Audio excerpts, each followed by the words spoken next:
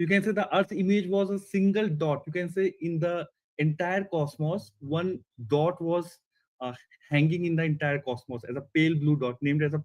It is very famous. If you search on the Google, it is like a pale blue dot because blue represents the Earth. Okay. Now, what I'm thinking here right now with the SPX 6900 is that right now it is, you can say, very small community, very few people aware about this one. But since if you see, uh, like the pale blue dot is containing the whole possibility meaning when I say in this planet Earth only, whatever the religion, whatever the you can say scientist inventions, okay, your family, friends, loved one, everyone is right now into this planet only. So that pale blue dot is something like it's a very small dot. You can say it's a kind of a dust that is shown into the picture, but that containing the whole possibility of the entire life ever exists. Okay, so this our SPX 6900 is also, I mean, right now might be for the outer world and for the Okay, wait. Pause. small one right now, Pause. but It's very few 6900. other Okay. possibility in the future of a future finance. So, okay, so I hope I'm able you're able to relate my thought what I'm telling. Good stuff, man. Yeah.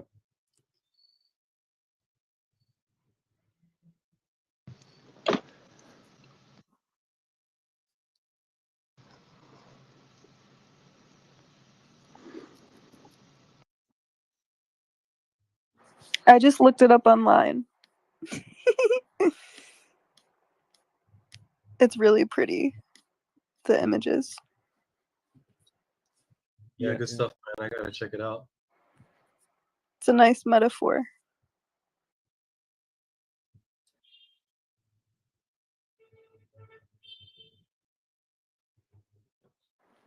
Hypey is back. Woo, woo. I'm back.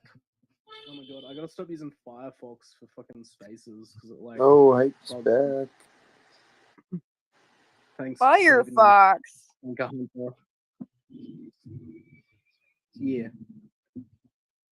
But Chrome doesn't bug out for some reason. We just heard you fart, DK.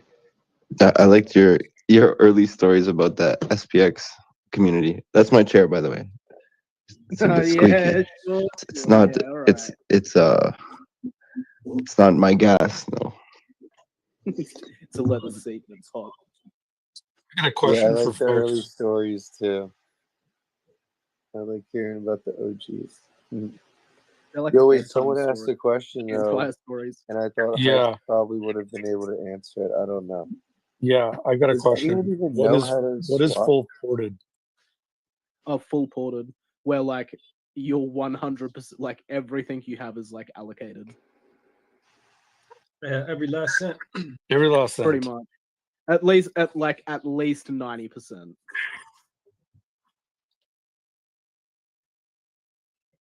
And nothing in your real life bank account. Everything.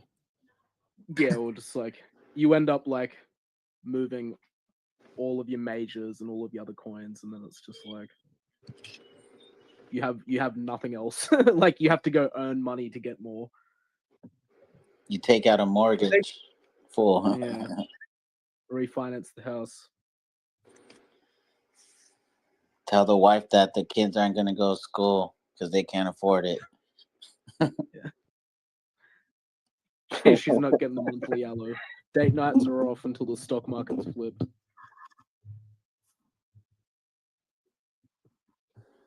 You have something else to say? Yeah. So is there any way we can share our screen also, or there's like not on there's Twitter, not on Spaces. Not on Spaces. Okay. Yeah. Like not unless you're the host, but it like bugs out the whole space. All right, homies. I'm gonna be heading out to sleep. Nice meeting you guys. No worries. Nice meeting you, man. Yep. Nice meeting you, man. We All just right, saw. good talking. Good night. I just saw Mike talking to you, Marty. throwing out hearts. I think Mike's back in. Or It's like Mike's like power napping, like Mike, sleeps I for don't know like what Yeah, happened to the an hour and a Ferdinand Flippitard account. I'm here. I'm here. Good morning, You took Mike. it.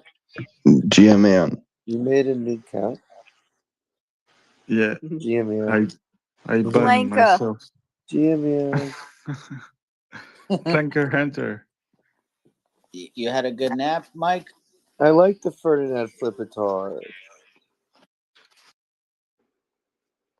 What you say? Sorry. Did you have a good nap? Or my bad, Nick. Oh, you're good. Yeah, did you have a good nap? I fall asleep like 10, 20 minutes when you needed me the most, probably. To add Nick, and I just don't sleep at all for now. I'm listening all the thing with that juice, and yeah, I'm here. I will probably go to sleep soon, as we have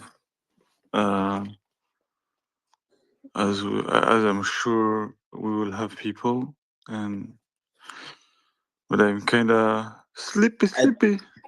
I think it says that we're supposed to again before you go to sleep. we're supposed to start with Tiff for the next 2 hours.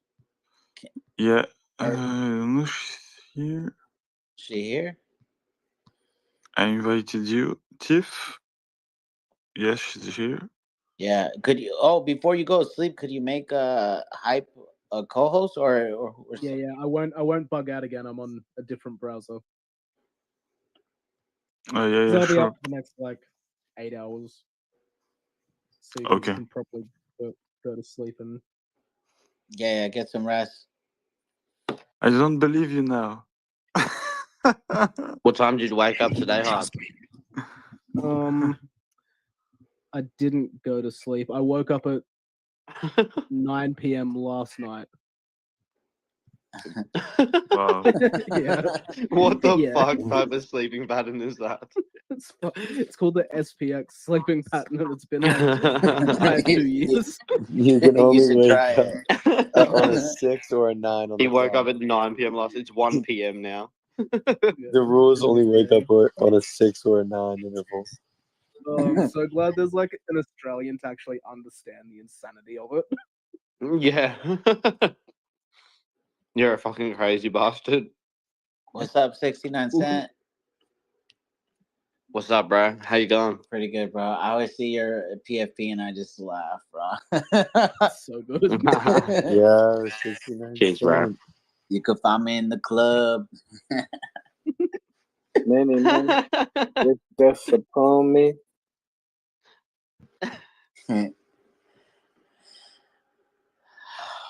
Mind me, I'm just eating some fucking tuna and avo fucking sushi. Nice. A man of culture. Yeah, bro.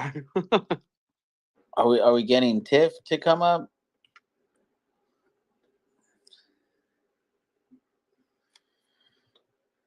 Apparently, One Digit has put out a bounty for 100 SPX if anyone can get Shirley to come up and talk.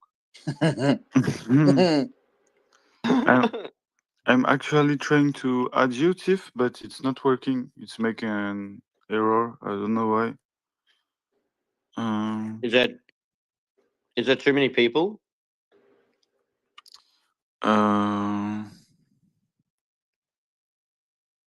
We do have a lot of people on stage. I'll hop down really quick. Too many for me to count. There's like 13. 1, 2, 3, 4, 5, 12 6, now. 7. Yes, maybe.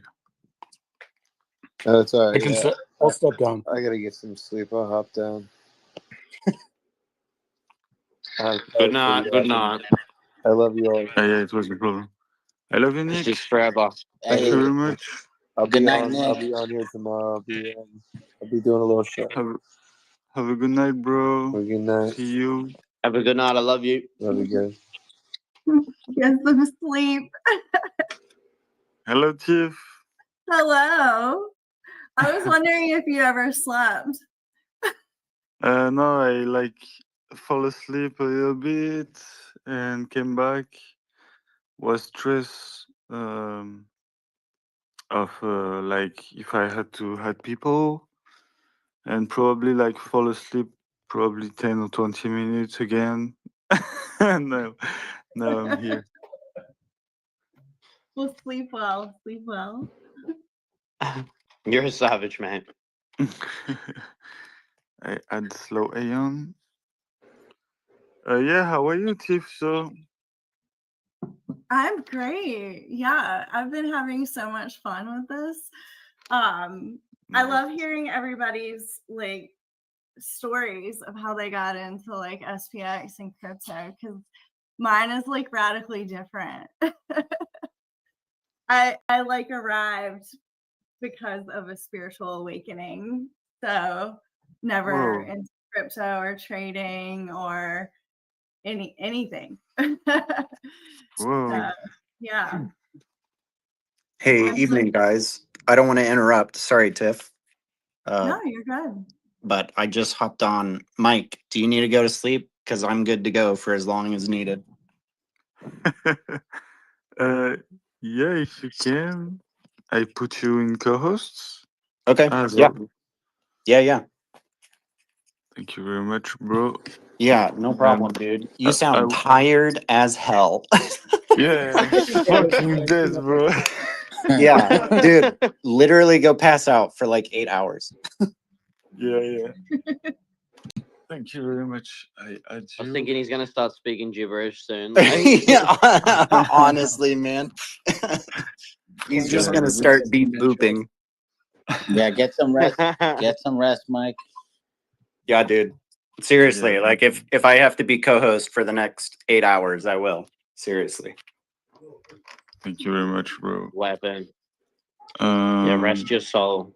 Yeah, seriously, man. You're amazing, dude. You're amazing. Go get some sleep. Yeah. Rest your soul. I hope you have 69 dreams tonight. Yeah. With 69 angels in each of them. Yeah. Okay. I'm gonna be stepping down too, guys. I need to go take care of a couple things. But I love you. Thank you for tonight. Thank you very much, Dadios, for hosting some time. Yeah. It was cool, very cool. Thank you. And see you soon, bro. I'll see you guys. I'll Have a hop good night. on when I get a chance. Take it easy, man. Take care, bro. Okay, I just have like something. Make sure everyone's posting on Reddit. Don't forget, go hard on Reddit. Hell yeah. Yeah, Murad really drilled that in when he was on this morning. Hey, I heard that. Yeah. He's like, he wasn't like, you should do it. He was like, get on Reddit, fucking do it. I He's have like that Spartans image. conquer Reddit. It works. I was telling everybody earlier, my brother called me, and I've been telling him about SPX for months, and he didn't listen to me. And he was on, someone said it earlier, Wall Street, it was some Wall Street subreddit, and he saw it on there and calls me. And he's like, yeah, I'm getting some right now. Hell yeah. So yeah, normies are definitely getting in. Yeah. Yeah. I just texted a bunch of Mike, I'm trying to accept the co-host request. Oh, it got me in there. Awesome. Okay, perfect. Yeah, we're good. Perfect. Brother, get some sleep. We love you. Get some rest. Wondering, Mike. Thank you very much. I just want to hear a little bit of Tiff discussion because I was quite. I was like. Yeah, Tiff, we want to hear. yeah, I for want to sure. hear the spiritual awakening story. Hell yeah. He doesn't want to go to bed. Tiff, you here? I'm here. Yes, I'm here. Yeah, so I kind of wandered into SPX. My husband was like trading futures, and got kind of like burned out on that. And I've been on like a spiritual journey for like the past decade. And a lot of my mission, like just on Earth, like aligns so well with the SPX mission of like being a part of something bigger, like a larger collective consciousness. And so I've studied yoga, neuroscience, that my like formal education is in neuroscience.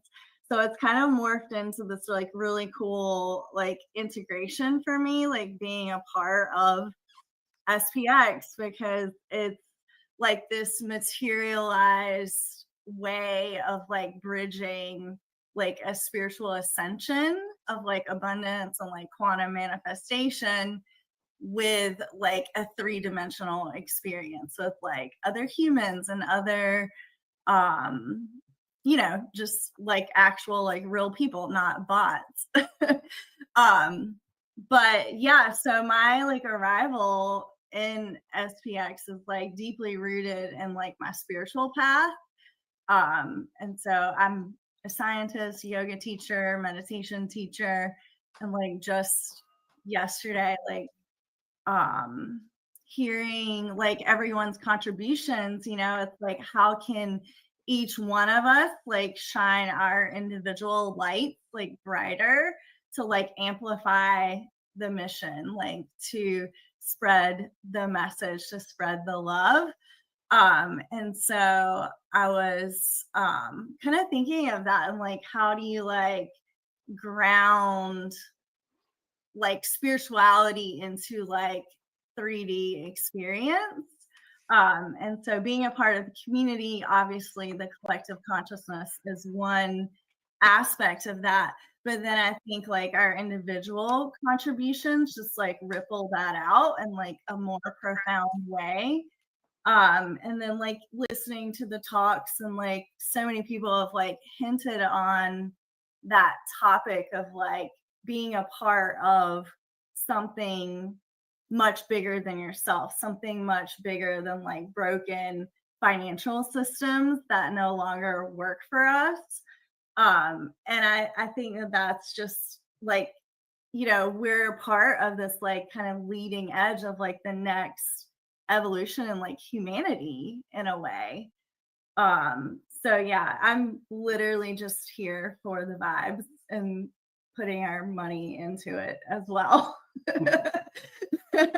So we don't have any other we literally have no other like crypto investments or anything. So yeah, it's very much like a spiritual path for me. So I'm happy to be a part of it. Very grateful for that. But what I wanted to like really bring to the discussion was this like concept of collective consciousness. And like, I think everyone here is like really aware, like consciously and subconsciously aware that we are a part of that movement. But essentially like the collective is how our individual thoughts, beliefs, and a shared focus come together to shape not just like the individual's personal reality, like in their actual life, but the collective field.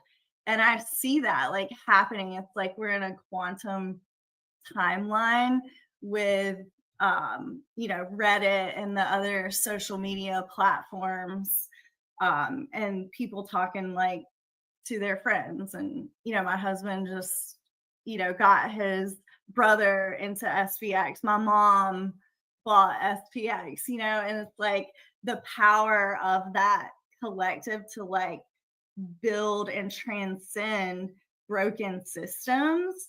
And I think that that's just a part of like a larger like awakening that we're in, and that I think Aeons and the Cognosphere is like putting into like a very real, tangible, three-dimensional experience when it can feel like disconnected and esoteric.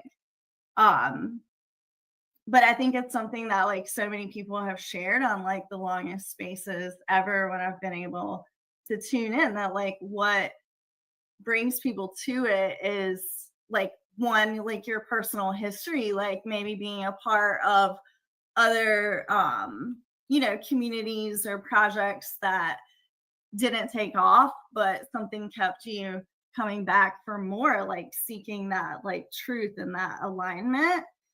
And I just think the collective consciousness is what will get SPX there, like on the mission of flipping the stock market. And that will be the ultimate like physical reality expression of a spiritual transcendence, right? So bridging those like quantum leaps in time with the 3D is like grounding this esoteric idea of abundance, of joy, of like high vibrational states that human beings can live in, grounding that from like a potential, a thought, an idea into a physical form that you live and breathe in your own life. So that's why I'm here. So I would love to like kind of open that up. Like if you guys have similar experiences, or, you know, maybe it's, I don't think anyone here is just like simply trying to like make a quick dollar, you know? So it's definitely like something a little bit deeper for everyone. But I would love to like hear some of those like stories more if you want to share. But yeah, my experience is radically different, I think. I've got a story. Yeah, I want to hear it. Okay, that was beautiful, and thank you so much for sharing.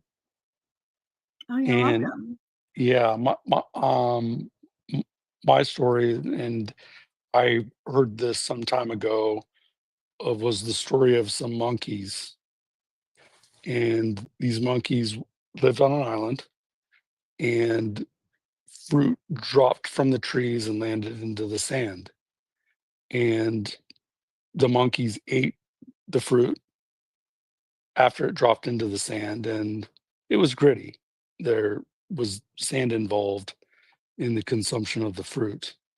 And at a point in time, one of the monkeys decided to put the fruit in the water and rinse the sand off. And they ate it, and it didn't have sand in the fruit. And over the course of some time, they taught each other that you needed to rinse the fruit off before you ate it. And if you did, then there wasn't sand involved in the consumption of the fruit. And it became a collective understanding that that's what you do. And after a period of time, it was just passed on through the generations of monkeys, and it created critical mass. And that critical mass jumped over the ocean to a place in an island where it should have never have gone. And those monkeys began to do the same thing. And critical mass became embedded in the DNA and the consciousness of the species. And I think it's to me, the reason why I'm sharing is because it rings true with what you're saying. And that once you hit critical mass, that it becomes a thing of its own and grows. I see SPX that way.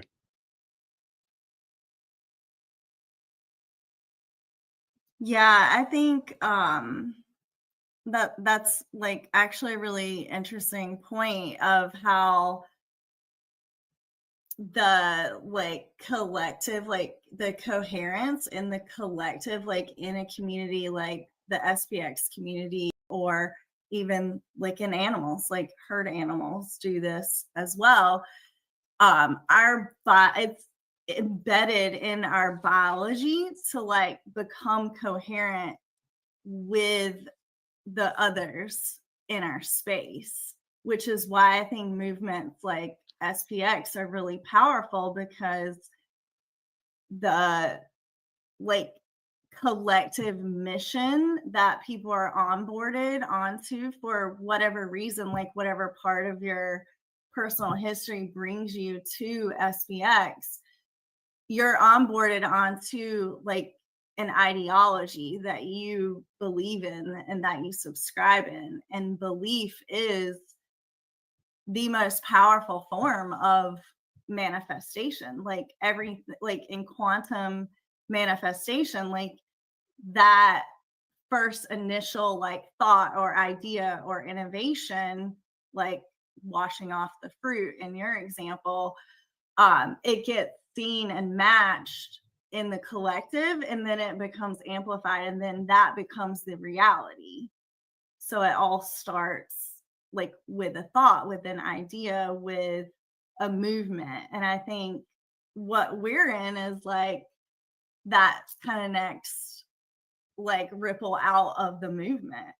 And you know, it was great to hear like from others that have been like embedded into this community for much longer than I've been. But I've even seen that like just in the like 8 or 9 months that I've been a part of it. And that part of like matching and becoming coherent with the rest of the community, it's reflected in our biology. Like it's a part of how our nervous system works. So like our brains have, you know, the reticular activating system, which, you know, is that like survival mechanism. It filters out all the like past experiences, the lookout, like the traumas, and that aspect of our nervous system is what decides like how you move forward, like how you choose differently. And so I just think it's like a really cool like collective movement that reflects something that is like super basic about our biology as humans that seek out community. And it's got the additional layer of like what is abundance and like how does that manifest into your everyday life and into the larger like space as well. So like on onboarding, you know, people like my mom, you know, that I think is like really special. That, you know, it goes over different generations, different timelines, you know. And I don't think that happens like very often. And then the other piece of it where it does like kind of grow into a larger reality, you know, that becomes a part of like how you experience like your external world, right? So like in the SPX community, we consciously choose every day to like raise the collective, to raise the vibration. Like as a, you know, new person in the community, I've never felt like afraid to like share my gifts, share my thoughts. And I think that is also a radically different and really powerful aspect of our collective. And that gets reflected in your biology as well, because you feel and live in an elevated state of consciousness, like a joy state. Like people have shared that they're motivated to, you know, take better care of their bodies. Like I heard a talk on, you know, like eating foods that make you feel good, you know, going to the gym, moving your body, like taking time for stillness, like walking on the earth. And I think, that's also that like reflexivity aspect of it, where your individual vibration ripples out into the collective, and then that becomes the reality, and then it feeds back into your individual like vibrational field that you emit. So I think that that's like honestly like really amazing, because most people don't feel that way. Like most people wake up, they go to their jobs, they put their money in the S&P 500, they hope that they have enough to retire on, they live out their days, and it's a really sad, it's a really low vibration life. And so it's inspiring to be a part of a collective that has chosen differently on purpose. And I think that is what makes it so powerful. And I know that feeling has been reflected through the longest spaces ever, and all the spaces that I've joined before this one, and all of its different versions. The feeling is what brings people in, and I think that that's really cool, because a lot of people are not feeling great, like the larger population is like hurting. And the more that we heal ourselves, the more we heal our community, the more that ripples out into, like, I look at this as like a spiritual transcendence of like healing, of love, of light. And I truly do feel that like in my own life, which I think is pretty incredible, because I've looked for that in like many different like paths over the years, right? Through pursuing a degree in science, looking for the truth, and then finding that is just corrupted by what NIH grant is getting funded this week, or what pharmaceutical company has the money to pay, and then politics, and all of the different ways that the truth gets like corrupted. And then you find SPX, and it's like it's a collective, and that makes it so different, which I think is really, really amazing. It's really incredible. And those feelings, like the emotional states that we create and that we live in, that we choose to express with each other and beyond, those are not random, right? Like those are generated from your energetic state. It's a collection of like biochemical signals in your body that emanate from feelings of like gratitude, love, and joy. Like there's a physiological process that creates that energetic state. And this is one reason why yoga has always made so much sense to me, because it is the one and only practice that I have found and lived in my life that truly heals like humans on all levels, like physically, emotionally, and spiritually. And I think SPX does the same thing. And like hearing the stories of like, oh, I'm a lot healthier now, I eat much better food, I enjoy my life more, I feel hope and optimism when I wake up. Or Mike that like actually wants to hear the talk instead of going to sleep. Like I think it's just like really kind of mind-blowing. But essentially what cultivating that like collective consciousness into a higher vibrational state is like priming the larger collective to match that resonance, which was like, I think one of the Reddit posts was like calling everyone like bots or something, and then aeons were just responding with like, we love you, we want the best for you, we're just trying to share. And I think the more authentic and like deeply ingrained into our everyday life that becomes, the more powerful it becomes in the larger like connections that we make.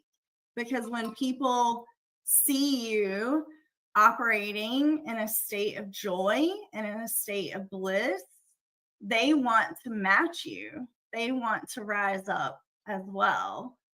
And so I think, you know, this is like one of those like really powerful aspects of like what you feel in your body is what you attract, right? So that's why we're all like here on the longest spaces ever.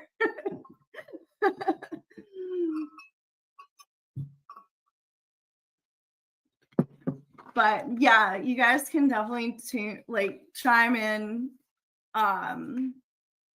you know, anytime you want. Tiff's feeling on the spot. I like to add a little bit to that. Thanks for sharing that, guys. Really inspirational. I want to talk a little bit about collective action, collective belief, and collective consciousness. And I want to start off with something that I posted on Reddit a few hours ago today, which states that all great things in history have been started and accomplished by a radical group of delusional believers. And I want to look at Bitcoin in 2013 and what that felt like, what it was like, and what it represented to a lot of people, including myself.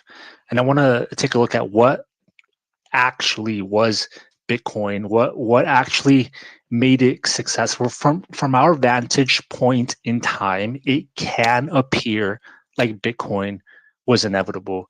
In 2013, though, that was a delusional, radical dream to suggest that Bitcoin was a new asset class, to suggest that decentralized, immutable, globally distributed, radical idea like this was going to actually take hold, root itself into the system, and in some ways take over. And I want to look at what Bitcoin is and was. And I want to make a few observations about it, of how complex of a organism it really was or is. It's Bitcoin is a technological movement. It's a spiritual movement. It's a game theoretical movement. It's a political movement. It's an economic movement. It's a computer science movement. It's a religious movement. It's a belief movement, and it's a radical experiment in collective action. And Bitcoin is a lot more things to different folks. And another observation that I want to make is that, generally speaking, the universe abhors a vacuum, and we as human beings, we are creatures of this universe that we happen to inhabit. We are shaped and sculpted by the forces of the universe in the same way that our moon was, or our planet is, or a blade of grass is, or a grasshopper is. We are shaped and sculpted by the universe from a cosmic perspective to a microcosmic perspective. And I think right now, the human experience in our modern era, in our point in time, there's some type of like deep spiritual vacuum in our lives, in the society right now. And I think that one of the reasons Bitcoin was able to dig its roots so deeply into the fabric of our reality was because in some ways it really tapped into that vacuum that exists in our society. The US dollar obviously is the is the global reserve currency. And back then at the time, it was just really coming into the consciousness of a lot of folks that were paying attention that the US dollar had acquired a new radical function, which is foreign to money. Money has three main components to it. It's a medium of exchange,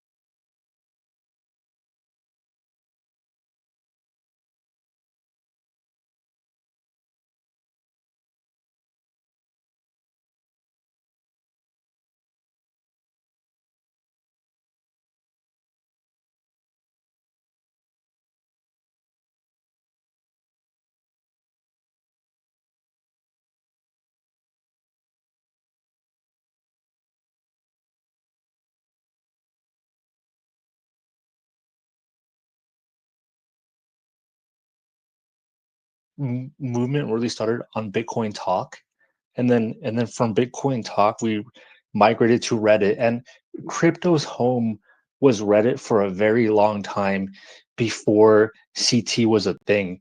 You had ETH Trader, ETH Finance, cryptocurrency, Buttcoin, and a ton of other subs where the main digestion of ideas and memes propagating across time and space were on Reddit. I'm not sure if you guys have seen, I mean, I'm sure you have actually, the Morpheus meme with Morpheus and Neo. And Neo is asking Morpheus, you mean to tell me that at some point I could sell my Bitcoin for $1 million? And Morpheus replies, no, Neo, what I'm trying to tell you is that when you're ready, you won't have to. And I don't think I ever saw that meme on Bitcoin Talk. I believe I saw that meme for the first time ever on our Bitcoin Trader, and that meme literally changed my entire life. And it almost feels like in some sense going back to the roots of crypto, where you can discuss long form complicated ideas that sometimes kind of are difficult to discuss on CT because of the nature of the platform itself. I think for like shit posting and like I feel like the Retardio community probably wouldn't do well on Reddit. I feel like CT is probably a better forum for like them, but I feel for like SPX, like I do feel like Reddit is fertile ground, and I feel like we're gonna excel there. And yeah, we definitely will. I hadn't been on Reddit like through my accounts, like my main accounts, in a long time.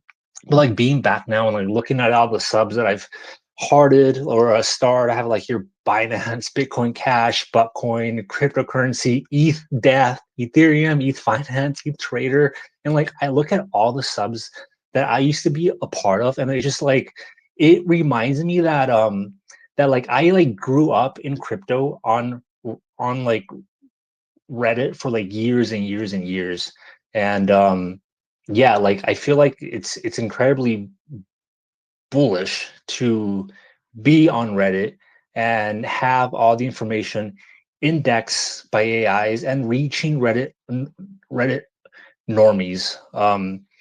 I feel like the Reddit normie is just more valuable than CT nowadays, because like I feel like the majority of CT have like more or less made up their mind about SPX.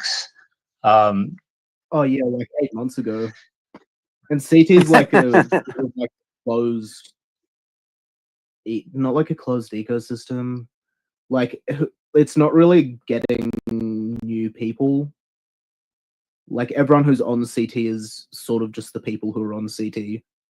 And like Reddit is like way bigger, and Reddit like has all the retail, whereas like there isn't that much retail on CT. Like to be on CT, you sort of have to be slightly mentally ill.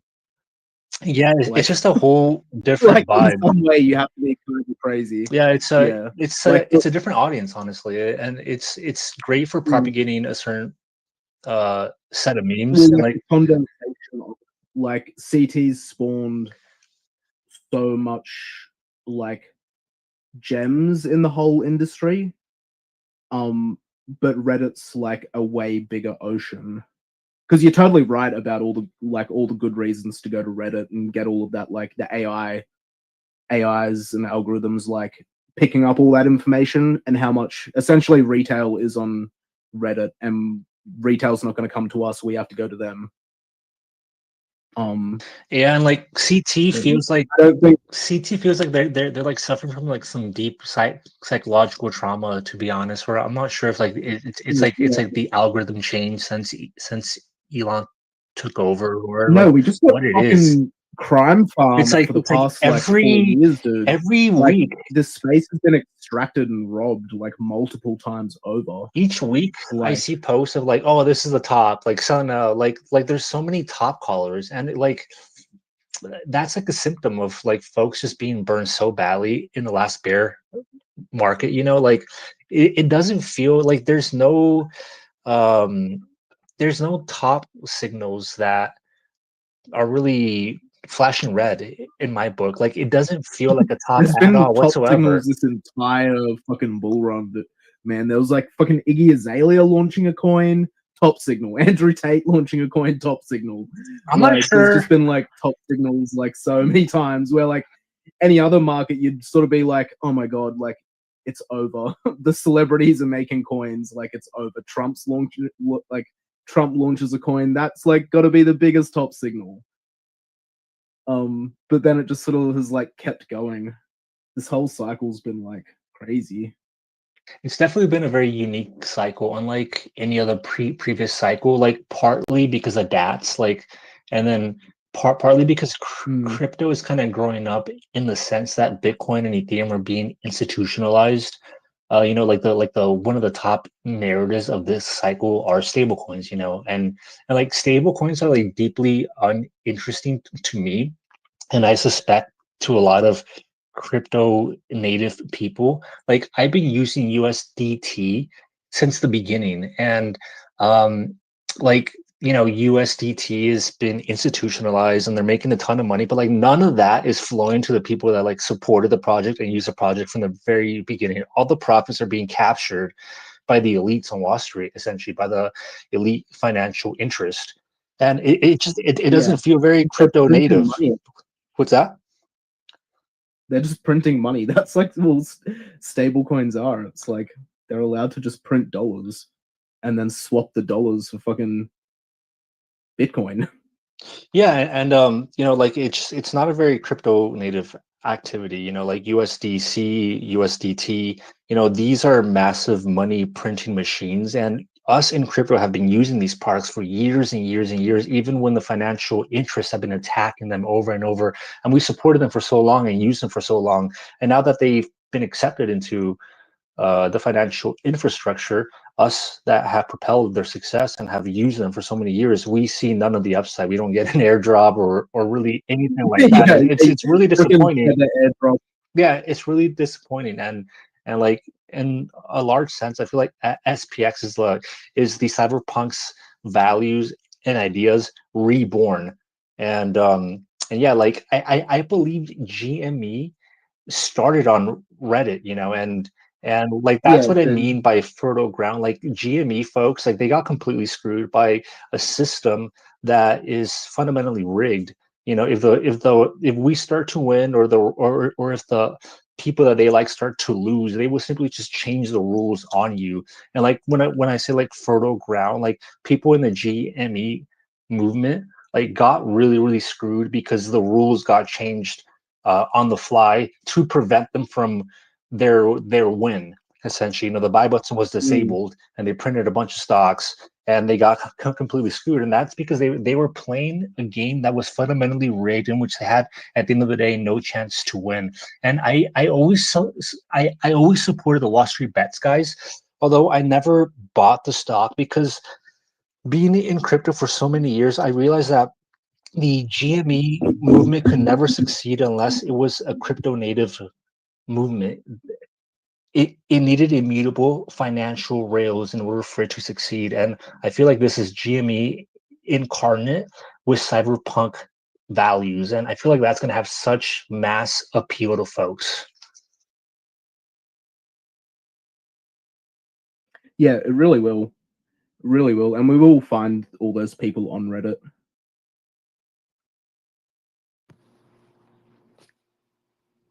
I just, yeah. Yeah, I definitely CT think is still sort of the home. I definitely like the roots. You go. Sorry, I don't mean to keep stepping on No, you. you're right. You're right. No, I do it. definitely think there's still like this leftover GME energy for sure. You know, that like I think I've heard like Mang talking about that, you know, of just like this, a lot of people got screwed over, you know. I mean, just what you guys were saying exactly, and the energy is definitely there. I know people that are still holding their bags. yeah, I do too. I do too. I know multiple people who are like, I'm not letting a lot it of go, people. you know. Yeah. Like, And it's thousands of shares. Like there's a lot of shares Yeah. involved. Yeah. And it's The not energy's just there for sure. it's not just G and me. It's also like the great financial crisis that we had in 2008, where people feel justly, in my opinion, that they were completely screwed. You know, all the big banks, all the financial institutions that committed a ton of fraud were bailed out. None of the executives, none of the CEOs went to jail for the documented crimes, financial crimes, white collar crimes that they engaged in. You know, Obama just bailed them all out, and a lot of people lost their jobs, lost their homes, lost their cars, lost their lives, and there was never an element of justice involved in that. And so there, in my opinion, there's still a lot of residual energy from all that. On top of the fact that, you know, we've already discussed like the deep spiritual vacuums that are pervasive in our society right now, and like the things that I've touched on, like the universe abhors a vacuum, and right now, like, there's a spiritual vacuum, there's like a vacuum of meaning, there's isolation, there's all sorts of things in the modern person, in the modern society, which the SPX message is going to have a deep spiritual resonance, because it offers a solution to those types of things.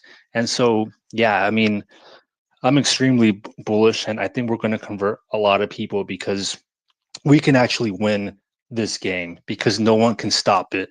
It's on immutable rails, and because we are a group of delusional believers, and delusional believers are the ones that radically alter reality over the long run. And we've seen this multiple times, as I've already stated, with Bitcoin. It was a completely delusional and radical dream to suggest that Bitcoin was going to become a store of value, that it was going to be adopted by governments. That was a radically delusional dream. And we made it happen by And now we're here. persisting forever. And we won forever. And now Wall Street is, you know, buying our coins for 6 figures a pop. And that's a radical thing. Yeah, that really is. Definitely cannot underestimate the like path that Bitcoin has made. It was always meant to do that. Like it was always gonna do it, because it was like always gonna be the like one world currency for like the new world order sort of stuff. So it was like it was planned from the beginning for it to end up where it is now. Sure, yeah. Because it was like made by the CIA and everything for this stuff. So it is crazy, like being like a 2008 Bitcoiner or like 2012 Bitcoiner, and like literally achieving those goals now. Where I'm it's like pretty sure. Bitcoin is 100K. I'm pretty And sure it that is Hal. becoming the global standard. I'm pretty sure that Hal Finney is Satoshi, and Hal passed away a few years ago, and he's actually cryogenically preserved right now, and with the end goal of being reanimated in the future when we have the technology to do it. I'm pretty like Bitcoin was never a guarantee, to be honest with you. It was far from a guarantee, and it was attacked all the time. And yeah, like from my point of view, it was far from a guarantee. It was a radical experiment with for the perspective of the vast majority of people, with zero chance of success. And yeah, so the early Bitcoiners, like, they captured a ton of value. They were able to understand Bitcoin and persist into infinity, essentially. And yeah, like not sell it at like $30 or like what's that? 800. Like not sell their Bitcoin at like $30 or Yeah. $800. Yeah, like it's so hard. Like hodling is actually one of the hardest things that you can do. Like to do nothing is actually incredibly difficult, because the temptation to trade is always there. Crypto has this perception of a get rich quick scheme, but it's far from that. It's a get rich it's a get poor quick scheme. If you're not careful, you could lose literally everything that you put into it. And yeah, like like from our point of view, I've mentioned before, like Bitcoin seems like an inevitable thing, but actually it was far from inevitable, and it was just a radical group of delusional believers that circled the wagons and believed in a radical dream, and we altered the fabric of reality. We memed it into existence, and like that's what we're doing with SPX. Like this is the cyberpunk values reborn, pure belief assets. Like we're moving into a new technological era now with AI, with automation, with robots that can flip burgers and give you fries or fold your laundry and all that stuff. I mean, that's a really radical idea, and there's a lot of jobs on the line. And they have AIs that can drive cars, and like one of the main employers here in the US is people that just drive big cargo trailers from state to state to state. And you have to be, I think, lying to yourself if you don't think that these CEOs and these financial majors are they're dying to replace their workers with as much automation as humanly possible, because that's going to reduce their cost radically. They don't need to insure an AI to the extent that a human needs to be insured, like in terms of healthcare. It doesn't need to take a break. It works 24/7, Yeah. 365. It's also good for humans. What's that? Like, it's also good for humans. Like, no one wants to actually drive a truck like 18 hours across the country and then drop stuff off and then drive back in the middle of the night. Like, I don't know. Yeah, like well, it'll replace a bunch of jobs that are like wasting people's time. Totally. Like, and the energy. It's like the fucking clothes washing machine, a dishwasher. Like, Well, basically, clothes washing machine saved women, like housewives, like 8 hours a day every single day. Yeah. Yeah. And some I mean, it's like basically every like technological advancement has been like replacing some form of labor, because Yeah. that's like what it is, yeah. So in the long run, it'll be like good. It's just the pain of people losing income. Oh, And totally. then knowing where they're gonna like get the money from and like how they're gonna like Yeah. pay for stuff, and the fact that that's already planned and Right. priced in. Right. Like the world's elite already know what they're gonna do. Yeah. And Yeah. how they're just gonna like funnel everybody onto like UBI, and the only way to Yeah. get the UBI is to essentially like sign yourself away as a slave.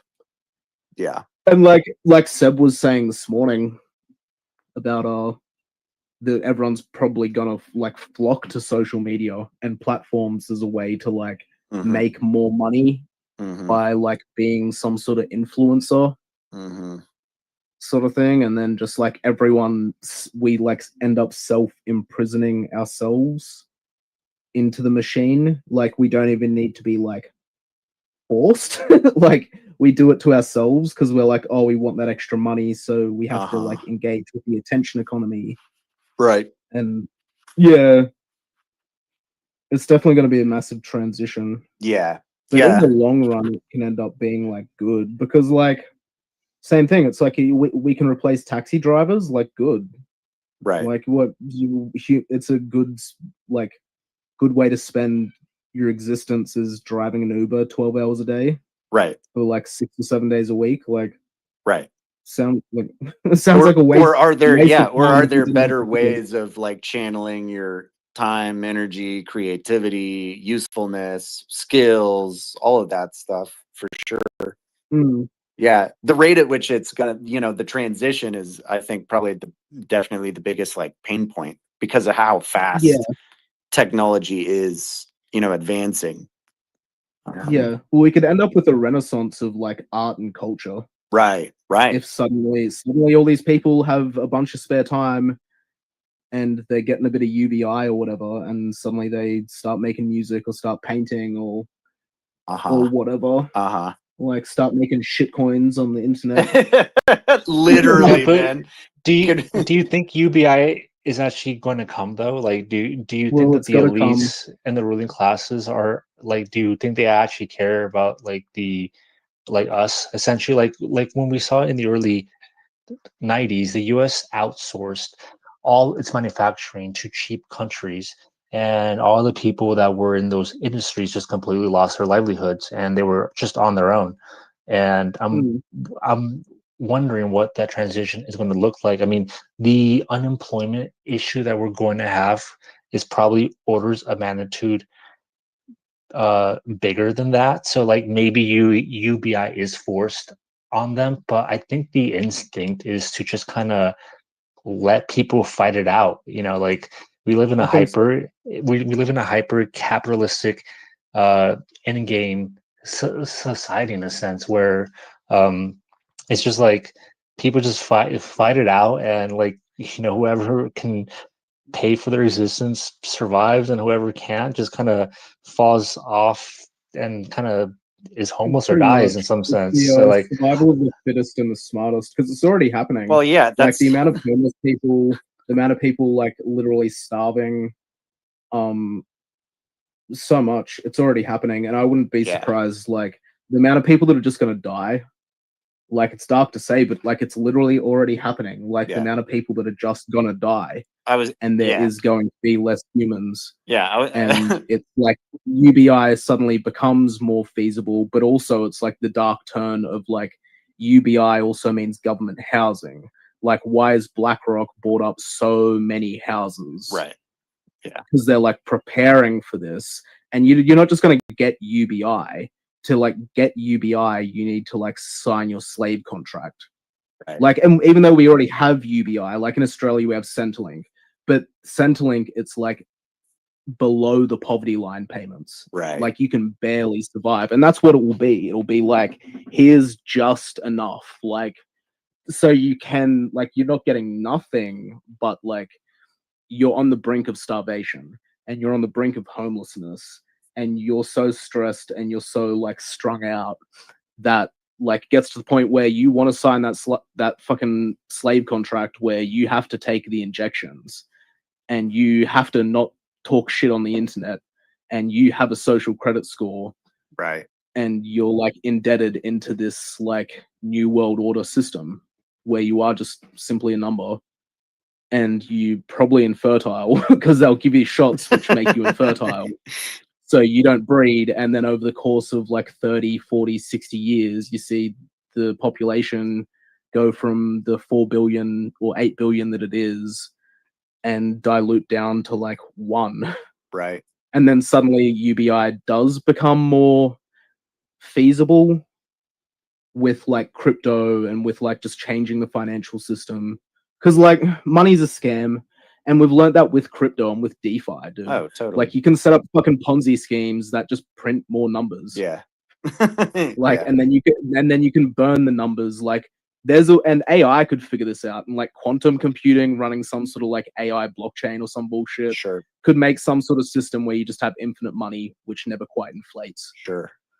Like eventually, like in 2080 or something, things might sort themselves out. But it's probably going to get pretty dark for like quite some time where like Murad said, the enshittification is going to get worse. Yeah. Right. Where it's like everything, like no buildings are going to have color. Everything's going to just be falling apart made of fucking the cheapest materials possible. Right. To like save the environment and like all this shit, like labor's going to get worse. People like, skills are going to get worse. And we just have to like get through it, right?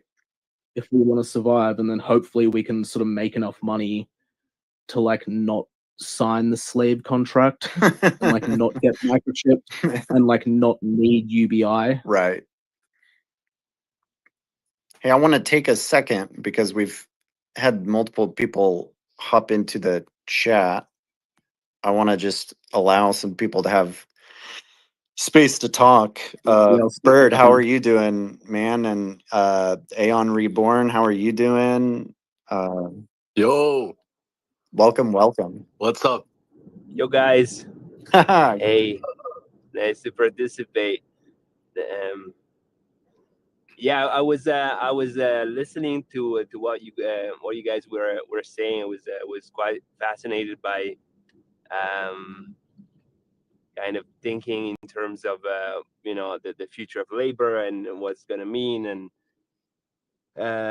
yeah, it's I mean, there's still like of course, I mean, what I'm saying is, of course, if you listen to the Nvidia earning calls and Jensen and what is said, of course, is I think the narrative is painted in such a way that is always. I mean, it sounds more positive, I think, in what is gonna really be, at least like in the immediate future, right? So, oh yeah, now we're gonna have more, more millionaires printed in the next 5 years than ever, and a lot of new jobs and so on and so forth.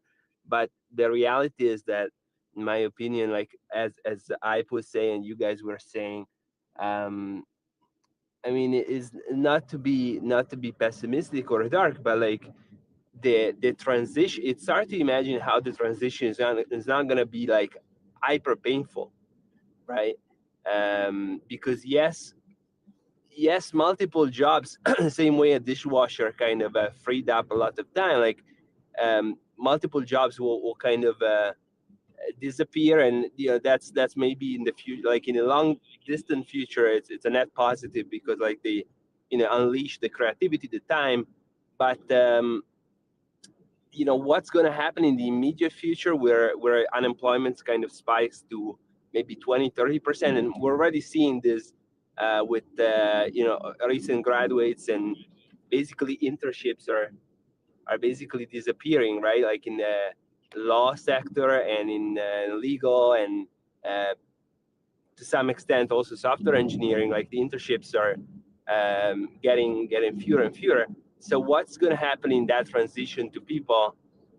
That's really something that I'm asking, and obviously being here, what kind of Murad and you guys were saying, it makes a lot of sense. It's always like sounds that dark, but yeah, like I think that's what's going to happen. Like this suffering will affect a lot of people. And by the way, I was talking to a group of kind of normie friends, that kind of friends from high school, like outside of crypto, outside of tech, and basically nobody, like outside of this circle, nobody knows what, or even realize, at least like I'm in Italy, I'm in Southern Europe, and the circle is kind of the local circles that no one is even remotely aware what's coming, right? As of AI, labor displacement. So the feeling is like this is going to happen, is going to catch a lot of people by surprise, but in a big way, right? They don't even remotely suspect what's anticipate what's going to happen. And so yeah, and so from here, I think that's why PBAs, they're such a interesting concept, but it's such a important concept, like in this specific time where we are. And maybe perhaps it's actually very good that they have such a big product market fit, and people maybe flock to PBAs or get in tune with the vibe of PBAs without even knowing like the AI and what's coming. But that's a good thing, because even without them knowing, they're actually hedging or preparing or finding a hedge with respect to what's going to happen.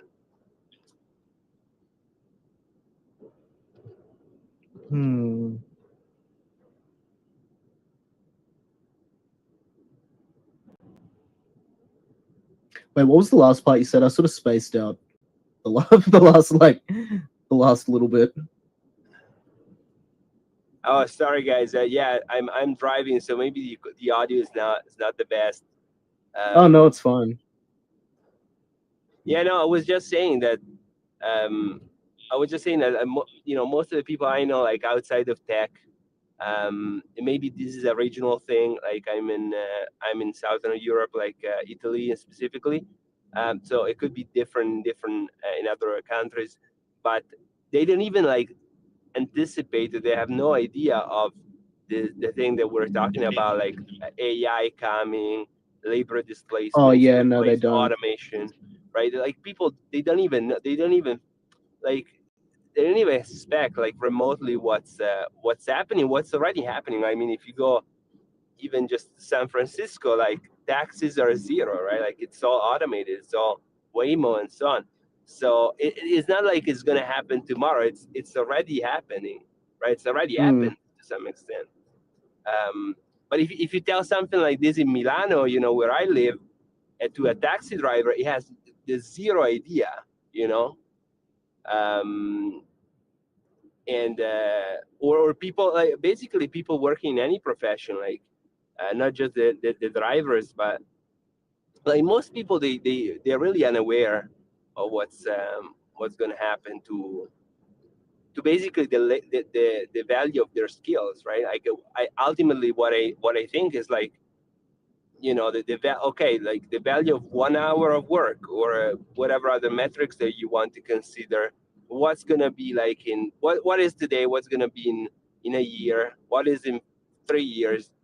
And yeah, ultimately, I think it's gonna collapse to, you know, close to, I don't know, the cost of electricity to run AI, right? Yeah. No, you're definitely right. A lot of the normies I know, they're not particularly aware of like the implications of what's happening. They're just like have fun using ChatGPT to write their Instagram posts for their business and shit like that, and like make images and shit. And like yeah, maybe it'll be like a smooth rollout, right? Where it's like places in Argentina and stuff, like they're not just suddenly gonna get like robo cabs as much as they'll like hit New York and Tokyo and stuff, like the way they are now. So it might not be like you know, an instant collapse as much as it's like a slow burn transition. Right. Yeah. It could be. There are still lots of jobs that AI like won't replace as well. Like it can't do the trades so much. Like IKEA will end up just completely using the entire like robot workforce to make their furniture and stuff, but like AI can't do plumbing. And like even like the amount of like niche industries there are, like just the dance industry or something, or like cheerleading, like AI won't replace the teachers or like the dancers and stuff. Like AI can't totally replace like manual labor, and it can't totally replace the arts and creative stuff. So there is like a bunch of like industries which will retain a bunch of jobs, but like the lowest hanging fruit is certainly going to go first. And like most people do work in the lowest hanging fruit sectors, which is going to hit like the middle class and lower class the most.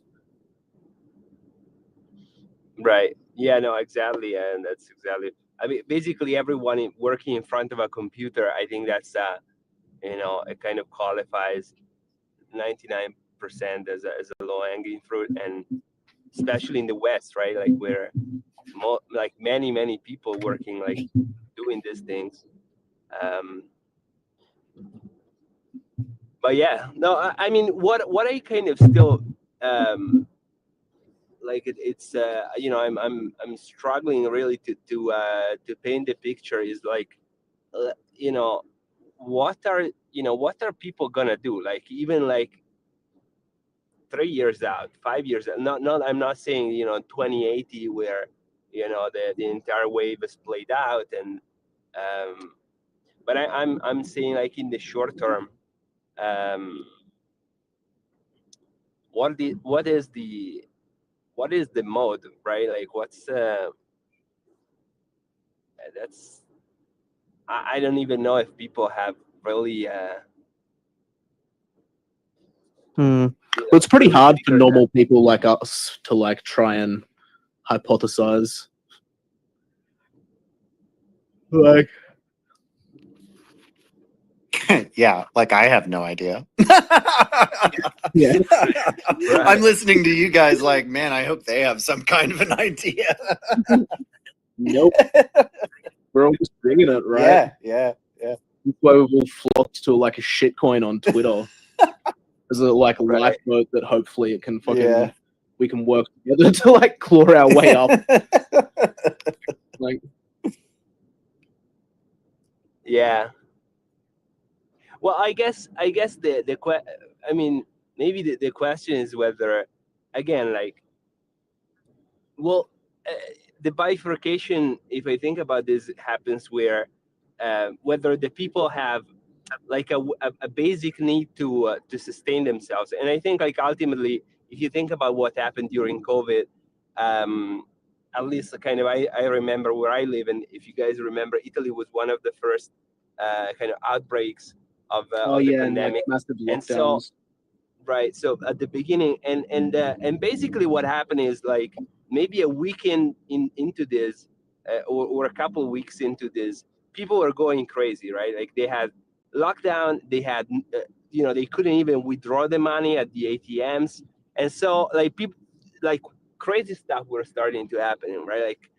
Like people setting stuff on fire, like crazy stuff, right? And so basically the government was very quick in and giving some handouts, right? And that's basically what ended up happening in everywhere, right? So ultimately, I guess what's going to happen is if the unemployment, if the unrest starts to build up, I mean, everything always resorts to ultimately to money printing, right? So even before the money printing, in the hyper short term, I think like like some form of pre-UBI, call it whatever you want, like handouts, relief or something, unemployment relief, some program like that, they will be necessary. They will be put in place. I think otherwise, otherwise people just go crazy. And so I think if that is assuming like it's probably something very low,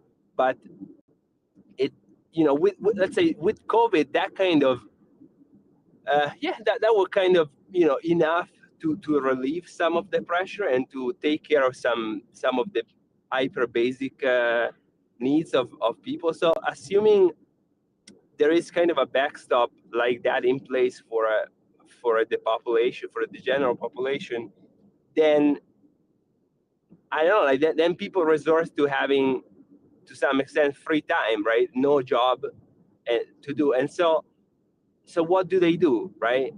And I think again, I mean, pulling this whatever capital, basically it makes a lot of sense for people, like if you think about it, like even if they don't have a lot of resources, to pull the resources together and create something bigger, right? So this notion of obviously, I mean, can you do that if you don't have what to eat? Probably not. That's why I'm saying I think the bifurcation is whether they have the kind of their basics taken care of to some extent, or it goes so dire that that they kind of they're really that people have no money, right? But I think like that scenario is not compatible with the with a working society, if you see what I mean, right? Like if the unemployment spikes, I think they're going to be like handouts left and right, and obviously that's going to dilute the fiat, right? Like it's going to dilute massively the dollar, the euro, every currency. So that's already written to some extent. But then like if people have these handouts, what do they, like what's the what's the best thing that they can do, right?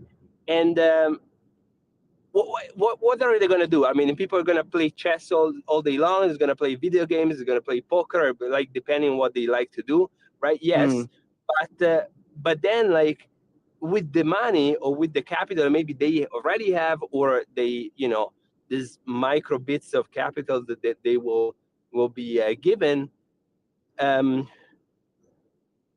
You know, what's the kind of game, theoretically speaking, the best, you know, the best move that they can do?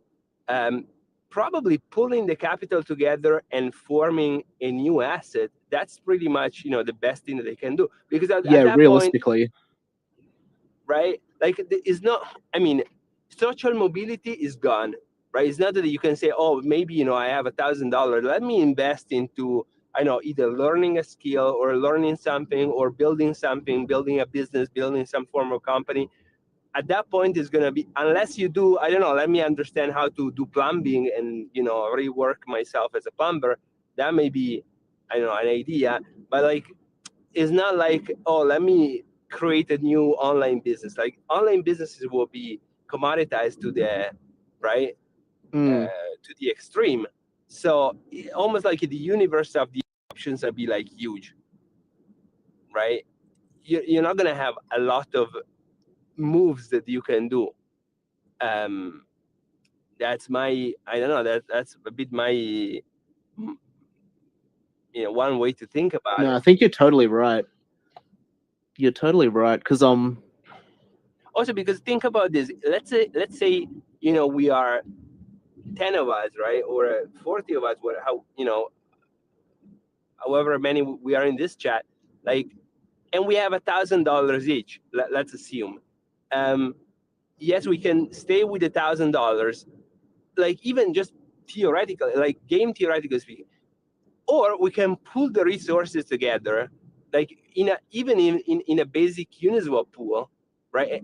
And you know, by doing that, by minting a token, you know, step one, you know, by the maths of it, we can have, you know, we can pull together. Let's say we are 10 people with $1,000, so 10,000 in a pool, right? With maybe a supply of whatever, you know, we may get 10,000 worth of token each, right? So there's a leverage effect of maybe 10. I think actually, you know, if you look at the ratio between the market cap and the liquidity of most tokens is maybe a ratio of, you know, 30 to even 100. So obviously, I mean, these tokens are not liquid, right? So, but you know, you can choose. Do you want to have 1,000 USDC, or maybe 10,000, even $100,000 worth of a token? Now, of course, the $100,000, you know, worth of tokens, they're not liquid. Like if everybody dumps, they still get $1,000 each. But like the wealth effect that creates, right? Even just the pure wealth effect from a psychological level, right? Especially if then, of course, there is a community and like people trust each other. Obviously, by doing that, they, you know, they trade the liquidity with the trust to some extent, because obviously you need to trust the other. They're not going to dump and they're not going to rug, right? But you know, even just like that initial wealth effect, I think it can be a relief for many people. And then obviously, I mean, I think the play is not going to be, oh, let's create this new token, but you know, phenomena like SPX and maybe even others on a, you know, forward-looking basis, that probably are going to be. I think this phenomenon will be maybe generational. You know, for a generation, will be by interest, by type of community, right? So perhaps, you know, PBA is not. I think SPX right now is the purest potentially, but you know, it doesn't stop necessarily with PBAs. But people will kind of join the, you know, the biggest shelling point. So not necessarily they will go and form a new one each time, but they will, you know, join existing ideally. And but it, to me, it is really like almost the best use of of the money left that they have that they can do. Yeah, like stacking, pretty much like stacking sats and stuff. Because from one of the things that I understand is with like the stable coins. So like you said, with like employment, like unemployment spiking, and then government's gonna have to do handouts, which will like dilute the dollars that we have, which are already like so strung out, like that'll make inflation get worse. All of the countries are already at their debt ceilings to the World Bank, so they're gonna have to like default on the loans. Like they're gonna issue stable coins, but with the stable coins, they want them to be like programmable. So essentially, like you'll get your unemployment of like, say like $1,000 a fortnight, except after like a month, if you don't spend it, it's gonna burn itself. So you can't save the dollars, which will like prevent some amount of inflation. But if you were to get those like government issued stables and then any you can spare, you start buying Bitcoin or whatever, because like, or some sort of crypto, like that would be the safest option to like keep your head above water, as opposed to, like you said, like starting an online business or something, and like, yeah, trying to like pool the money together with other people and sort of like acting as a family unit with other people. Because like initially, like to stay out of poverty, family units would have to stick together and work together, and essentially you'd have communism with your family unit. Right. But now in the West and with white people, it's like our family units are so shattered that we don't have that anymore. We don't have like so much of the safety nets, which we were like supposed to. So now it's like we have to like work as a family unit with like other random people, which is what SPX is doing. Exactly. That's what like a lot of these meme coins are doing, is like we're just random people from all across the planet trying to work together on a common goal. Yeah. Like, and having the trust of being like, let's not dump on each other's Yeah. heads, like DCA in, DCA out, like don't fucking Hitler the chart, please, because like other people's lives are at stake here as well. Like other people's livelihoods and bags and savings are at stake. So like be courteous. Well, and like have manners. Right. Well, it's kind of just that whole like it's really just trying to take game theory and put it into practice, which is really hard to like trust other people to also take your best interests into account, because like we all benefit if we all win. You know, but it takes everyone to do their part, right? And to not be the sleazeball that sells everything at the top, and you know, now you're mega rich and everyone else isn't, and it's like if we all just, you know, do our part, we can all win, and it will work, you know. It just looks, you won't have to sell everything. Literally you don't have to sell it all. Like it's okay, we got your back, you know. I just want to take a second. There's quite a few people listening, and some have been in here for quite a while. If anyone wants to come up and you know, share your thoughts or join in on the conversation, or even if you just want to hop in just to say hi for a minute, that's cool too. More than welcome to. Love to have anybody come up here and talk. I have not heard Mayo or One Digit in a hot minute. Mayo's Even you, been in here a while. I haven't heard you in like what feels like months. Oh, there we got a request. Diamond handed. Give me a second here. Bird, did we hear from you at all? I kind of forget now. I'm How are back. you doing, man? Very good, very good. How are Good. Basically with UBI, I think, I know this is just like we're essentially all kind of guessing, but I think it will be very, very low, incredibly low. And because even now you look at, for example, in certain countries, that are even considered developed, the unemployment income or like government help that people receive is super low.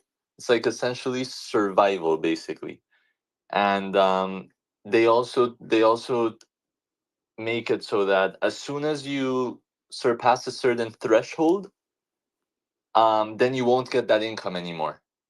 And those people, they tend to be sometimes very stressed, very unmotivated, or maybe sometimes they feel hopeless.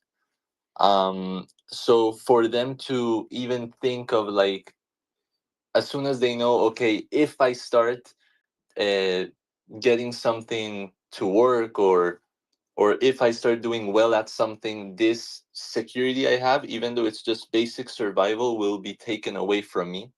So I think psychologically, they'd rather feel that peace of mind by not trying to get out of that situation sometimes, in order to just feel the safety net, even though it's super super miserable sometimes, of knowing that every month they're gonna get that little bit of help. And I think when AI replaces more and more jobs, it will just get worse, because even now sometimes governments claim that they cannot give these people more money because they have very tight budgets, because they don't have enough funding. So I think it will get even worse. And I think they're also going to make it seem like, oh no, we're giving you basic income, but it's not really going to be basic income. I think it's going to be more like basic misery. I think that's basically what Hype was saying too, right? Pretty Yeah, much. yeah, Yeah, just and like the bare minimum to keep surviving. Yeah. yeah, and every time, if you think about it, like the bare minimum becomes even more miserable, and they make you they like, it becomes like bad to say, but this is misery. So everyone wants to be like politically correct. And so like, even you see like before, um people would buy those big homes, or people could just buy a home. Now even a studio apartment in some cities is like unattainable for a lot of people. So, and they make you feel like, if you say something like that, like, well, this studio apartment is shit, I want something better, they'll try to like turn it against you, like, oh, you shouldn't say that, millions of people would wish they could buy this. So every like let's say maybe every 5 years or every 10 years, maybe even less or more, the base of what is considered basic gets even worse and worse and worse until it just becomes misery basically.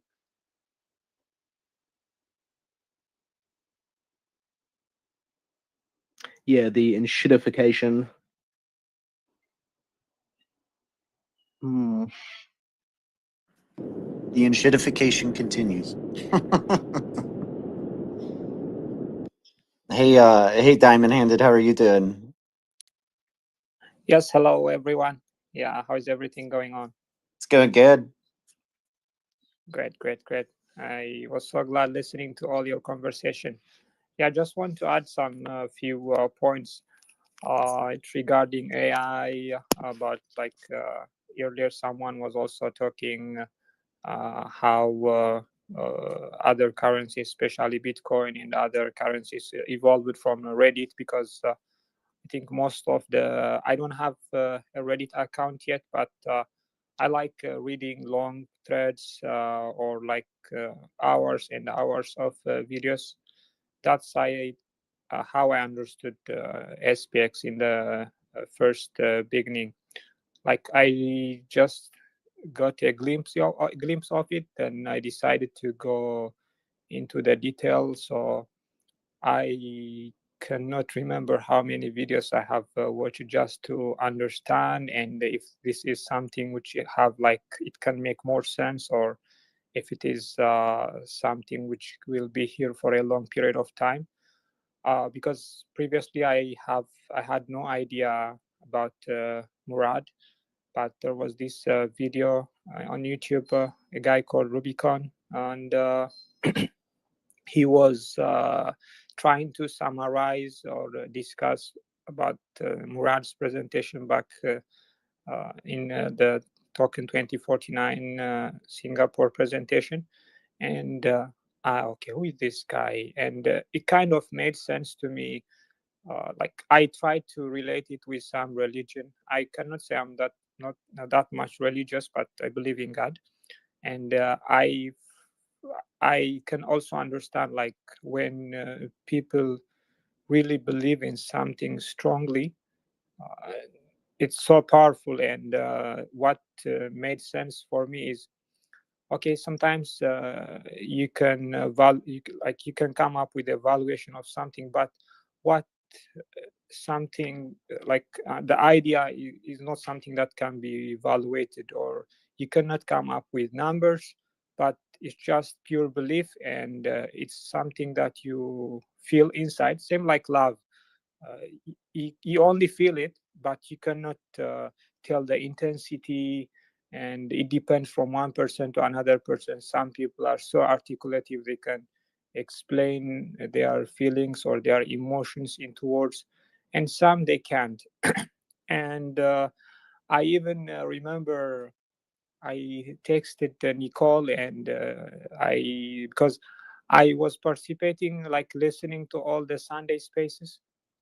Then I wanted to like more deeper understanding of what SPX is.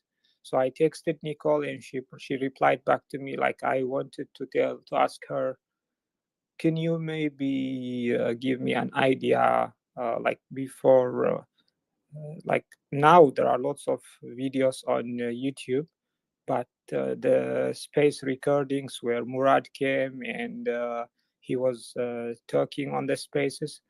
Then she gave me a rough date. He appeared on the spaces. I had to search all the space recordings, because if someone is on an interview, he comes well prepared, or she comes well prepared, and they can phrase out their ideas very good, eloquently. But when people talk on the spaces, they're just talking on spot, and you can tell what's their understanding. They haven't come well prepared. They're just giving their ideas from the top of their head, and you can tell if it's genuine or something that they are making it up. Then later on, I quickly understood it. But regarding the AI, made me remember I love listening to podcasts. The Diary of the CEO is one of my favorite ones. I think Stephen was talking with, I forgot his name, but what he was telling him was he had a friend, and this friend he works in the tech industry, and they were having fun, like having coffee each other, and they were discussing about the AI, how is it going to be in the future. And he's a multimillionaire, I guess, but other guy who Stephen invited, I think it was Stephen who was talking with him, and he told him like how it's very dreadful, how AI is going to ruin lots of lives. That's what he told him. But there was this conference, and his friend was presenting about AI, the future of AI, and everything. And he was only talking about all the positive things, how AI is going to impact lots of lives positively, how AI is going to make people's lives more efficient, more productive. And he said, I'm kind of surprised. He's a close friend of mine, but what we were talking in private is so dreadful. But in this presentations, how he's putting it is very positive, as if there is nothing will happen. Then I came to understand, okay, there is something going on, and everyone needs to worry, like what's at stake, or like everyone's life is in danger, especially people who are like who don't have that much skills. So what they tell you on the main media, or like mainstream media, is different. And for someone who is in the tech industry, or someone who is like aware enough or who reads a lot, you can easily tell this is not something that you can simply pass. I even saw a post recently on LinkedIn. This guy, I think he's a professor, I guess. He works at a big university here in the country that I'm living. And he posted a video like standing along with Donald Trump, and like Donald Trump was like besides him. You cannot tell if it's real or AI generated. Today I met President Donald Trump and we talked on this. And at the end of the paragraph, he says, "All this is all AI generated." But what's dreadful is I tried with Elon Musk, I tried with Jeff Bezos and other prominent people. I couldn't generate AI same like this image. So there is someone controlling AI. It's not decentralized, it's not centralized. So if you don't, why I was able to generate this high quality, like deep fake kind of image, me standing taking a picture with Donald Trump, and why not with the other prominent names? So this is also a good example. So I totally agree. This is like very dreadful, and we are currently in the transition stage. But like you guys were saying, the transition stage is going to be so much painful, and nobody knows how it's going to be, somewhat in the near future or very far away. But regarding the SPX and like trust, like I am not going to sell my token, and let's go, let's become rich all together. Well, apart from the financial incentive, gradually, I believe one of the people discussing here was raising a point, like someone might like came to SPX and he immediately goes to CT and post a chart. Wow, SPX is going to the moon. See this, see that, and you go to their profile and you see the Aeon sign. Okay, how this guy? He must be new to SPX. And the same thing, gradually, some people may have started like this, but as they understood what SPX is, what's the mission, and what's like to become an Aeon, they forget the financial incentive and they turn all their focus towards the mission. This made me think of an example. I was listening to the interview by Anthony Pompliano, and maybe some of you also have heard it. He brought this example, like there was this guy back maybe in 2010 or 2011, I'm not sure. And he had this, like someone told him about Bitcoin. And that time Bitcoin was, I guess, under $1. So he was very rich. He was in the real estate business, I think, and along with that also in the tech industry. He had some hardwares, I guess. It's just a throw in the ocean. He put $50,000 into Bitcoin when Bitcoin was under $1. Then because if he lost it, he lost it, and if he can make some money out of it, he will make. He didn't have that much thought about it. He just wants to give it a try. But gradually he understood it. Bitcoin became $5, $8, $100, $10,000. This guy never sold, and he was asking him if Bitcoin. He kept his Bitcoin throughout all these cycles when it was 100, 1,000, 2,000, 3,000, 10,000, and now 100,000. Do you think this guy is going to sell when Bitcoin is 1 million? No, because this became like not an economic game, like a different kind of game. Because especially that specific sentence he said really struck me, because he said there are some people who have kept their Bitcoin and they will leave it to their children, saying, don't sell this family's Bitcoin. If you sell, I'm going to come back. So I believe there will be some stage where some SPX holders, especially people who have been there from the inception of the idea, they will never sell at all, even though if they want to take advantage of the financial incentive, it becomes different. Like think of some farmers. They have like hundreds, thousands of sheep, especially those traditional farmers. They never sell. They have to sell them. They are their assets, but they never sell them. They think of the sheep, the goats, or all the farm animals as their children, and they treat them as their children. So when someone like belief is very, very strong. It's not something that you can easily understand. You can only feel it. So this is my idea, and thank you so much. That was incredible. Thank you so much for sharing.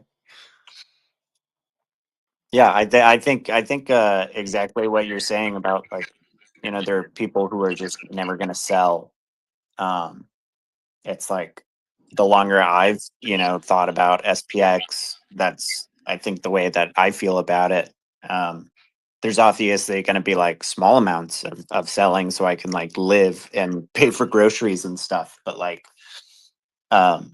I was saying this earlier today. I was like, sell it for what? US dollars?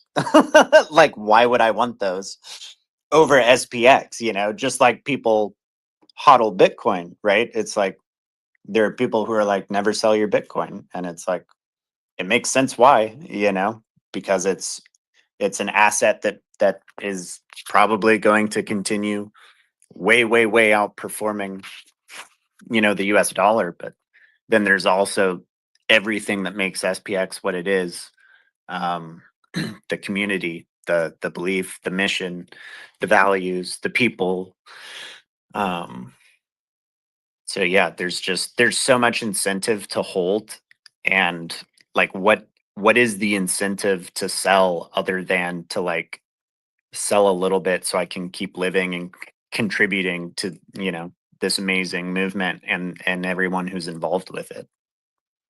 It's so much fun. Why would I stop? I have a question for you guys. I know that some people in the community believe that the stock market could eventually get flipped, but I know that some other ones think it could maybe just get to a certain percentage of the S&P 500's market cap. But what about you guys? Do you guys think it will get flipped, or you guys are just aiming to get it to a certain percentage of the S&P 500? It will get flipped, but I'll let Oh, someone else yeah. speak. Let's go. You know, when I joined, like last year, late last year, like December last year, it's amazing because I've never had this happen to me where, like, first I was very skeptical, but I still like started accumulating. That had never happened to me ever. And then I said, well, okay, maybe we reach Murad's target, right? And then I'm like, no, this is way bigger than his target, just that on a longer time frame, of course. And then I'm like, but then if it gets to 500 billion, for example, why can't it get to 1 trillion? And then if it gets to 1 trillion, why can't it get to multiple trillions? And then I just became like an insane believer. That has never, like, I cannot even believe I went from thinking like this is just a complete joke to like actually thinking there is a chance the S&P 500 gets flipped eventually. Yeah, that's sick. Yeah. You like kept moving your goalposts. It's Yeah. so true though, because it's like, but actually, like, if it goes to 100 billion, it becomes like literally the biggest meme coin ever. Like, it's still sort of like, well, the sky's the limit. Like, if Bitcoin flips stuff, like ETH gets like multi-trillion, like, and we're like a top 10 coin sort of thing. Like, Cardano's still in the top 10, I'm pretty sure. Yeah. Like, and it's never really shipped anything. Yeah. Like, yeah. and it's still stayed in the top 10. Like, sorry, I'm kind of looking at, I think someone, yeah, we've got multiple people requesting to speak, so just kind of hang tight. Anyone who's requesting, just hang tight. We'll get you in here at some point. Talmbout, how are you? What's going on? How are you guys? I'm sure you have a response to this. I got a response. It's nothing's impossible. yeah, truly. SPX has already like pulled so many shockers. And like if you can think of a way that it could happen, like it probably wouldn't be there'd probably be a lot of pushback because it would be very like suit and tie, but like think of like if we bought like treasury companies and then like Elon was like, yeah, I like it, and then we started to accumulate other companies. Like if we got so big that we bought other companies, it's possible. And it like could be through like different ways like that. I don't know. But it's more of just like a I like it because it's like a thought exercise.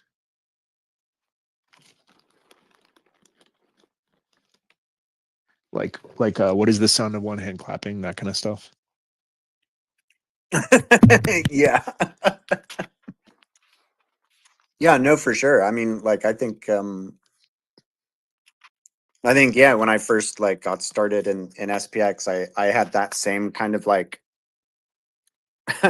that same old mindset, right? Where I was like, okay, well, how far can we get, you know, and in like by this bull cycle or whatever. And then like, let's say we run up to 100 billion and then the price, we go into a bear market afterwards because everybody sells and then the price crashes. And what if it just like ends there or whatever? But I think there's so many people. It was probably like one of Matt Beck's tweets at some point where he was like, there's like two kinds of people that invest in SPX. There's the people who like have no choice because their back's against the wall. And there's the people who truly think that it's possible to happen. And, there's obviously this like level of speculation, but I think like the mission itself is like resonates so strongly with people that it lends itself to people trying to go through that thought exercise and trying to kind of go, well, what if we could do this thing or that thing, or what if we didn't stop at 100 billion and we just kept going and we got up to 500 billion and then a trillion. I remember having those same thoughts of like, okay, yeah, flip the stock market, I get it, but like but like we're never gonna like hit a trillion. That's like stupid, But then like the longer you think about it, you're like, well, why not?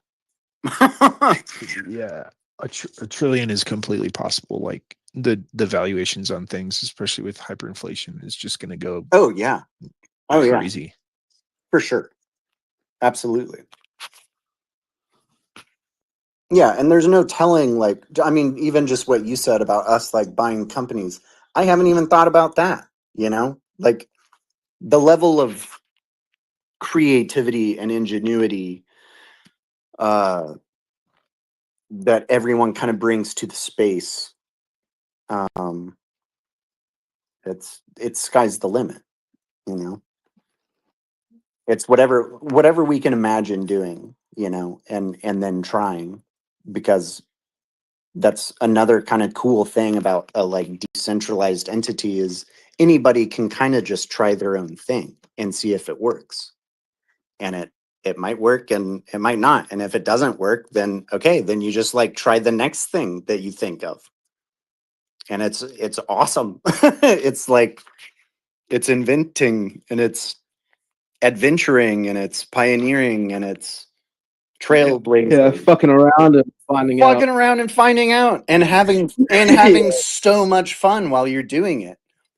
I mean, Yeah. it's like what I said As long as earlier. it doesn't like legally detonate, then I think it's like sort of free game for the most part.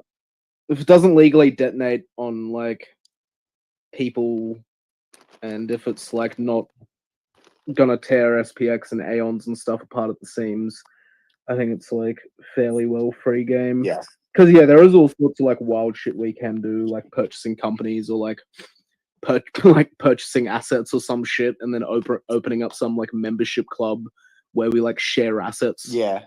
Or something. Yeah. Like there's just like so much like Yeah. weird shit that we could do, which is like totally novel to Yeah. like humans. Yeah.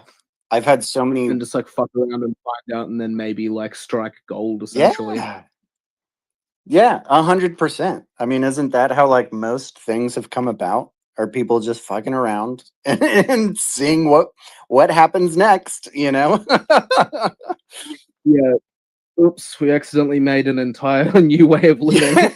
Yeah, literally, you know, how many of like such pivotal inventions were like created by accident, you know? Someone just kind of like they were trying to do something else and then they stumbled upon a thing and it became like Oops, we flipped the stock market.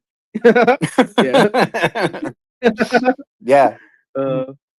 I think that's honestly I don't know a ton, but like I feel like I've often heard that like a lot of or read, you know, just kind of like randomly come across in articles and stuff of like a lot of our scientific discoveries were made accidentally.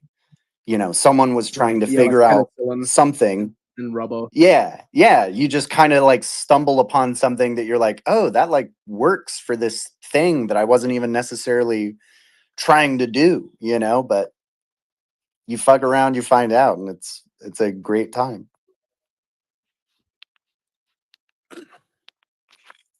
Like I imagine people maybe 50 years from now, like trying to like understand the early days of SPX6900 and like watching the recording of this spaces, and they're just like, whoa, like amazed. I remember when I bought my first teeny tiny coin. Grandpa Aeon. I thought here's another way that we could flip the stock market is if the SPX or the S&P 500 goes bankrupt. Yeah, That's the goal. Yeah, that's true. Yeah. Imagine if they like move everything on chain and then they get their wallets drained of all of the stocks. Oh my god. Like I thought this was Coinbase. I had the entire of Nvidia just in a MetaMask.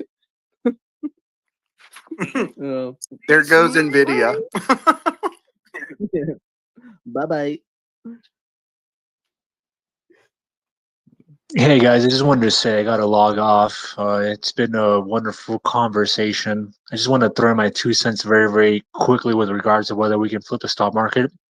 I think it's blatantly obvious that we definitely can, and I firmly believe that we will. The stock market is just one global, like one stock market in the United States. There's stock markets all over the world. Every country has multiple stock markets. So I don't think it's an outlandish, crazy, delusional dream. I think it's an exceptionally great target, but I don't think it's delusional or crazy to want to think that we can. I believe that we will, and I don't see why we wouldn't. To be honest, I don't really see any fundamental like laws of physics that says no, the stock market cannot be flipped. Like it can't happen. Like there's no fundamental law in nature that prevents us from doing that. So it definitely is possible, and I believe that we will. With that though, I'm going to log off for the night. It's pretty late here. Persist forever. Believe in something. Thank you guys, and have a great night. Thanks, you too, man. There's some would say that there's night. a mathematical certainty that 6,900 is a bigger number than 500. Like imagine the S&P 500 is like at, I don't know, let's say 70 trillion, and then the S&P 6900 is at like 50 trillion, and it's about to surpass like the S&P 500 one day, and then the suits, like their only recourse is changing the name of the S&P 500 to like S&P 50,000, and then maybe we have to rename the S&P 6900 into the S&P 69,000. No matter what it takes, we're gonna troll these guys to the grave. We upgraded our tech by changing the name.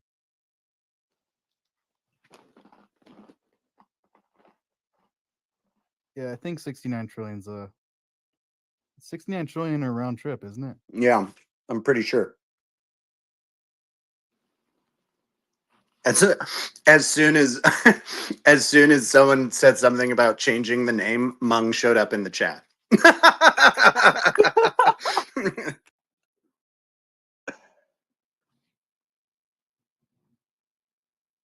We'll just like put a piece of tape over it on like Coin Market Cap or something. But I feel like I may have clocked you because you sound exactly like this streamer. Right, ready? Wait, who are we talking? Who You are see we that? talking about? Bird the dog. Oh, Bird. Sounds like this guy. I don't know if it's playing into spaces properly.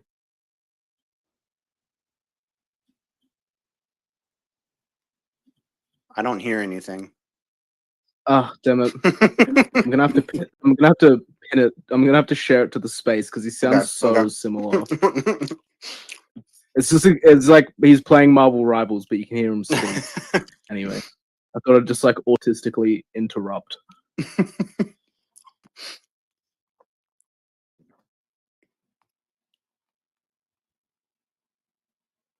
GM, fellas. Hello, hello. How are you? Chilling, GMA and all. chilling, man. First SPX space I'm actually attending to. Been holding the token since last year. Love the community, love the fucking vibes. I ain't gonna lie, man. The marketing for it is just the fucking best, yo.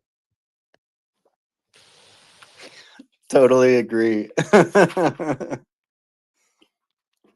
I'm glad you're having a good time with us, man. It's a super good time. Yes, sir, yes, sir. I love the lore too about it, man. It's just so fucking schizo, man. Flipping the fucking market and shit like that. I think it's I think fucking it's so crazy. beautiful. It's like So fucking bullshit. it's like the most entertaining option is the most likely to happen, you know? Like flipping the stock market. Like sure. who how did they come up with that? It's so fucking brilliant. No, it's crazy. It's crazy, man. I love it. I love it, bro. Is there like a group chat for the community, SPX and all that? Oh man, I think there's Yeah, there's so a bunch many. of Twitter chats, and then there's Telegram as well.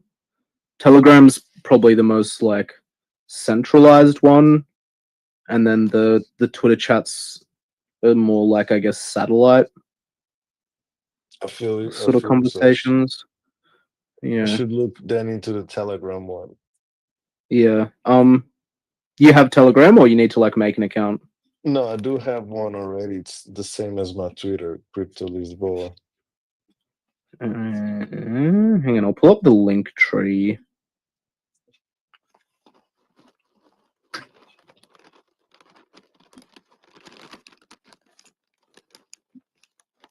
Where can I post it into the space without making a tweet though? Hang on, I'll make a tweet real quick and then I'll. I just followed you. If you want, you can DM me. Hang on, I'll just make a tweet anyway. Appreciate Easy. it, bro. I'm gonna share it to the space. Bird, are you eating chips right now? Oh, I'm eating cereal. I didn't know you guys could hear me. I was hearing some kind of like crinkling or something, and finally it showed up as you, as your like mic, you know, was kind of going off. I'm like, this guy's eating chips. I'm a little bit hungry. Yeah, I'm literally eating right now. I'm having to shove my face. I haven't eaten in a while. What time are you guys in? It's like 1:30 in the morning for me. Yeah, it's like 2 here. Yeah, 2 here as well. I told Mike I would stay on as long as it took for him to get a good night's sleep. So, so I might be on for like 12 10 more hours. hours. Oh, did the spaces crash again? Or Yeah, 42 hours in. But we're still aiming for 6.9 days, right? Yeah. Mm. Yeah, it Yeah. crashed out at 42 hours, and so like altogether we've been going for like definitely 3 days or over I was 3 days. at the mall today when Blue and Murad were speaking. And I just started like laughing to myself when I heard Murad talking about like how important Reddit is, which I agree, of course. But I just love it when he's like giving his speech, and like it's like inspirational, honestly. Yeah. Yeah, I was so gassed up. Yeah, me too. I'm like I genuinely get excited when he like speaks, like, and he's analytical, and you know what I mean, like. Mhm.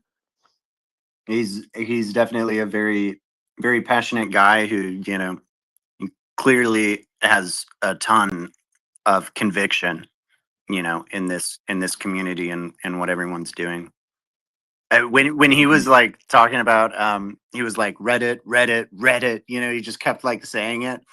I thought of the God, what's that wasn't it like a Apple conference or something, and the guy went out there and he just kept saying like developers over and over and over again. Do you guys know what I'm talking about? Yeah, I know what you're talking about. Yeah, Isn't it like, that's it's like not- what went through my head, but Murad just for like 10 minutes straight and like sweating on stage being like Reddit. Yeah, I think it was Steve Ballmer. Wasn't it like a Microsoft That CEO? okay, yeah, that sounds right, Yeah. actually. Yeah, that sounds Yeah. right. It's a hilarious video too. I mean, when you watch it, you're like, damn. Okay, now we have to make an edit of Rod. I know. I was instantly like, dude, I wish I had the ability. Like, I don't know how to do that, but like, someone please, someone please edit a video of that speech, and it's just Murad saying Reddit over and over and over. I'm sure he'll post something where he mentions Reddit. Maybe, I don't know. We'll see. Yeah, I So we can, mean, like, just like loop the video. Reddit. 69 times. Yeah. 69 times.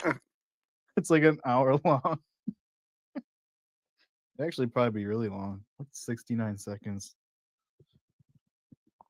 How do you guys onboard people to SPX6900? Because like sometimes I try, but I feel like it's so different. Like I almost always fail. But when I see people tweet, they make it seem like it's so easy. Mhm. I think it really depends on who you're trying to shill it to. I've done a lot of Yeah. IRL stuff, so usually I can tell if somebody's like if they've been in the game just by on their appearance. Like I remember going to the last crypto event I went to, mostly the dudes that were in suits with like bolo ties and like designer stuff. I was like, okay, these guys are clearly probably into meme coins. And like those were the dudes that I could be like, oh, there's no chart and like, you know, silly meme stuff, and it like immediately clicked with them. But then the people that were like not into crypto at all, you have to give them more of like a context of what like the coin's actually doing. You kind of say it's more like community based, and if you say stuff like, "Oh, it's the new Bitcoin," or something like that, where they'll have it like they'll understand it at like some level, like I don't know. Yeah, I think it's really depends on what person you're trying to talk to about it. Yeah, that's true. Because I think a lot of the people I've tried to tell them about SPX, they're like even so skeptical about Bitcoin that it just sounds like I'm absolutely crazy. Yeah, a lot of people I've talked to that have no like crypto or anything, I'll be like, "Hey, you should try investing in this." And I'm not saying it's gonna. I mean, I say it's gonna flip the stock market to them, and they don't even really understand what that means. So half the time, people don't even. I feel like the younger generations don't even have like a background investing in like literally anything, like whether it be the stock market or crypto. But I don't know. You just tell them to start small, and just tell them to see what it does. I guess that's what I kind of do, and like they'll see like a lot of my friends that had no prior crypto experience, they'll like look when it goes up, even though there's no chart or anything, and they see that there's like some traction, and then as soon as they see that they're making money on literally doing nothing, like it's kind of huge to them because they've never had that before. They've had to work for every dollar that they've had in their whole life. I've just to piggyback on that, and then I'll let someone else take it from there. But I've got some friends who like I don't think they're really they know what like GameStop is, and so I'm able to kind of tie it into that some. But like they don't know anything about crypto, and they're fairly like skeptical just in general. They're just like not in the space, right? Like they've got kids, they work all the time. They're just trying to live their fucking life like most people. And and yeah, if I try and be like, yo, this is gonna flip the stock market, they'd be like, the fuck are you talking about? But like I was able to kind of tie it back into GameStop a little bit, and exactly exactly what you were just saying. It's like once they kind of see that it's like making some money over time, that alone is gonna raise an eyebrow and maybe get them to kind of ask some questions. And like a few of them I bought a little bit of SPX for, and just told them about it a little bit, and I was like, hey, here's some of this, like make an account, make a wallet, whatever, and kind of help them through that process. It's pretty easy, pretty quick, and I just sent it to them and was like, hey, I think this is just like a good future investment, and wanted to give you guys some like exposure to it, so like here you go. And yeah, I mean, I think it'll like it at least makes them aware of it just as a thing, right? And then over time, maybe in 6 months they'll come back and they'll be like, hey, what is this? Why is it going up so much? And then you can kind of welcome them into the fold or whatever. But there's no bad advertisement if you do it in like especially if you're coming from a good place and you're trying to meet people where they're at, I think it's super important because like some of those friends, they're super skeptical of crypto and whatnot. So like, and they don't have money in the first place, to like invest other than maybe like the $50 that they have in their bank account or whatever. So like, they're not thinking about this stuff. Yeah, no, it's pretty hard because it's like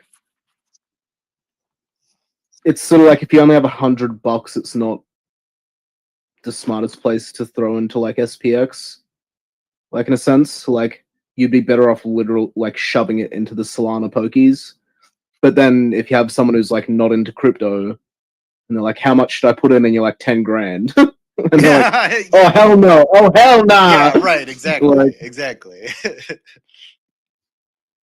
Yeah. So that's like a little bit harder. So that's where it is like a lot easier, like scoping people out. Mm-hmm. Because like crypto native people like understand the stuff, and then like even TradFi people understand the jokes and like the lunacy of it, and then like a lot of normal people are really crypto adverse because it's been around for long enough that if you were interested, you would have already dabbled, right, or like gotten some experience. And I've talked to like people who've like, you know, they made money on ETH last cycle. You know, they turned 5K into like 20K, and they're like, "Oh, this is amazing." Right, right. And then I've like talked to them even when like SPX was like freaking 20 mil market cap, and I was like, "Bro, you should get this." And they're like, "Nah, I'm sort of out of crypto now." And I'm like, "Dude, it's like fucking the peak bull market." Like, and they're like, "Nah, I'm getting into stocks." And I'm like, "You fucking crazy?" Like, like last cycle you like hit a 4x. Like, you're not gonna hit a 4x on the S&P 500. Like,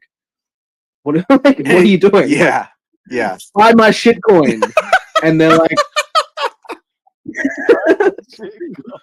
just buy my shitcoin. Dude, I'm just bro to bro. fucking help you.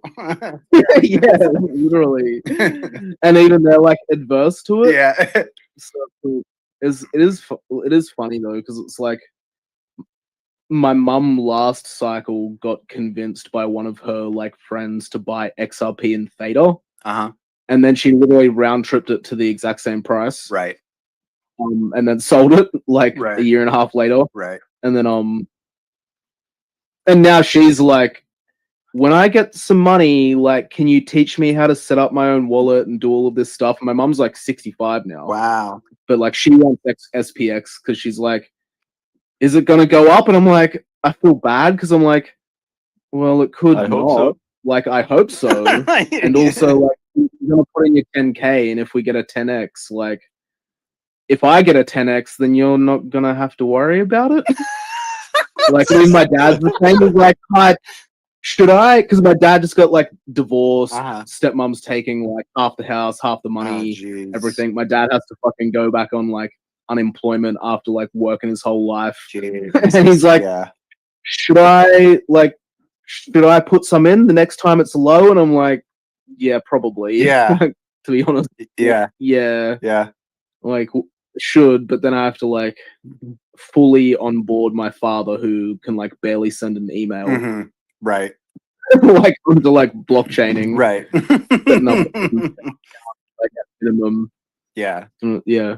This is funny because it is hard to like onboard non-crypto native people. That's where we need like mimetic momentum, like globally, because that's what Doge did, where it like broke out, and then a bunch of young people were buying Doge just for the meme, right? Sort of Yeah, thing. they're like, I literally like the meme. I'm just gonna toss in, $20 or whatever. $50. Yeah. Like just for like shits and giggles. And then just for the fun of it to like participate in the thing. Yeah. But like you can sell it to crypto native people, especially now because it's like a lot of them know about SPX. Like when you go to conventions and you're like shilling SPX, they're like, yeah, we know. We know. That's why I find it like easier, because they don't feel so like guilty. Like you don't have to like preface so much shit. It's like they know that they could lose their money. They know it could like top out at any time, sort of thing. Like you don't have to like explain the risks. You're just like, buy my shitcoin, bro. And they're like, yeah, I'll think. They're like, we know about it because Bapril literally DM'd us, dude. Yeah, don't talk about me. Don't talk about SPX to me, dude. Like, I fucking know what SPX is, bro. Why Literally are you had a doing few of this? those. There Stop is it. no index. There is no SPX 6900 index. Why are you doing this? Fucking Redditors, dude. I love when they like get enraged. Why did Coinbase list SPX 6900? There's so many legitimate businesses. Even Bitcoin is a legitimate business tied in with traditional finance. Why did they list SPX 6900? I've had so much fun over the last like week being active on Reddit. It has been so much fun. I have died laughing. I mean, just more than I have in months. It's been amazing. highly encourage everyone to get on Reddit and just have a blast because it is literally so much fun. It feels like 6 months ago, like when everybody would. I mean, people still call us bots on here, Right. but like it was like deep, like that's like Yeah. a lot of people, and it's like the same exact thing. It's like literally history repeating itself. Yeah. Yeah. Yeah, it's cool that like it's almost like we get to bring the lore and the journey of SPX to Reddit, where like now they get to experience it and we get to like relive it. And we're already like and create more along the way. Yeah. Yeah. Oh my god. We're like Yeah, well, be called it's been so fun to like look back through a lot of memes that I saw like 6 months ago, and like I'm looking through memes that are older to me, that are like new to everyone else, you know. But yeah, they seem old to me, and like finding those and putting those on Reddit and stuff. It's just been so much fun. And the Redditors, sometimes they get so riled up.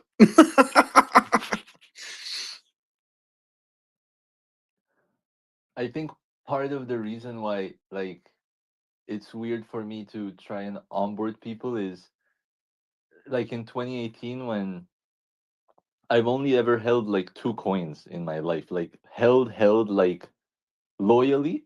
It's just SPX, and before that it was Link. And I remember like in 2018, my dad like I told him, look, dad, get into Link.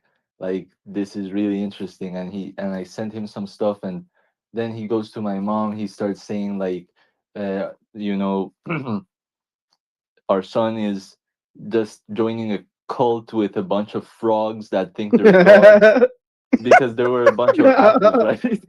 And I was underage at the time, and like he was like super concerned for me because he had never seen anything like that, and he actually thought I was like like he actually thought I was losing my mind, and he was telling me and then I remember once he he even joined like a stream where Sergey was doing a presentation, and this was like way back in the day when it would be like a small conference room, like a shitty projector.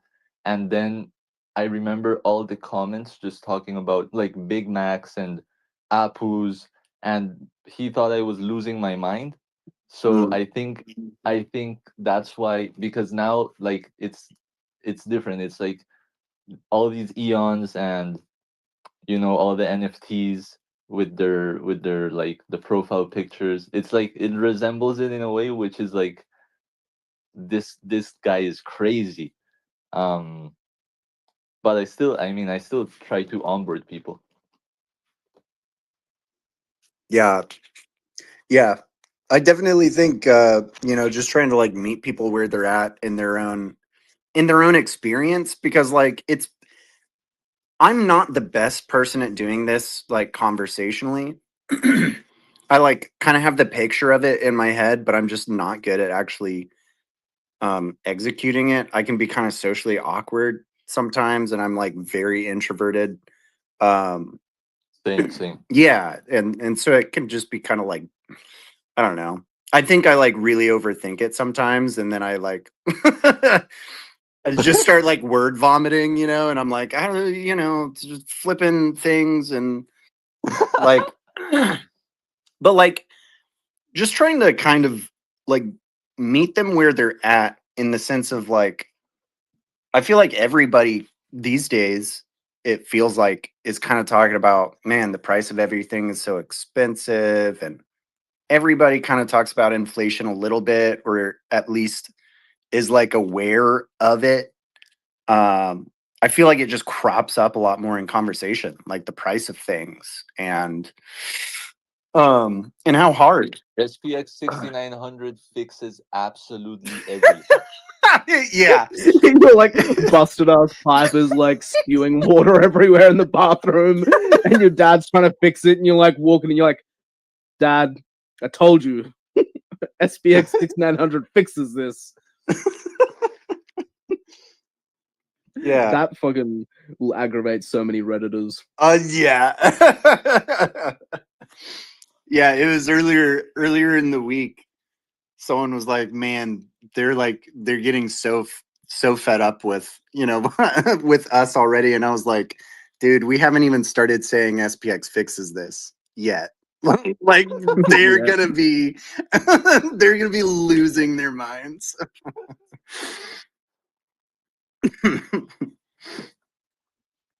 Yeah, I mean, I don't know. I'm not the best person to definitely get advice from when it comes to like trying to onboard people, especially in real life. Yeah, me either. Yeah, I mean, I've got some friends, like I said, I bought them a little bit and I texted them about it and was like, "Hey, I'm just gonna like send this to you just so it's like something I'm passionate about and I'm into and I think is cool." And um, I just wanted to give them some like exposure to it. And then there's other people like at like my last job. Um, I sent a text out in a group chat, this old work group chat that had like 15 people in it, and I sent Undefined's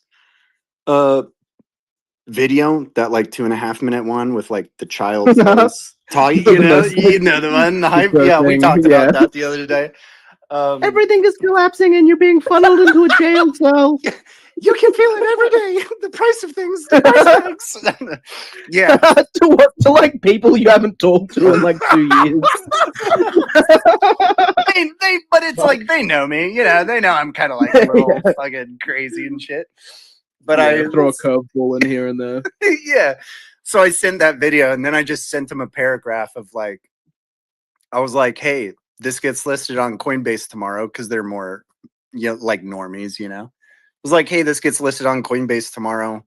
I think it's a really big thing." It's like, I just kind of gave them the like little light spiel of like, it's kind of like GME, on chain, and like it's like the next iteration of like generational revolt against this financial system, right? That's like not working for a lot of people. Excuse me. And then I was like, yeah, I mean, I was like, I'm invested in it and I think you guys should look into it. It's on Reddit. It's on, X, just look into it if you want to. And like, I think I even said, I was like, I'm not saying to put a ton of money into it or whatever. I'm just kind of like in the same sense of like, because they were all into GameStop. I remember that, they were all into like following what was happening on Reddit and stuff. So I knew that like that would be enough of a interest. And then them just knowing me and like who I am and what I'm like interested in, my character and stuff. And so I was like, yeah, just like look into it and toss in $10 or $20 or $100 or whatever you're comfortable with, but do it just so you get some exposure. If it does end up flipping the stock market, you'll wish you had bought $20 worth, So, and I had a few people almost like right away. They texted me back and they were like, "Yeah, dude, I'll toss in $50. Like, I trust you." So it's like, Yeah, okay, sick. cool. And that's obviously not like some kind of full onboarding to like, oh, they're like an Aeon now and they're, bull posting about SPX. They will be though. But yeah, They but will that's the become thing. though. Yeah, it's like someone else said this the other day too about how like with marketing and stuff, it's like you have to see a brand like 7 times before like your brain starts to like just trust it in general. Like it takes like 7 or 8, points of exposure for people to kind of start being open to an idea or whatever, or a new brand or a new concept or something. So it's like, yeah, I mean, just like, you don't have to hard shill everybody. Just kind of asking questions about whatever, where they're at. You just meet them where they're at. That's how I do it. But other people, yeah, they're like, onboarded 20 people today when I was out getting tacos at the mall. And I'm like, what the fuck? What do you mean?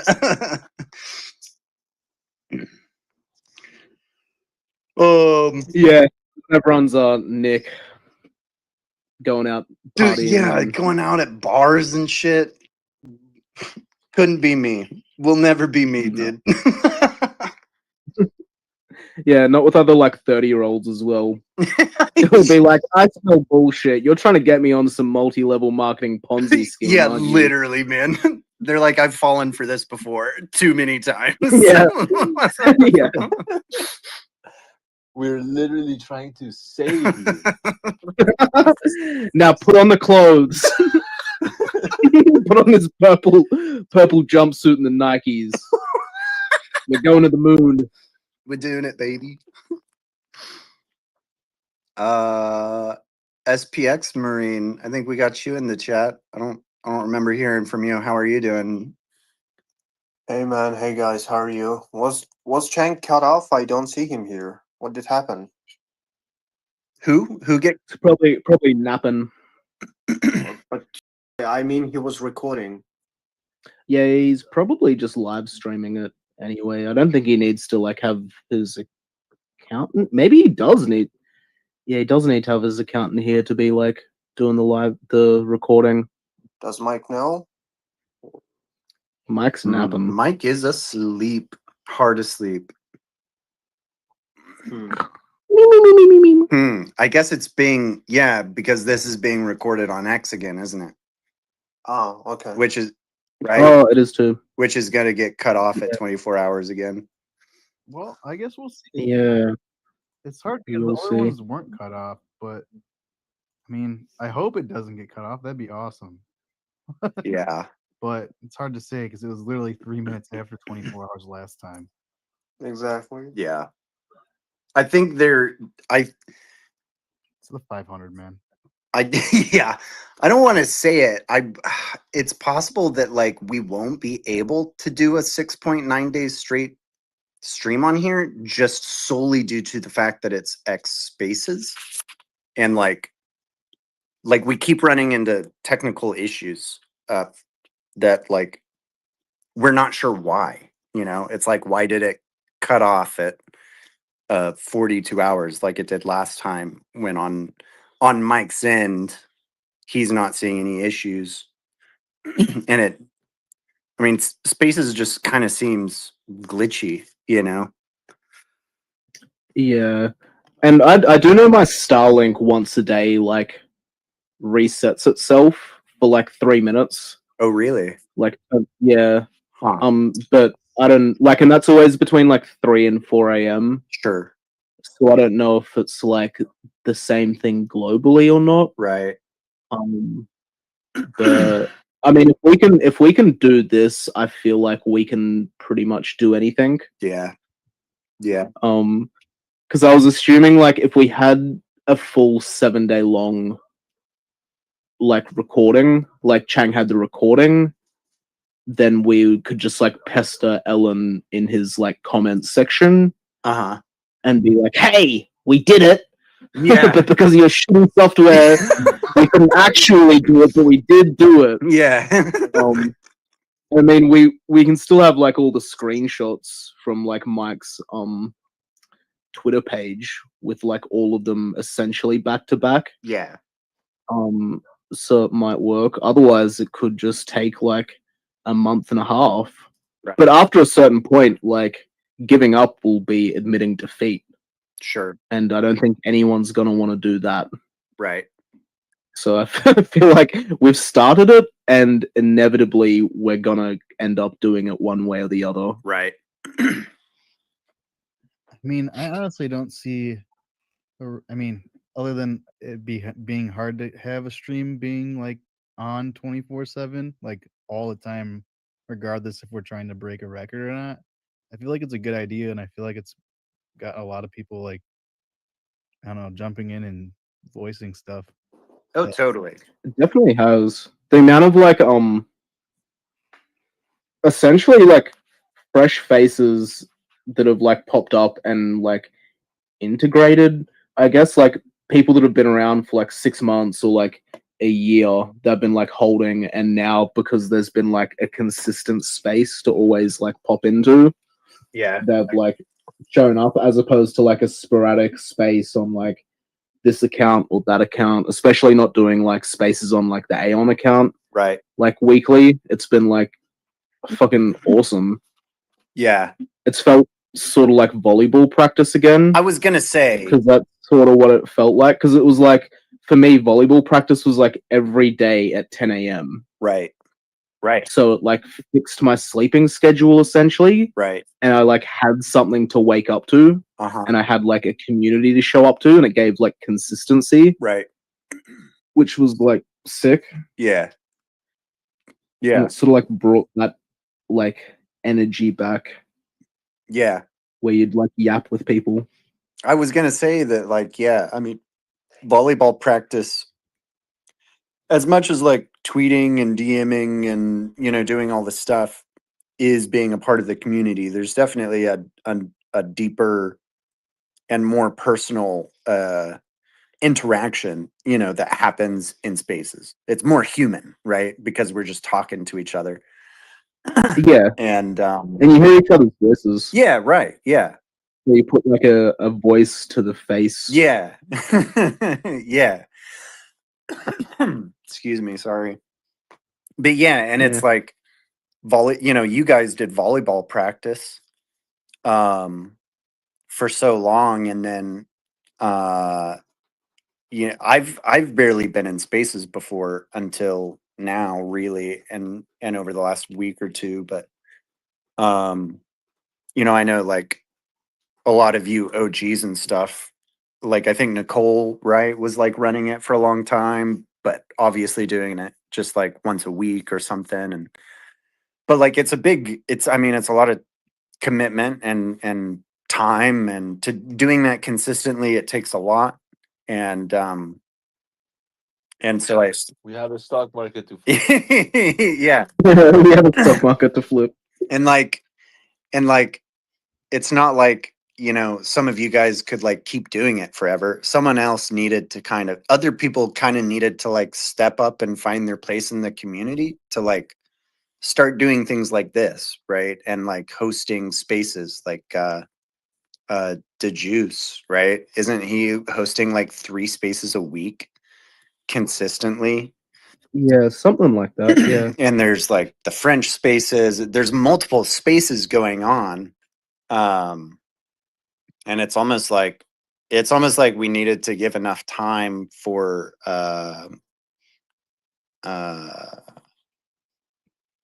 people to kind of start creating that space again, you know. Go ahead, SPX Marine. Guys, just quick head up. Like the thing is that it's morning time for me. I woke up an hour ago, and the thing is that when I was going through the notifications on my X account, I've noticed that one. I don't know if this is legit Eon or not. Like added me to the list, called it SPX crew. Last time when this happened, we were like some of the Eons had some losses. So just make sure there is account that you should block.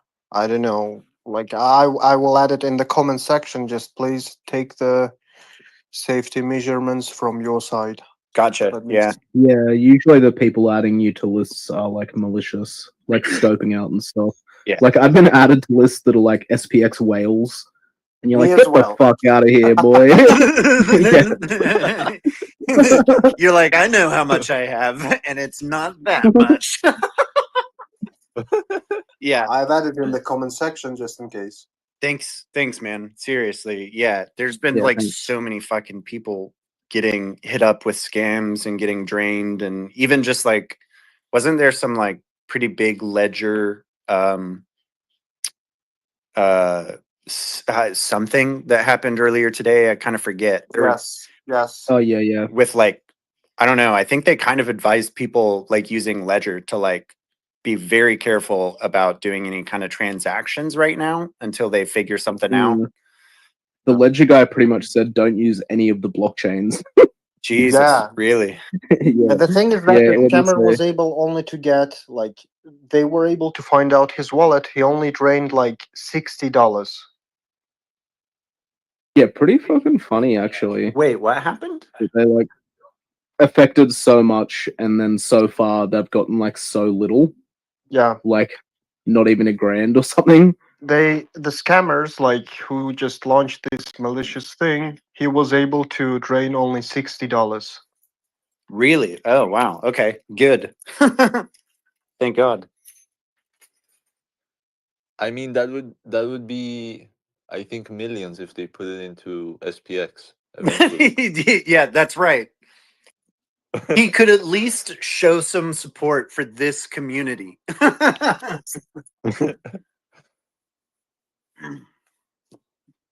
But yeah, definitely.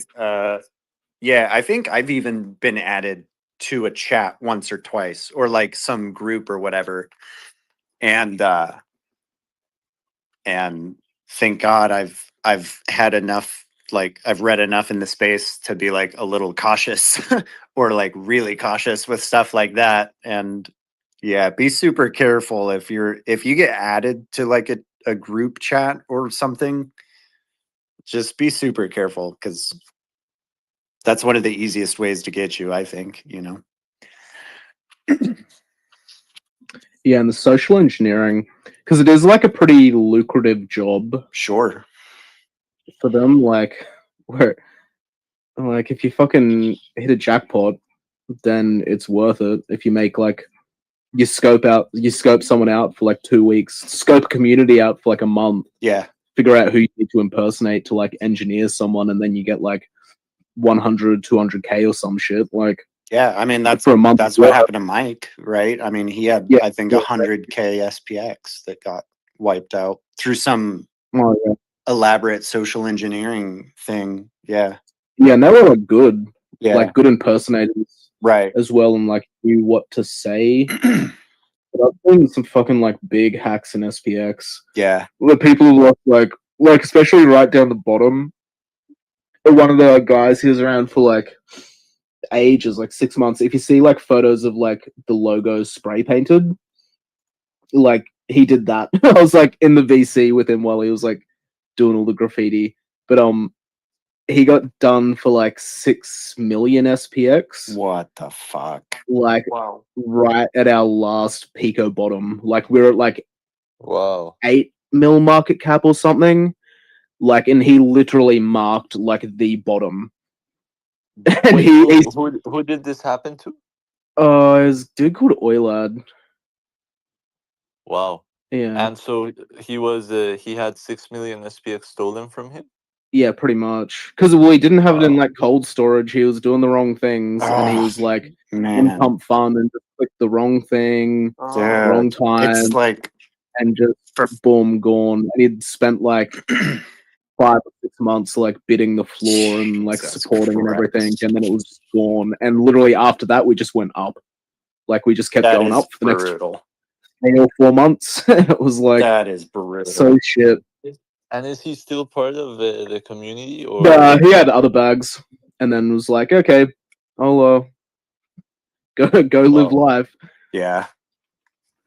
Damn. Which was like kind of fair enough, but yeah, just like sucky. That's why it's like cold storage and proper OPSEC and stuff. Yeah, for sure. It's like important. But yeah, just going through like the pump fund meta. And like just fucking click the wrong link. Jeez. Sign the wrong transaction on a website. Right. And then boom, it's all gone. Yep. Same The thing. kid listening to this in 50 years is gonna be like, holy shit, Oh my he lost $60 billion. Yeah. Yeah. And the hackers sold it straight away. Jeez. Oh wow. Like, yeah. Fucking funny. And my ex-girlfriend lost 300K SPX and like 3 Aeons, which was like so annoying because it's like she was like the one person that I like onboarded. And spent like from the start, she was like the chick that I'd like yapped to about SPX. We broke up in like 2020, but I was like working with her and shit. Yeah. And I was DCAing and like she was DCAing and like picking up aeons on the floor, and I was essentially like too emotional. So when I was buying, I was getting like the worst prices, and then when I would get her to buy, she would get the best prices. And there were points where like she'd spent like 10 times less than me and done zero work, and she had like as much SPX as I did. Jeez. And I was Yeah. like, fuck this shit.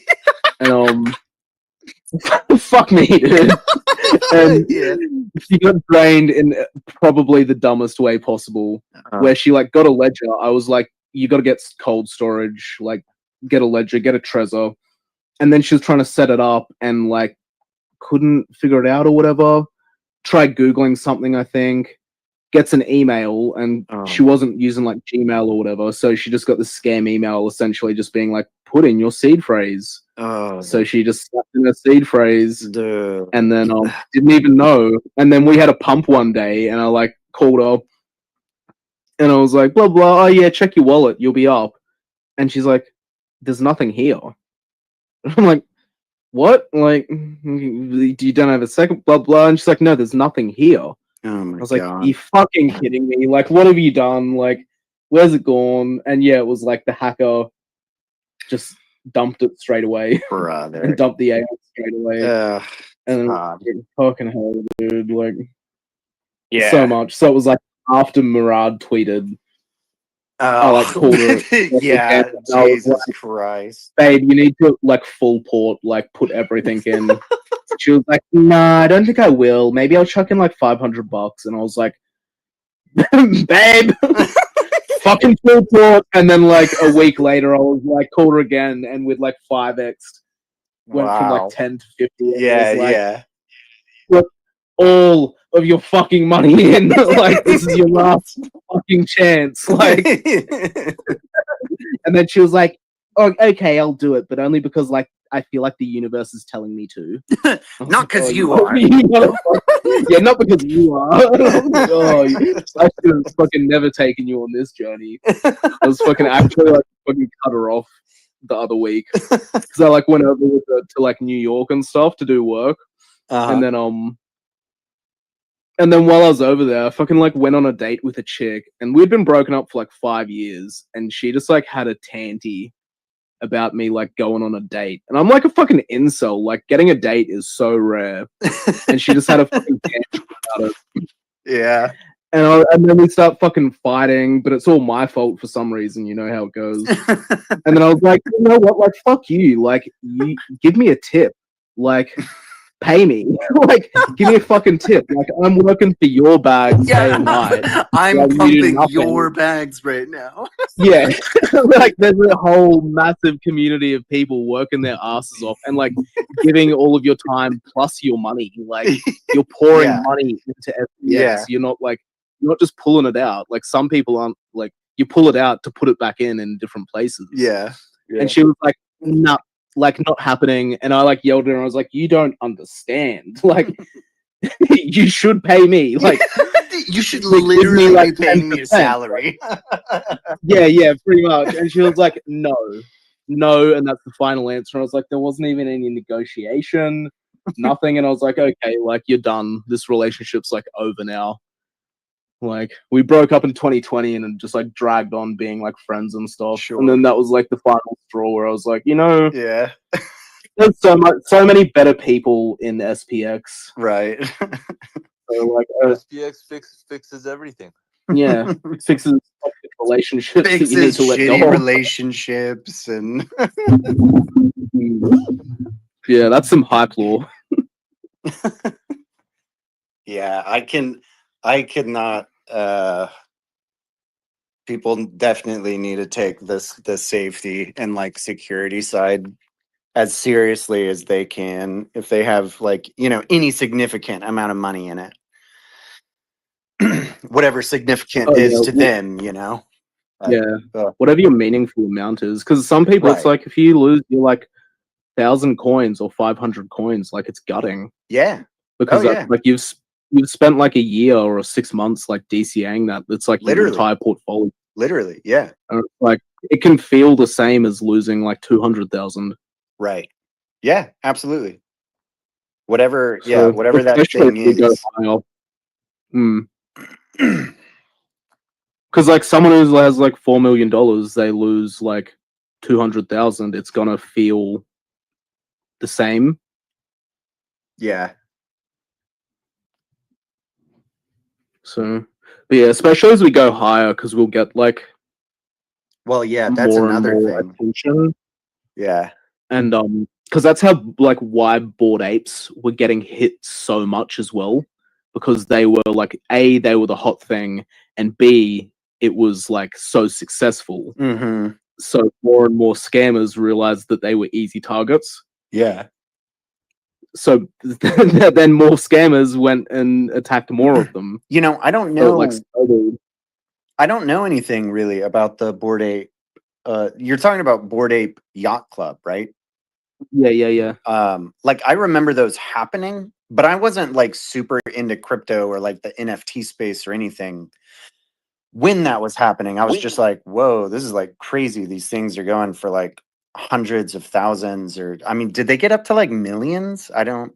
Yeah. Jeez, I think wow. like the most expensive sale was like 6. Wow, that is or maybe crazy. even like 40 or some shit. Like at the Yeah. peak, they had some like they had like derivatives, and then they had like mutant ape yacht clubs, Yeah, which yeah. were like I remember seeing their some own of those derivative. too. Yeah. Yeah, and then to mint the mutants, you would get like canisters or some shit, and some of the canisters were like legendaries, so they were like guaranteed super high rarity, and you could sell like at the peak. Like I remember someone minted one of the canisters and instantly got a bid for $500,000 Yeah. on like, and then they didn't take it, and then it never got that high again. Like the next bid, because they were like, "Oh, the first bid was $500,000. Like, let's let that cook," and then it went down to like 200, and then 100 and shit. And now Bored Apes are selling for like 40K when people bought them for like 500. Thou Right. That is crazy. I was sort of in that whole shit. I didn't have a Bored Ape, but I had a mutant and the dogs or whatever.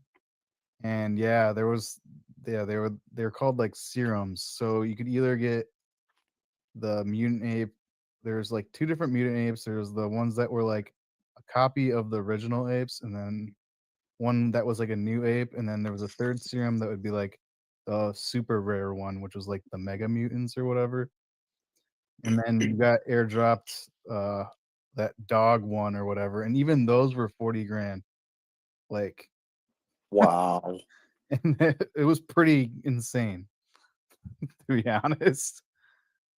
I don't know how it became so big, other than it was like Yuga Labs, dude. And where's Yuga Labs now? Yeah. Well, I mean, honestly, they have something that their other side thing. It's like they actually have like a metaverse where you can talk kind of in like Twitter Spaces like this, but it's like 3D, and like different collections are getting into their metaverse. And I've thought about grabbing an ape just to go in there and chill SPX. You don't have to have one either. So I thought it would also be cool if we did raid that at some point, because there's enough of us. Yeah, that would be cool. Like they'd be like, "Holy shit, this is the most activity we've had ever." Because Right. like honestly, it's not that big of a community in that space right now. But there's probably more Aeons, honestly, that are active than I see Bored Apes in their own metaverse. I mean, not Right. in their metaverse, but like just online. I just imagined like, like the Chinese tourist buses that like rock up, and then like 50 Chinese people like pull out and they start like looking at the attractions. That'd be us. Like a bunch of Aeons just like invade the world, and we're like just walking around as a big massive group. Yeah. Because like they give you pretty much like a default skin. Like anybody can go in it now. It used to be a thing only like apes and mutant apes or whatever could have, but they're like adding collections and stuff to it. So I don't know. I think it would be really funny if we had like a day that we just all just hopped on there and just went fucking insane. That would be really fun. That would be very fun. Imagine their like other side Twitter would be like posting the metrics, being like, "Look at this massive spike in users. That's what I'm. It's going exponential." Yeah, the price of the apes like spikes because they think something's happening too. Like,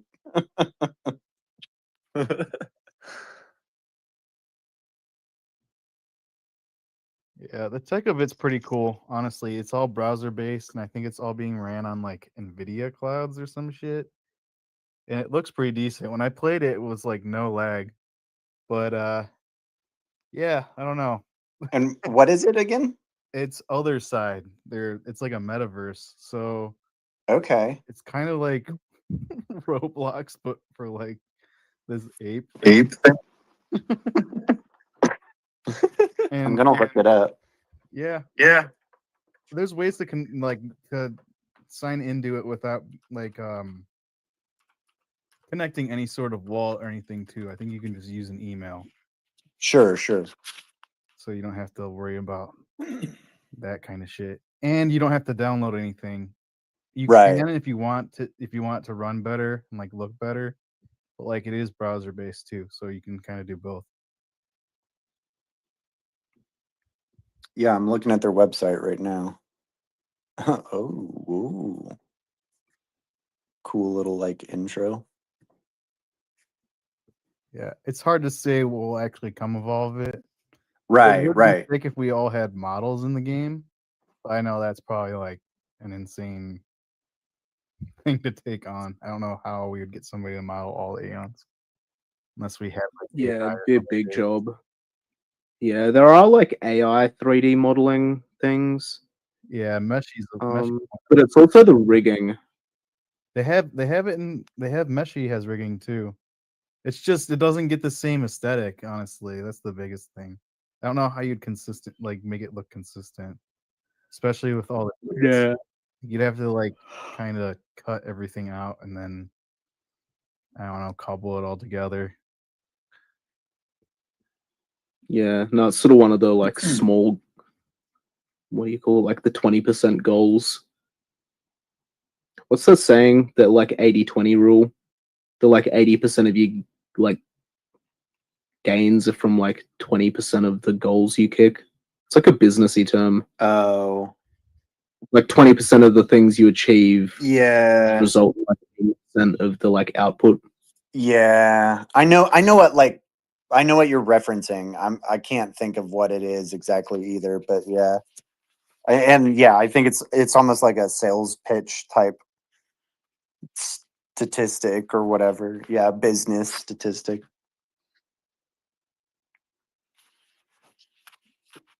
It would be sick though. I did always want to get like into VR chat because VR chat like has the best world and all the best models and stuff, and it has like this like massive big community.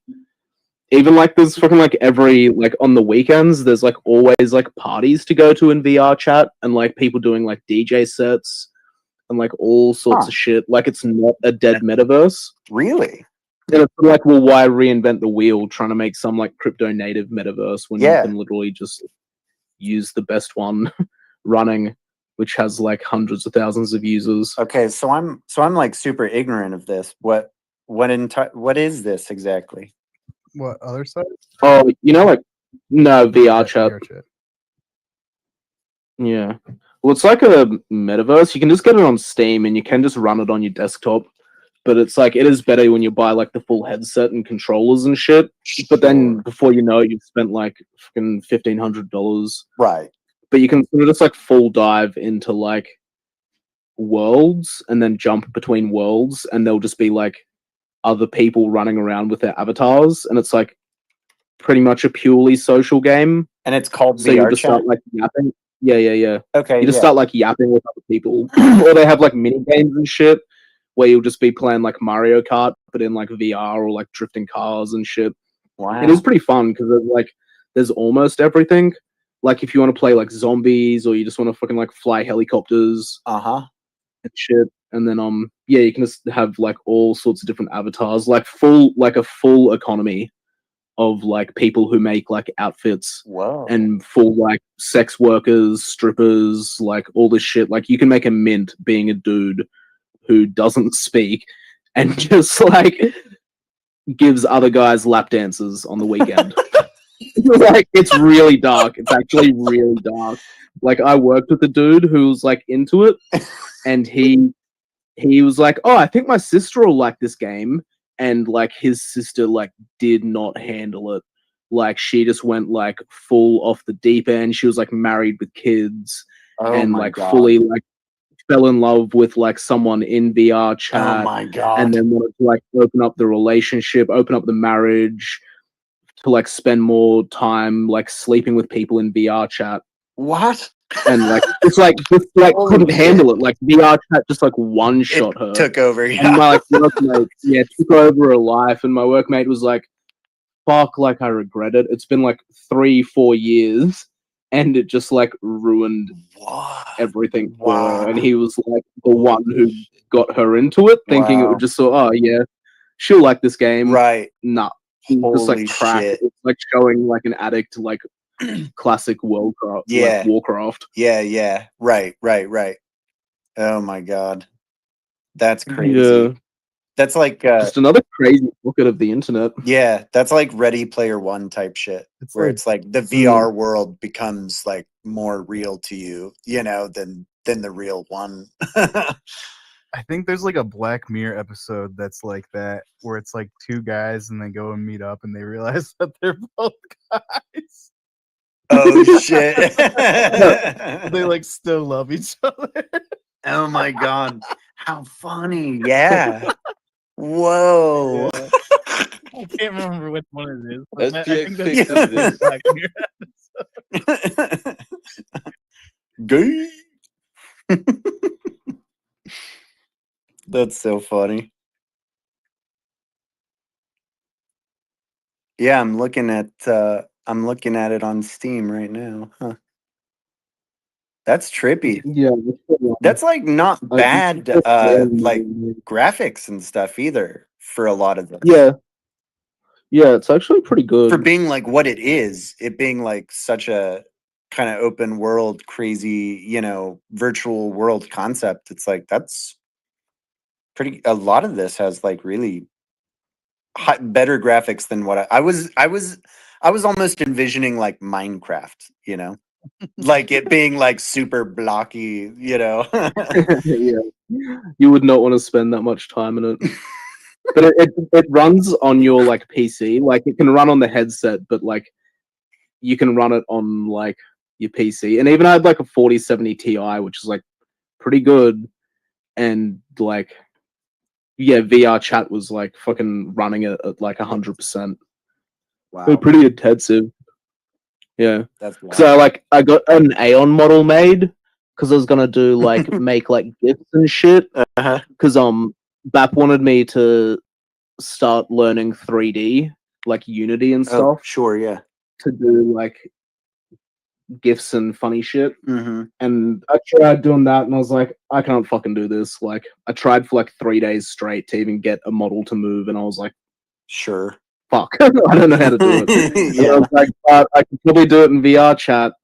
Let me like have a run at this idea. Yeah.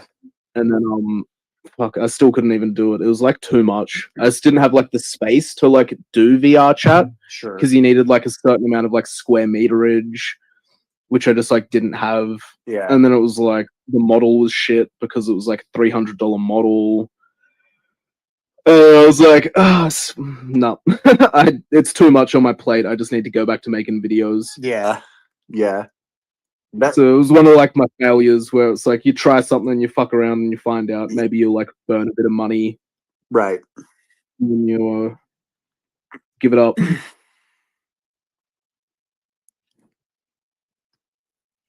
Yeah, people do like military sims and that. Like they'll go through like boot Mm. camp, and like people will take it like dead Really? serious. Oh my god.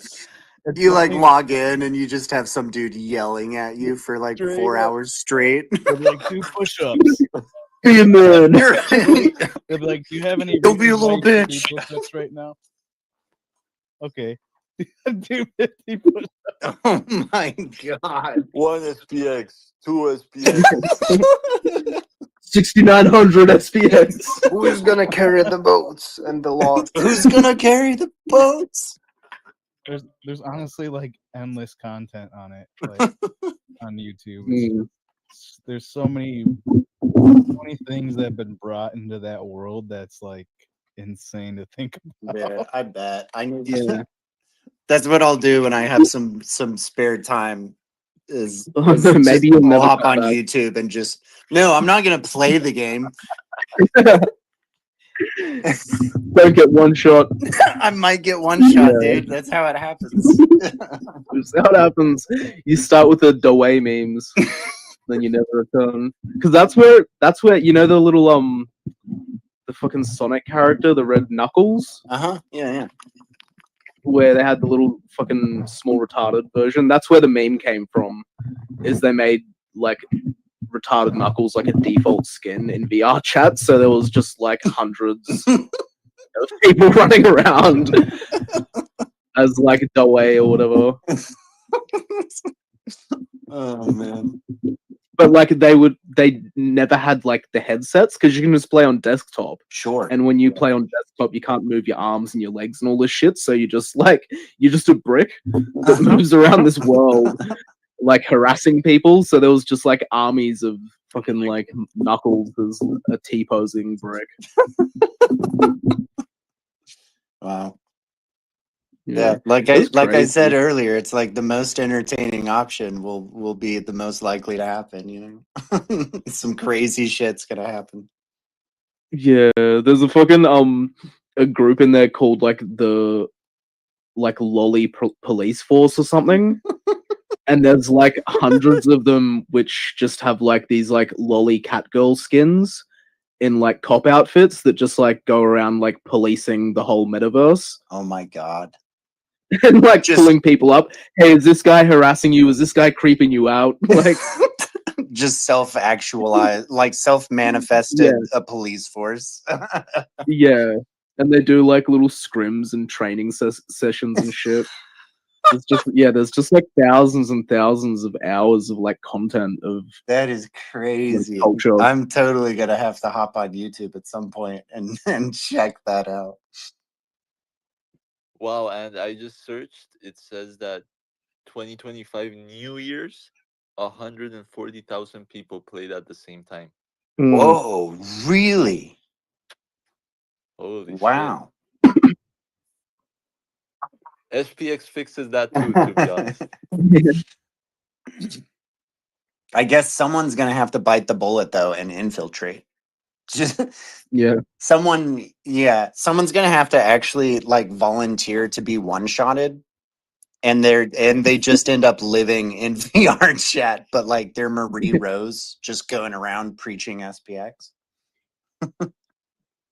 Yeah, I could make enough space in my shed to do that because I still have the headset and everything. Do you really?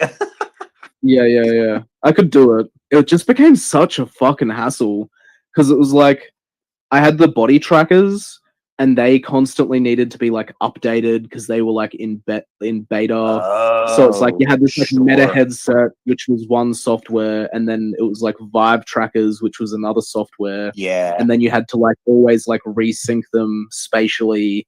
So to even like get in took like half an hour at least of like updating all this shit. So if you took like 2 weeks in between like hopping on, it was just like such a like, task as opposed to just like opening up freaking Battle.net and turning on Overwatch, which took like 2 minutes. Yeah, totally.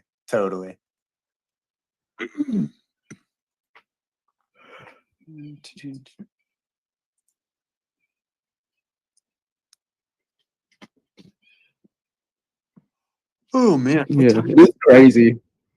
It's 5:30. Anyone who's just listening or been listening and you wanna hop in and chat, you're more than welcome to. There's only a few of us even left as speakers. Oh, someone had I think.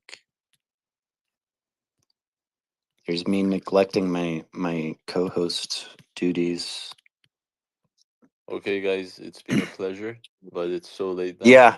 And but I'll join again tomorrow. Hell yeah. So Mm, take care, you and know, I had a blast, to be Same, honest. man. Same. Looking.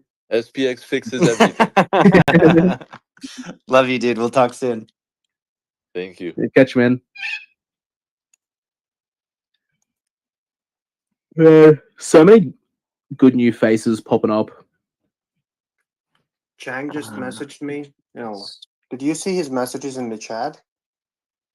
No. Asking asking whether he got Oh, kicked did I out. get kicked out? Someone else recording? Yeah, I guess the space is recorded. So Yeah, the space is recorded. Ohio gozaimasu. KGB is back online. Yay. oh, Killy, Hello. you're like the only other VTuber connoisseur in SPX besides Chang. Oh yeah, I like VTubers. Yeah, I always see you like commenting on this shit. Hmm. And I'm like, my boy. I have a VTuber project myself in the making. So Oh, sick. What are you getting? What are you getting made? Are you getting your PFP made? yeah, that's already done. But I'm basically idea is like, have you heard about Nero Summer? Yeah. So I want to create something like that, but then scale it up for maybe several characters, several AI VTubers. You should maybe work with Chang because that's what Chang's doing. Oh, really nice. Yeah. I haven't met him, I think, already, but I mean, yet. I'll check it out. Are you in Telegram chat? No. Join it. SPX Telegram chat? Yeah. Join it. It's in my bio, like on X. Окей, one second. Там есть что, ссылка есть. То есть все нормально. Ага. Еще. Is the Telegram chat worth being in? I've actually never been in it. Yeah. Yeah. It's worth being in. Definitely. And the more people that are there, the more like fun it is. Sure. Yeah, totally. Okay, I'll check it out then. I'll do that. I'll download Telegram. It is a sort of ripe space for getting like hacked and social engineered and shit though. Right. That's It been is a bit more dangerous, but yeah. That's kind of been my impression of it. as long as you're not like dumb, Right. You know what I mean? Right. It's like don't do the dumb you're stuff. gonna get like yeah, you pay for premium, and like so people that don't have premium can't like message you. Okay. And then it's just sort of like yeah, but there's real sus stuff like people can like mimic accounts and all these things, but like I've never I've never come close to getting scammed. I was close. So- When I joined the chat, there was a guy who made Sindat's account, sent me a link, but I didn't click on anything. I just reported him. Yeah, touch wood. I've like never actually, I guess, been targeted. I don't think anyone's even like pretended to be me, which is weird because I've sort of pretended to be like everybody else. Like, no one wants to like pretend to be gay, so no one wants to like pretend to be hype.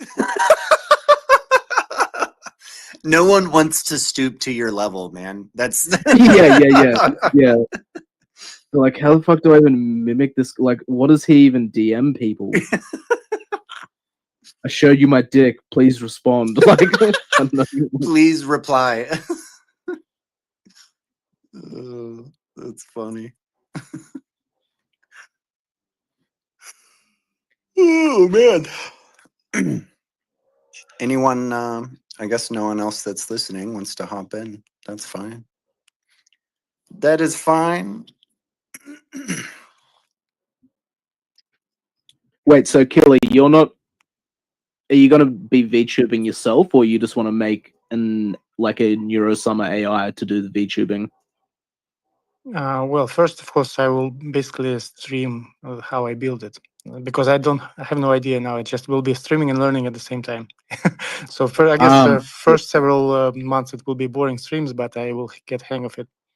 And I guess I will focus on her singing first. So because I think it's easier to make than just the chatbot, but eventually will grow. So idea is to make one and then just make another one, and then see if it's a scalable model. Because I think basically idea is to make a Hololive of. Hololive is just one of the major agencies like Hololive of AI VTubers. I think it could be pretty fun. And there are ways to combine them with real people too. For instance, of course, to make it fully autonomous, it will be quite hard. But it can be like paired with a real human. So yeah, let's see. Because the prospect is actually, I think it's like a young niche and potentially can grow into something large. Yeah, because like Neurosummer and like Evil and like Vedal are like pretty entertaining. Yeah, and they are only ones who actually done it right. So there's actually not much competition. Like they're first, and because I understand why, because it's quite expensive and to maintain Nero and Evil, because he has to invest in servers, GPUs, and all that, and quite a lot. Yeah. So, and of course he has to code it. So yeah. Yeah, the knowledge that he must like know must be crazy. Right. So he has to pay for the intro and then figure out how to like do it as well. Yeah. Well, I think like with the growth, I will be able to attract people to help me. So we'll see how it goes. I just need to start. I got a first model finishing up right now, but I need to actually lock in because I have like the last several months I've been hopping around the world, and it's hard to focus when you're constantly on the go. Yeah. So, Dile, quick question. Like, you're also a Russian citizen, right? yes. Is it problematic for Russian citizens nowadays to visit Japan, or? I just been there, but it's complex. It's not that complex actually. They do give out visas. I've been there like first time, and they only give me short visa for 14 days, and I basically been there for 2 weeks. But they say that next one, if I apply, they can give you for a year. Wow. Okay. The problem is that there's a tricky situation because I don't want to go back to Russia. So what I have to do is to. Same, man. I understand. Yeah, so basically what I need to do is to like request another like foreign passport, then send it to my travel agent to Moscow somehow, and then she will apply to a visa, and then she will send it back. So it's kind of complicated now. Unless I have a kind of permanent residence somewhere else where I can also apply, because to apply for Japanese visa, I need to have a permanent residence, like in some other country. Then they will accept the application. Why not to get one from like in Georgia, Armenia, like in these countries you can get easily. Kazakhstan. Well, maybe let's see, because I have been there. Like as I said, I've been there in August, so I can make a pause in that. But if I want to go again, maybe around New Year or next spring, I will think Yeah, how it's possible. Makes sense. So, if I do have like residence permission in other country, even though I'm Russian citizen, I can apply from the local embassy to the visa. Yeah. Awesome. That's the idea. Okay, bueno.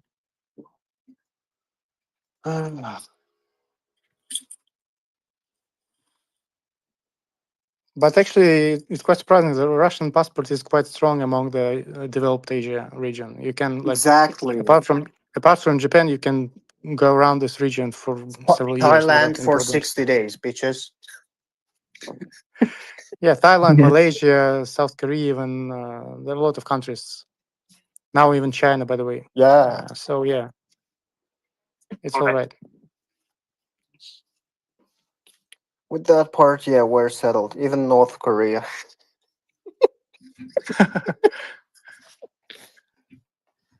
Just don't steal any banners there. No, never, never. But it costs like $500 or something, like to fly there for like 7 days or something. I don't know. It's like to me, it's like a safari. You know, it's like a risky trip. Yeah, But, it's a scary yeah. place, but still, like you will have like a KGB agent nearby your side while watching everything. So, well, it should be good. Can it be a girl at least? It can be a girl, it can be a male. Who knows? Like anything is possible. Who knows? Like, but as far as I know, like there is even like there is like tour plan. Like they do have everything prepared beforehand, so you don't go to like unwanted places. Yeah. Yeah. Let's see. What thank you.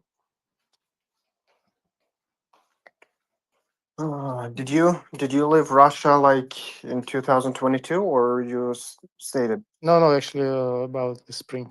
Oh, spring. No, I left. That was March of 2022. To be honest. Nice. I still Well, miss I didn't the want to leave old like days. without any. I didn't want to leave without any cash because without cash it's impossible. Of I don't know. course. No. Of course. Especially when you're married and so on. When like there are people who like who depend on you, so it's definitely clear.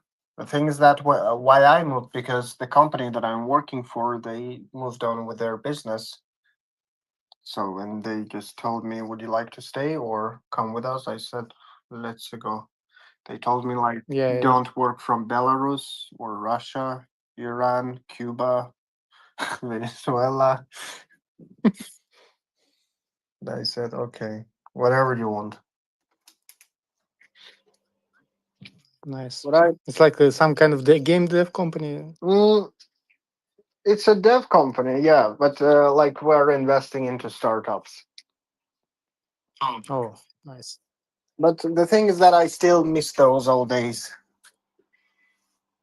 I don't actually. I kind of like I spend there too much time. I can switch, so it's fine. I don't know, I just miss the...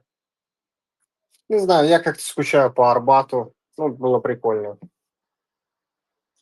I actually lived on that street before I left. Yeah, New Arbat. Yeah. Блин, Bukhari life. It's actually I actually agree that the best district of Moscow is Khamovniki and Arbat. There's like old Soviet elite district, which actually cozy in the summer, especially. I was living in, I don't know whether you know or not, like Mosfilmovskaya Street, not far away from Европейский and Воробьёвы горы. Yeah, I know that, of course. Yeah. I don't know. Sometimes I miss those old days because I miss 2001 when in 2001 to 2007 when there's like every weekend there was some kind of concert going on in Moscow. The expats were in the bars. You could just hop in any beer bar and speak to guys from all over the world. It was fun, really. But now, of course, it's all not like this. So. never. It won't, like, the prices are too high. There are no foreigners. Everything is difficult. You are tracked. Especially talking about that new messenger, Max. Not going to install it. Me neither. because it's like virus as far as I understand, right?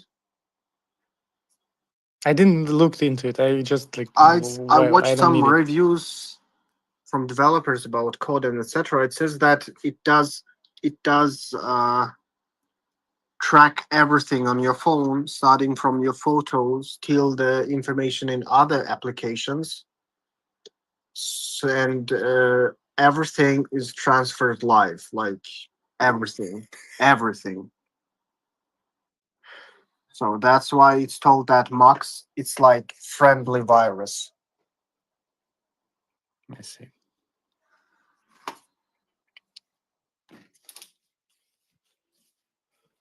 Well, I mean, yeah. Right now, my task is to get some kind of other passport, maybe, and then I could just indefinitely hang around Caribbean and Asia, and maybe get in the States somehow, but not illegally, of course. But we'll see how it works out. Is it easier for us to get some like Asian passport, like Vietnam or Thailand, or still difficult? I think like the easiest option will be to buy some Caribbean passport. But let's see. I mean, it's quite expensive, so maybe in a year. Okay. Very good.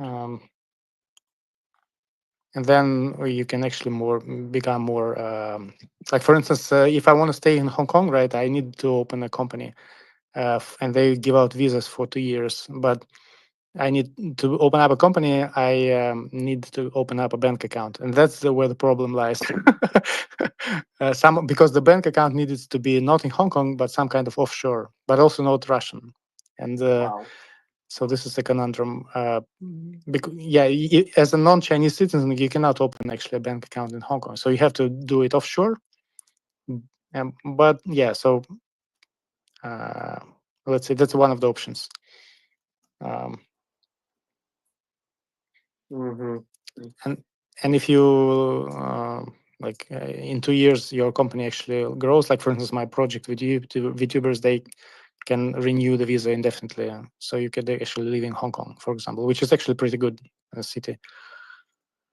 Well, I mean, I like it, but maybe it's kind of specific, but I like it. If you like it, then why not? If you like it, there are lots of like I've never been there. Not gonna lie, like there are.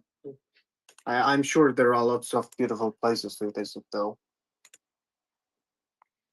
Yeah, it's also like a hub. You can go to Singapore, to Japan, to anywhere in the Asia, like within 3 hours of flight. So it's very convenient.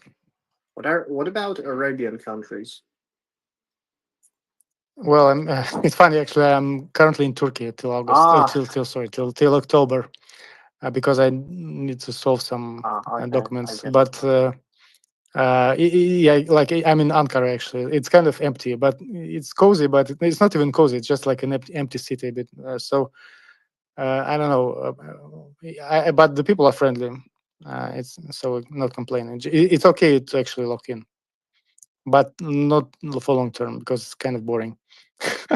and so the UAE is also, the problem is, I think for me personally, it's pretty hot in the summer. You can't actually go outside. It's just impossible. Yeah, for So, people yeah. who lived in Russia, like I get you. For people who lived in Russia, like it's really difficult for me as well, like to stay there, live there. I spent there like a week, but it's really difficult because I prefer more like not cold like places, but normal. Just warm. Yeah.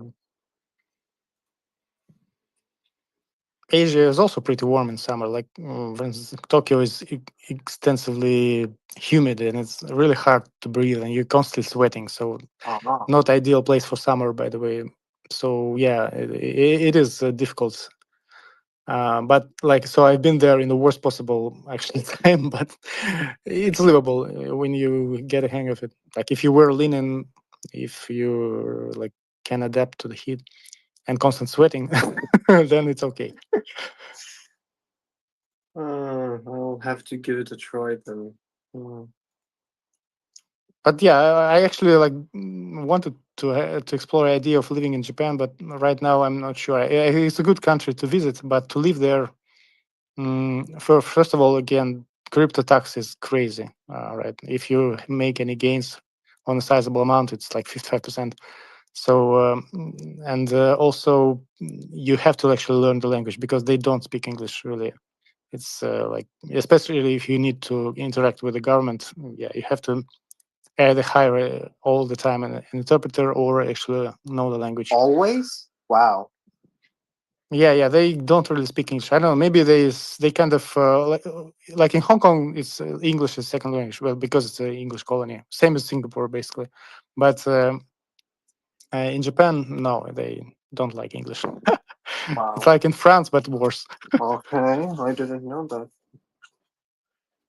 Yeah, very difficult. So I mean, as a tourist, okay, yes, of course, you can get by with the phone with the translation. But if you want to live there, yeah, you have to learn the language. Mm-hmm. By the way, there is a. Would you like me to add to the group of like Russian-speaking Aeons? Would you have there Vasily? I don't know whether you know him or not. By the way, I just tried to enter the Telegram chat, and it said the link, invite link is expired, What so I the cannot actually hell? enter. Let me see. Yeah. So for me, I couldn't get in. Just a Right, I moment. just tried I online. will send you. I will now send one in the comment section. I will add it here. Just a moment. Please. Okay. To make sure that everything is settled. Just a moment.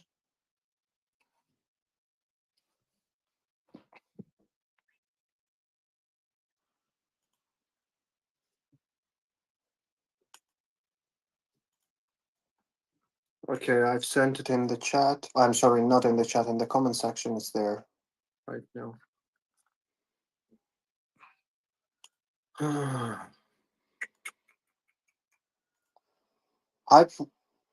Chang won't be able to join. Okay, Hype is sleepy.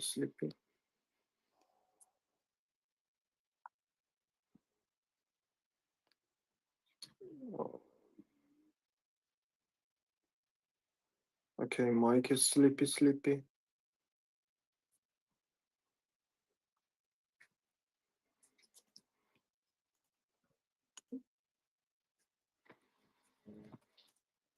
No, again, it's invite link expired. When I open the portal, it says TG, but when I click TG in the Telegram, it says invite link expired. What the? Maybe I was banned from it somehow.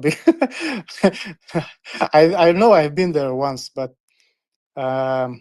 It's possible. maybe I was auto banned. If your profile pic is closed, I don't know.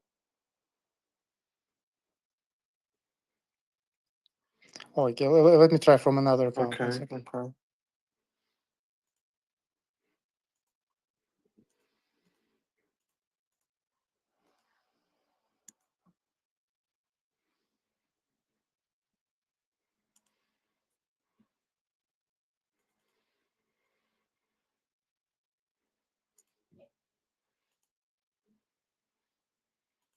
No, from another account, same invite link expired, and I definitely haven't been there from the another account. Let me see. I want to make sure you do have an access. What the hell is going on here? Telegram. Continue to Telegram. Okay, let me see. Okay. Okay, open. Let me try my second account. I will quit the group and I will try to rejoin in. Okay, view in Telegram. Open in Telegram desktop. Okay, opened. There is no SPX airdrop. Telegram. Yeah, the portal. I can see the portal. Yeah.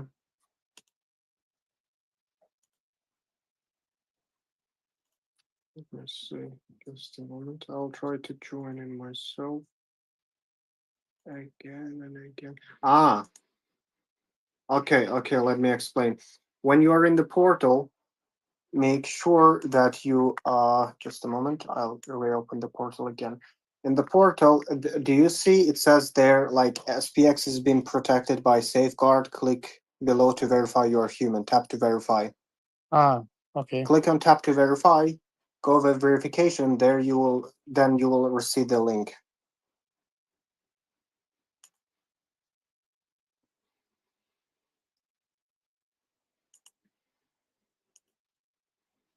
Okay, got it. Yeah, it works now. Ah, here you are, killer. I see you. Awesome. Отлично. What is fucking time? And then it says that admins of this group restricted from your ability to send messages. So I actually was banned from there for some reason. Maybe auto banned. Because I don't remember actually talking there. I've been there once, but I don't remember actually talking there. Let me see. No, there is a fix. Click on tap to verify. In template. Again? Yeah. So, just this much.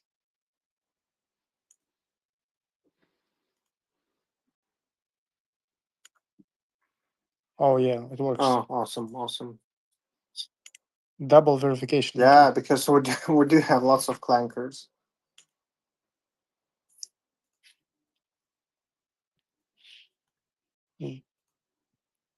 Mm-hmm. Yeah, we're just like fooling around there. Like it's really goofy and funny. Like sometimes we do have voice chats there. I don't know. Like we do have Discord. What else? One of the Eons, by the way, who is from Russia. Like he launched Eons Globe, like Google Planeta, Google Earth, where you can add yourself. I think I've seen it. Yeah, I'll try. Let me see. Just let me mention. So the snapshots are sometimes I see those snapshots on the timeline in Twitter. Yeah. So there are also Eons. Like we do have some people.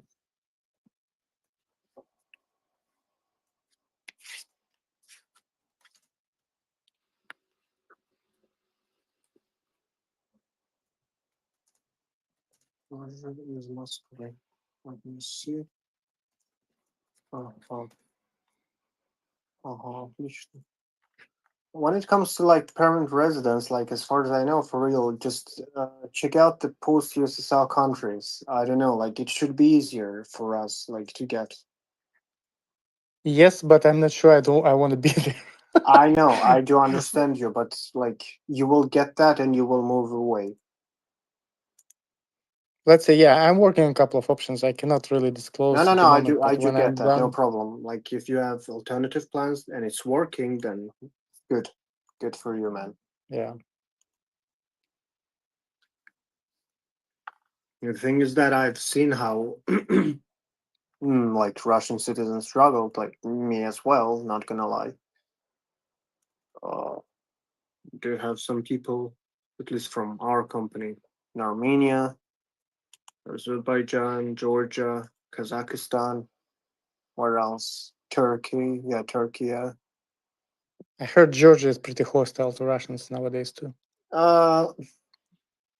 I've heard some stories. Not gonna lie, I've heard some stories, yeah, but not all of them. Like if you will talk in Russian, then they will just respond in English. That's all. But no. But And if I talk in English, can they understand? they do understand. By the way, you know what's the funny part? They do speak English. Like, of course, it's an old, like, big ass taxi driver, man. I'm not sure, but the youngsters, like, at least if you will get there to get shawarma or something, he or she will understand you. Okay. Like in Azerbaijan, where I live right now, yeah, people do speak Russian. Everything is fine. For real. Yeah. Oh, they had beef with Russia recently, as far as I heard. Yes, but it's not really affecting a lot. Trust me. Oh. Yeah, like nobody goes after like Russian citizens. Like there is no witch hunt. Everything is like all of those wars take place in internet between the higher guys, like politicians, but no impact on humans. Okay, that's good. And same for Armenia, by the way, because as far as I know, like 1 million people moved to Armenia. Wow, it's basically double their population. Yeah, exactly. That's the thing. Like they added a lot, much more. Did you say there's been 1 million people that have like migrated to Armenia? Yeah. Like the thing is that currently, like I'm located in Azerbaijan, and not most of the Russian citizens moved here. Also, big amount moved to Georgia, but much bigger amount moved to Armenia. That's why in Armenia, there are like the prices skyrocket for real because of Oh, nomads. That's yeah. crazy. Wow. I'm part Armenian, so it's interesting.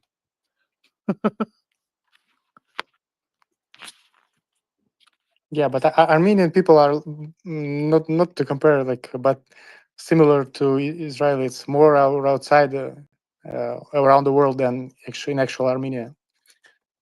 So Yeah, they do. Yeah, no, They are 100%. None of spread. my family lives in Armenia. They all live here.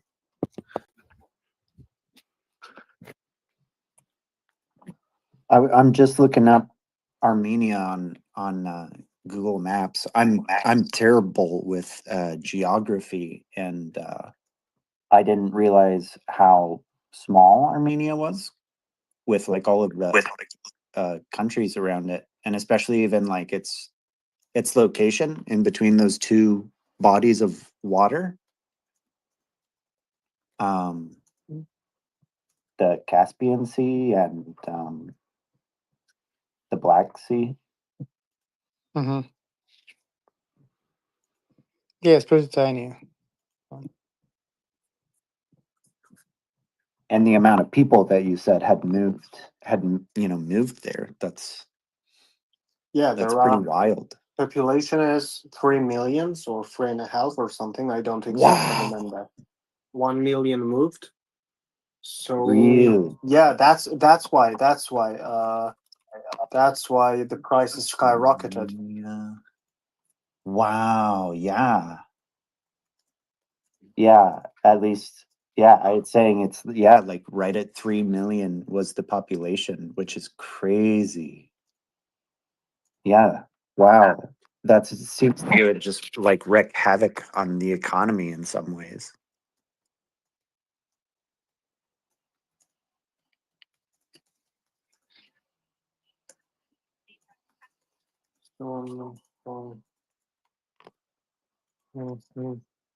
Yeah, so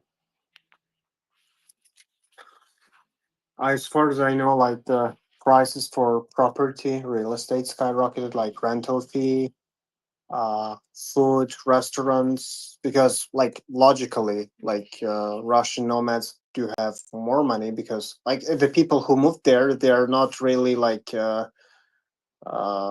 poor people in Russia itself, so they can afford to fly to another country and stay there for years. So yeah, the Wow, prices really? skyrocketed because most of them work remote job. That's first. Second is that lots of companies they moved from Russia to Caucasus and the rest of the post-USSR countries. They launched there, so it's a good taxation for them. Okay. What else? When there are new people coming to your country, there is a like demand, like you open new businesses and so on. And the last part is that even though there are sanctions, like let's be honest, even though there are sanctions against Russia, the countries they do help Russia to avoid the sanctions. It's normal. Like Azerbaijan, Sure. Armenia, Sure. Georgia, Right. Kazakhstan, they do buy the goods and resell to Russia. Right. Right. Because it's like economically advantageous for them to do that. Yes, exactly. Yeah. So why wouldn't they do that? I mean, yeah. Right. Before it That's so was vice interesting. versa. It was vice versa because all of the goods went to Moscow, like logically, and then they got resold to the rest of the post-USSR countries. Right now, it's vice versa. Like as far as I know, like Russian gas is sold via Azerbaijan. I know that there are a shitload of companies in Armenia reselling goods to Russia. Like imagine yourself, like you open the Google Maps. Imagine yourself, like little country like Armenia sells more photos, like photo devices to Russia, 10 times, 100 times more than Russia sells to Armenia. Yeah. So Wow. that's the thing. Wow.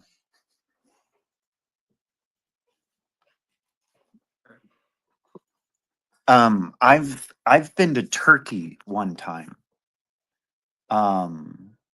Turkey also helps to avoid sanctions. Yeah, the same thing. Sure. Yeah, I was in Turkey a few years ago for the first time. I've only been once. But that would be the closest I've been. I was in Istanbul mostly, and I knew someone who had moved there and lived there for several years, and I think that if I remember right, they're like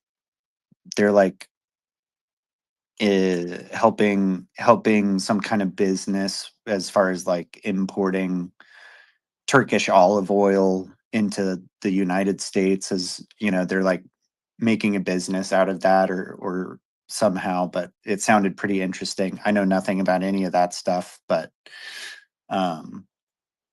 yeah, that would be the closest I've ever been to that area, that region of the world. But someday, since you do, like you are living in the US, right?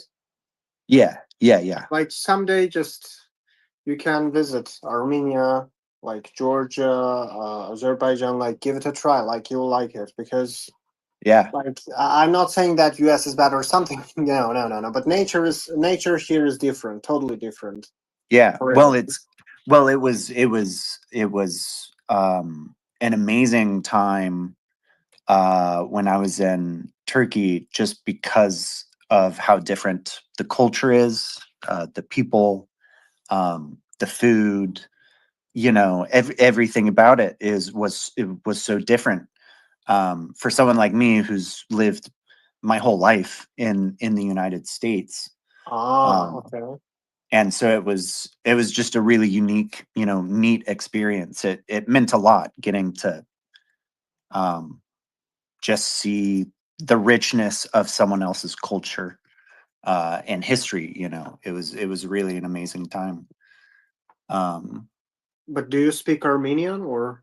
No. I unfortunately I only speak English. By the way, if you want to go to Georgia, you don't really need to cross the pond even. Yeah. You have it there, the state. Say again. I was attempting at humor. I mean, if you want to go to Georgia, you can just go to the state. Because there is a state Georgia. Honestly, I don't know like who made it because the country Georgia, state Georgia. Who knows? Yeah. That is a good point. I guess I can make a quick trip over there instead. And by the way, it will be cheaper for you. I mean, like, of course, no. In terms of like coming to Armenia, like Georgia, Azerbaijan, because like it will be cheaper for you since like the prices here are not really that much high as in US. Like, because Sure. you can afford like life in US, then it will be cheaper for you like to stay for a week or two. Sure. Especially since you are Armenian, like originally. Then yeah, you are good to go. I mean, because sometimes like when you come to these countries, like you may face with some issues, like when you go from the airport and you ask the taxi driver to drive somewhere else, like then of course you will get higher price. But if you will say that, hey, I'm Armenian and so on, I came to visit my home country, or like you'll be good. Does Armenia and Georgia and how do you say it the right way? Azerbaijan? Yeah, Azerbaijan. Azerbaijan. Do they all use the same currency? No, no. Okay. In let me see. In Armenia, it's drums. In Georgia, I don't remember Georgian currency by the way. Georgian currency name. Let me see. In Georgia, it's lari. In Azerbaijan, it's manat. No, they don't use, but they are all of these three countries. They are moving towards the model of like Estonia, Latvia, Lithuania, like that kind of model, like all three together. That's the thing, like Caucasus. Okay. Okay. Yeah. Huh. And are the currencies like, is it pretty easy to use one currency in the other country or no? Better to have dollars with yourself. First, it's easier for U.S. citizen. By the way, fun fact: the biggest U.S. embassy among the 15 post-USSR countries is located in Armenia.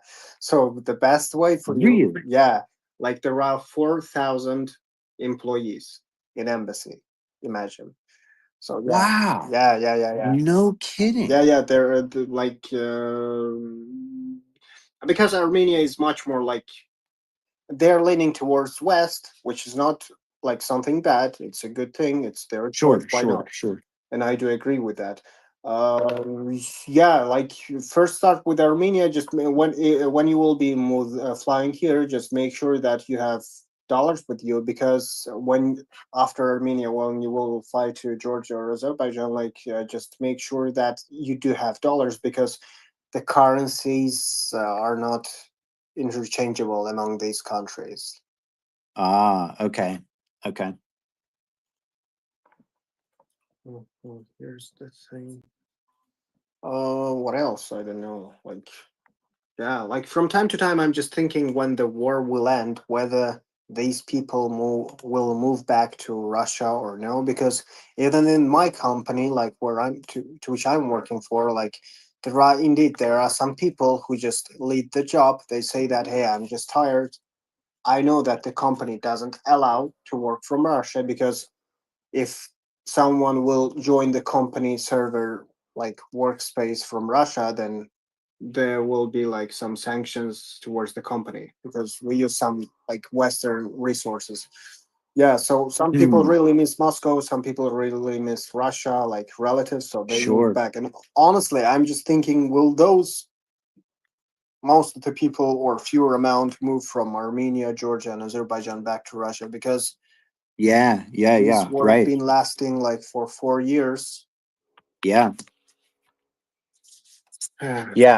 You almost kind of wonder how long before they start to almost like I don't want to say like No, say it as it is. It's fine, man. It's fine. like just like get settled in to somewhere new, and then it's almost like you're having, I mean, because you're having to start your whole life over in a lot of ways when you make a move like that. Exactly. That's just a huge change to your life. And wow, that's a lot. Yeah, because I know a lot of people like who like there are people who moved. Who moved, and their like children are attending new school, like there are new friends, new surrounding, like since Killy does have like children, like he can approve that, because it's really even difficult for the family. Like if you are by yourself like me, it's easy peasy. But if there are people who depend on you, then it's really. Oh my God. I mean, I No, can't I don't even have children imagine. yet. Yeah. But my wife is in Russia. Really? Okay. Yeah. So she's waiting for me to settle somewhere more Wise permanently, and then choice. we can. Well, but she's in Rostov on Don. It's actually like a southern city, which is quite volatile now because it's very close to the front. Yeah, I know. Like even the airport is closed. because of The airport is not problem. The problem is that there are also a lot of military, a lot of those guys from the front, I believe a lot of okay. KGB agents, actual KGB agents, not like not like me. Z guys. So she really is depressed there. My idea is to first move her to Moscow, and then to move her outside when I'm done with documents and all that, because it's really depressing there. The Rostov was a very good city. Yeah. When we get married, but then it went downhill. It's like they're preparing, like for it to get actually bombed. Like they don't care about the city anymore. They just use it as a hub. As a hub, yeah, and I'm quite sure there are lots of like Z guys. You know what I mean? All of them, yeah. It's she's actually like myself, like a dissident, but she cannot even she's trying to explain it to her friends, but no, unfortunately, everybody is who is now in Russia mostly are aligned with the state. It's true. By the way, it's better to be careful with that, because when you are trying to explain someone that this is bad, they will just report you. Yeah, she is being careful, no problem. But it's just depressing that the fact that you actually have to do it at all. Yeah, like I don't know. I was amazed when I saw some parents reporting their children for not being like supportive. And I understood that this is fucked up. Like, how can you report your own child for not supporting the war? Well, it's actually funny because I have a brother from another mother. Let's say this because my father left family like more than 10 years ago, and he has kids, and that younger kid, which is a guy, he basically escaped school to get on the front lines. Russia. Yeah, they are completely zombifying kids at this point. Wow. So yeah, it's kind of scary. Wow. I don't know if he's actually alive still, but it's kind of scary. It's really scary because like I mean, like you are just sent to get the posts and so on, and like I do have some people who are there on frontline, and they're saying that there are no veterans. There is few. Like there is no person who can call himself a veteran, like from those like mid assaults, because nobody goes back. Yeah. I think, I mean, that's the thing that I'm not sure that this thing will end in the foreseeable future.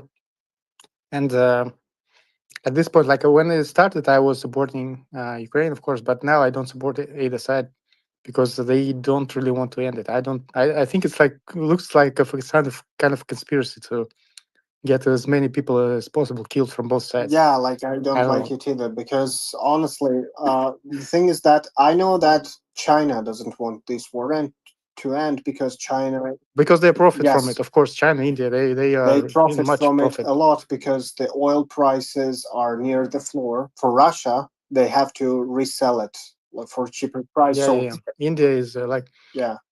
India has made that Ambani guy who celebrated his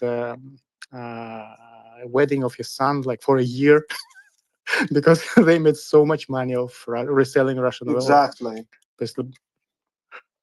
It's amazing. So it is what I it is. think they will just freeze this conflict, as always did. They will freeze this conflict. At least that's what Trump is trying to do. Freeze this conflict, and later on, when his presidency will end, it will fire up again. Yeah, the same thing. Most likely. Yeah. Or that's why the only real solution anyone can do is just to get out of there. It's both counts for both Ukrainians and Russians. Yeah, there's no point dying. No point at all. For a war that gives zero shits about you. Yeah, and that's the thing that I think it's currently on both sides kind of the same. So no point in getting aligned with any of that. No, not at all. Not at all. There is a chance. There is one thing that should be done, which will end the war definitely, to get one teeny tiny man out of Kremlin. I know. I'm sure you know who I'm talking about, and perhaps it will end, but I don't know. Perhaps the systems needs to be changed, or I don't know. What if he's just a meme? You know, what if he isn't even real Like- anymore, and it's just a like a secret cabal running all that? So It's possible. No. It's possible. It's clear that he supports the interests of, you know, as we say in Russia, like Bashni Kremля. Yeah, like he's just in between. But I don't know. Are they not like all of the world leaders are pretty much playing for the same side?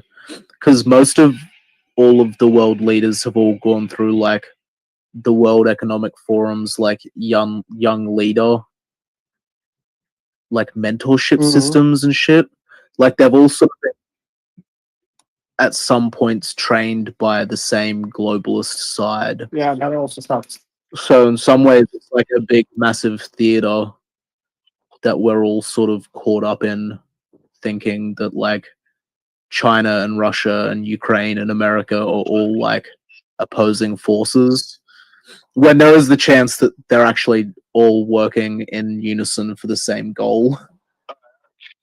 Alright, that's like a darker conspiracy theory that you can't really be sure on Anything's either. possible hype. Like we'll find out. We'll find out later when the things will start happening, and that's the thing. Yeah. Yeah, hopefully we find out. Or we might not. Like, might everything just get swept under the rug. What I'm sure about is that China doesn't really like to end this war, because like the Russian markets after the sanctions are bombarded by cheap Chinese products, but they are triple price because there is no alternative. Yeah. And like you said, the price of oil is like super low, and like you sell weaponry, like wars turn like massive profits, which is just sad that like Yeah, that's you the know, thing, because if you have people no just get exactly, if you have no other buyers, globalism. then definitely the only two guys, they will say that, hey, you have no alternative, so instead of selling for $10, sell me for like $3, because I'm giving you something at least. Yeah.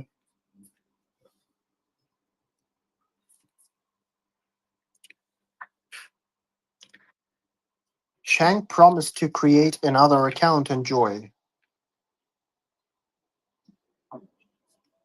Wait a It's probably sleepy.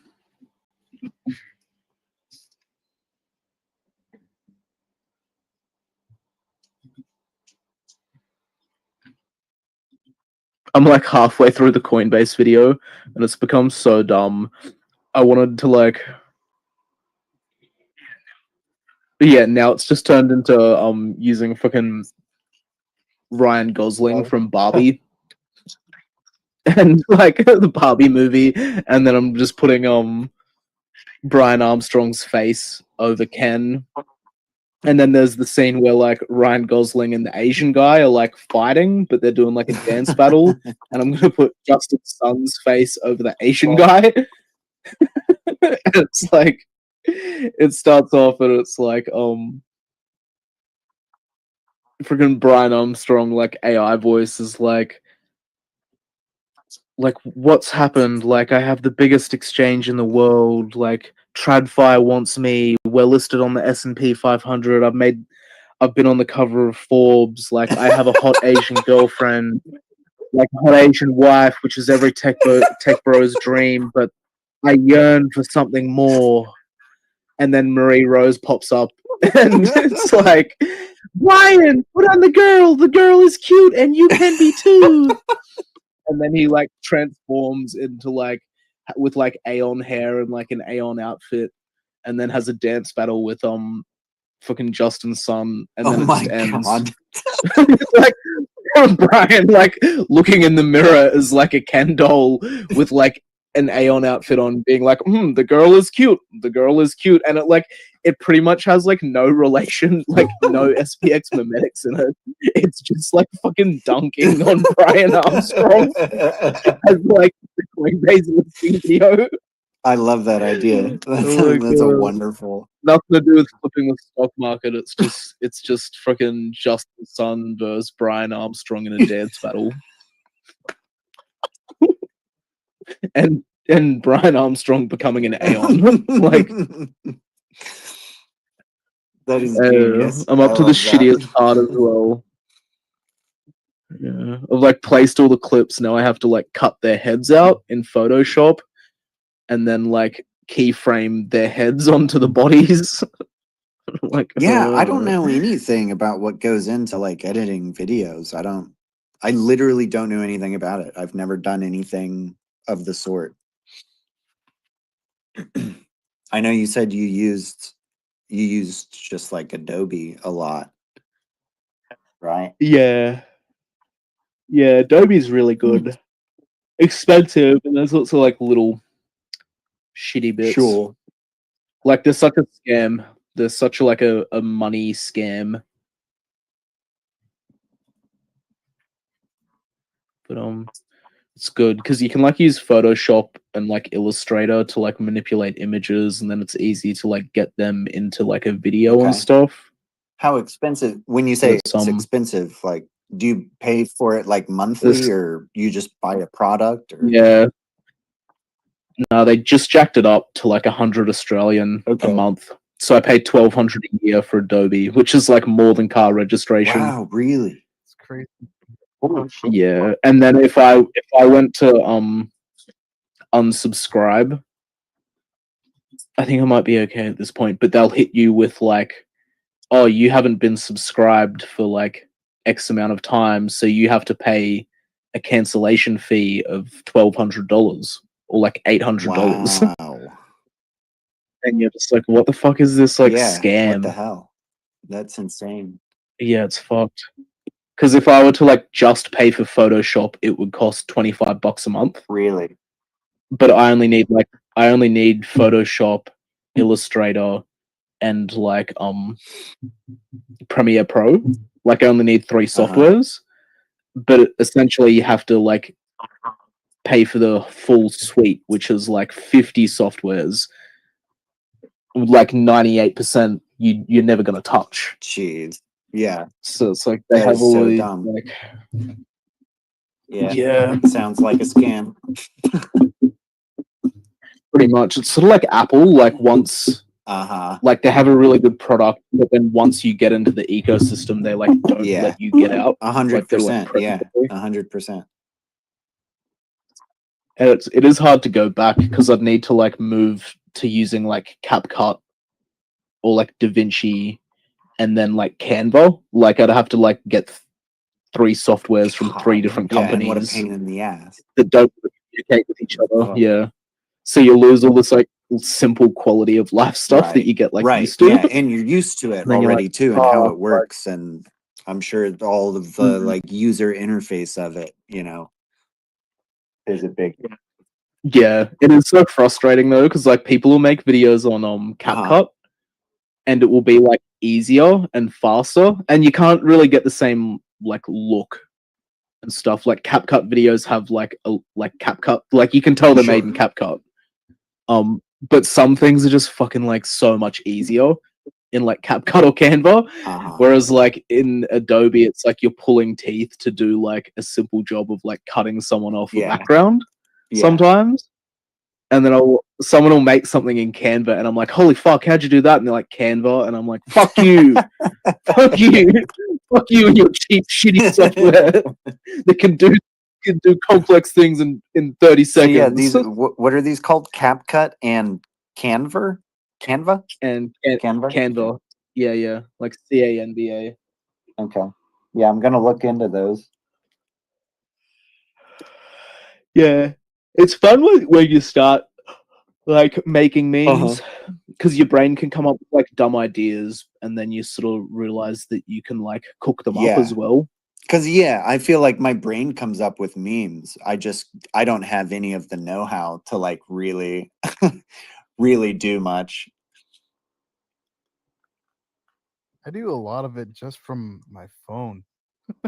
But I use InShot a lot, but I do use Adobe. That's like my main for everything. Adobe, really? It's annoying because like you can some of the effects that you want to get in After Effects like will take like hours to do, and it'll look better in the end if you actually sit down and do it. But then if you go to like some of these phone apps, it's like literally seconds of like for effects, but I don't know. It's really goofy. Yeah, I feel you. You just end up going to the the Yeah, 'cause phone I'm app. just like, oh, this is my hand now. Okay. And like getting to specific spots is like easier sometimes when it's on like a touch screen versus like my mouse or trackpad. Yeah. But You said InShot was what you use on your phone? Some?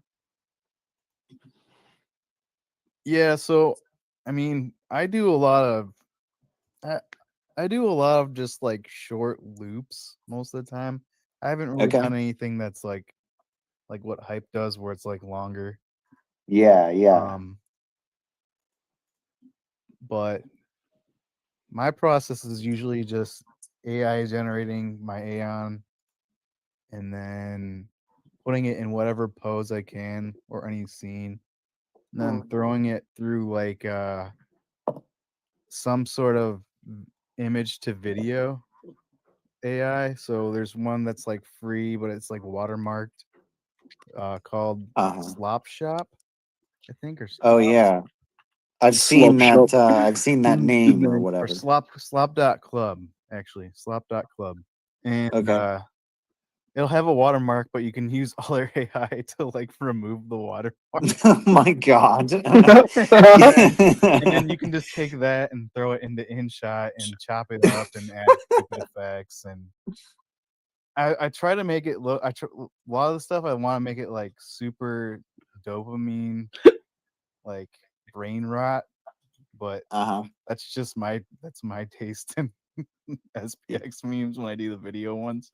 Yeah, But totally, I think totally. everybody has a different approach on what they're trying to do, and For sure. but that's Yeah, like mine. there's totally like different styles, you know, which is is good. fun. Yeah, yeah, totally. It makes it fun. It makes it cool. That's just like the one that I can almost do. It's like I can almost do all of it just from my phone, which is crazy to think about. It's just Yeah, fun that when is I'm pretty just like crazy bored, actually. like traveling or something, and don't feel like whipping out my laptop to make crazy stuff.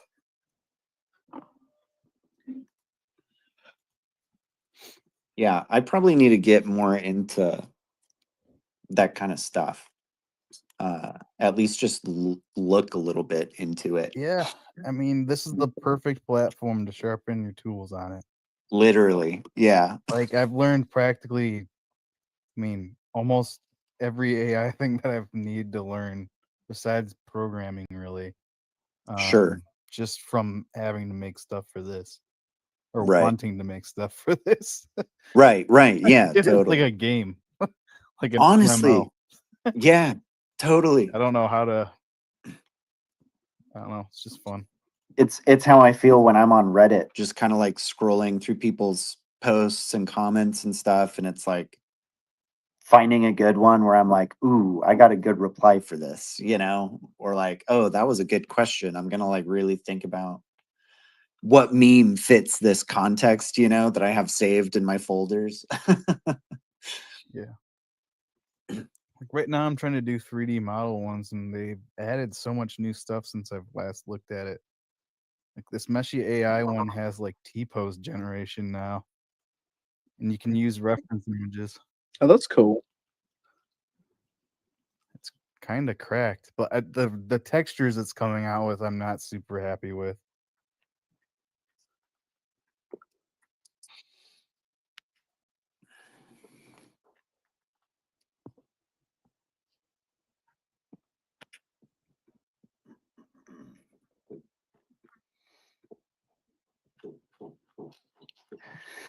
Well, I think think I need another Coca-Cola. I think I need another Diet Coke. Another auto heal. I need some auto heal. I've wanted to do an auto heal drink so bad. It's just so Dude. hard to find a decent manufacturer that's not completely like charging you up the ass for such a simple like a Diet Cola. Like, Yeah. something Yeah. that there's already a million iterations of. Yeah. Guys, Like there, sorry for interrupting. Oh my god, like this is so stupid, but still, there is a guy angry ranting about SPX being listed on Coinbase Reddit. Says, why did SPX get listed? This is an absolute travesty, or like yeah, there is an actual real companies out there and real index funds. Coinbase is great and Bitcoin too. Because So good, dude. Bitcoin is essentially one with traditional index funds via MicroStrategy. I just don't understand how this could be listed. Insanity. And then somebody else said, dude, it's a parody or something. Let me find it on Reddit. Just a oh my moment. god. It's gonna piss off so many people. Oh man, I just thought of the good. Okay, yeah, I'm gonna find that real quick. Let me see. Coinbase Reddit. Yeah, why did SPX get listed? Why did SPX with capital letters? Why did SPX? Yeah. Someone said it's just a parody, bro. Stop tweaking.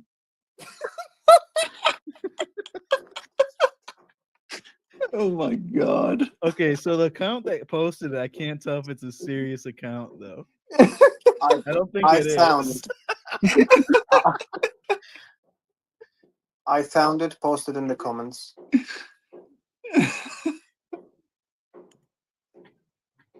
Oh, holy shit.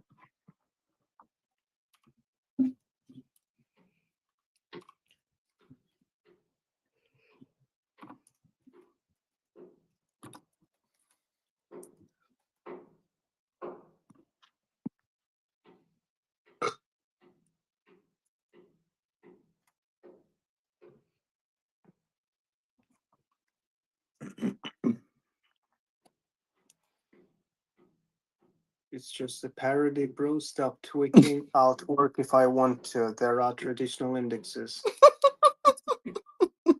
This is gonna be a traditional index one day. Literally. And one Eon says, I dare you to twerk. He says, no, I'm retiring in 50 years. I gotta save my energy. Okay. I'm retiring in 50 years. Like you're talking to a 10-year-old. This has to be some goofy ass account. Oh my god. Just imagine it's you know that like the meme of those like three boys that are like sitting around a table doing a podcast Yeah. on like YouTube. And it's like that meme, but it's like it's one of them. It's one of those kids. Weird. Ooh.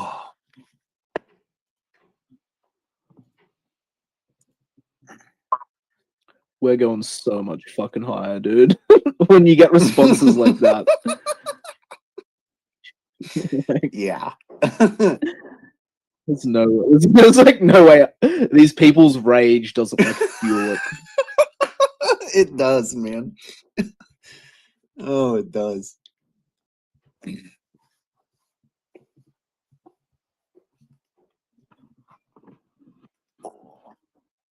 There's no such thing as the S&P 6900. Why are you doing this? There is, bro. Look it up on StockTwits. I feel like Martin Shkreli said that. Fuck, man. This is so fucking And funny. what was Yeah, remember when the StockTwits died? the fucking comment that he was like replying to had a 198 downvotes too. Yeah. Yeah, that was when we like first started fucking raiding Reddit. And it was just like fucking the Yeah. trolling and like that was such because yeah, someone was like and then that guy like freaked the fuck out. And then maybe it was like one digit or maybe Tech Focus was like put like, you know, in little asterisks like tips Fedora. And then was like, it is, bro, check StockTwits. Because you could like go to StockTwits and like search up fucking SPX6900, there'd be no chart. Because one day we're doing volleyball practice and the StockTwits Twitter intern just stumbled into our space thinking it was like a TradFi space. What? And then like came up on stage and we were like, nah, we're fucking 6900, dude. Like we're flipping the 500. And he was like, no way. And then he just like hung out for ages and we like convinced him to list us on StockTwits. Wait, hold on. But like not to chart data or Holy anything. shit. No way. Yeah, it was so fucking funny. This is the shit that just like happened when we were at like fucking 8 million and no one gave a fuck about us. And, like, and we were like, how the fuck are we not going so much higher? Hold on. So you could literally go onto StockTwits. Oh, there's no and Yeah, and find SPX 6900 like fucking 6-8 months before Mirage, dude. And you go there and there wouldn't be a chart. Like the intern must have just like gone to one of the programmers and was like, bro, you have to hook me up with this one. And then the StockTwits intern came back like multiple times to spaces just to fucking hang out. Like during his workday, he would just fucking come to like shoot shit with us at volleyball practice. So oh my god, that makes it like literally 100 times better. Yeah. Fuck you, there is an SPX 6900. Check StockTwits. Yeah. Fuck you! Stop doing this! Like, where's SPX on Yahoo Finance? They can't handle the lore. Dude, that is unreal. That is unreal. Oh, that made my day. It's looking like That SPX literally like auto by healed me. angles.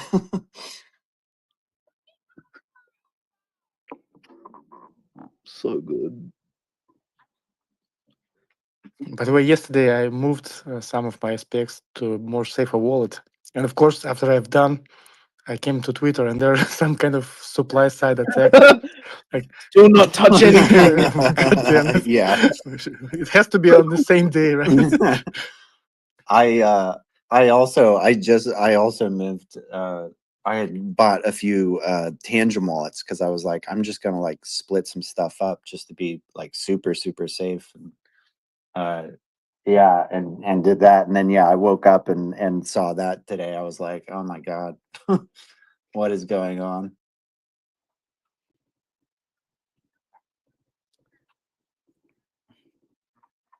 Yeah, and the guy drained like a total of $500. 500, not 60. No, it went up a little bit, but like pretty well for the largest hack in crypto history, like essentially multi-blockchain hack and everything. Yeah, how's that? I'm not a tech guy, so I don't really know how that stuff works, to be honest. But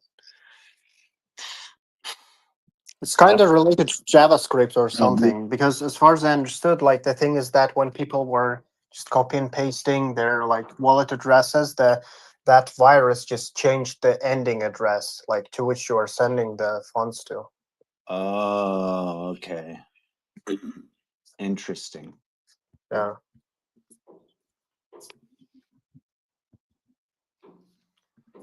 But I don't know, like imagine imagine how many days or hours, I don't know, I'm not a developer, I'm not a coder, but how much time he spent on that, and he just caught up and he just only earned like from $60 up to $500.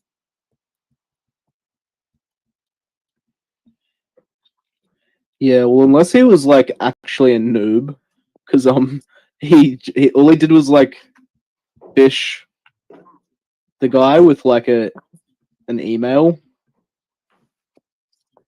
Like he just fished the 2FA with like a scammy email, and then didn't realize like what he actually got, what he actually got Right, access to. right. It was just a total noob. So maybe it was like a fucking massive bullet dodged by the entire like Literally industry. the entire industry, yeah, getting super fucking lucky. That would be wild. Or maybe it was a Yeah. psyop. You know what I mean? Maybe it was faked from the beginning, just to like bring attention to like a industry wide whatchamacallit? Like vulnerability or yeah, that's the word.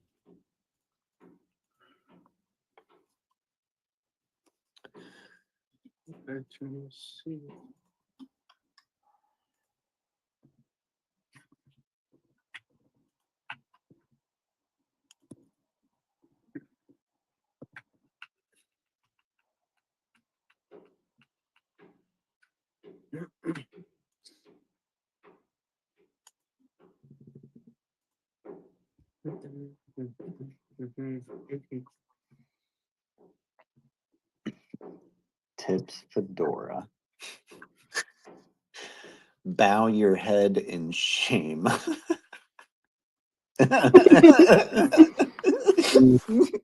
Go check stock tweets.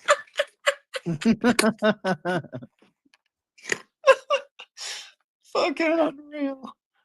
Oh man. What are the odds? I mean, it's crazy. Yeah. So wait. Did you say the stock twits guy like ended up investing in SPX? Probably. That's fucking awesome. Probably. And if he did, he's got one fucking hell of a story Dude, now, wouldn't he? literally. He is a piece of SPX lore. Yeah.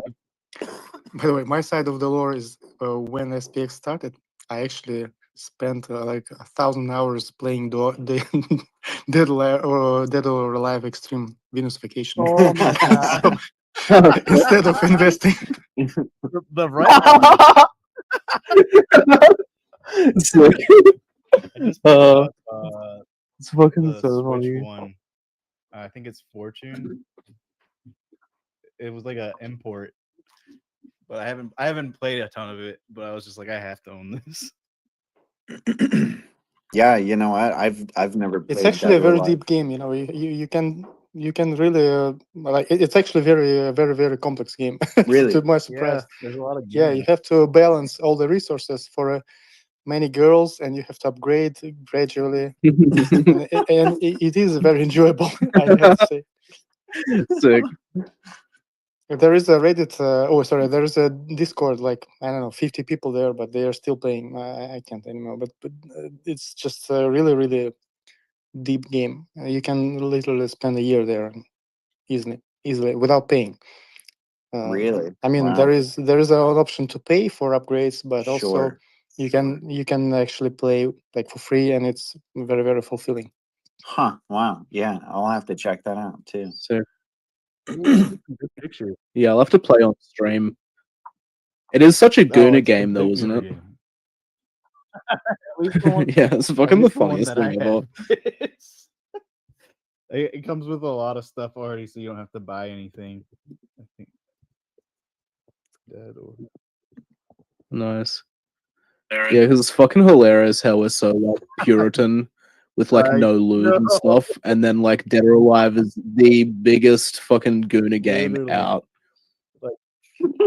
Like You type Marie Rose just into Twitter because you're like, oh yeah, I want some pics, and there'll be like all of these like sick pics from freaking Venus Island Adventure of all these freaking like Asian guys who are just like obsessed with dressing the girls up, and you're like, yep, I'll take all of them, and then there's just all of the most lewd shit ever.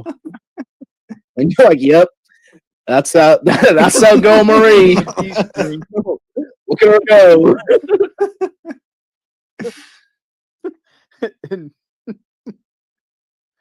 That's what always blew my mind. The no I'm just like, has anybody played? Actually played the game? Yeah. Yeah, it's like even in the fighting game, their outfits are just like fucking so debaucherous. But yeah, it's not like it's on the verge of erotic, but nothing too bad there actually. So I can recommend, yeah. not safe for work actually, but yeah. It's beautiful. Can recommend. The graphics are really good for a game from 2016. Yeah, and then they don't really change. Like, but they do introduce new girls which have better models than the old ones. So, for instance, if you play like Honoka, she is very you can see that she's a bit old model, and Marie too. But newer girls are more high poly count and look pretty good. Yeah. I wonder if you can mod it. Oh yeah, you can. Of course, there are mods I without. was gonna say, how would there not be? Well, a lot of it has such a big paywall, like that. Yeah, I feel like there's people that probably just have it cracked. Yeah. You can in those modes you can actually choose the color of her pubic hair too, and yeah. Oh man. To check out the mod site and instantly it's like adult content, please sign in. SPX6900 mod. like, dude, I went in like so hard into modding Skyrim.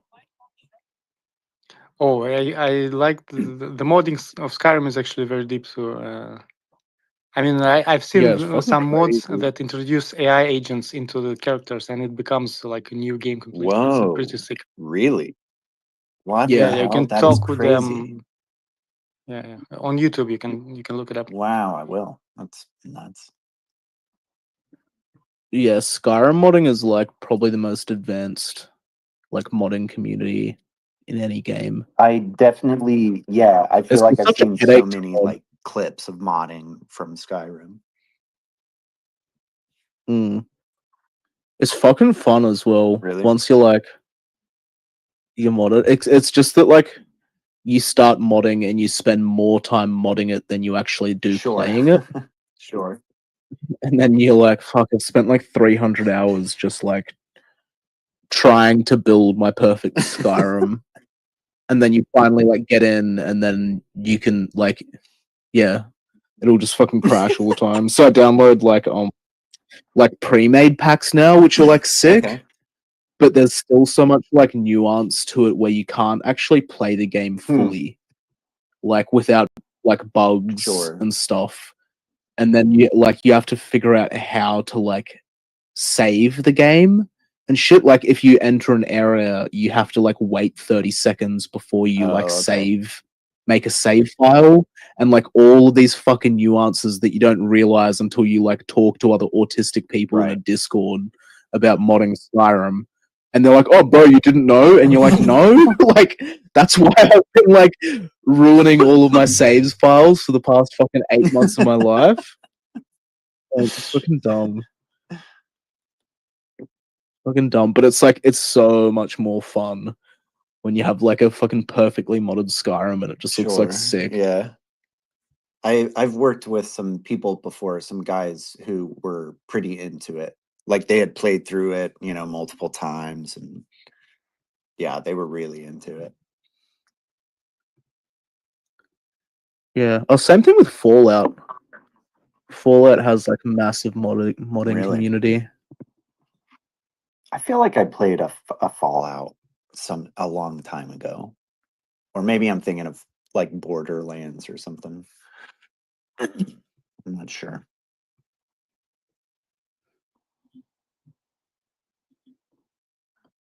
Yeah, I miss Borderlands. Borderlands was like so good. And then they just made it gay. It's really sad. I heard the movie was terrible. I haven't Yeah, seen. I didn't watch it. No, I sort of gave up on Borderlands after like the last one. It just got really shit. It was like the game was still so fun, like when you were just like running around shooting shit with all these weird guns, and then they would just suddenly just interject like weird freaking pride or like feminism into the storyline, and you're like, ah, dude, like just fucking let me shoot some shit. I'm like, I don't want to just suddenly something about fucking female empowerment or whatever. Yeah, that's not like the vibe of the game.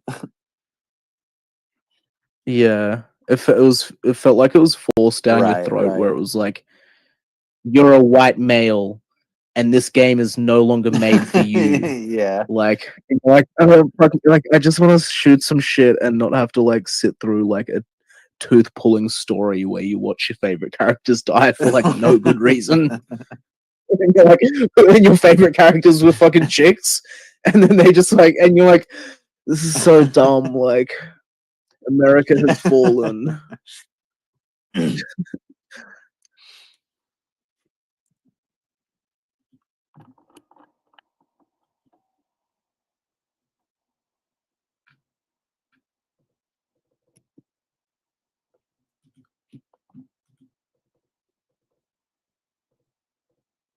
Do you play anything these days?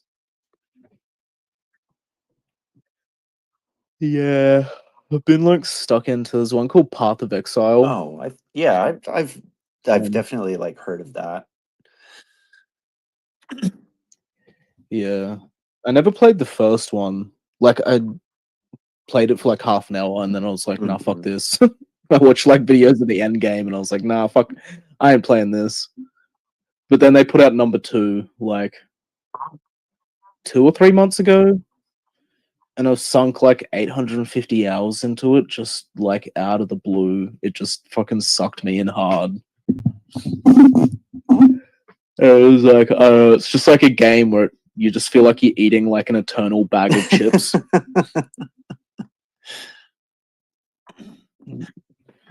Yeah. But then at the same time, it would just suck because they released it in like early access.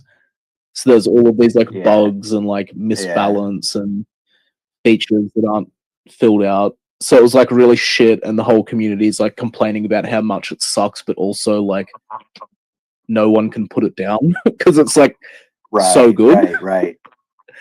And you're like, you can't put it down, but it fucking would just torture you the whole time you're playing it. And you're like, why am I doing this to myself? Like, I've been fucking playing this game like non-stop for like 3 days. Like, I haven't slept for like 2.5 days straight because I've just been like fucking playing this game. But I hate it. Okay, that looks cool. I'm just kind of looking at some of the images and short videos and stuff. Seems fun. Yeah, it is. It is until you get caught up in some fucking bullshit and then you die. You're like, fuck! Like, it's so unoptimized or something at the moment where like it'll like crash out. And initially, like, they did a big update, and then it kept like crashing to the desktop, just like randomly, or like you'd be in the middle of a fight and all this crazy shit would be going on, and it would just crash to desktop. And then they fixed that by making it like the game would freeze, and it would like reboot itself, and you just sit there at a black screen for like 10 seconds, and you're like, okay, this sucks, but it's like better. And then the last patch they put out like a week and a half ago, they changed something, but now it'll like black screen freeze. And then when you come back, you still can't see your character, but your character will just run away and the game's still playing, but you can't do anything. So then you just like die, or you might not die. But like you like, so you can't, there's all this crazy shit happening, but the screen's just black and you just see your health bar. Jesus like Christ, going to yeah. zero. and you're like, and you can't control your character, and you're like, what the fuck did you guys do? Like you made it worse than it was, and like it's fucked. It's like you'll get to like level 80, and if you die, you'll lose like 20% of your XP, and you could play for like 4 hours to get like that 20% of your shit. XP. Okay. Yeah. So like I've been playing one character for like 6 Yeah. days, and I haven't gotten a level Oh my god. at all. And I'm like going for like level 93 out of like 100, and I've gotten to like 70% towards like 93. And I'm like, oh, I'm starting to get so close to getting like one more fucking perk point, and then I'd have a death streak, and then just like fall all the way back down to the bottom, and then just like go all the way back up. Like 2 days later of just straight playing, like playing for 2 days straight, and then I'm like, oh, I'm almost there. I'm at 70%, and then like death streak. Brutal. Fuck. Brutal. It's just brutal. So when you actually like get that level, like it's like a get good scrub game. And you finally fucking get that level, and you're like, oh, hallelujah. Like, yeah, I've been playing fucking 850 hours, and I haven't even like killed the like main Holy bosses. shit. The easiest versions of the main bosses I haven't even like Really? attempted to kill Jeez. yet. Holy shit.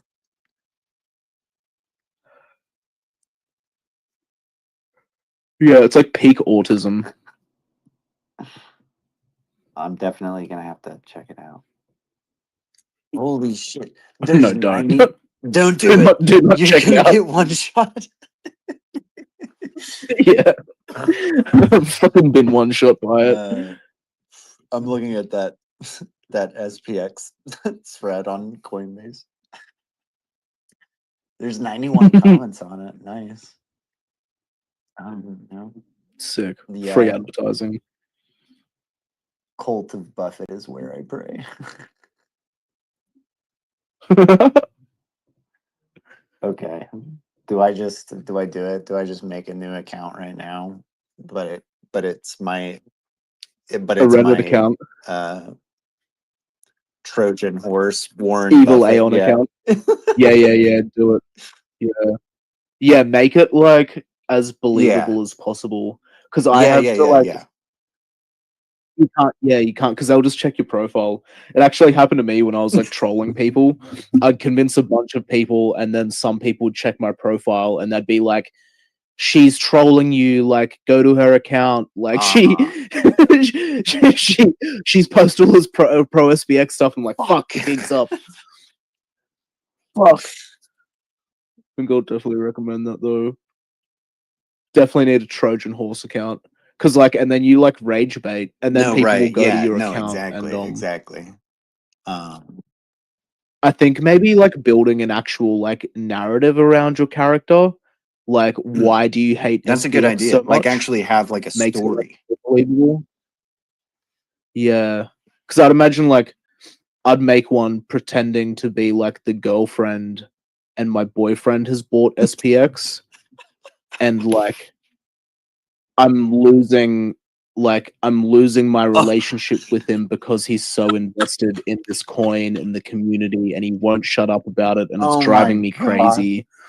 And maybe even like start to weave something in about like I've been starting to like cheat with an AI boyfriend because my AI boyfriend can give me the attention. So then I can go to like AI boyfriend subreddit and, you know what I mean, like shill SPX there by being like, and then it's believable, right? Because you like they'll go to your account and they'll see like all of these posts and a track record of you like because to get the karma to even comment on these subreddits, you need to like engage with comments and shit there and become a part of the community. Hype is diabolical, dude. Yeah, man. I wrote a fucking like 5 pages of like a half cooked freaking Google document about like how like someone could like infiltrate SPX and take us out from the inside out by like community invasion and shit, because that's how the CIA takes out movements, is by like invading the community and shit, splintering it. And I was like, so I wrote fucking I was having a full skits out like when I'm fucking like a few months, a good 6 months after Murad, fucking, because we had all of these new people.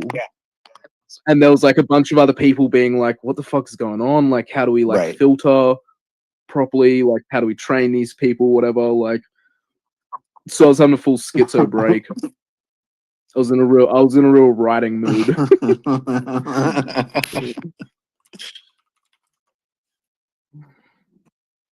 So now it's just like flip it and do it to other communities.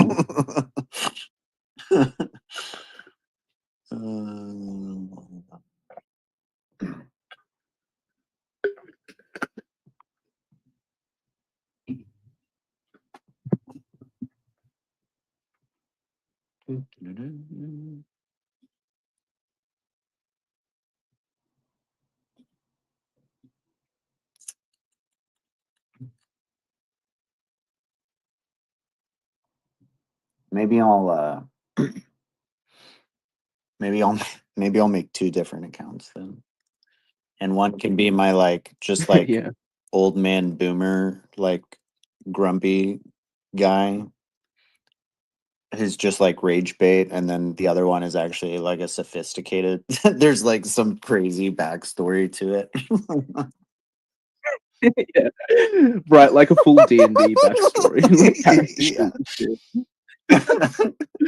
Oh, that would actually be really entertaining if we like did that. Made them like selfies and shit like that. Talked about our like characters and the raids we're doing. Yeah, because if you have like different characters, then you can like use them to like communicate with each other. Yeah. And people won't quite tell if you have like track of just like being a part of like normal communities and shit. I was gonna say Like you would need non-crypto to and actually non-shit. spend some time in other communities in terms of like building up an Yeah. account, I guess. Yeah, like the history, because you'd need to like follow like other shit like cars or some stuff, or like basketball, and then just comment fucking zombie stuff on like basketball posts about like, I can't believe they're gonna transfer so and so to the Lakers. That's such bullshit. Like, Patriots were gonna have such a good season. Curry deserves so much better than that. Yeah. It's fucked because it's like military.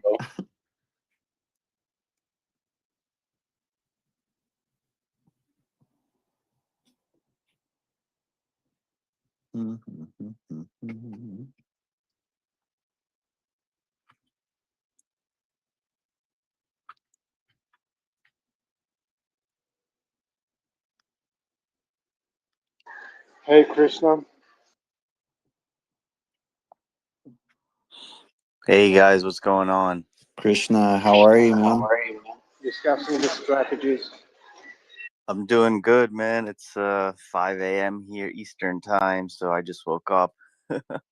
Wow. Do you always get up that early?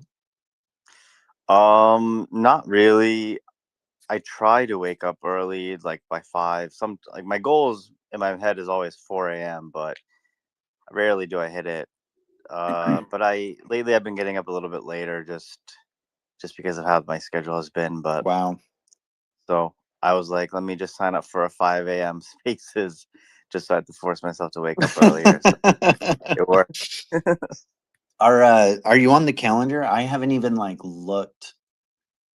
I did Mike sent out the calendar like last week, and I did put my name up on there. Awesome, great. Yeah, We've just been hanging out for the last like what 4 hours or something. Yeah, I've been popping in and out for like since this thing started, but I haven't. There's always somebody talking, and I'm just listening to whatever's going on. Yeah. But that's awesome. That's just so cool. This is a third one now. That like Yeah. yeah. Yep. No, yeah. But yeah, I mean, we started this one though. I mean, well, Mike started this one. I mean, a few minutes after the second one crashed out, which Gotcha. is kind of crazy too, because I don't know. No, I guess he wasn't asleep.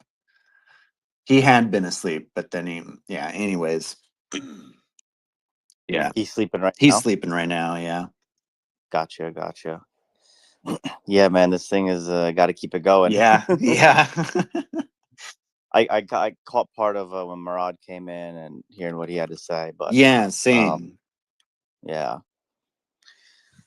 No, I was just listening to Hype's strategies for Reddit, and I support them all.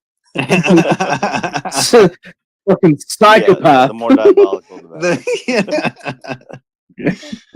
better. Yeah, I've been just slowly posting all my videos on different platforms. It just takes forever, like especially on Reddit, as far as like there's no progress bar or anything. You just hit post and you just have to like wait a couple minutes, and eventually it does Oh, go. It does really? upload. So.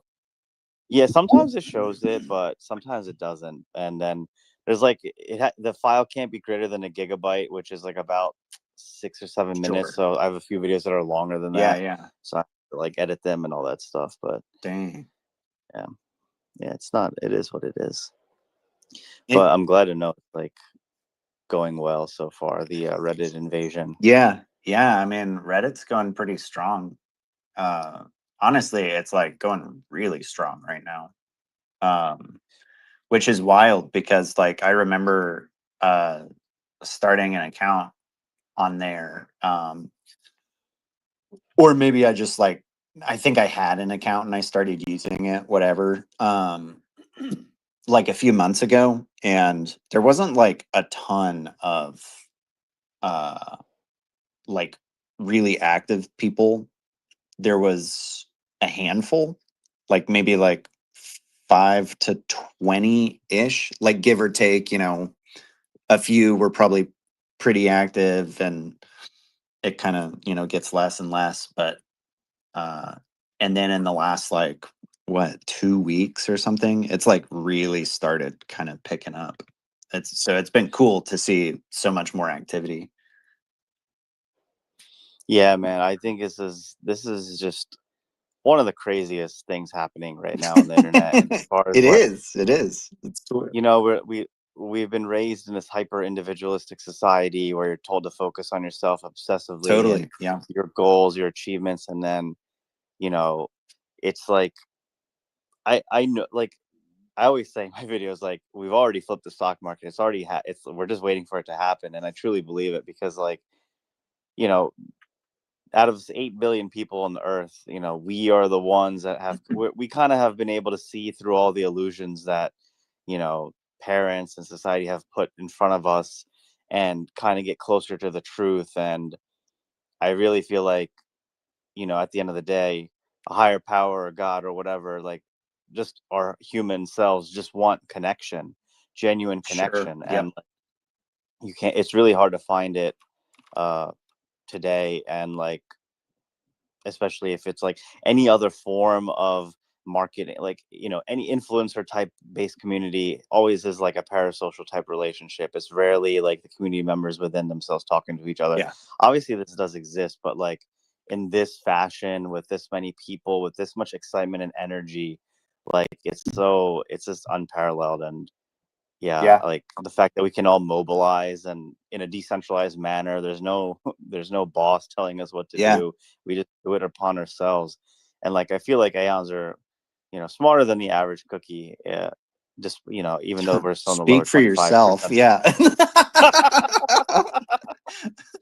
Me, I'm in the lower 25th percentile. Yeah, for But some sure. of For us are sure. Yeah. smarter. No, but there But are a like ton of even smart people in the space. It's crazy. yeah. And like just the fact that like Reddit, you have to use your brain a little bit in terms of like you can't just obviously bull posters, Yeah. obviously just wait to infiltrate. So Yeah.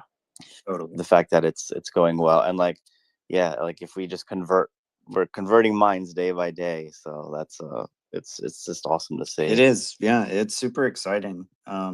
Even just the like little bit of the little bit that I've seen of people on Reddit being like, okay, like I'll bite, tell me about it. Right. Yeah. Or the one hope post that the guy titled as Hope, and he was like, he said he was watching this community for like a month on Reddit, and he was like, yeah, like the consistency and everything, just he believes, and he's been DCing and stuff, and it's like, man, that is just like so cool. So cool that like we can literally just be like positive and like helpful and stuff, and other people like catch on to that, and it's like, oh yeah, there is something really bullish. There is something here to be really bullish about, For sure. Like just in general, like in the times that we're living in, just all the shit happening in the world, and like current political leadership around the world is just failing young people everywhere.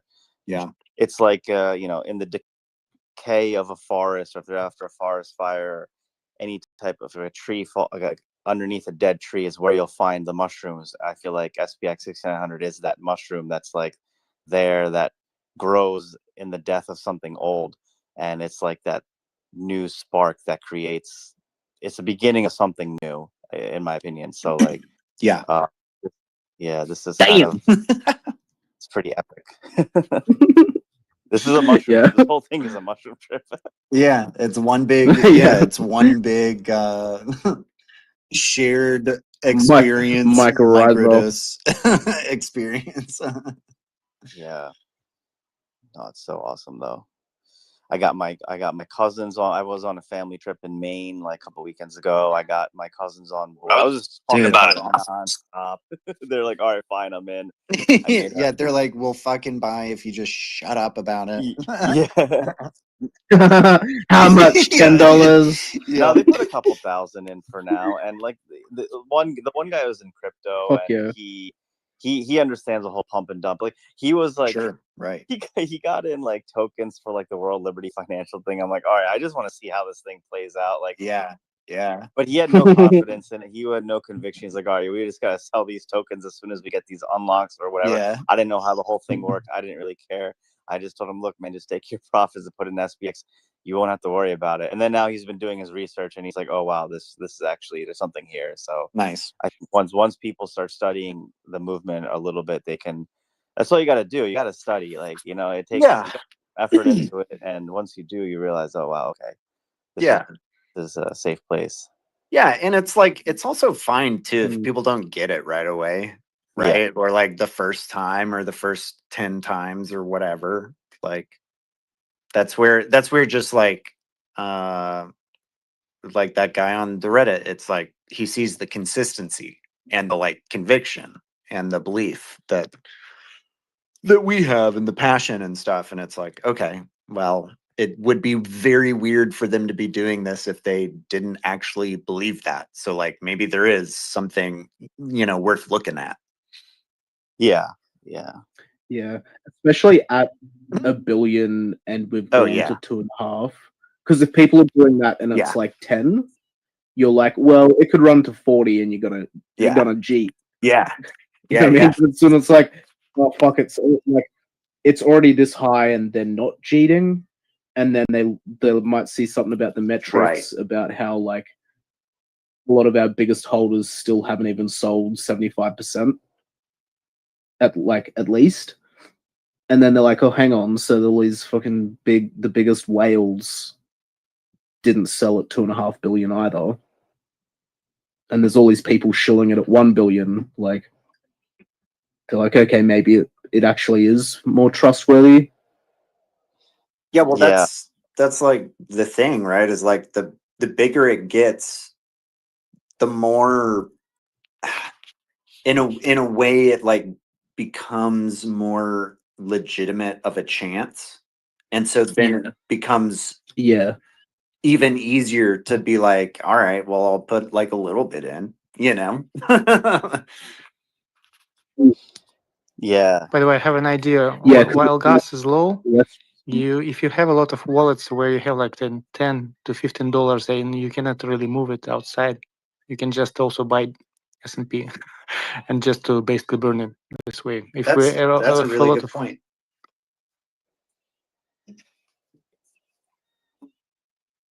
Wait, what'd you say? Can you repeat? I was like distracted by the like anime music in the back of you. It's heard. I'm sorry. 1 second. So yeah, basically, if you use a lot of wallets, right, to move around funds, you have a lot of some ETH there left, like $10, $15, which you cannot move. And while gas is low, you can actually swap it to SPX and burn it this way, like leave it at there. That's a really good point. I might actually have That's a like good just point. a few dollars or something in a MetaMask wallet that I haven't like touched in like 3 years, but I know I have one. You know, I just never use it, and there's If like we- nothing in it. If a lot of people do this, it will also get some supply burned eventually. Yeah, totally. Yeah, I'm gonna look at that. That's a great idea.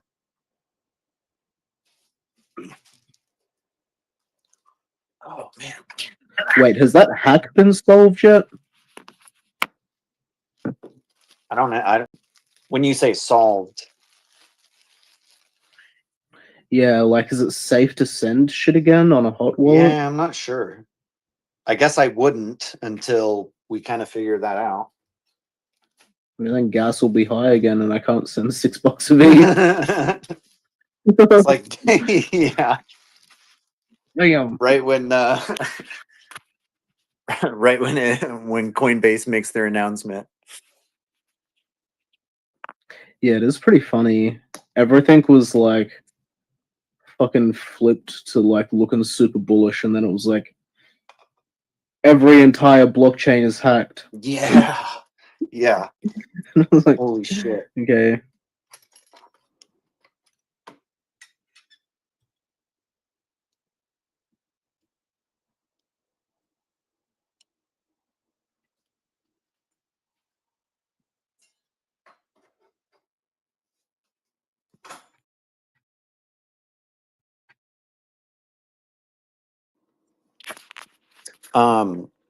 Krishna, how many did you have like a hour or two or more like blocked out? Yeah, I have 4 hours blocked out. Holy shit. Do you have like stuff that you are wanting to talk about that you had like kind of prepared, or were you just coming on to hang out and talk to whoever was here? I was just planning on coming on to talk to whoever was here because I didn't have anything planned or anything like that. Okay, cool. No, that's perfect. Everything. I just wanted. I wasn't sure if I needed to be like, all right, everyone, and here's Krishna, you know, for your entertainment. No, you can check out the Daily Aeon for your entertainment purposes, but I'm just here to hang out and just chill, get to meet more people, and vibe, basically. Hell yeah. Yeah, I haven't had a chance to talk to you yet. Yeah. Man, you've made how many of these? Like 28 or something of these? Did you say it's the Daily Aeon? Yeah. So. Okay. Yeah. So yeah. Yeah, I've made 28 of them. So I guess I'll tell you a little bit about my SPX journey. You know, I always find that interesting hearing about people, but so like I first heard about Bitcoin back in like 2016. I was living in Philadelphia with like three of my close friends from high school, and two of them very smart, much smarter than me, at least technologically, and they were both in Bitcoin. Like they both had some, and I think this is when the price started going up. One of them kind of just stuck with Bitcoin, wasn't super into trading and anything, but the other one got into ETH and was kind of, essentially trading on Coinbase at the time. And I was just watching this whole thing happen, and kind of just noticing, like, I have a finance background, so at that time I'm like more of the, valuation is a cash flow based thing, and like none of these technologies have any cash flow basis or any justification for valuation type of thing. So I thought it was kind of like a scam that was eventually going to go to zero. So I was just watching it, and like I kind of just noticed in general, just even about trading, like I went into finance because a lot of my uncles, they all like trade stock options and all these different derivatives and stuff. And like, I know they've made a lot of money, but they've also lost a lot of money. So I already knew, like, in the back of my mind, like, oh, wow, trading is a lot harder than people make it out to be, even in traditional markets. So I was watching my friend just trade and just like not sleeping and just like kind of just putting all of his energy into this thing where you can't really control anything. So that was like my first experience with like crypto and the trading aspect of it, but less of the technology. Yeah. He did end up like he made a good amount of money, but that was because he held ETH. That was the reason why he made the money, not from the trading. So he had held ETH from like 2016 on to the next cycle as well. But I only bought a small amount of ETH, and then like I never really did anything with it. Sure. So then in like the next cycle, 2021, I had another friend who held Doge, and it went up quite a bit. I still was like, I didn't have that much money even to invest in it, and but this was like when Bitcoin hit like 64K or something like that, 69, whatever it was. But I got into, I'm like, all right, let me try this out. Let me see how to make this work for my favorite. Right. And I got into Cosmos or Atom. I don't know if you know that token. Yeah. I was into the liquidity pool, the LPs, for like Cosmo, and like so Luna was the one that provided the highest APR. I was in that.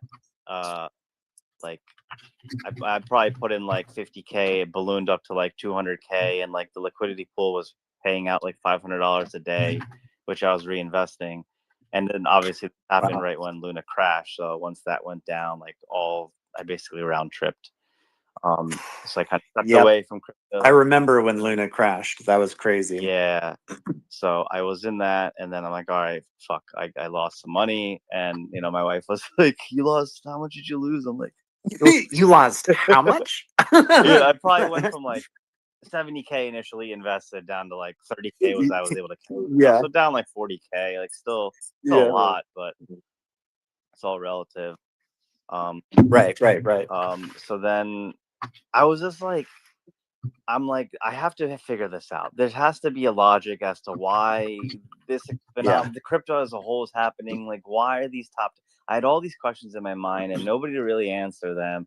And then like the memes started happening, like 2023. And like I had a friend, like he was going through some real tough shit, like just struggling under capitalism, like didn't go to didn't graduate college, like was working dead end jobs, and he was living at home with his parents. And so I'm married. My wife, I currently don't work, but my wife, she works, so I'm just like helping her out with full time. Fortunately, she makes money for us to live, but like not. It's her work is stressful, so Yeah. But yeah, so a friend moved in with us, and I kind of saw he was more into crypto than I was, and kind of trying to find the runner that is more into the like I would say like a gambling trading side. And I saw his mental health deteriorate, like as he kept losing more money and like kind of getting more and more desperate, and like our relationship got strained. I had to like kick him out and stuff. It was not Man. Yeah. So like I kind of saw the damage that this trading and gambling can happen on an individual. And I'm like, all right, well, I definitely don't want to do that. But like I knew something about memes in general. I felt like there was something there. Right. Maybe like I guess like March 2024.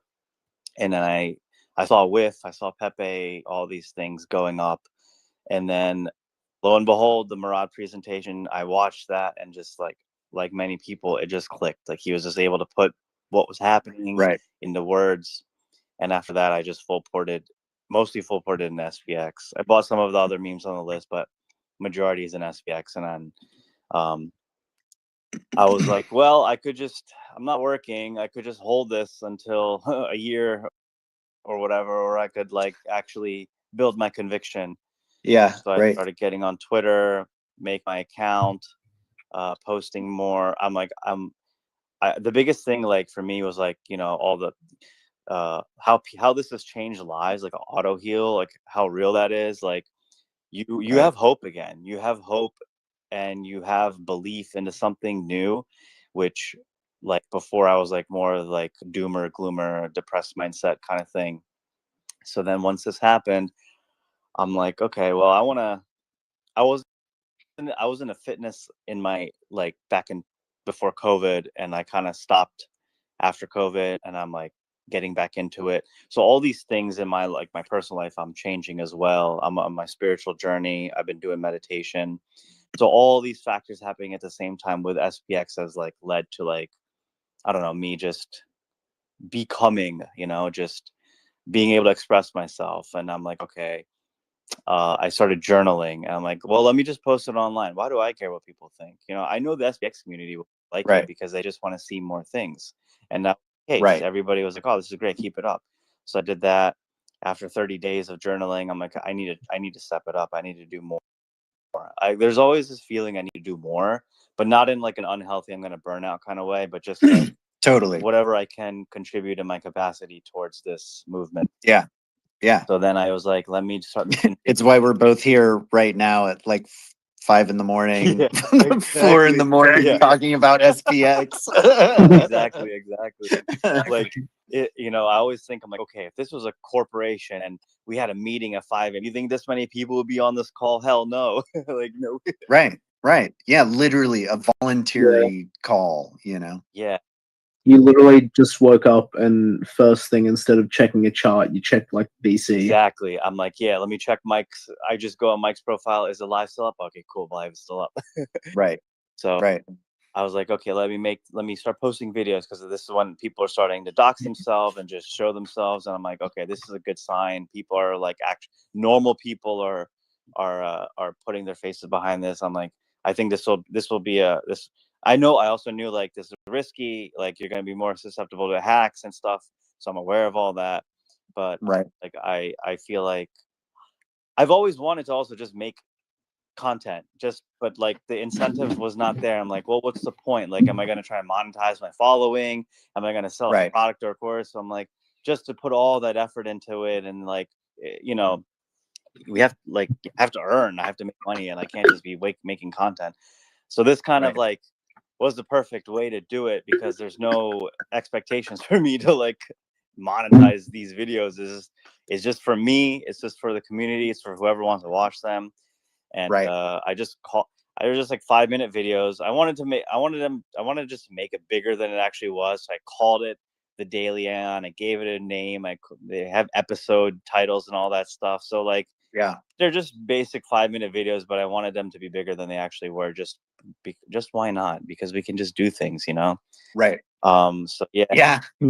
And I was like, I'm gonna do this unscripted, because this is already taking so much time. And I was just like, I'm just gonna hit record, and I kind of have a vague idea of what I want to say over what's on my mind, and I just kind of went from there. And sometimes I drop spiritual gems, and people comment and be like, bro, that was like the wisest shit I've ever heard in my life. And like, that to me is worth it. Like, if I'm on my own spiritual journey, I've learned things in life, let me see if I can help other people, if people are willing to listen. So I'm like, all right, I'm just going to keep doing this, and just see where it goes. And first it was just on Twitter. Now I'm like, well, I have this whole catalog, let me just post it everywhere, because that's the next step. So yeah, here we are. That's awesome, dude. Yeah, thanks, man. Appreciate it. It's like, yeah, like beyond. It's not about, people mistake it. Like the depth of SPX is just insane. Like, sure, initially you might get into it because you want to make a return, but it becomes so much more than that. Like, you're just the more you get into it, you're like, okay, I feel like the longer you're gonna hold it, and the longer you hold it, the better you're gonna be. The better off you are. That's the secret to building the wealth, is like, you buy, you do nothing, and then you eventually sell. But like, the doing nothing is the hardest part for most people. Most people can't do that. Well, and the thing is that like, but there's kind of an interesting like dichotomy there where like we're actually not doing nothing, right? We're just doing Yeah, nothing in exactly. relation to what people are normally doing. Trading. Trading, yeah. Like we're not trading, we're figuring out a more productive way to spend our time. 100%. Yeah. It's like we're finding out a better way of like Hype's over here making fucking he's editing videos of Aeon girls and you know what fucking Barbie Fucking scenes Brian Armstrong and on the fucking pen. yeah, and I'm talking about, you know, my 12 Reddit alts who are all, you know, part of the fucking strange family. I don't know, you know, and it's just like we're finding way more productive ways of spending our time than staring at a fucking chart, trying to like figure out how to maximize the 10%, you know, blah, blah, blah. 100% agree. Oh, Marine had his hand. Marine. Yeah, you got your hand up.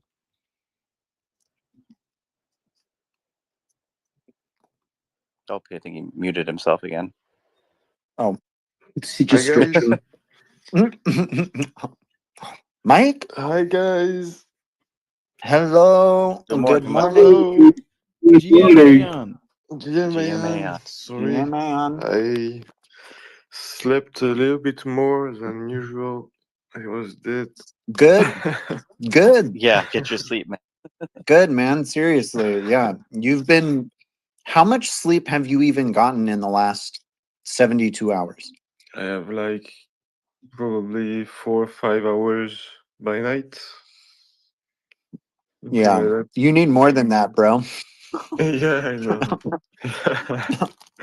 If you don't sleep, you cannot persist forever. Yeah, that's true. It is a requirement. Thank you forever. Thank you very much forever. Yeah, thank you forever.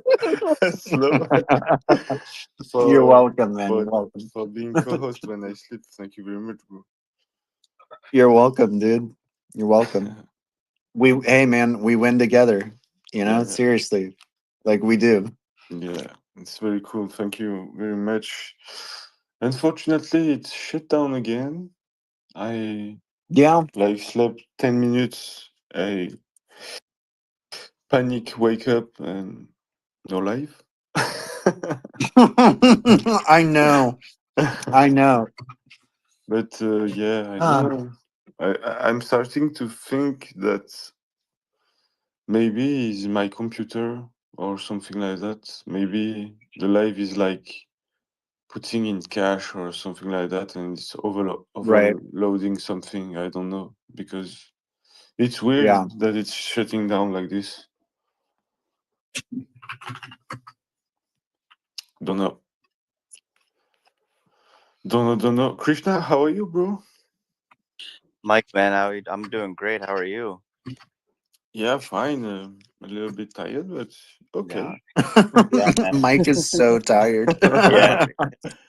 You Yeah, got to get your rest, man. You got to get your sleep is an integral part of persisting forever. Yeah, exactly. That's right, man. Exactly. But no, I'm doing good. I got up for work. 5 a.m. is my shift call. 5 to 9 is what I put in the calendar. So here I am showing up. Yeah, nice. Just telling whoever's here about my whole story of how I got an SPX and all that fun stuff, and leading up to the daily Aeon, and just how I can contribute more to the community and spread the message, spread the good word. Very nice. Very cool, bro. That's very cool. Yeah. I have a question, guys. Like, no, not you. Just an idea. No. Question for real. Do you think? I have a question, guys. Do you think it's possible to have like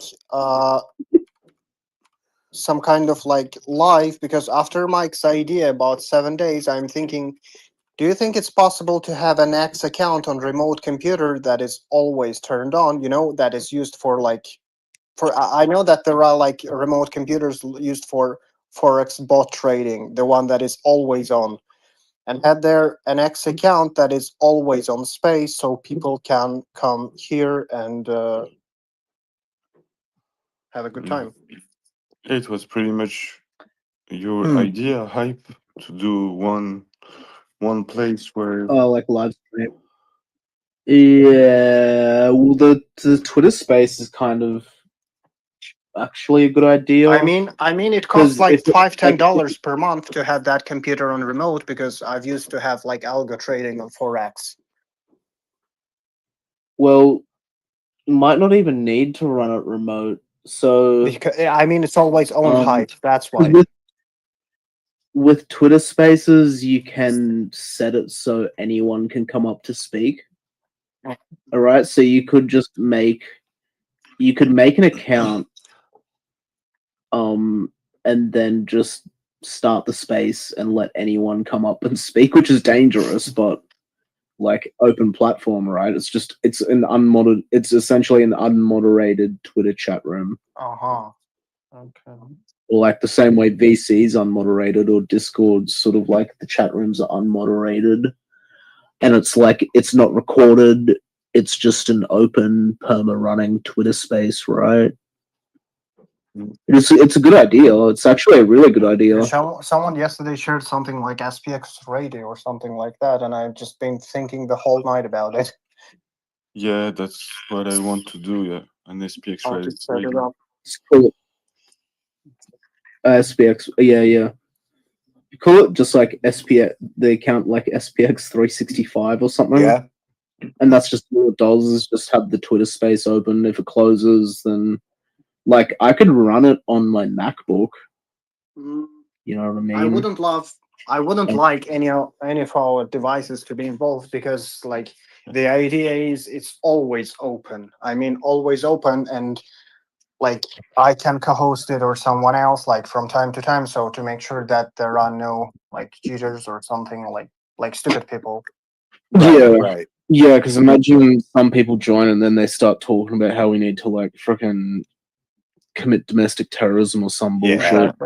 And it's a lot of space, and it's like on one of our accounts, and I've you. already booted two It's true. people in just the 10 hours total or whatever that I've been co-hosting between tonight and the other night. What did happen? Yeah, they'll pop up. SPX69K FM.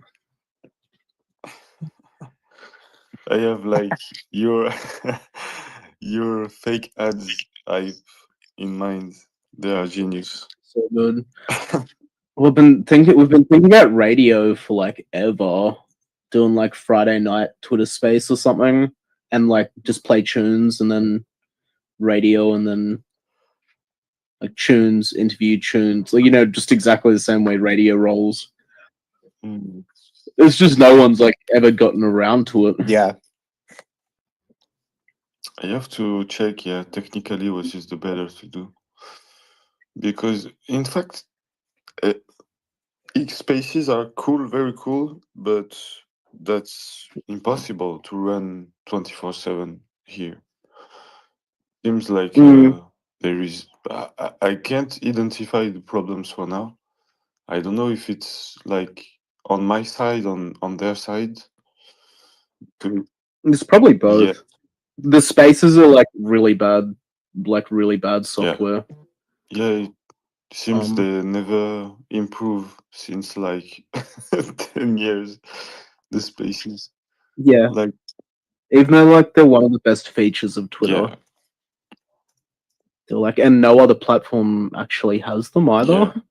Like it's the most unique feature to Twitter that is the coolest thing, and they're just sort of like, yeah, very true. Very true.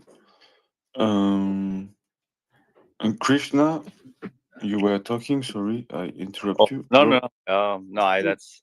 I just came in here to hang out with you guys, so I don't got anything. I have nothing planned or anything like that. So, I don't even know what I was talking about, to be honest.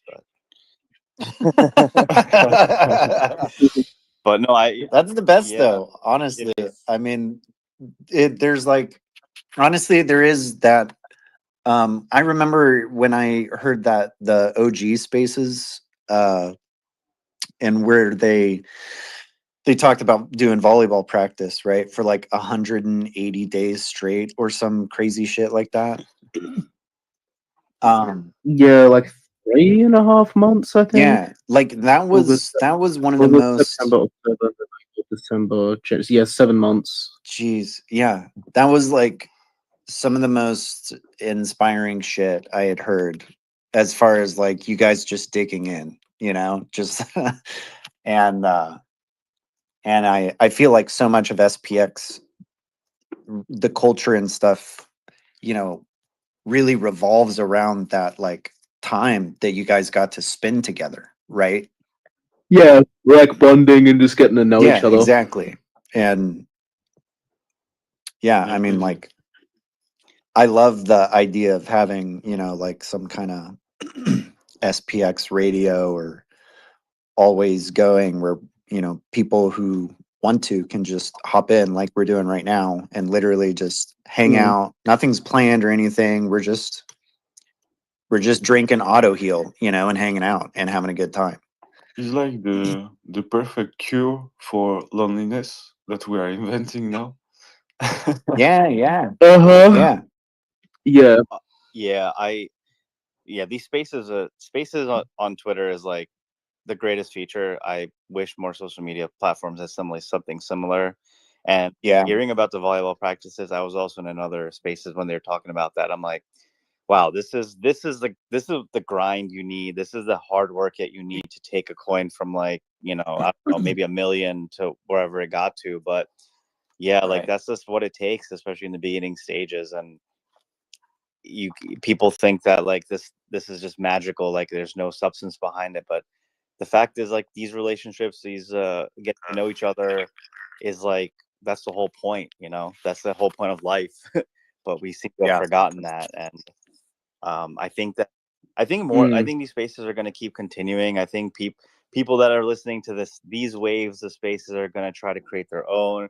I feel like there's going to be some space related to space SPX happening like all the time, kind of thing. Yeah. It's just inevitable. So yeah. Sure. It will inspire other people to do the same and to do their way.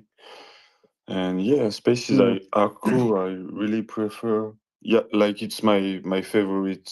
You know, only the audio is my favorite way to be live. Personally, not showing your face and just talking.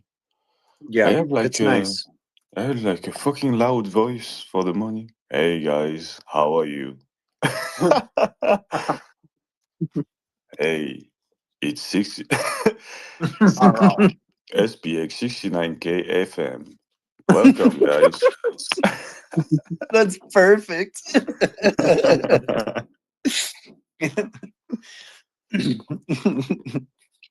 Beautiful stuff. Very beautiful. The SPX6900. Yeah, Hype made some fake ads. At some point I will play it because they were so funny. I was like legit listening when I was driving in my car, and I was like laughing along. I love Drippy's one. He's like, do you like staying standard and poor? Stick to the 500. Yeah, exactly. He says it so well. Are you tired of making money? Invest in the S&P 500 today.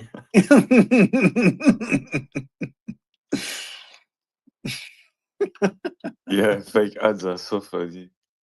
Fuck. We need like a shit ton of it, and like making a radio and all the ads are like this, you know, all are fake. Yeah.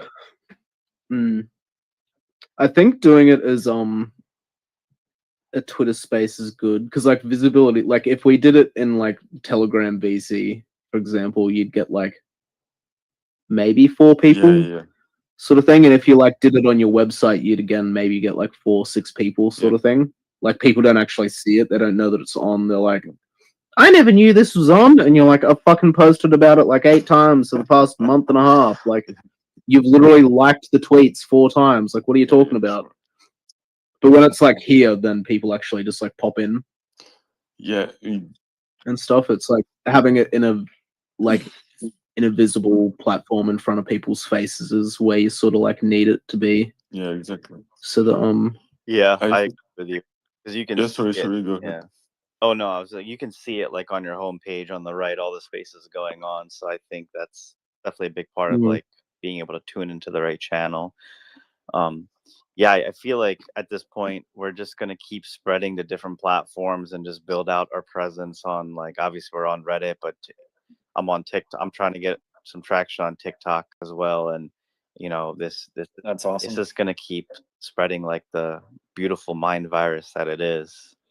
Because it's just so compelling. As your life gets worse and worse, as the next crisis occurs, as the money printer turns on, and you start seeing the prices of everything start going up, and you're like, "What's going on? Why can't I make the world? What's wrong with me?" And you're like, "No, it's not you. It's the system. It's the 500. They're screwing you. You don't even know how. They're poisoning your food. They're inflating your paycheck, and they're taking Yeah, away it's true. your excess value of your productivity. Come join us. This is the next front of humanity." Yeah, it's the next resistance. Exactly. It has to happen online, decentralized, not geographically bound, and there's no need for the violence. You know, it's just all like spiritual warfare. So it's still very important battle that we have to win. Yeah. Yeah, that's crazy when a battle for your soul. when you think to all aspects they are of your life they are attacking on. It's crazy. It's almost all. The Yeah. food, your work, the people you see, what you see on the technology you use. Like it's like all aspect of your life. The time you pass at home or at work, like the money you have and in what you can. Yeah, it's like it's all aspect of your life. It's crazy. Yeah. It's I don't even know how to describe it, but It's a total attack on you in it every really front. is. I always And felt like that just growing up in. I mean, I grew up in America, and like in yeah, a suburban area, and like I could always just feel like, what place is this? This world is just so weird, and like it doesn't make any sense whatsoever. Like people are just, I don't know. It just felt like just something was off the whole time, and I thought I was crazy, but turns out I am, and I also found other crazy people to be with. Honestly, you know, I had the thought the other day where I was like, something about this does kind of feel like an AA meeting where it's like, you know, we're all crazy people just like trying to talk about how crazy we think the world is. And Yeah. and like so many people here have like PTSD from prior cycles. And, you know, I mean, like stop trading and start believing in something, you know, it's like stop trading is kind of like the addiction, right? Kelly. And it's like this is our cure. It's like in a lot of ways, you know, like the whole like AA program or whatever. I'm not like particularly religious or whatever, but there's a lot of like parallels, you know, as far as like you think about like the steps of recovery and then like how people go from trading all the time and like what that does as far as like addiction is, like, you know, the dopamine and the rush and the everything about it. And it's like, yeah, there are parallels there, you know. No, you're 100% right, and like I have a confession. I had 2 DUIs, so I did have to go to rehab, Yeah. voluntarily, like as part of my treatment or whatever. So like I remember going in, and like yeah, people are just suffering, but like there's a big sign, something about there's like the serenity prayer, and like how like I just saw the word God, and this is before my whole spiritual journey, and I'm like, oh okay, I see what the solution is, and you know. And it kind of just clicked for me, like any type of addiction, any type of suffering that you're having, you do have to find that higher power. And like their solution is to have like group meetings, you know, AA meetings outside or group therapy. It's just people talking in a safe space, no different than this, just sharing their stories, not being judged, and like that's what helps heal. So we're just taking those same principles and applying them here, but with the added bonus of also we have a goal of trying to get this coin to flip the stock market, which adds like which is like the next level up, you know. So Yeah, like hell yeah. AA on steroids. Yeah, dude. Yeah. So no, that's a good insight there. We come for the auto heal, man. Absolutely, this is the best auto heal group on the market today. Yeah, true. People just don't. Yeah, that's the thing. They just don't know. Like Murad yesterday talked about how in fact the biggest market is the market to fuck what was the word, the market to recover mentally or to be well, of Mental well-being. well-being. Oh yeah, actually, I thought that was really interesting when he brought that up. Hey, because he was like, yeah, people think it's food or medicine or like oil, and then he was like, I think it's suffering, and you can't touch suffering. You can only observe it. And I was like, holy fuck, he's actually right. Because it's like if you break it down right, the entire like porn industry is like suffering. Right, the entire gambling industry is every single vice humans have is like the suffering industry. People are trying to like soothe their suffering. Yeah, and especially now, and you're like, it's like existential suffering and just like the futility of continuously trying and not being able to move up. I mean, there's so many types of suffering that we try to create products and services for, but like ultimately, I mean, the spiritual masters of ages past have, you know, suggested the solutions are always almost simple, like just meditation or walking and things of that nature, but they can only kind of get you so far because they kind of get you to the next point of like, okay, you still need community, you still need people to like talk to and stuff like that. And this problem is never going to go away, the suffering problem. This is just, I feel like, the best solution for it, in my opinion, the best product market fit for alleviating that suffering.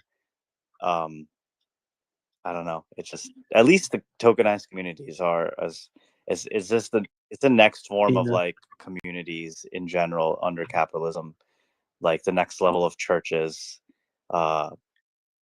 Yeah, they solve the problem or like help the problem for like now, for like our generations and what we need. If it helps individuals, if it helps an individual release some of their suffering, now that individual can go out into the world and help other people. I think that's how like the healing as a society will start. So like we're kind of like on the forefront of it. Like we recognize a problem, we have a solution, and we're trying to spread the word to help other people. We're not trying to scam other people into buying SPX. We're generally just trying to help them. Like at this point of where the coin is right now, like if you buy it right now, you're in a pretty good spot. I can't say that's the same when it's at like $100, but like right now you would be benefited from, you know, at least considering it. So yeah, Murat's got a good point there as far as the market for suffering is all of humanity.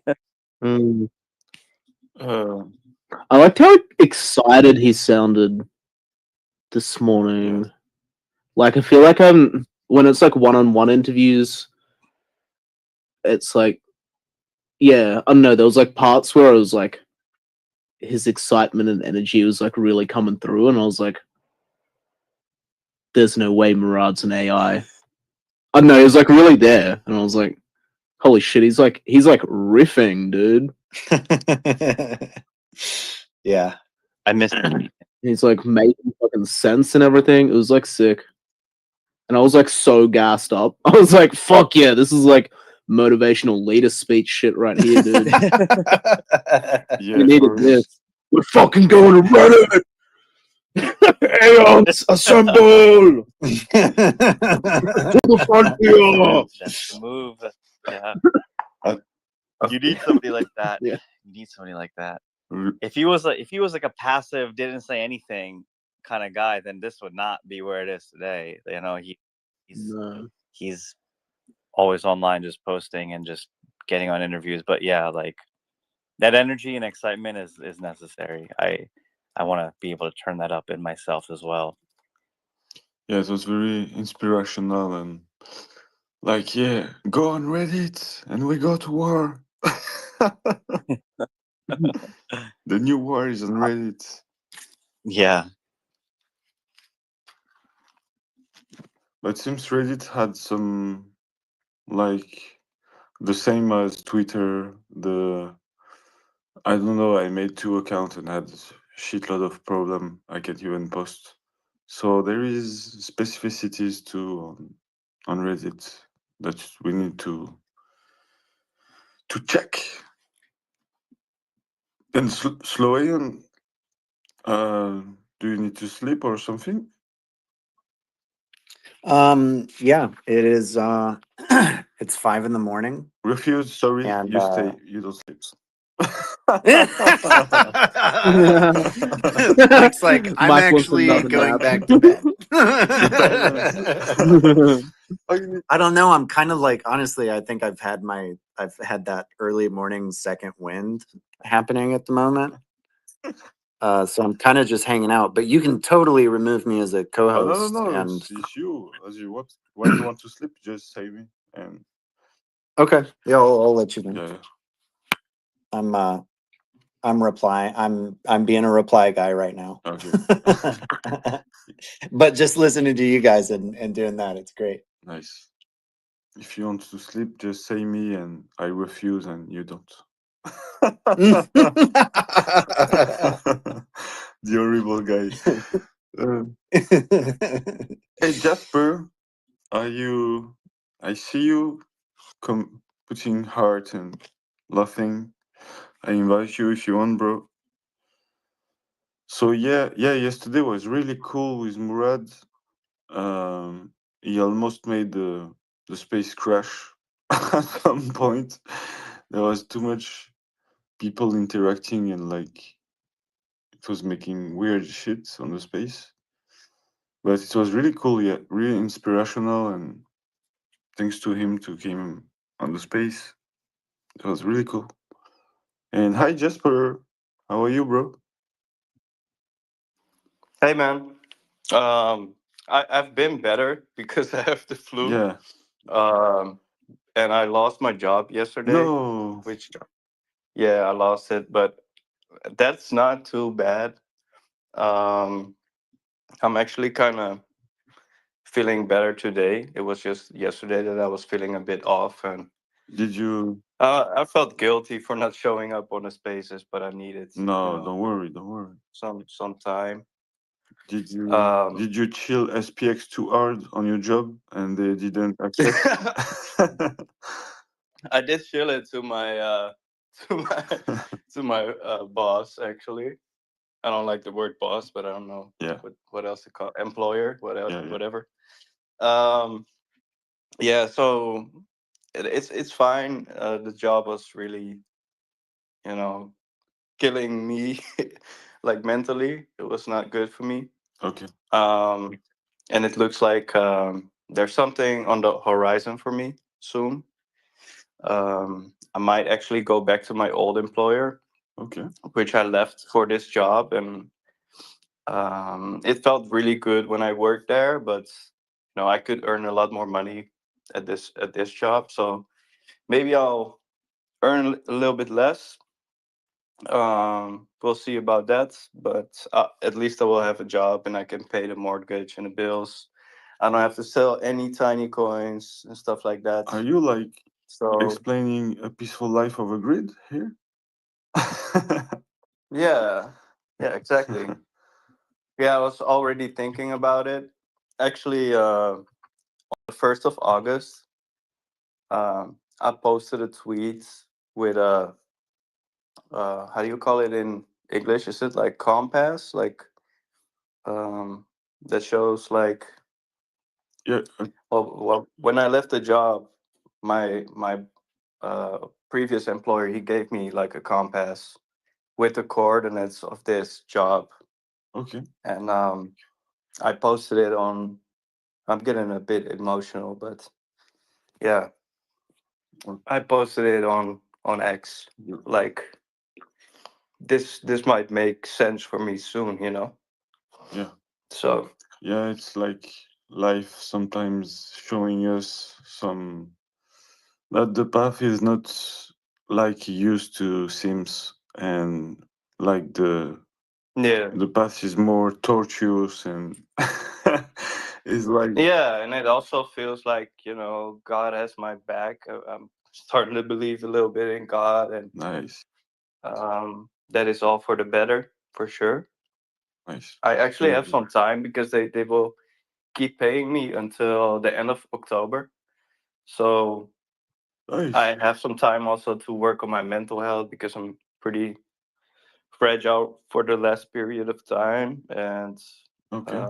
it's If all you because of this job actually. And if you I need used to anything, we can help you. Just ask no, Jasper. I got a lot of support. I made a tweet about it right when I left the door. I made a tweet about it, and I got so much support from everybody, and yeah, that means a lot to me, man. So Nice. I love all you guys, and it's just really nice to have all that support. Yeah, and I But think sorry, yeah. sorry. So Sorry, I just wanted to say like it's like having this space running like 24/7 can really yeah, be like the purpose for this, like people feeling bad and just have a place to come and talk yeah, and be yeah, for heard. sure. And I think it's really kind of Just like now, like that, I'm talking to you right now, and I'm really emotional, and it doesn't feel awkward, but no, yeah, don't worry. Don't worry. You can cry if you want. It's yeah. We love you, nobody will say bro. anything. We We love you. love you. Thank you, Yeah, man. Thank you. seriously. And Yeah, no problem, bro. I'm actually in a better mind state now than yesterday, because now I feel like, oh, what a what a relief actually that I don't have to actually on Monday, when I drove there, I was having the flu, but they told me, it's better if you come in. Now I had Oh, weak legs and everything from the flu, and the meeting only lasted like 2 minutes. It was just basically like, well, we don't have enough work for you, unfortunately, so no way. we're gonna have to yeah, we're Yeah, gonna have to quit. And then it felt kind of bad then, but now it's like, oh, I can get some time for myself to recover. And it looks like, there's I actually went to my previous employer this last Friday. There was an event of digital marketing agencies that okay. opened like their doors in my city, and I just went back to them because I work there, and just nice to see what's up. And I saw everybody again, and they were really nice, and we had such a good vibe, and um, we were singing and dancing, and you know it Nice. was nothing like the connections I have with the people at my job now. So it was like, damn, what did I give up almost? Yeah. So we'll see. I will of course try to negotiate on salary so that I, you know, earn more than what I did when I worked there before. Yeah. But it's all for the better. It feels like this was supposed to happen, Exactly. and yeah. So Yeah. that's it. Sometimes in life, like it's really, yeah. It's like life is showing you that, uh, yeah, the choice you made sometime seems not to be the best, even if when you make it, there seems to be the best. But yeah, like I really think like peace of mind and having quite some times for you and this kind of things have to be really take on the calculus when you accept a job, because Yeah, like the point is not to be a slave for money, you know. You can for find a real. job. And also, I just want to say, Murat is right because you know the AI shit is really taking over, and the employers who really believe in AI, like to the point of like being AI maximalists, they are gonna, you know, they're just gonna fire people, man. They're just gonna not believe in people uh as tech. And my previous employer is the other way around. Like when he sent me a text yesterday evening, actually it was like hey, you told me that we could have coffee again, and I really hope you meant that. You know, it was like really heartfelt, and Yeah. my previous employer is really like for the human touch. So I really believe also that when you look for a job, you have to, you know, look for those employers that also care about people, because otherwise, It's a it's gonna sign be that he tricky. reached out to you at that moment, man. It's a sign. Yeah, it was like crazy. It was divine timing, actually. Yeah, sorry. Sorry, I made some noise. I don't know where is my dog. Oh, go get your dog, man. Where are you, bro? Where is Chang? Where is Chang? Yeah, Ching never came back. Chung. Oh, Chung got kicked. Can I ask he what happened to he the? got kicked from the space, so now he What can't happens come to back. what? Okay. Oh, just wanted to know what happened to the spaces. It crashed again, right? Yeah, for no reason. I can't understand what's happening. Like My God. like So I we're gonna start again, or is it just like? yeah, I don't know because it's always crashing. So I think at some point, I don't know if it will be possible, and a lot of people like prevent me of this. They say this to me like from the beginning, like Joe, Carlazar. Oh my god. and- Yeah, I think Joe was right. Joe was right. But we're gonna at least do the 6.9 days, even if it's just like in 6 attempts or whatever, right? Yeah, I think yes, I will. I will obviously do all the time, but if I have the energy, the thing is, I will continue to start again, but I have no evidence that it will work. So that's the problem. If Yeah. like Yeah. I persist to do it like for a month, which I can do because I know when I decide to persist, I'm like I become like I came in the retard zone. I will just keep doing it. I will just keep doing it like again and again. So I don't know if I have some a little bit of evidence like we have like a space that is crossing 70 hour or 80 hour. Probably I will continue to start again. But if every species we made not crossing the the 50 hour, I don't know. I will adapt probably. Something like Yeah, that. we'll just have to see. So, how is it for you right now? Are you sleeping pretty okay? Yeah, sleeping really like shit if I have to say it. Yeah, I thought so. I'm like stressed for the live to cut, and yesterday like I sleep 10 minutes and wake up in panic because I let the my phone with low volume, and like I'm sleeping hearing voice like it's everything is working is like my insurance to hearing little voice.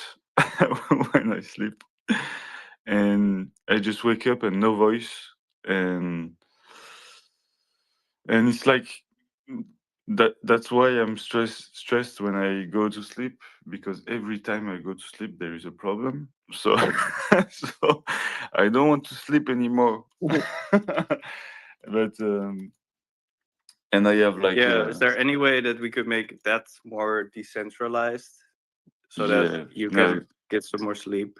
yeah, it's the space being fucking retarded tech. So just let it go, man. Try to let it go. Even if, you know, this thing fucks up, then we'll just start a new one. And Yeah, sure. And it's like, I don't know why I am like, there is a vendetta by mosquitoes against me. They're like an army of it attacking me. And yeah, it's too hot and fuck. I don't have the good condition to sleep.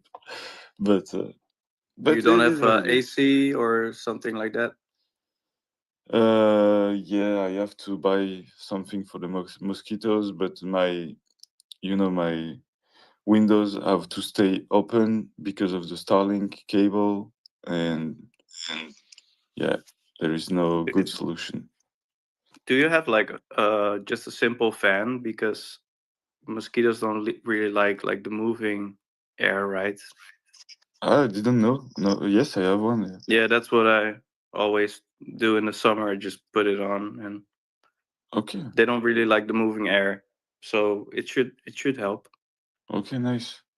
I will try this. We have a request. No. Someone came and move.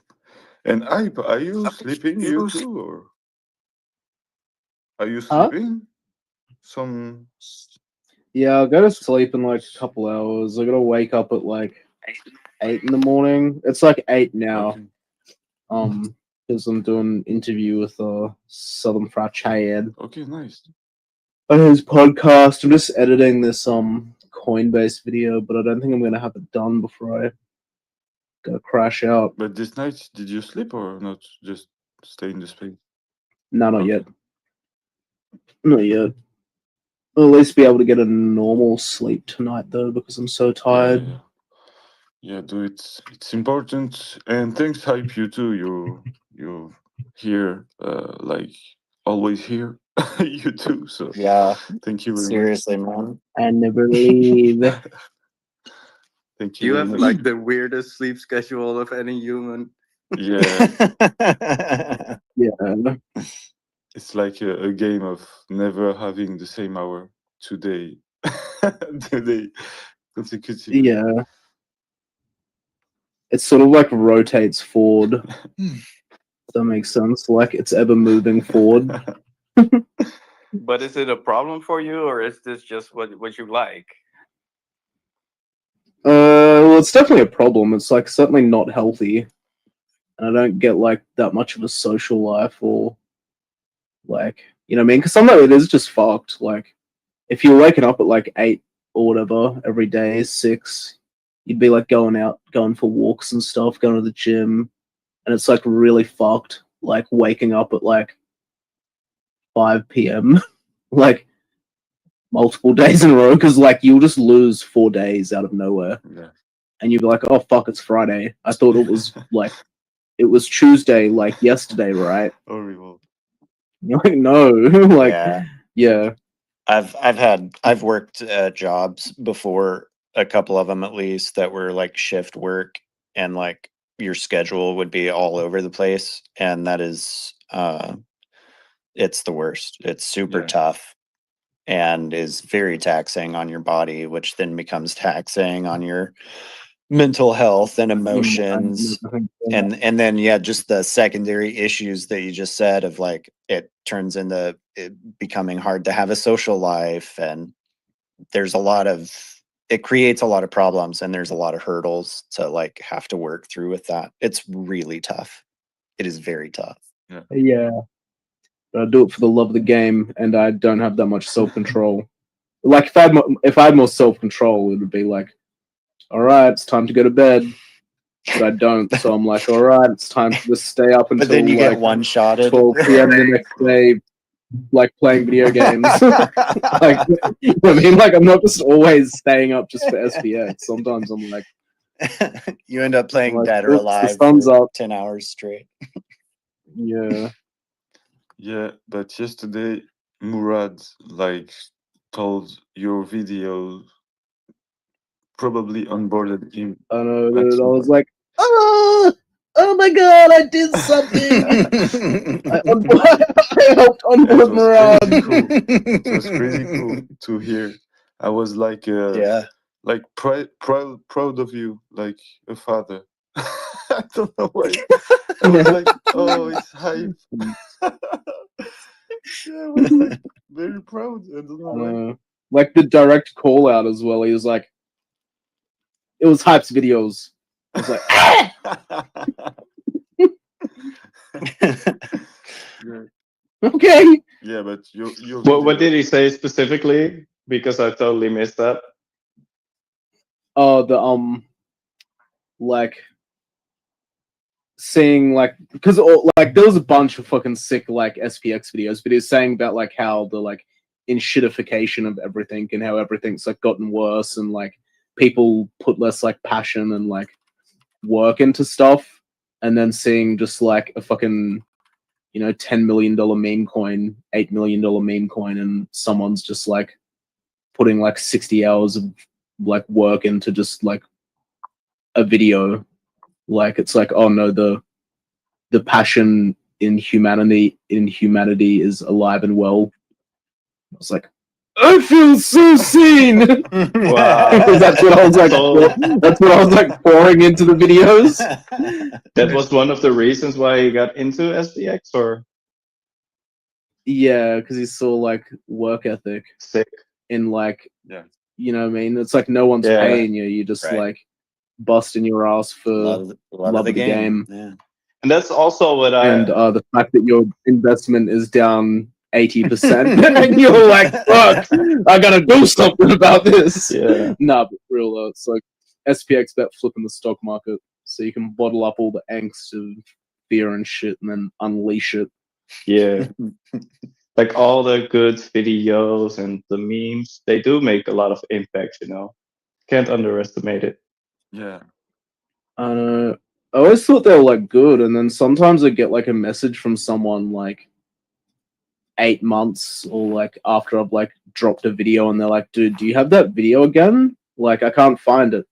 It made me cry. I need to watch it again." I'm like, It "What the was fuck do you me. mean it It made you was cry?" me. And they're like, It "Yeah, was me. yeah, but you're not the only one that has like messaged me Dude, that." seriously, man. Like, and I'm like, "Oh fuck, I better make more videos." I've seen, I mean, like, I would say probably like close to like half or something of the SPX like video content I've seen has made me like emotional, you know? Whoa. Like a ton of it is just super powerful. Yeah, I Yeah. and Arcan, and we have a lot of, not a lot quite, but some people that are really really talented for videos. And at this, I wanted to ask you if you know what Bamatism is. Where he? I know he's in Joecoin, I think now. He would be, yeah. Well, what he was doing was like, so he made the Yeah, the 3D video. the video with the homeless Yeah. person sort of thing, and the video of like Marie, like, you know, it was like the fucking lasers were coming down, and then they abduct like Joe and Mog and Sonic and Marie, and then Marie starts Yeah, yeah, yeah. DJing and fucking like meme coin or some shit. Yeah, he made those ones. Except he just had like a team of fucking people off Fiverr, essentially. Like he'd have like a couple Indians, a couple like Asians, like that he could pay like dirt cheap to do the work, and he was essentially like sole contracting out the 3D video work from like just, well, that's the hustle, dude. Like there's so many coins that are like, all meme coins are pumping, they all want these like videos, so he just capitalized on it by like getting a team of third worlders to like produce the videos and fucking was making his bag like that, and I was like, fuck yeah. But then he did the stuff for us for free because he just like loved SPX. Nice. Because But yeah, that's what he's been because I doing. don't see when I came like in October, September, October, he was like still here and posting some things about SPX, but I didn't see him for a long time now, so I don't know. Yeah, he floats it. Yeah, it was he was like came to SPX a long time ago. Him too, no? Yeah, he's like OG. Okay, nice. Like week 1 sort of OG. Whoa. Yeah, because there is lots of people you still see around that like pop in and out. Okay. Like, and they're like, "Hey guys, what's up?" And you're like, they sort of like left like a few months after Coach or something. Like, but they're sort of like they did cool shit. Like, there's so many like good Bulbasaur videos that he made, and like Skeletonin. Yeah. Has made like just some of the best SPX videos. Like every bit of work that people did on SPX videos and memes like made a difference. And the fucking Skeletonin videos were so funny, dude. Yeah, Is the one where it's like fucking you don't own enough, like knocking on the door. And it's like, hey, you pussy little nigga, you don't own enough. Hear me, you don't own enough. And it's like the anime girl like holding the fucking SPX coin, and just like fucking all the other ones where it's like Shrek fucking knocking on the door, being like, hey, buy SPX. And then like the dude from Team Fortress just like shotguns him in the chest and was like, you dumbass nigga, I already bet all my money on SPX. I can't afford no more SPX. Like, just like the dumb shit. Like, I can't make retarded videos like that, and Spacey's always fucking on my ass, being like, "Hi, B, make more retarded videos. We need more schizo edits." And I'm like, I can't. I'm not as good as Skeletonin. Like, I can't do it. I can't do what he did. She talk like that. Like, no one can do what he did. It's not the best impersonation. But yeah. Yeah. I've seen Skeletonin made a new video like not so long ago, and it was like his style is really make me think to the first days of SPX with all this schizo arc. I think there were most schizo video at the beginning than now, no? Yeah. They were all like schizo videos. There weren't really any super heavy stuff. I think maybe I started making the like more super heavy like movement-y stuff. Before that, it was real like Charlie Munger and Warren Buffett, and it was like real more like TradFi stuff. And then I sort of started to bring in the like, we need to flip the 500 to save our very souls. Yeah, I love your video. Because that's what I can sort of work with. Me too. I love your video. They are always.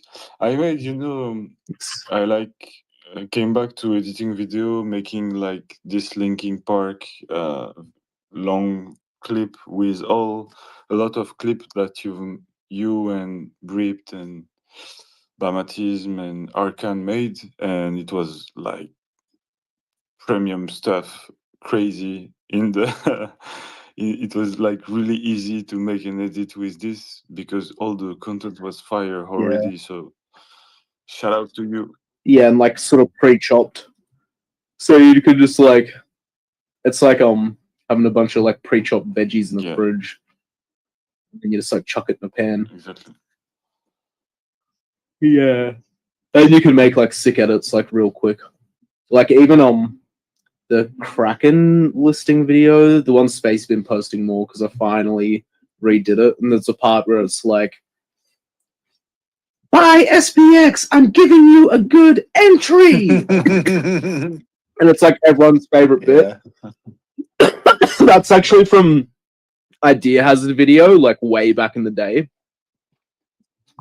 So like the best part of my video is actually like something Idea Hazard made like 2 years ago now.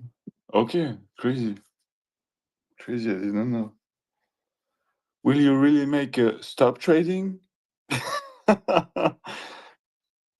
Will you really do it? Believe in something? Oh, what is that one from? That's from the Binance video, isn't it? Are you really going to stop trading? Yeah. Yeah, fuck. I can't remember where I put the Binance video. Yeah, I was there in the Twitch session when you were doing it. It was so funny. Yeah, this one is a banger. I'm waiting it to out. Like, I have the impression like Hype is like a wizard that have a lot of stuff on his bags, and just from time to time he release some thunder and and yeah, this Binance video was really well shaped and funny and really well made, as always. It was okay. I had like this long-winded plan for the Binance video for like ages, for like 6 months or more, where I wanted it to be like Marie was like running, and then behind her was like, even though there's no chart, it was like the chart from like day 0, and then like every daily candle, and it was like Marie running. Because that was like our history. Like the chart wasn't the price action; it was like the history of the community. Okay. And then it fucking like the Murad pump happens, and then it just fucking goes to like 1 billion, and then we're like listed on Binance because it's from like from 0 to like Binance listing video. Like, you know what I mean? Like we've gone from nothing to like the top through like sheer fucking willpower, and then I just like never. Like, and then along the way across the whole chart as Marie's running, it's like documented all of the events of SPX and all of like moments of FUD and all of this shit. And it was just going to be like this massive ass video, and then I just never got around to it. And then it was like, surprise, Binance listing now. And I was like, fuck. I'm not going to get this done in like 3 days. So I just needed to like smash something out. Nice. I can't even remember where I put the Binance video either. Oh, wait, it's right in front of me. Would you look at that?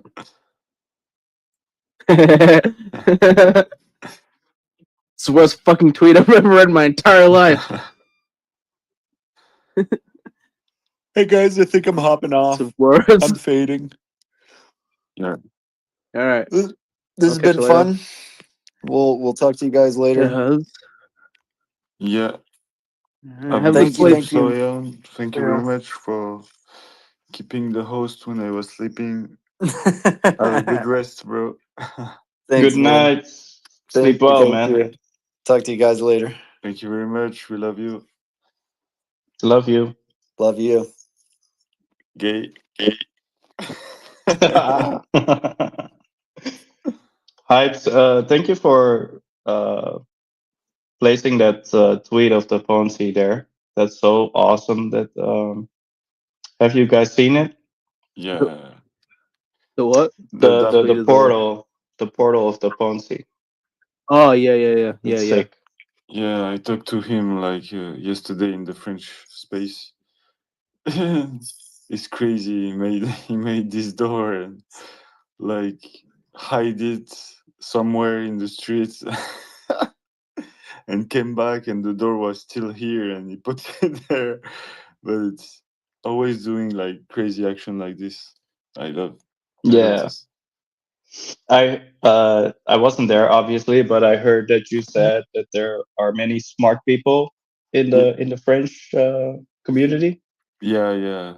There are in general in SPX, but in the French we have like people, a lot of people thinking out of the box to infiltrate. Finding crazy way to infiltrate, like T-Dog making burgers and review on Google review, or like it's non-conventional way to infiltrate, and I love that. Yeah, I love how ballsy some people just are with. Yeah. I saw this video on Reddit that some guy was infiltrating Venice Beach, and he just posted stickers everywhere. Like the whole fucking Venice Beach was plastered with stickers, and Nice. he was giving them out to people. Like, hey, look into this. It was so awesome. And then I sometimes place stickers as well, but I really like gotta look around if nobody's watching me and stuff. I'm a bit of a pussy when it comes to that. So I just think it's so cool when people just, go for it. It's like visual invasion. Yeah. And Hype, you have the interview with 1,000 free chats, you said? Yeah. I have to actually make sure I wake up and get there because I fucking accidentally ghosted him last Yeah, time. you told me. Yeah. Post out them. I was. Yeah, he's making a really good job with this podcast. Really cool. Really cool. And He also made a new Reddit account. I think it's called Index Investor Chat. And he's like playing this role of the typical S&P 500 investor. It's so funny. He's just like, yeah, I gotta save my energy because I'm gonna retire in 50 years, something like that. Just the typical, if you invest in the 500, you will have to invest for years upon years. And yeah, it's really funny how he goes. Like he plays like the cosplays like the 500 person. yeah. Truck the 500. Fuck him. Truck the 500. Forever leave the 6900. Yeah, we have someone. Hey, Mock supporter. Hey, bro. How are you?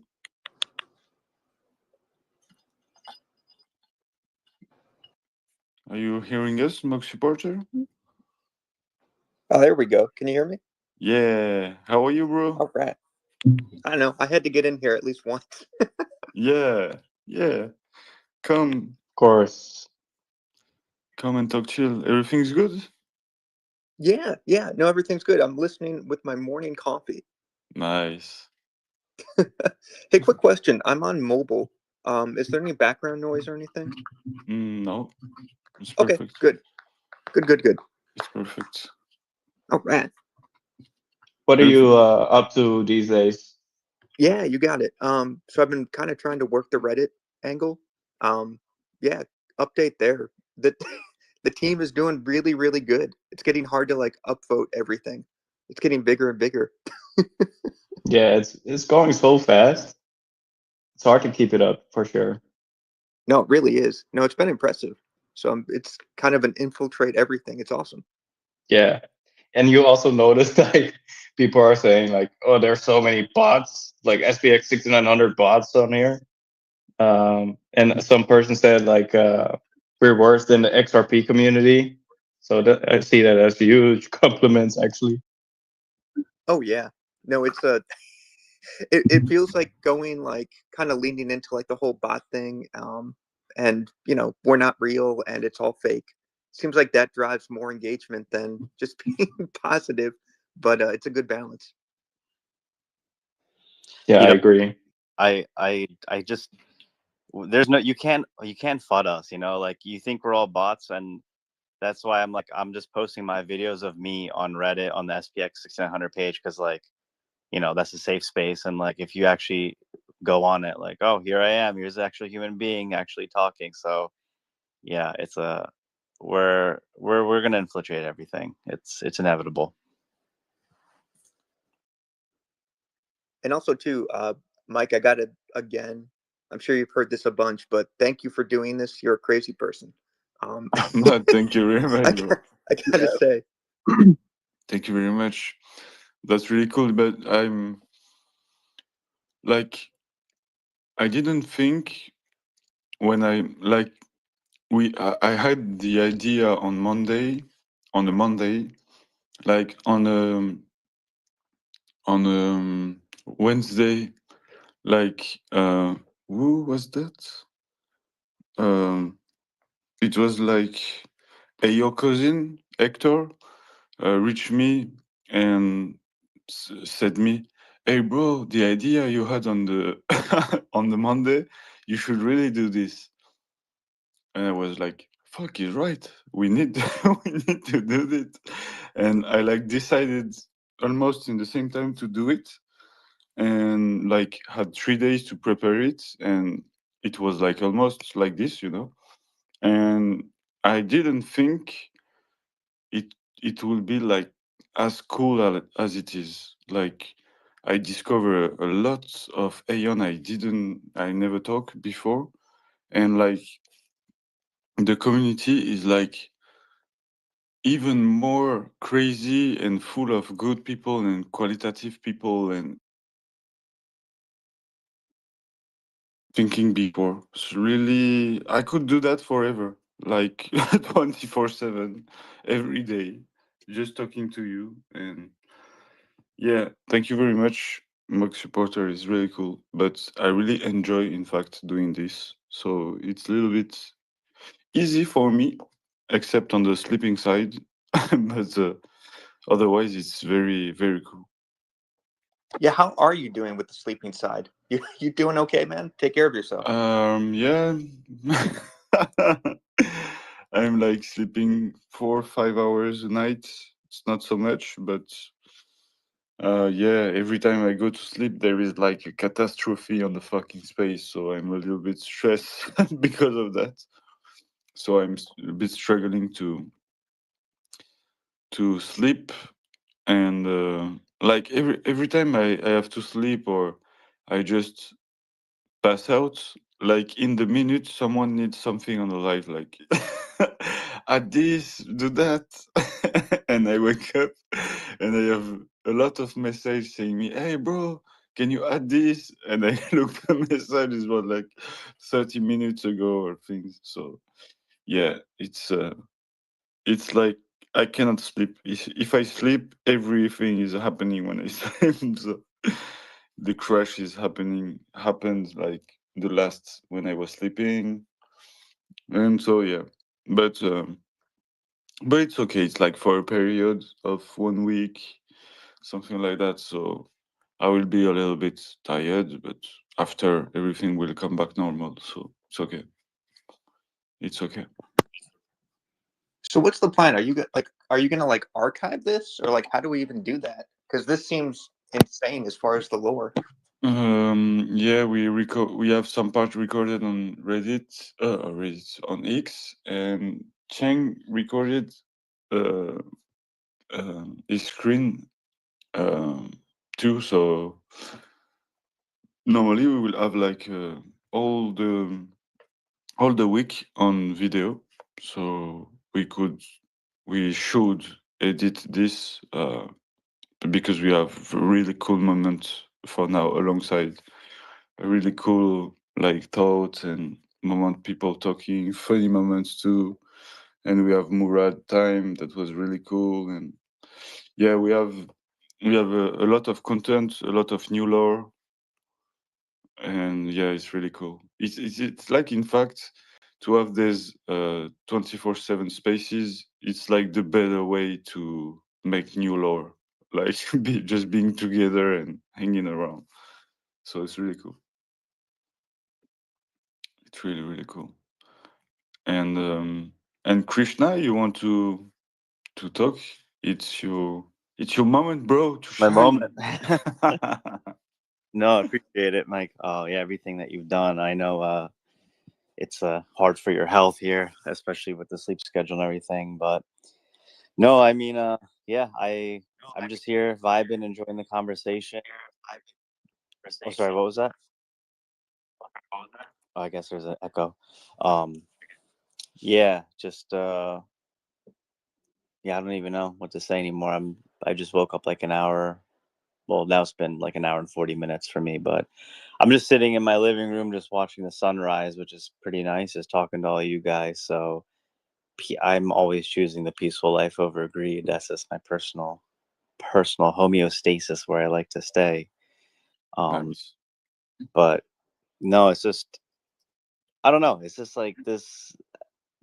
SPX is just so life changing for me in so many ways. Like I like, as far as like giving me purpose and direction, and just like I never ever felt satisfied with a job just because I knew the game going on in the background. You know, like if you're working at a corporation, there's this whole hierarchy. We give each other titles.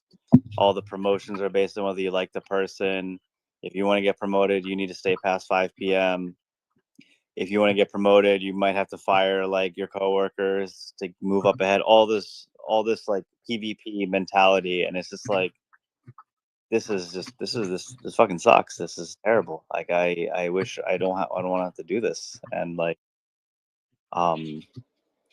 you know, like obviously if you want a society, work has to get done. It's just that the way that it's been organized right now, it served a different purpose. It served the era of like the 2 world wars, and now we are, you know, on the brink of a 3rd one, and pretty much at the end of like this mode of living, this way of living in favor of something new, and it's just accelerating really fast. So I mean, prior to SPX, it was like very depressing and doom and gloom kind of vibes, and just seeing how like there's just no future. But fortunately, as human beings, our spirit lives on, and we find ways to persist forever, find new ways of joining together and creating meaning. And tokenized communities, and specifically SPX, is like the leader in that way. So it's just, it feels exciting to be part of something this big so early, because I never am, you know. But it really is like a vibes based investing, vibes based thing where like the people in here, they have a, you know, higher level of heart at the end of the day. Maybe not the most intelligent. I mean, maybe we're at the bottom of 25th percentile. Sure, there's a lot of smart Yeah. people, but you know, this is, you know, heart doesn't get you far under capitalism. You know, heart is not going to get you promoted to the CEO. So, but in this situation, heart is what will take you further than before. Like you just, the actions you need to take are just to believe wholeheartely and just keep working. Like that doesn't change from anything you're trying to accomplish in life. So this is the chance for people like us to come out ahead. And then, you know, I see like once, as this year plays out, as this cycle plays out as we expect, I feel like the people in SPX are going to use that money for doing good things around the world, you know, like helping other people, helping their family, friends, trying to, you know, like once you know how to build this amount of wealth, like you have that knowledge, and you can, I mean, there'll probably be something else after, and you'll have that sense of what will work, what will not work, kind of thing, whatever that may be. So yeah, it's just super exciting. And especially just,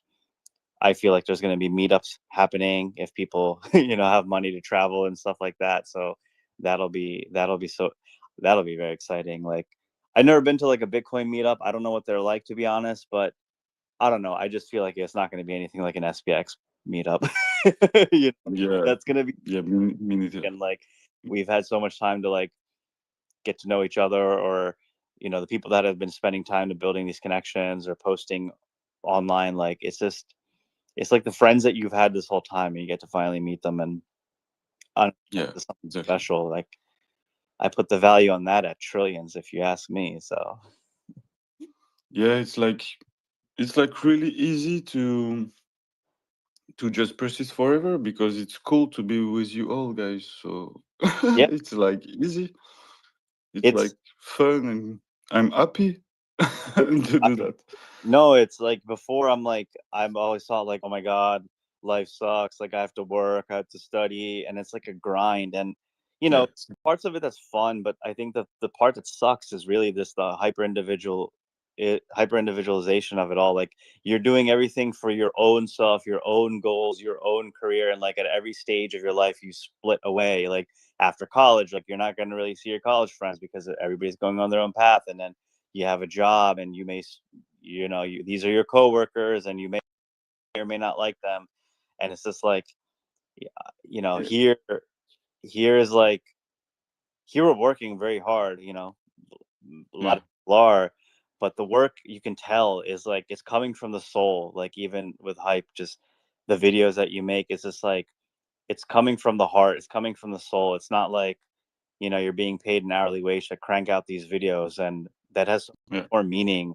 And if it's powerful, like it was able to capture the attention of like Murad, you know, people who are interested in investing in these kinds of things, who are going out of the way to find these things, find that meaning. So like, you know, that effort never goes in vain. So, you know, that inspires me, inspires a lot of other people. Like otherwise, I'm a pretty lazy person, I'm not gonna lie. I try to go about my life taking the easy way, but here I'm like, this is the first time where I've had the desire to really put effort into something and trying to create something and go through the process of creating, failing, churning out shitty products, shitty videos, still posting it regardless of what people think.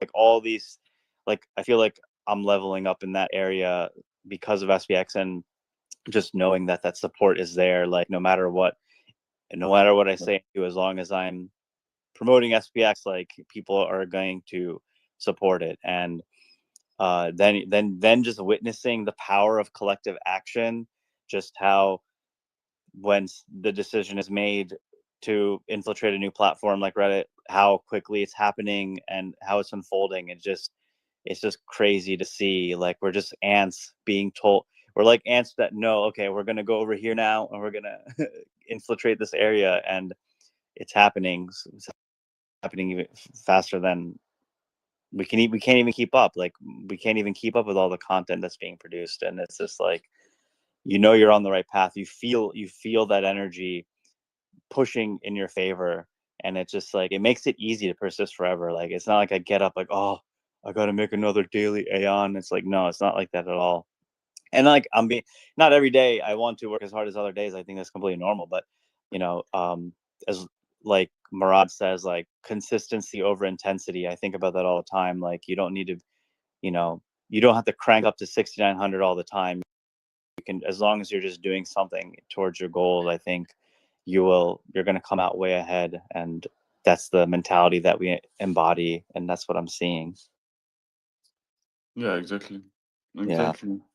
It's this kind of free cult labor is like, even if you pay someone, he will not put his art as we are all doing here. And it's something that's, it's like a superpower. People are really want, you know, I was talking to a friend about that. Like this energy we have to always try to push harder and find new ways to promote and everything. Probably the only person that have this on this planet are like founders that are making the project of their life, you know. They will put all they have to push their own project and things like that. But it's the same here, so except that we are like thousand to do that. Because in a traditional company you will have the founder maybe doing this, but all the employees will never, you could have like 1 or 2% really empowered by the project, but it will never be in this amount and this proportion, you know.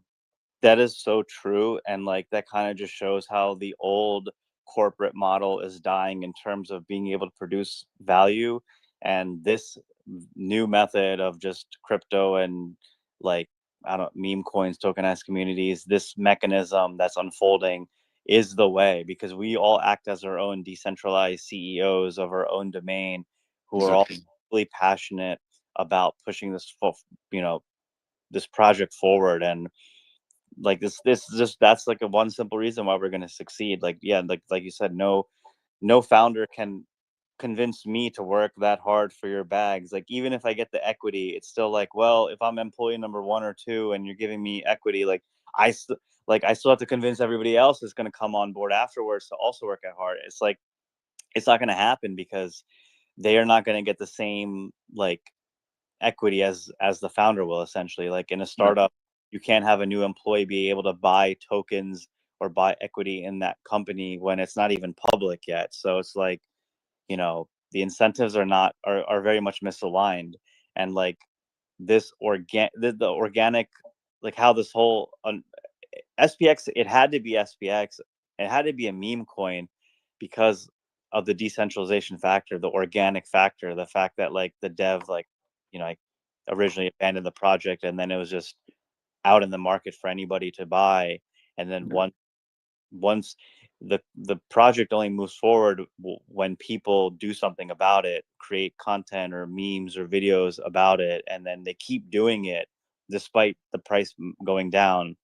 And like that spirit is what keeps it alive, and that spirit is able to take it to the next level. So now we're like the next level post Murad Aeons, who are, at least I am, who are trying to take SPX to the next level. And it's just going to keep continuing. And it's just like, you know, this is awesome to see, you know, what's going to happen when the price is at 100 and we see a whole new batch of Aeons. And at that point, it's just going to be so big that, like, I don't know, it's going to be, this is epic. This is going to be epic. It already is epic. Exactly. And you know, I'm talking to some OGs in MP in private message a lot.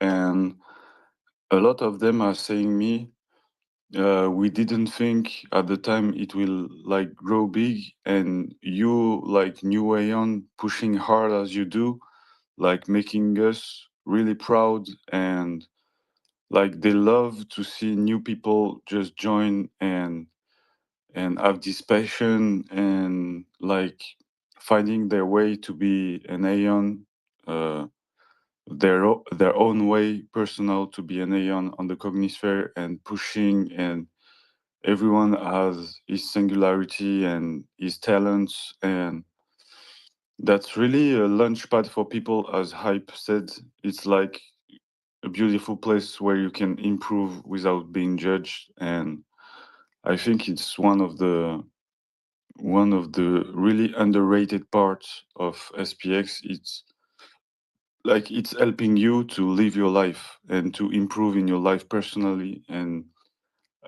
you know, your self-confidence, the way you see yourself in the world. And it's like very, very underrated for me. And just wanted to say, how are you, Smiley Dance? You just came Yeah, here. I'm good. Hi. Everything good? Yeah, good. And you? Yeah, You good? fine. Yeah, I just want to say something. Krishna said people are gonna do some big things with their gains and some good things for the world. So I was just curious what you guys have in mind, to something to do with the money you will make with SPX at the end. I'm curious to know. Oh, great question. Mike, do you want to go first or? No, go ahead. No, don't worry. One thing is, I was just gonna say, Mike. Yeah, that is 100% underrated feature of SPX. I am living proof of that. Before this, I never made content. Part of me, there's a fear in me of like, afraid of what will people think. But within SPX, there's no fear of judgment. Nobody has judged me. Nobody has said anything negative to me. And like, even if they did, I wouldn't even care. But that hasn't even happened. So like, it is truly a place for like, to you to, it's like a launch pad to start a creative career, something that would be much more difficult outside of SPX. So yeah, 100% agree there. As far as what I will do with all the money, yeah, I guess obviously, I mean, my wife is the one who's like, she's super charitable, wants to help like all the homeless people in the world and everything. So I'm sure she will do something with that. The first thing would be to like have her stop working so that we don't have, neither one of us have to work, and we can just, use our time to spend more time with family and friends is the main thing. Maybe go on vacations together and just spend that quality time and try and work. I don't know, trying to think of the next thing, trying to think of like what's going to come after that. I don't know. I wish I want to like buy some land, do some farming. You know, my parents and like they had a farm back in India, you know, way back when. Nice. So kind of maybe do something along those lines. If we have like a farm, we can like sell some food, not like sell food from our culture, but not with the whole intention of trying to make it like a big company or anything. Just to feed people. Yeah, just to feed people, that kind of stuff. Do more charitable, religious, spiritual related things. Yeah, I don't know. I want to like continue creating content, just inspiring people to become like to self-realize, not to be afraid. This is like the first stepping stone for me, at least, of not being afraid of just putting my face out there, making videos, that kind of thing. I think a lot of people out there are just afraid of what people think, and kind of I would like to help them overcome that fear one way or another. And like, yeah, with the whole SPX banner behind us. So I don't know. These are just some small ideas that I have. How about you? Nice. For me, I will. My objective is to sell the less SPX possible. I'm full potted. Everything I have is in SPX. I put all my life and every penny I can have, and I almost sold my car to put it in SPX just because I Don't do really that. change. Don't do Yeah, that. yeah. Yeah, I know. But you know, you can walk and just believe. That's so funny. By the way, I just wanted to give an update about my idea of burning SPX. I found like 8 wallets of mine that I had some ETH and swapped for a total of 88 SPX. And made a post in the comments, by the way, if you want to share this idea of, yeah, just check it out. I mean, that's a free 88 SPX that you scrounged together, though. Yeah, well, they are in 8 wallets, but so yeah, but You don't have idea to is burn it. if like Just 1,000 people do it, we have like a 8,000 SPX burned. That's my idea. Yeah. Looks like burning. It's like digging through your couch and then finding a crisp 50. Yeah. Being like, oh, this was hidden in the jacket that went through the wash 8 times. Is that is the Remilio post? Is that you're talking about? Yeah, Okay, it's, I will put it chili.me. here so everyone can see it. Yeah, I put just that one more time.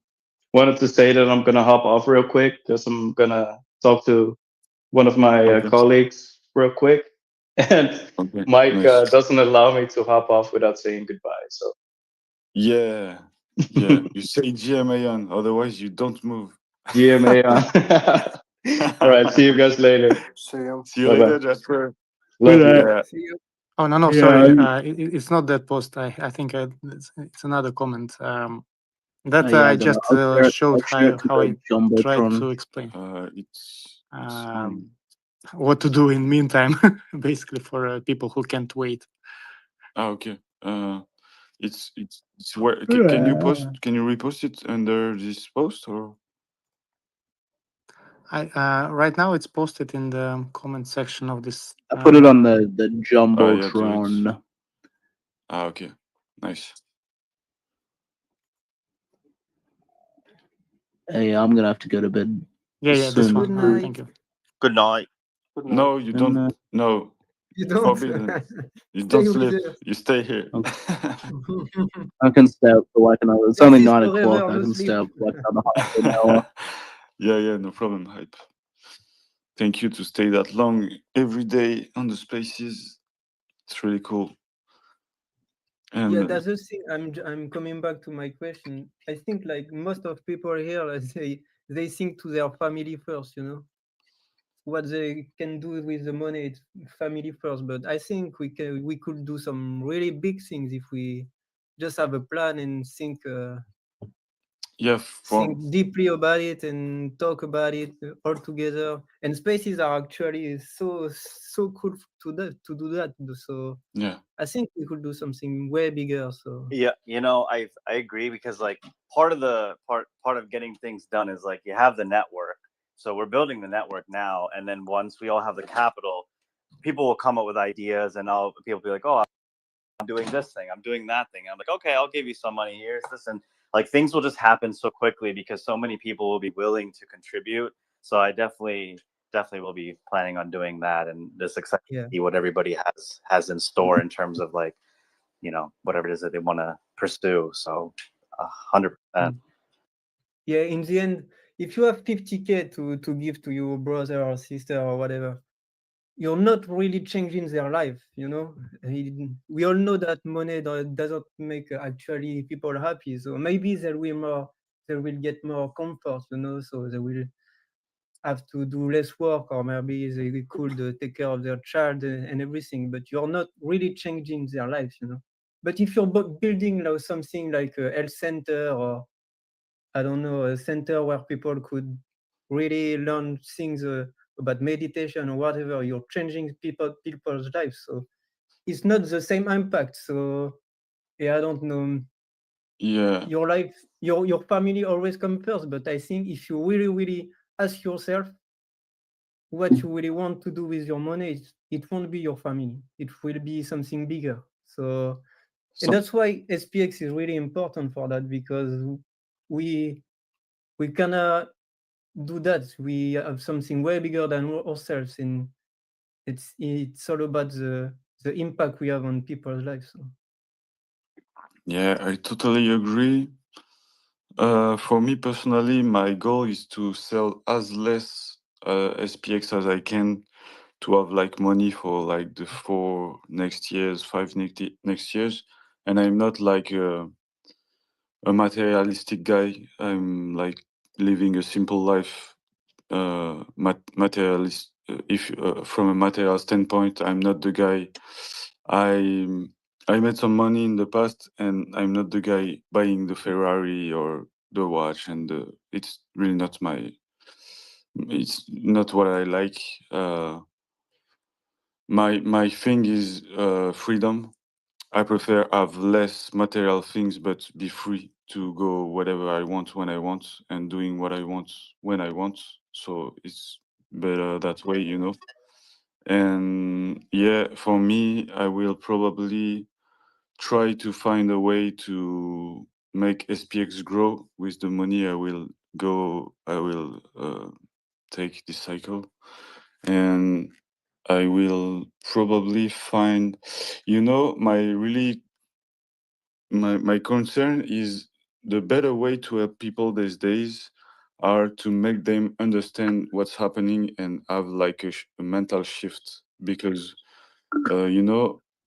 like you talk about a health center and everything like that, and I think there's a step before is like understanding, like people will not take care of their health before just understand they have to, and we have like a mental step to like probably I don't know how to say this, but a school of how to believe or something like that, something Yeah. to make them a mental shift. Yeah, actually, I thought about that. We should do some spaces or Twitch or YouTube channel just for education. We have so many people that know stuff. Just if with yoga, meditation, Krishna, I'm sure he has a lot of things to say. So I think we really should do that. No, I think about that all the time, and I'm like, if I had the capital and like time to really fully pursue just creating content or synthesizing content that I've consumed and to a new audience, I would 100%. That would be like the most rewarding thing, and enlightening people in terms of like most people live in fear. They live under their own limited self beliefs, and once you can teach them how to essentially think differently, or change the way that they operate, and that is going to be the most powerful thing that as an individual could do for another one. Because once that person's free to, once they understand that, like, oh, I can create my own reality, I can change my situation, then they're going to do that in their life and help others. So no, I would love to do that. So I think that's going to be a part of my endeavors as well. It's like on my mind, I'm like, well, do I make it for profit? Do I try to make money or no? But like, that's why I'm like, SPX comes into play. Like, you already have that as your financial backing, so you don't have to. I don't have to worry about trying to make a return from it. It's just about creating just building something that is going to help people without having to worry about like whether I'm going to make my money back, because that's what SPX is for, And yeah, I want to sell as little as possible as well. I'm trying to treat it like as if you go to work, you contribute your money into S&P 500, which we all hate, but like the same principle, same paradigm shift in terms of like, this is how it should be. You contribute your DCA to SPX6900, have a long-term vision, and like you'll be set essentially. So trying to spread that message to people will be important, because I want SPX to be vehicle, that asset for forever. Just sorry to interrupt you. Krishna, you stay like 2 hours more? Yeah, I'm staying till 9. Yeah. Okay, perfect. Yeah. Can I put you in co-host? I will have to probably move to buy some food and pay my rent and do some shit like that for an hour. Yeah. Otherwise, I will be on the streets. Yeah. You will keep me out of home. Yeah. So I put you in co-hosts now. Okay. This, and I will like move for an hour. I let you the key of the kingdom. Wow. Thank you. And so you can talk easy, chill. Is this? Invite co-hosts. Tuck. Where are you, Krishna? You're here. Invite to co-host. Okay, I invited you. Respond. And Okay, I am now the co-host. yeah, My screen is all different. yeah. You had a promotion, the bro. power. So yeah, sorry, I have to move like 1 hour, something like that, and I come back talking with you guys. Okay. See you. It's very interesting what we are talking about. I love this discussion, and I come back. I love you. Yeah, absolutely. See you. See you. See you. Hi guys. Hello. Bye, Mike. Hello. Hi, bro. Hey, I just wanted to hop on quick. I need to run in a few minutes, but regarding this discussion, it's beautiful about the ideas what we can do in the future. And I don't know if you saw it, but this was one of the reasons why I blocked all these websites, these domains. For example, SPX 6900 school. Because I dream as well about the future where we are financially in a position to really help others. And if you imagine, you do schools, music schools. I heard Neon talking about his dream to bring music schools to all the big cities in Mexico. And like this, we didn't have as well the domains. And regarding the financial aspect, I was talking to Grimace about this. If we surpass 100 billion on our way to trillions, we can as well make a foundation, for example, because that would make it easier to do beneficial work regarding tax reasons and stuff like this. Yeah, just my thoughts on this topic.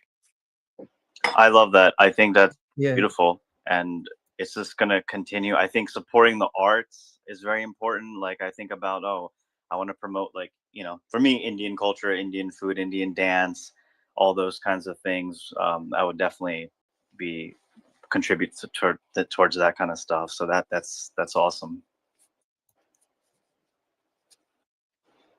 Yeah, actually, think the same. We should really have a foundation to put some money for the future and build something. It's very important, I think. And we talk about a movement about SPX, but I think it's really like an online civilization.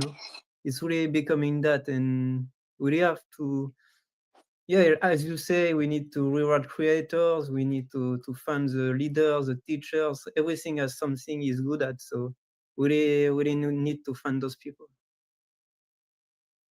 Yeah, I think it's just going to continue because SPX just inspires so many people, and like I can just speak from myself, just where I was to like where I am now in terms of my overall being and mood and energy levels and willingness to serve and contribute. I feel like people see that, people recognize that, and they're going to continue to see that and be inspired by that. So I think yeah, it just feels so great to be part of something so so epic. And yeah, like this is going to change. This is a positive force in the world. Like we are a positive force in the world, and we can never forget that. So it just makes persisting forever all the easier when you have such great people behind you supporting you and aligned with your goals.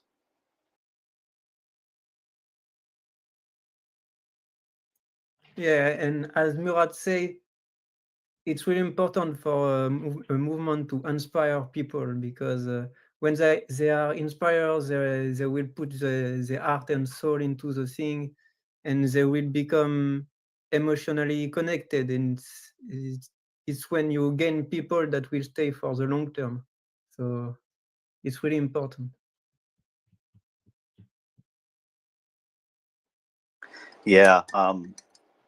Yeah, because that's what life is about. It's about making the connections. It's conventional individualist capitalist society wants you to go out and make money and buy fancy things to impress people that don't care. And a lot of us SPXers at least have recognized like this is all bullshit. Like, and there's no other way to just make it in society or to just be able to live your life fully. So we had to create our own.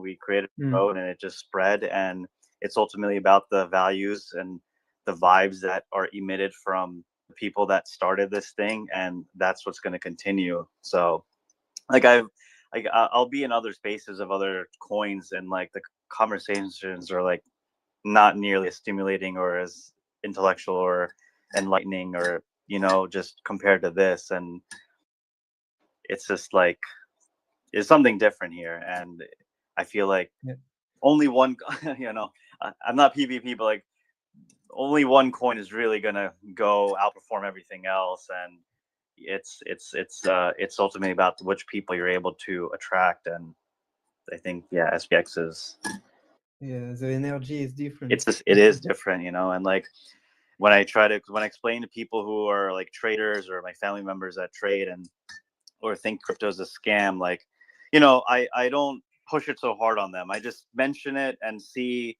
if they're the right person for SPX. Like we want the right people to join and to believe in it. And we're every day people are out there, aeons are out there telling somebody new about SPX, and it's just gonna keep on spreading. And it's like the job is easy, not easy, but like what you're selling is such a wholesome thing that it kind of sells itself once the person is able to understand or do a little bit of research into it. Yeah, you don't have to sell anything.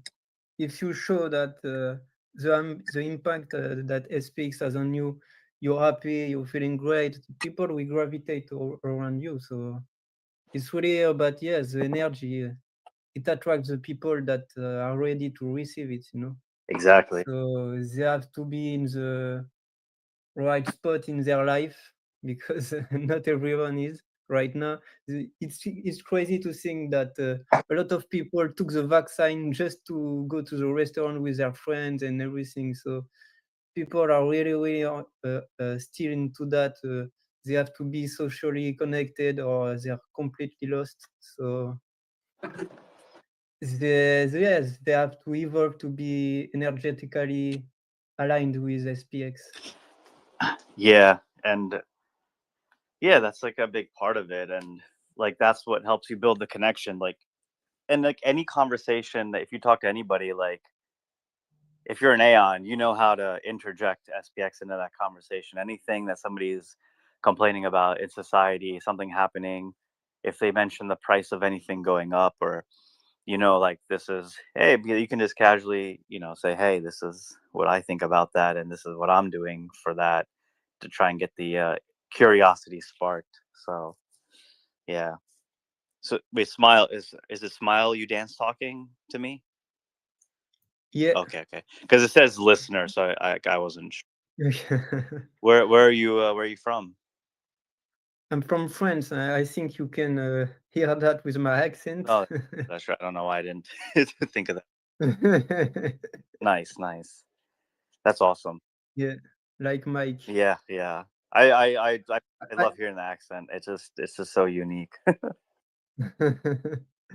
Awesome. I don't know if he's in France, Mike, actually. But Oh, really? Okay. I think he's not in France right now, but I'm not sure.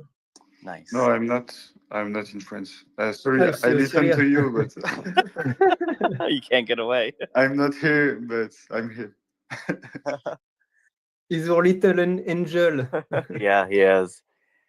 I mean, dude. I mean, that's what it is. Like the few people, like there's some few people in SPX that I'm just like, wow, this is the level of Aeon-ness I need to achieve or strive towards, and Mike is definitely one of them. Like the amount that he gives to this and is just like unparalleled. So You're too kind, Krishna. Thank you very much.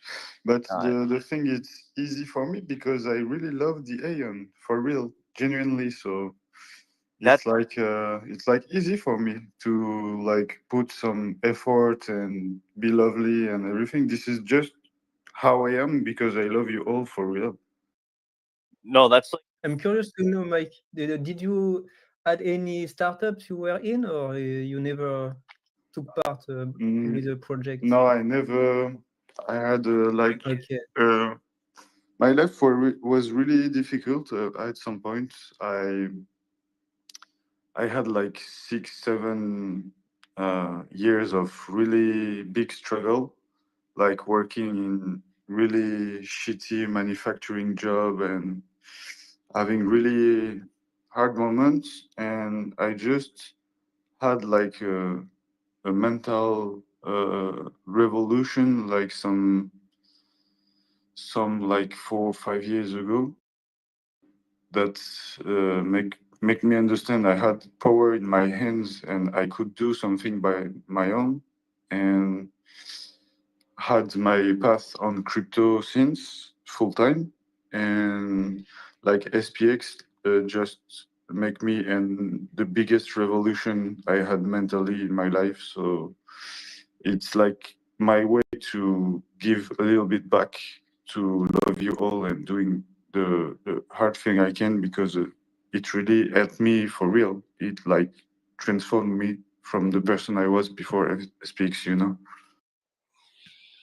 No, that's awesome, and like it makes a lot of sense too. Like the way that I think of it is like God will give you some struggles, a lot of struggles sometimes, and kind of force you to reevaluate how you're living your life, and some type of spiritual breakthrough comes through to you where you reclaim your power, reclaim yourself, understand the love that you have within, and then God will give you, okay, this is the channel in which you will show your love to the people that are ready who will appreciate it, because you can have unconditional love and give it to people that will abuse it.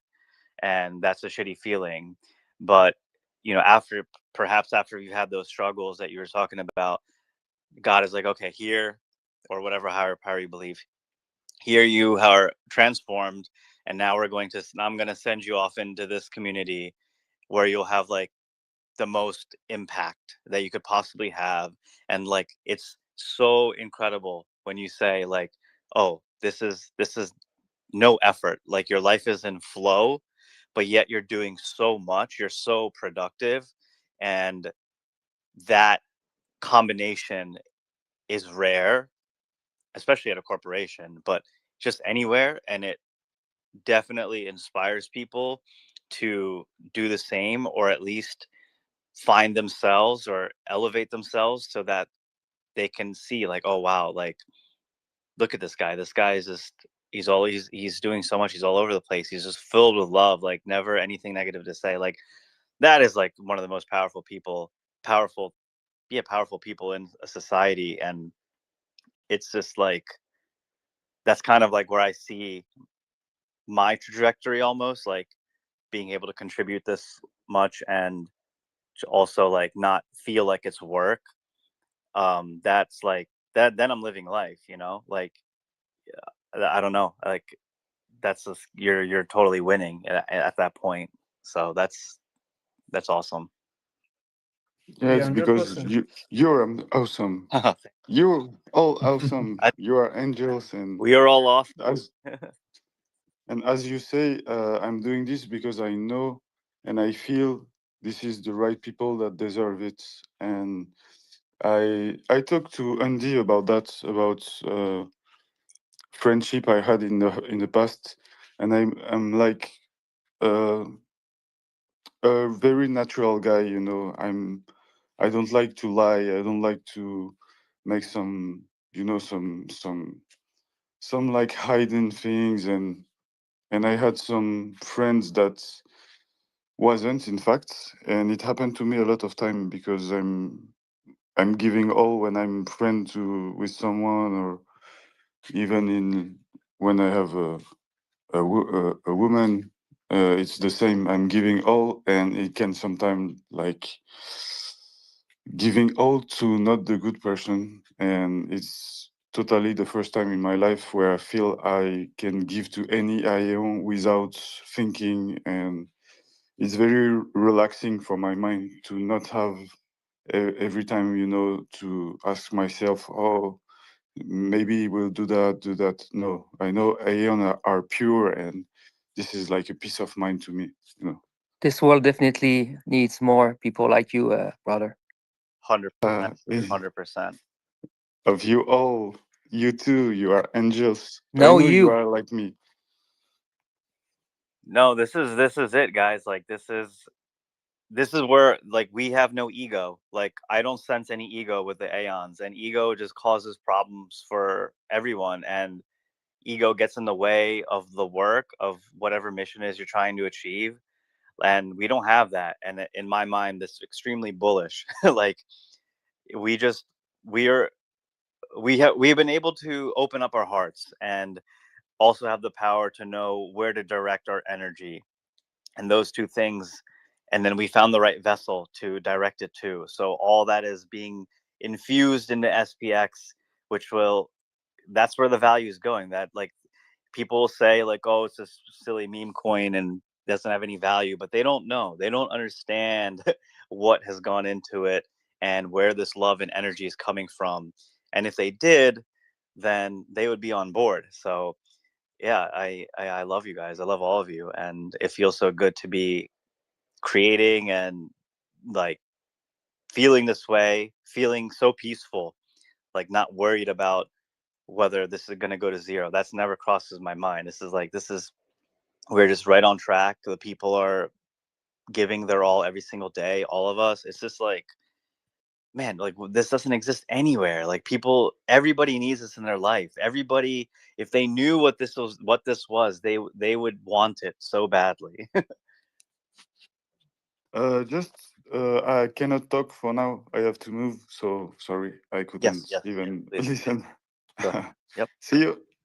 Take care.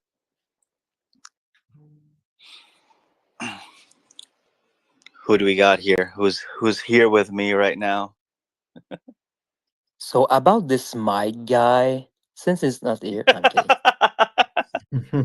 But I'm not sure if I really like him. I think he's fun. Heard you indeed. That's so funny. Man, yeah. Yeah, I saw a comment the other day about all the draining that is happening in the SPX community, and I found that interesting. He said that good people will be taken advantage of, and it's really that. Eons are so good-hearted that I don't know. It's so sickening to see all those draining nowadays, but I'm hoping it will stop. But I think, what do you think about that? Do you think people are so kind that the people attack them more often? I feel like scammers and those types don't even think about that. They're just trying to target probably what they think are high people that they can attack essentially. Yeah, the social engineering attacks can get pretty devious in terms of like the methods and tactics that they use. You just have to be extremely careful online. I try to remind myself, like, when you're on crypto, you're like kind of walking in a forest at night with limited light. So anything one wrong click and, you could lose your money. And like, even if you're doing everything right, like the hack that they just announced, I don't know, you just have to be extremely careful, especially when it comes to sending. Anytime you're doing a transaction, you just need to really focus in and making sure that you're clicking the right buttons, because You have to be paranoid. you have to be kind of. right. Not too much, but Yes. paranoid. Yeah, healthy amount, and like just know how cold storage works, making sure that you're putting most of your money there. But even then, like, you could get socially engineered into making a transfer. You just have to like have that intuitive sense of knowing like what's right or wrong. I never connect to any websites, my wallet. Like I'm too paranoid about that. I'm like, typically most of these external websites are for like trading related, and we don't do that. So I just kind of keep it as simple as possible and try not to touch it too much. And yeah, I mean, I haven't been attacked. I haven't gotten any DMs. I get like, text messages and stuff, but I never respond to those. But I'm always wary of something like that happening at some point. But yeah, it sucks. It's really disheartening to see Aeons getting drained. But on the flip side, it's also pretty cool to see how the community is able to come in and contribute whatever they can. And at least, the spirits of the people that get drained, they're still high. Like, even I think 69 Cent, he was still saying like, they come back stronger, after an Aeon gets drained, they come back stronger and even more dedicated. And it's like, you can't stop this. You can't stop the spirit. So yeah, just be vigilant out there. Be careful. Just learn. You gotta be educating yourself every day on this, because there's always something new to learn. So got to protect yourself. Yeah, and you always think it won't be you, but you never know. You never know. Yeah, for sure. And that's just like the nature of like what we're dealing with. Like, traditionally we have banks with the vaults that protect your cash and so on, and now it's on to you as the individual. So you have to understand the power that you're carrying here, and not be so careless. But yeah, it happens, and it's sad, but you just have to keep persisting. Can't let it let it stop you. But yeah.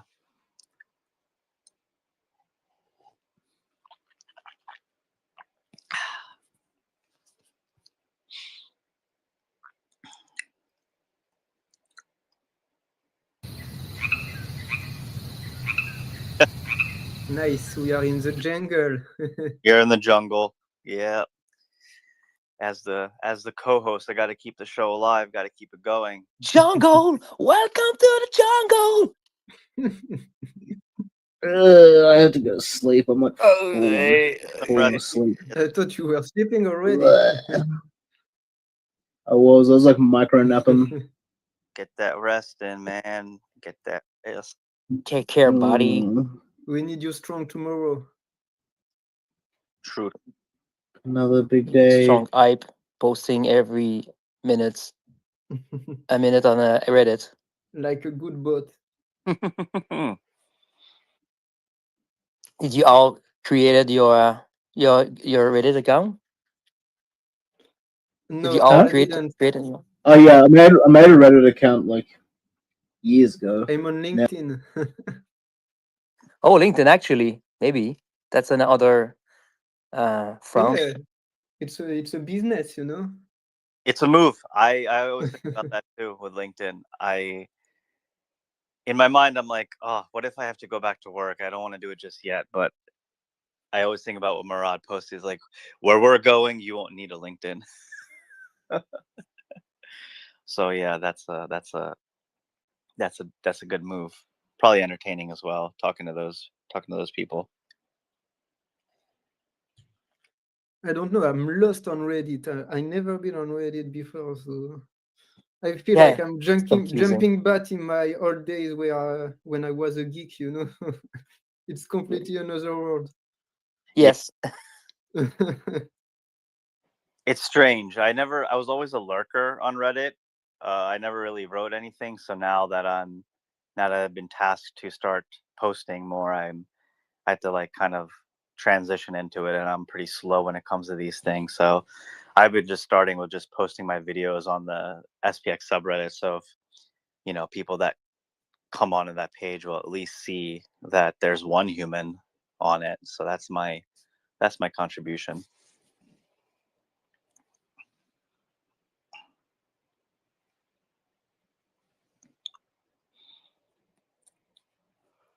How long have you guys been on this space so far? I guess on and off.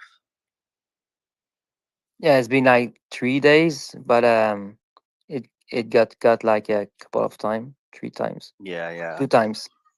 Two times, yeah. Are you also in France too? What? Are you in What? France too, or? No. Oh, okay. But you speak French, no? Yeah, a little bit. I'm in Bahamas. Okay. Where was that? I live in the Bahamas. Bahamas. Yeah. I did not even know they speak French over there. You can move there if you want. I want actually. Do you have a small plot of land for me, or I'm ready? I just eat fruits, so you just have to give me some bananas and watermelon, and I'm good. And some tiny coins. Yep. Yeah, of course, but I have already that, you know. I'm good with that. Even though you don't have enough, but no greed. True. Smile. I think I heard you talk earlier, maybe a couple days ago. I think. Yeah, 2 days ago. But the first day I did a speech. Yeah. I think you were talking about like your spiritual journey. Yeah. I remember you saying like how like fruits are like the purest foods that you can eat, and Mhm. I'm like, yeah, this I'm on that same grind as well, where I'm like I need to start eating more fruits and less cooked food kind of thing. So Yeah. I 100% agree with you there. You need water and fiber. Water and But, fiber, yeah. yeah. We eat too many dried foods, like Mhm. dehydrating foods, and then we get all these problems and don't know where it's coming from. Of So course, yeah. Your body needs water to heal itself. So exactly. the more you have water, the better you will be. And Did then you ever try undefined water? No. What is it? Tell me. If you were on the Telegram, we've been joking about this like for months. It's the Okay. undefined water. Water. Water. Be like water. Undefined water. Yeah. Yeah, but also there's fibers, which is super important. I actually think like fiber is key in nutrition. For sure. Of course, yeah. highly underrated in the diet of Yeah. people in the world. After I've been reading How Not to Die and How Not to Diet, like the books from Dr. Greger. Hmm. I mean, quickly, I've been quite pilled on the on like all full plant based and like unprocessed, Nice. Yeah. fiber rich, nutritious food. That's the way. Your bacteria needs to be taken care of in your stomach. Yeah, it's actually super underrated. Yeah. For sure. They did many studies about that. Yeah. The more fiber and water you have, the less you have chances to have cardiovascular disease, you know. Yeah, like the How Not to Die book is pretty interesting. Like it's explaining how the nutrition is linked to the top 10 most killers, Yeah. like cancer, prostate, um, like heart disease, and atherosclerosis, and bunch of diabetes, etc. As they say, you are what you eat. Truly. So it's exactly you were talking about good food, but if you want to be alive, you can be alive eating dead food. You know, it's stupid. The more alive your food is, the more alive you will feel. Mm. It's just logical. Yeah, I think people in general needs to like. I stopped like talking about plant-based diet a while back. I just tell people to eat more all full plant-based in general, like instead of going the other way around. Like people need to include more fruits, more vegetables, and more unprocessed food in general. And a bunch of you need to have a good varieties of colors in your on your plate It's because the rainbow. Yeah. yeah, it's super interesting. Like how the purple coleslaw or the cruciferius, like all these darker, they're more intense and antioxidant Yeah, yeah. can protect you from cancer. Cancer, yeah. It's very important. Fruit is just so beautiful because it's the only food that you can really eat right off the tree or the plant without having Yeah, anything. exactly. It's the only thing you can have a full meal of. Yeah. Nothing else. And people don't even, and then it makes me like kind of frustrated and angry as like how much of the GDP is contributing to this, like to food that you just don't need and just is killing you. It's just like insane how society has convinced people to you, like with the whole marketing, that we're just buying all this junk, spending billions of dollars on junk that's just killing us. And like, I don't know, people will wake up one way or another, but it's just so simple. If it was, capitalism can't continue if they say, oh, just eat fruit, it's not going to work. You have to package it up in some way to sell it to you, and it's just so insidious.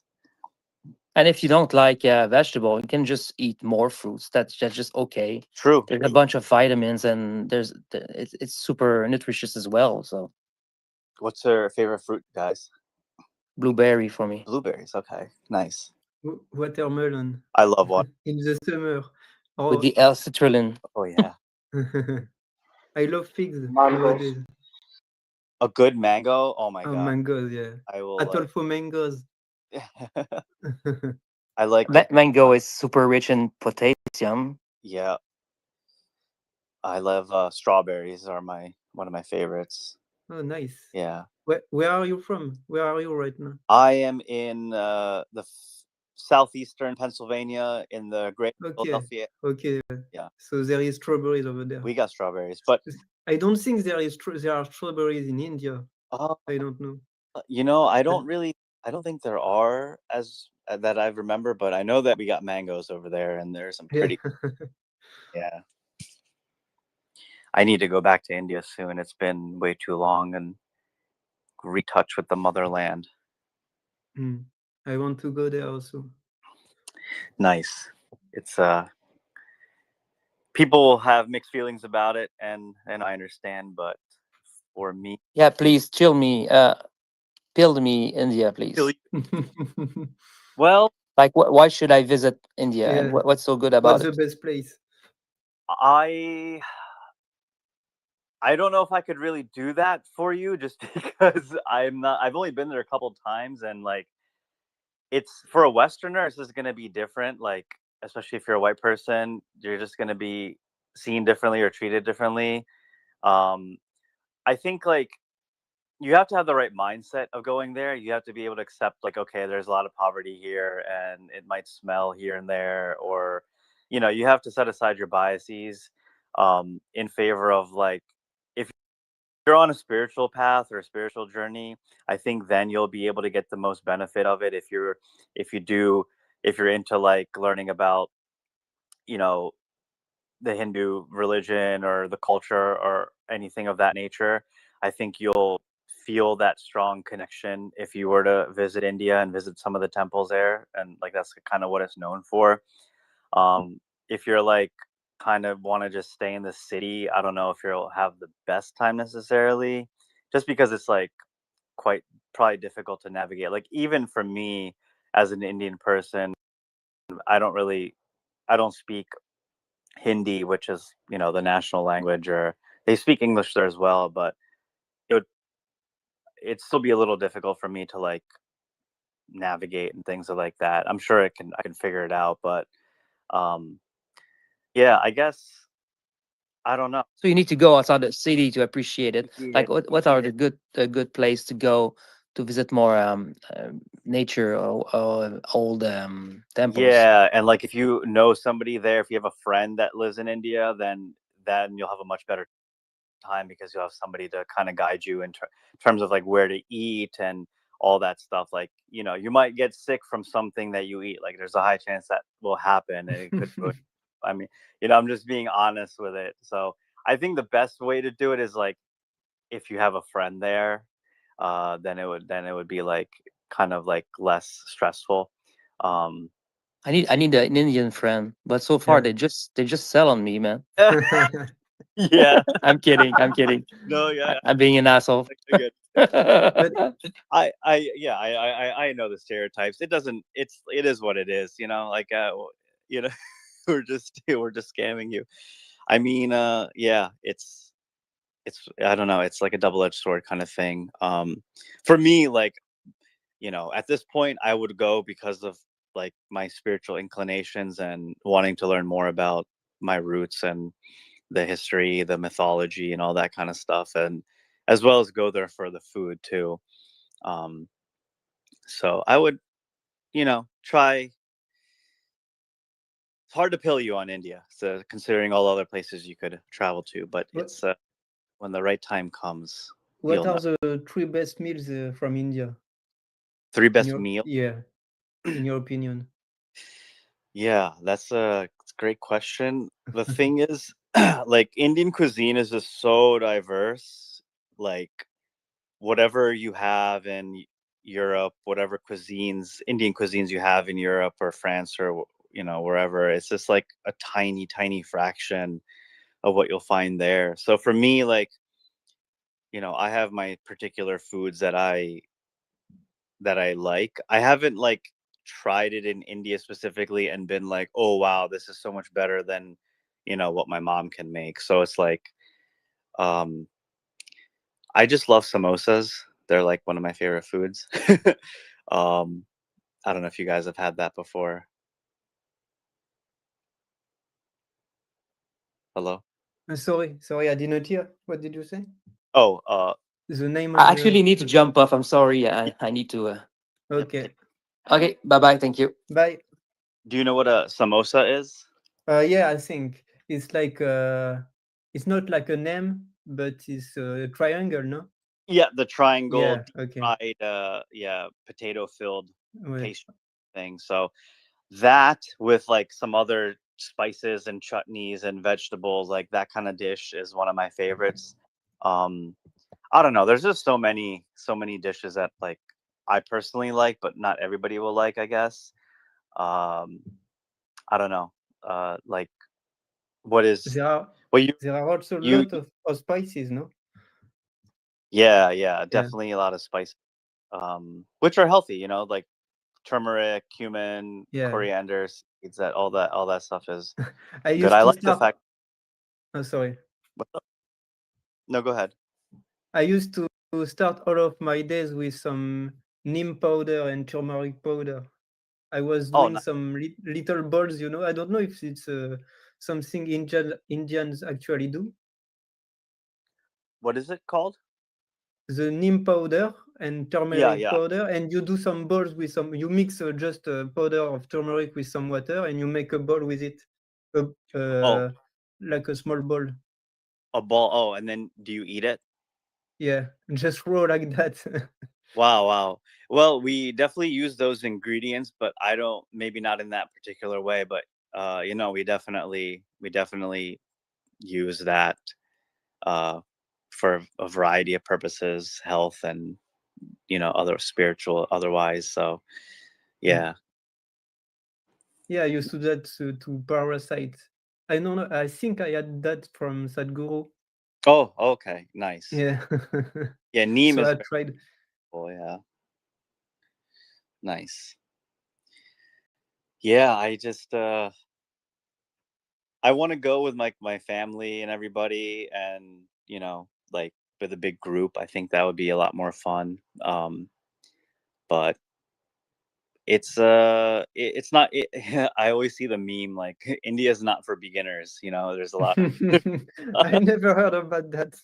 I see like these videos and like on like Instagram of just regular Indian people like going through traffic and like I don't know, just You need to be ready. things that you're just like, yo, what the hell? Like, okay, India is not for beginners. So Yeah, if tomorrow you wake up in India, you need to be ready because I think it's another world. it truly is. Yeah, I'm too spoiled in my American comfortable lifestyle to survive over there. But are there really some wild animals in the cities like lions or snakes, or it's just a myth?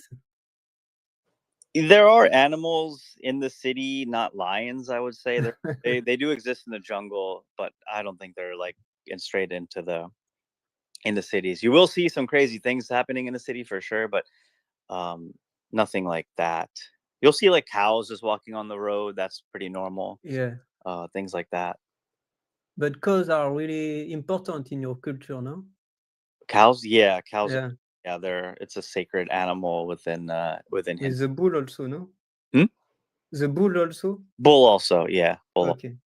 Like we consider the cow to be like the mother, you know, out of all the animals, the cow is like gives unconditional love. Like it's like the only animal whose milk we drink, and the cow provides it like unconditionally. So it's just we give respect to the cow for that.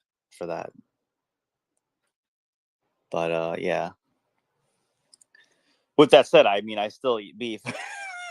But or you know, I'm on my path where like it becomes less and less desirable kind of thing, and as I get older and as I'm sure I might get, as my stomach and everything doesn't really like it as much, I'm probably just slowly gonna abandon it. I think that's probably for the best way. It has to be natural, because if you force yourself, you will crave it and go back to it. So. Exactly, yeah. So I just let the cravings fall off naturally, and I just notice over time that my standards for the food become higher and higher, and if like the taste isn't there, I just get turned off by it, and then I'm less likely to want to eat it again. So, but you know, it's still out there, the temptation is there, and I guess as long as my health is fine, I'll indulge every now and then. But I have the knowledge and to know that, okay, if I want to get healthier, I just got to start eating more fruit, which I already love. So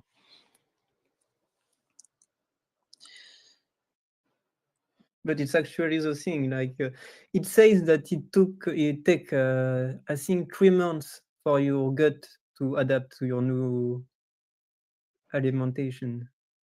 I see. Interesting. So yeah, I think if you just implement some raw food and vegetables and fruits, it will come naturally. It's what I did. I was eating also like beef, chicken, eggs, and then beef I couldn't eat it, and then chicken, and then I removed the eggs, and then I was eating only fish. It just came. It took like maybe 6 or 8 months to stop naturally. So I think actually it's true. That's awesome. That's like a nice gradual transition and everything. Are you like do you have like an extra do you exercise or fitness or anything like that? Yeah, I do like maybe 20 minutes every day. Oh, I nice. like to do qigong. Oh, okay, cool. I used to do hatha yoga also, but Gotcha. sometimes I'm just lazy. I just do like some set of push-ups and things like that. But yeah.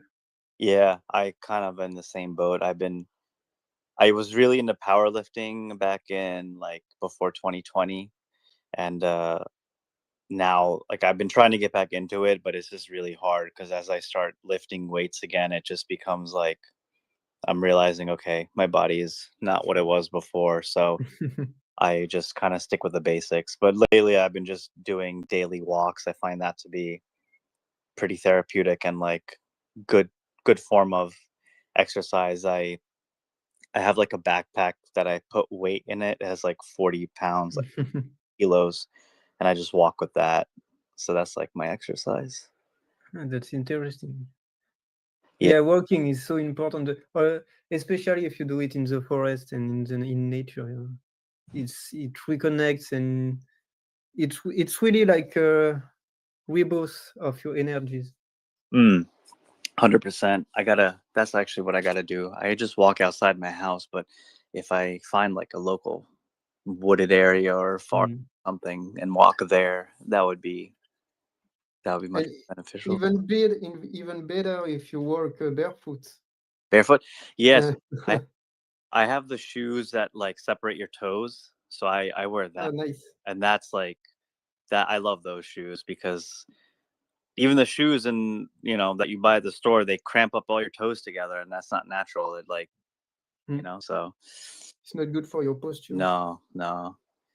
There was an Indian that lived, I think, 100 years, and they asked him what was his secret, and he answered, "I just smile and I walk barefoot." It sounds so simple, but it's so true. Because like the in order effects of doing those two things are just crazy. Yeah, barefoot. It's like the concrete, and walking on that is like the hard part. But I'm sure it can be done. People probably think I'm crazy, but we don't care what people think around here. So. Yeah, on concrete is hard to do because in the summer it's burning your feet, but That's true. That's true.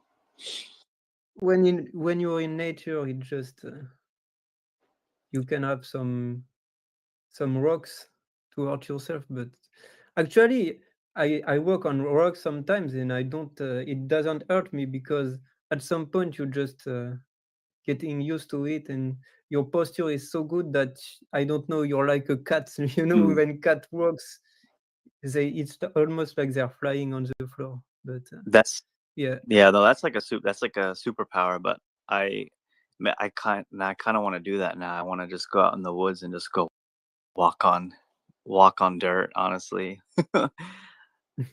it's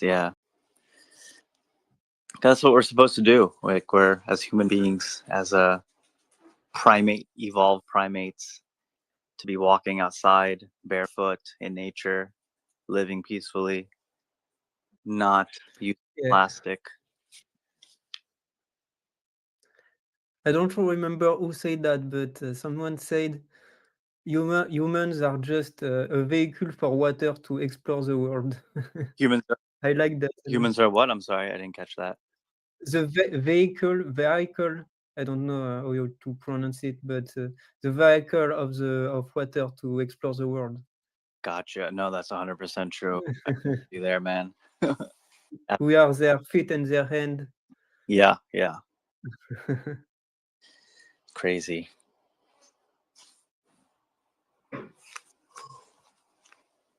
How long have you been in France? My whole life. Whole life? Wow. Yeah. I traveled a lot, but never outside Europe. So I went to Germany, Spain, Italy, England. I think that's it. Yeah. I've always wanted to live in Europe because it's so easy to travel to all the other countries. From America, it's a pain in the ass, but that's awesome. I did not know that. You can, for example, you can go to Mexico easily. That's true. But Mexico isn't Europe, Yeah, okay. You want to go to Europe? Yeah. My wife is really interested in going to. We just went to Spain.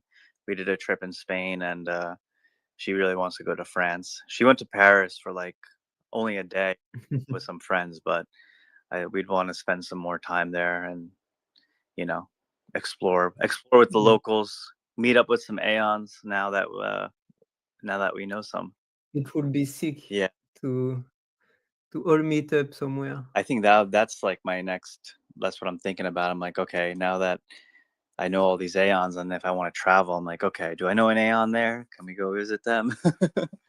I think that'd be awesome. Yeah, with a project I have, we just organized a meeting recently. I invited Mike, but he couldn't come. But yeah, it will be sick. Next year we will do again, so maybe some will be able to come. You're all invited. Yeah, this was like a meeting for French aeons. No, it was a mini. It's a project where we sell food from south of Spain, and we do some teaching about yoga. There are some people that comes and share their knowledge. It's really like connected to what SPX is. So Gotcha. it could be really nice. Nice. That's awesome. Oh yeah, I think that's the next thing, just to start being able to meet aeons in real life. And build things. Yeah. Because right now we say it's like a startup, but right now we are focusing on onboarding new people. Yeah. But it's what is necessary, so it's not a bad thing. But yeah, we need to go to the next step at some point. Yeah, and it'll all happen when the time is right. And Exactly. Yeah, we are the angels that are finding the other lost souls that that deep in their hearts that needed one by one. One by one, exactly.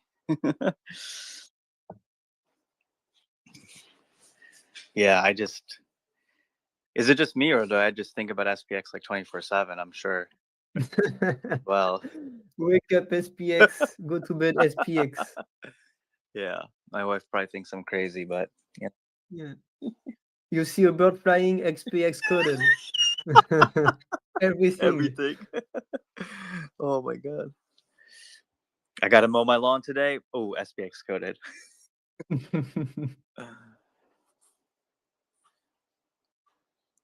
Where in France do you live? In north, like 1 hour in north from Paris. Gotcha. Nice.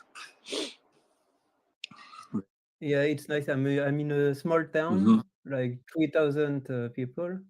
So there are a lot of forest and nature. So every day I can just go outside and sit somewhere and watch nature. So I'm better off with no money and living in nature like this than being rich and living in the cities. I could never. Yeah, I feel like after a point, the city just wouldn't give you the same level of satisfaction, or like, just for me, like internally, my soul would want something different. It would just want the nature. There's so much beautiful nature. I'm a big fan of skiing, so every winter we like to go to Colorado to go skiing, and I'm like, this is like my favorite place to just be on top of a mountain and just having gravity take me down.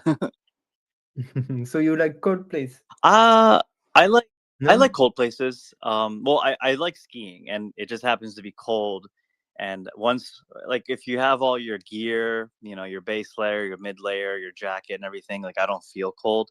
But I just like, yeah, I guess I like the cold. I also like the beach. I also like in Yeah, water. I'm a beach person. Yeah.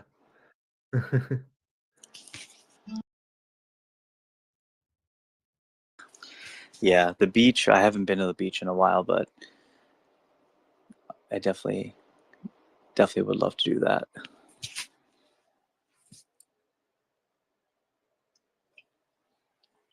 For that, I really want to go to maybe Salvador or Costa Rica. Mm.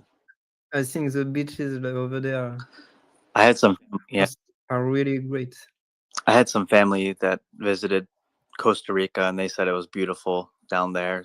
So I would recommend it, but I personally haven't been. I would love to go as well. So much to do in this short. Yeah, not enough time. No. But that's why we reincarnate, so that our soul can fulfill all desires. So we have another chance to realize. Yeah. Although I would like to realize everything in this life, but it may not. Yeah, we all do. We all do, yeah.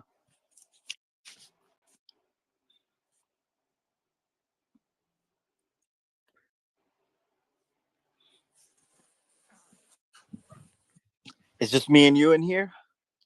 I think. What was? I don't even know. What was the theme of your speech today?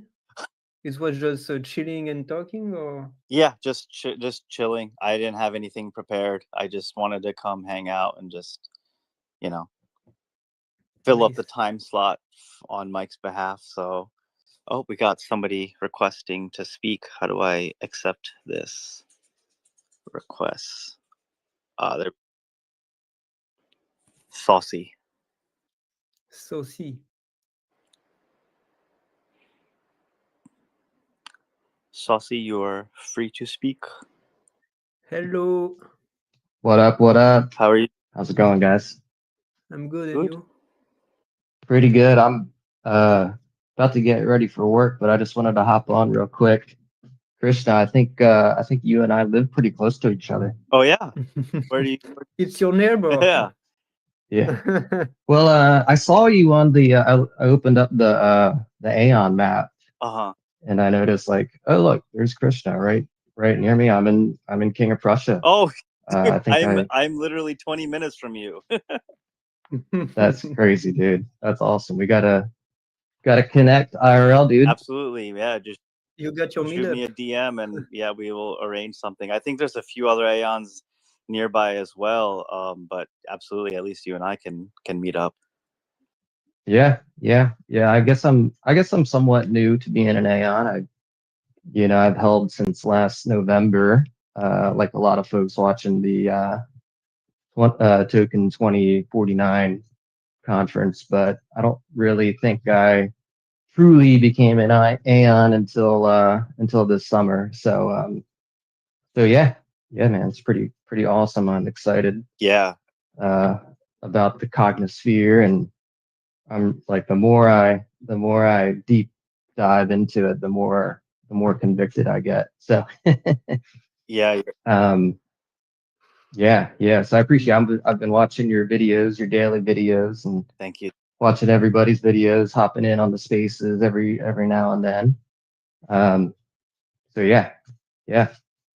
Cool. Appreciate you coming on, and thank you for watching the videos. And I think our stories are pretty similar. I also got in after Token 2049, and my conviction slowly started building. And like, I guess a couple months ago is when I started posting more and more and making the videos. So yeah, I think our trajectories are similar, and we both see something special. Yeah. So that's awesome.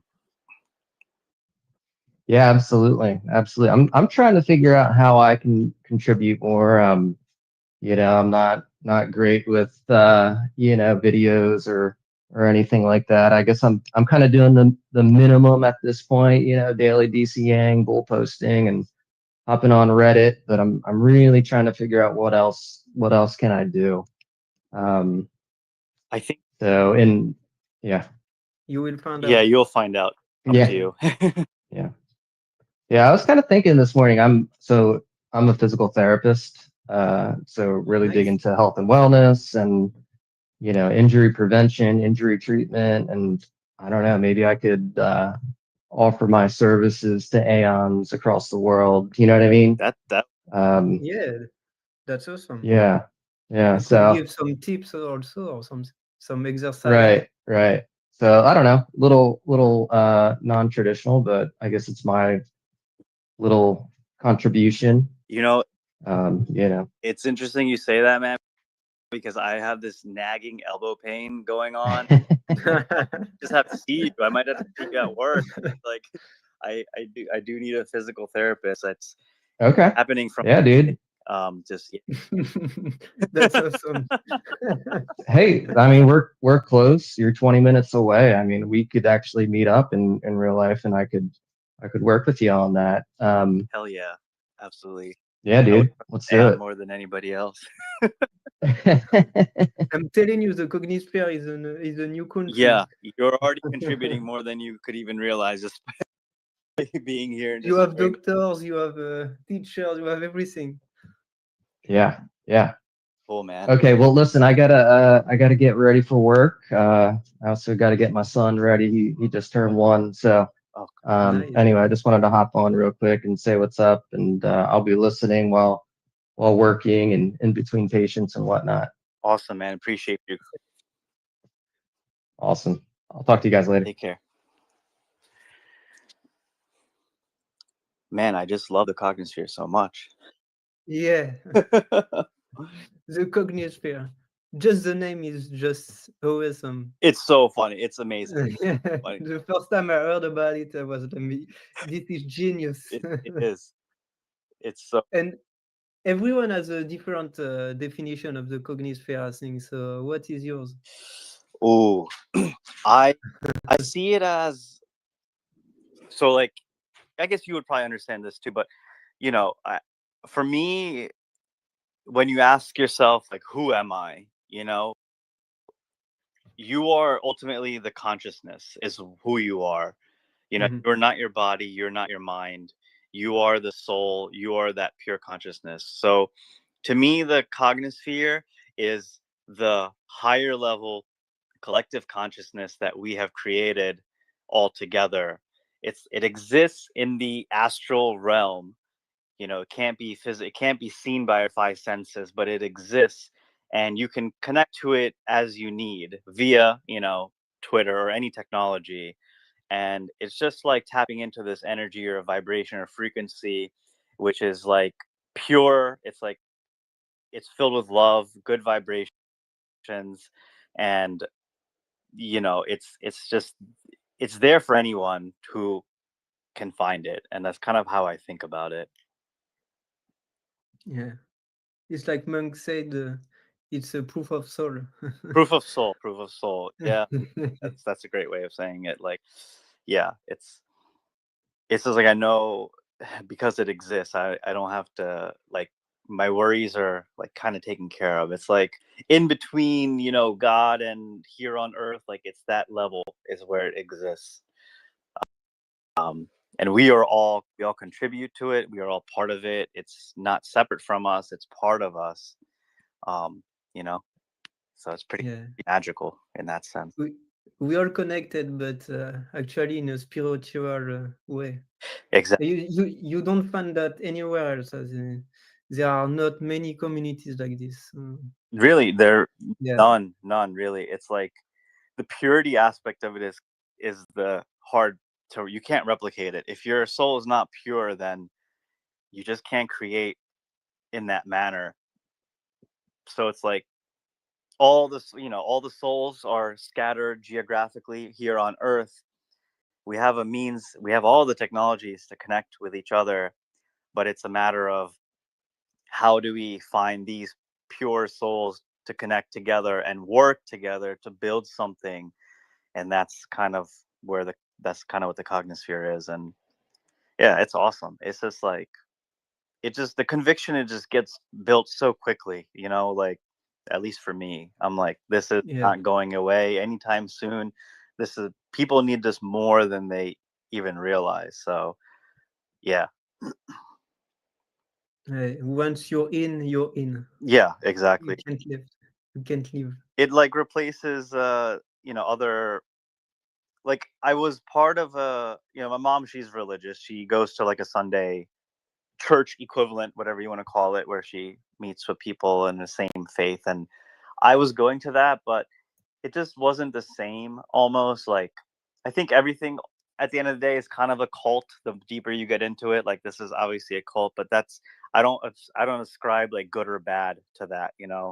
Anything can be good or bad depending on how you look at it. And at least as far as SPX goes and the cognosphere goes, like this is a good positive force in the world and in society. And it's just like, I don't know, it's just more, it just goes deeper than a traditional like church would. I think the way you have to see it is not about good or bad, but more importantly, is it necessary or unnecessary? True. So if you ask yourself, is something like SPX necessary? It's obviously yes. And Murad say it better than me, but people need to connect to feel the being part of something, and we have people that they can share their emotion with. So yeah. No, it's definitely needed now more than ever. Like so many people out there just unable to express themselves comfortably in a safe way, and they just haven't discovered this yet. They haven't found out about SPX, and I'm excited for like the next wave of Aeons after us, Yeah, me too. That's actually one of the main things why I'm still here. So it's to see what we can do in the future.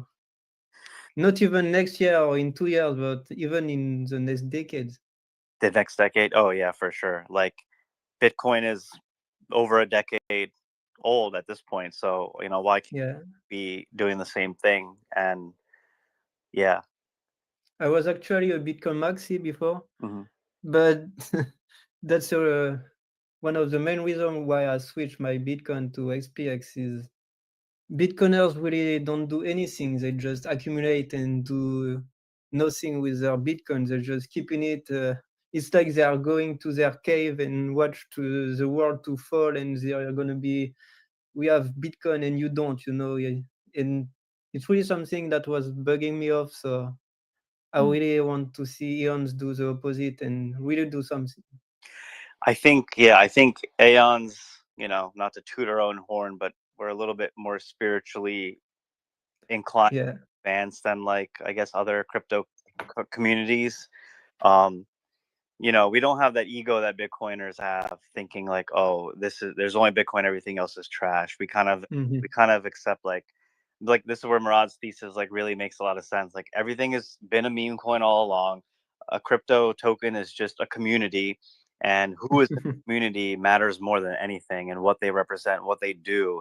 So the wealth will be created with any community. Even XRP people have made wealth despite not having, despite being, XRP people.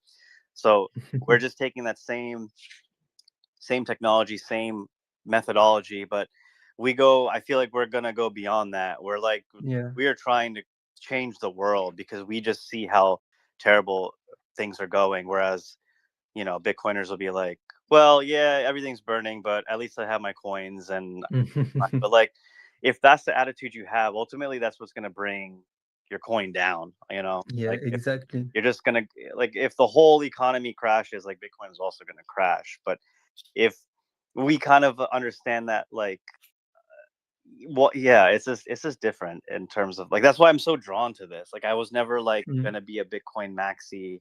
I understood it, but I was never. I see a lot of SPXers that were in Bitcoin kind of making that switch because they just realize like this is just gives them so much more meaning is that like Bitcoin can't. Yeah, Bitcoiners have high IQ, but Eons have high EQ. EQ, yeah, for sure. You said earlier that you never been to any event, and I went to some, and yeah, Bitcoiners they are really everyone says Bitcoiners are the worst. Oh, really? Yeah, it's really crazy. Like they see everyone from upside, you know. I see. Yeah, it's the ego. You know, they get that ego. Yeah, They're like, oh, but I got in early. it's actually the IQ. When you're too in your mind, Mm. too intellectual, you tend to be like that. 100%, 100%. It's interesting because, like, in you know, in Hinduism, like there comes a point in your spiritual progress where you have to cut off all the knowledge that you've learned, because to go further, you don't need knowledge. And I like, knowledge can be a trap. You know, intellect can be a mental trap. So I can definitely see where Bitcoiners can get stuck in that time. Because when you make a conclusion in your mind, it's like you're putting a barrier and you're not open to learn new things, and you think you know everything. Yep. So it's just slowing down your growth, and it's the worst thing to do, actually. Yeah, no, ego it definitely restricts a lot of people, for sure. And I don't think SPX people don't have that Yeah, for the most part. For the most part. Because we never know. Nothing is all white. True. Yeah. No, that's it's the next evolution. It's like each, yeah. It's Yeah, but actually, if I had to start a movement, bring people to the same cause, SPX would have been the perfect community. So true. yeah. One thing to add to your point, Krishna, like I think that Bitcoin had that kind of thing before. Like I'm talking about the thing that you just mentioned, that SPX perfected, or don't exactly like recall what you mentioned. I think that before, people were meeting like in bars and in some, like geek and niche places about Bitcoin, just how many each person has, like back in like 2014 or 15. But nowadays, since VCs came to play, I think that SPX got the flag, because it lost all of that, like niche geek part, like counterculture thing. True. Yeah, I yeah, it just grew too big, and the original ethos of the cypherpunk era has been lost, and it's just been co-opted by like the powers that be. So yeah, I think I had it at one point, but now it's like all the boomers that finally are buying Bitcoin after saying that it was a scam for years, and now SPX is the new thing. So this one is like SPX. I'm curious to see if institutions will buy this thing later on, but honestly, we don't even need that. That's the beauty of it. The thing is that they will buy, because from time to time I do see like some TradFi guys posting some things about like pure belief assets, or just belief assets, or assets driven by belief. Like they are not saying pure belief assets, but the names that they are like opening up are correlating with what we're talking about.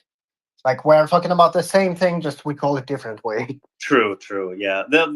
Yeah.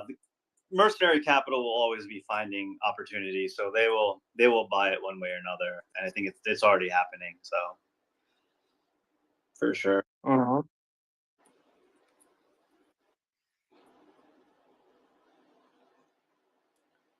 Very cool, guys. Very cool. Do you think, as far as I know, like you are TradFi or ex-TradFi, like you used to work in those fields. Do you think that, like, of course, human beings are tend to die, like we all like pass away, like it's a normal part of the life. Do you think that Bridgewater will go down when Buffett will say goodbye? Because everything is based on him. Like it's his name. Whew. There's a brand on his name, actually. Like, I think you would agree. Yeah, I do agree with that.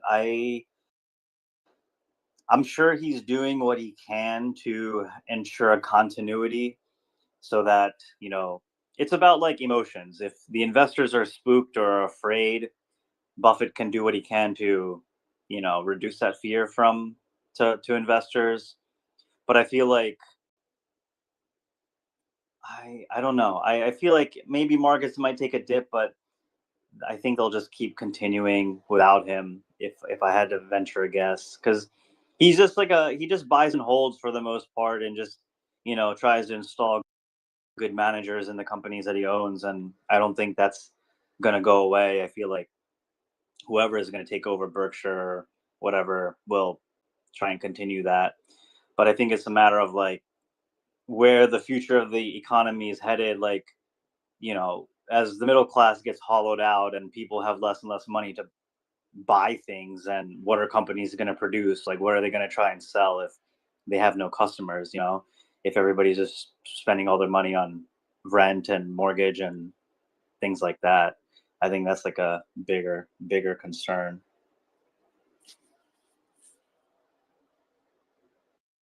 Yeah, makes sense.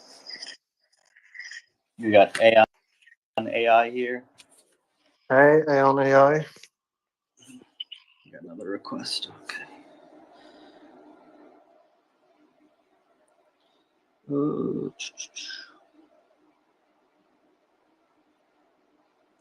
It looks like they're connecting.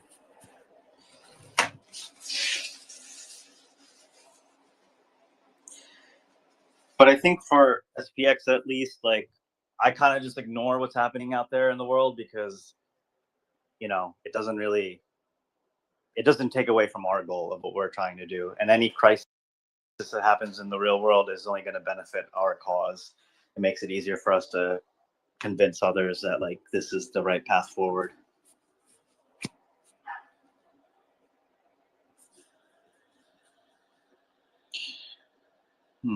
Okay.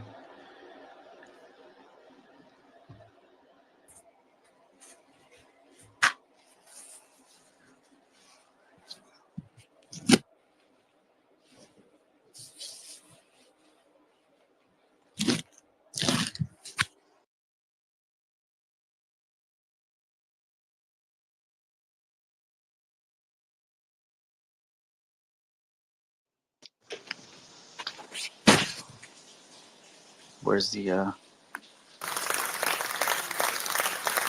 give myself a round of applause for being such a great host. Filling the blanks.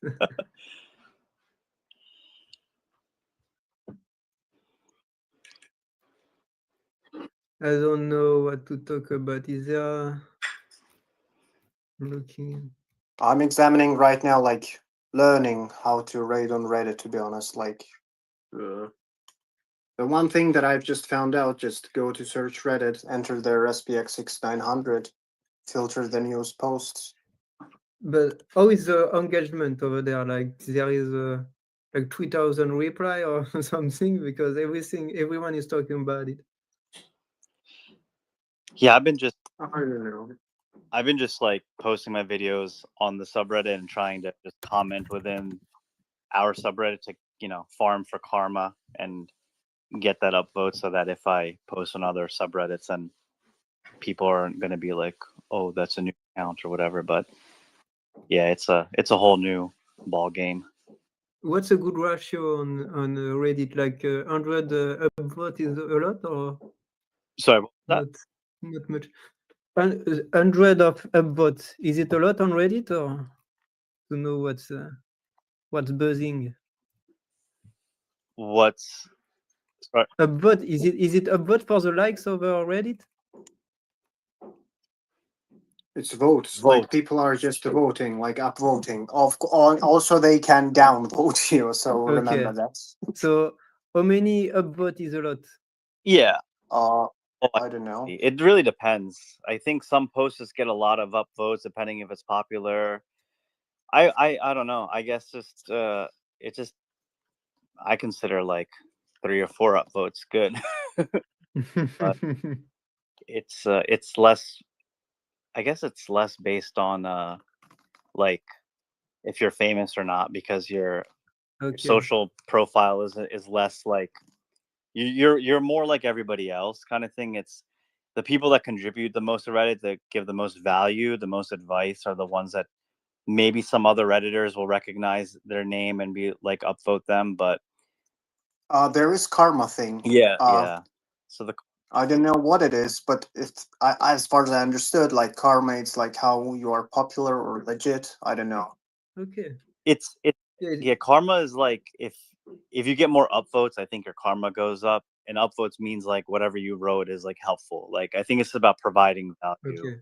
So Okay, nice. yeah. So if you like sincerely answer questions in other subreddits or help other people with whatever problems that they have, you're probably going to get upvotes, and it's going to increase your karma. And then people will like have to trust. People will trust what you have to say.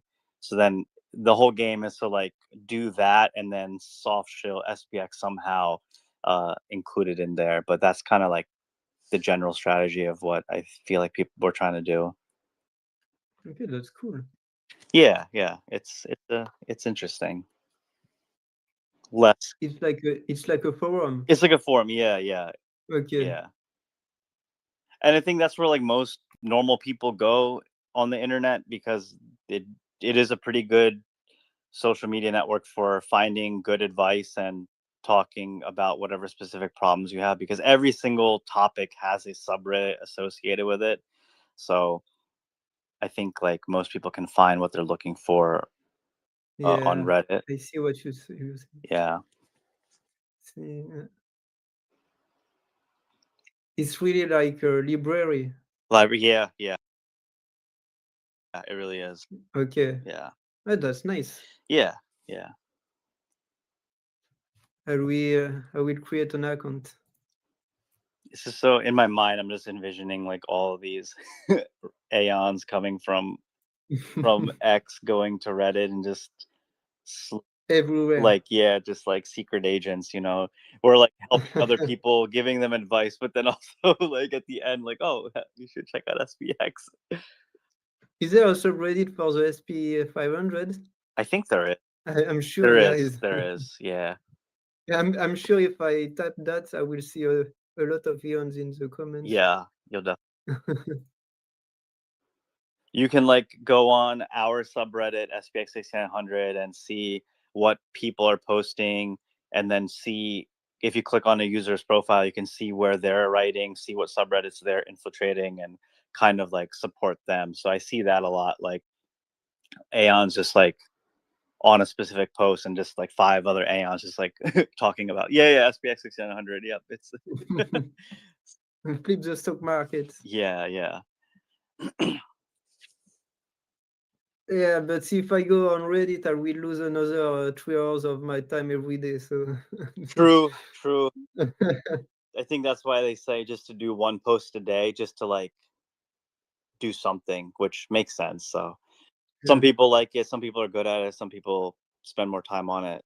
But I think ultimately for us, it's like just do what you can. You don't want to like drain yourself like for this. It's just contribute what you can, wherever you can, however you can.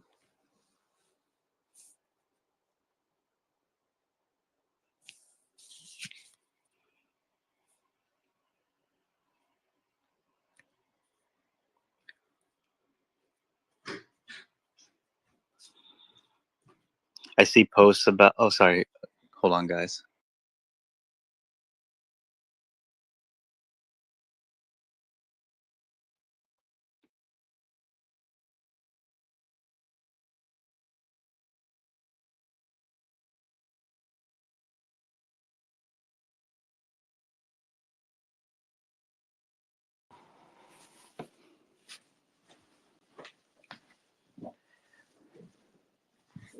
Right. Let's see, what's this?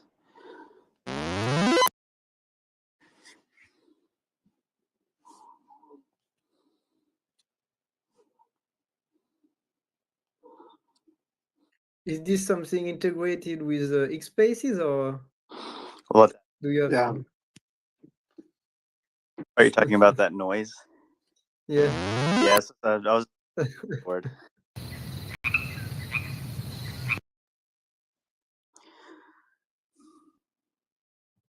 Yeah, so they can do some meditation practices with birds behind. Exactly. That's perfect. Yeah. True.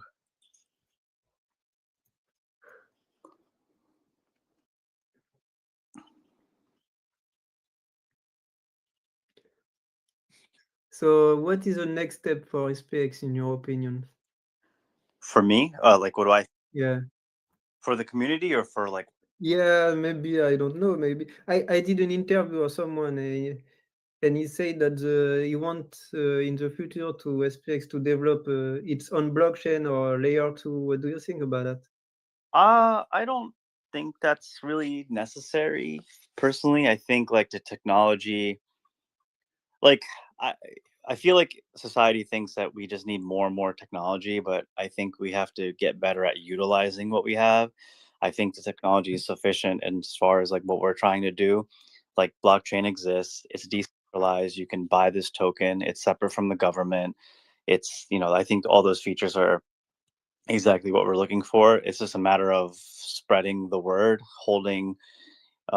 keeping the community pure, keeping the aeons pure, just continuing along those lines. I don't know. I don't think another blockchain is really gonna make a big difference, in my opinion. I think there's already so much of that going on, and it's just like, because Bitcoin had all this success initially, then people were trying to replicate it, and like, no, so many of those projects have failed because it's just not needed. Like the market, there's no market for it. I think ultimately it's the people that keep it alive, and finding the right people should be our main priority.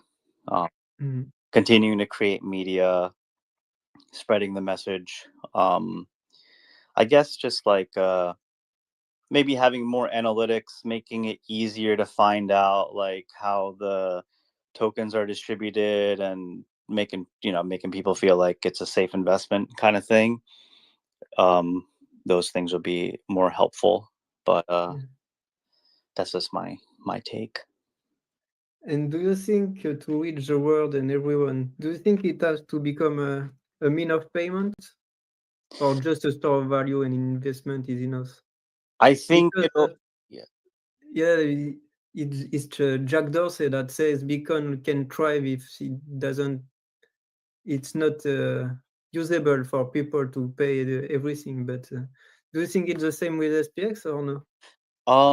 I think it's going to be more of a store of value type of thing, because if you like look at how transactions are done right now, like whether it's by cash or by like credit card, like I just feel like that method is working. We already have this money system that's working, so I don't really know what benefit you would really get from like switching to Bitcoin to do all the transactions.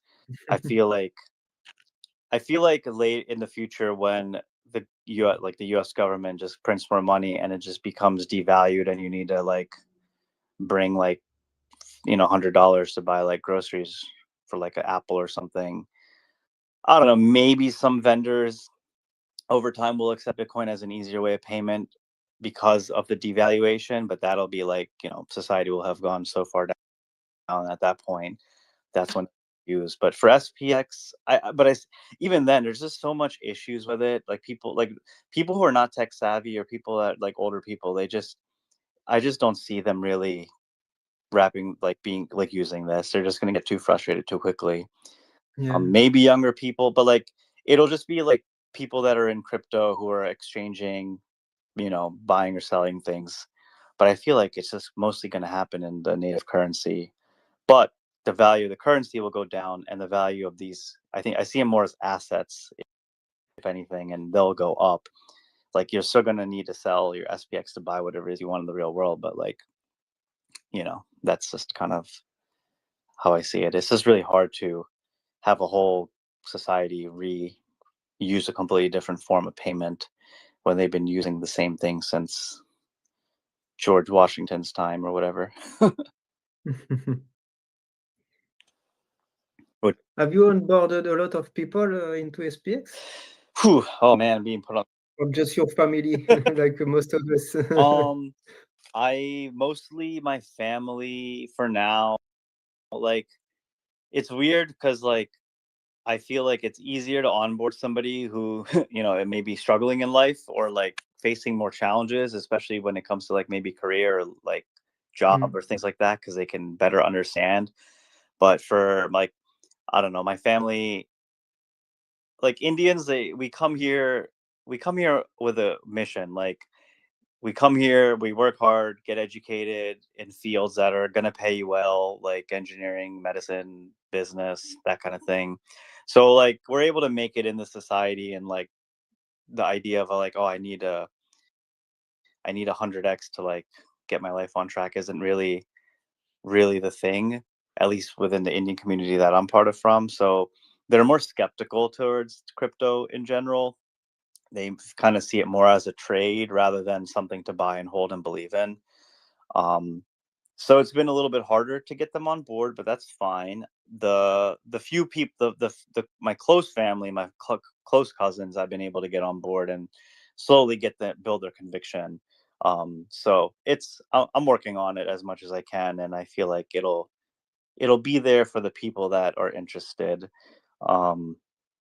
Yeah, I know I could probably do more, but right now I'm just kind of focused on with these online initiatives, just making my videos. I like making the videos because at least it's like something to refer to, because SPX is so much that you can't really, it's a million different things. The cognosphere is a million different things. And it's like, it's the Aeon's job to figure out what wording is going to click with whoever it is you're talking to. And at least if I have my videos and they can at least watch that to be for entertainment purposes or whatever have you, and at least spark their curiosity.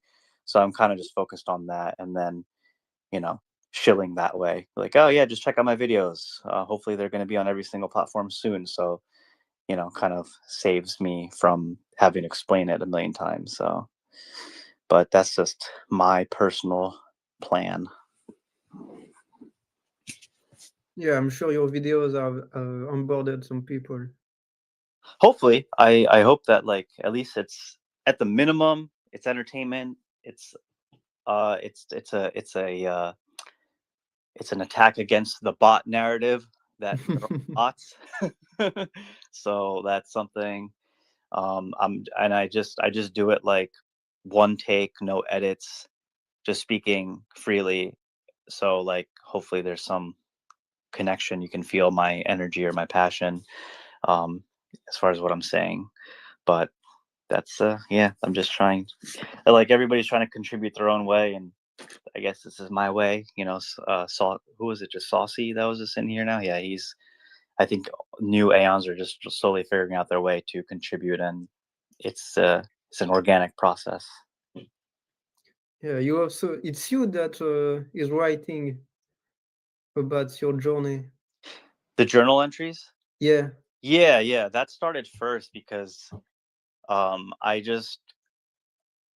was like part of my spiritual path. Like I obviously, like, journaling is a great exercise to do. I've never done it before. I never really wrote anything down. So I first started with that, and then just in my journal I would include, like, that's where I write how much I DCA every day. Everybody posts like a screenshot of their whatever app they use to DCA. I just write it in there, just something different. And I'll just write something that I found interesting or something like that and just post it. That's like just me, like, not caring what people think about what I have to say or post. And it kind of built my confidence, or built the discipline to do that every day. Like, I don't want to let people down because if I just stop posting, then people now at this point be like, oh, hey, where's Krishna? Where'd he go? Oh God. So it's kind of just like I have to kind of keep going. Oh shit. Somebody said hello.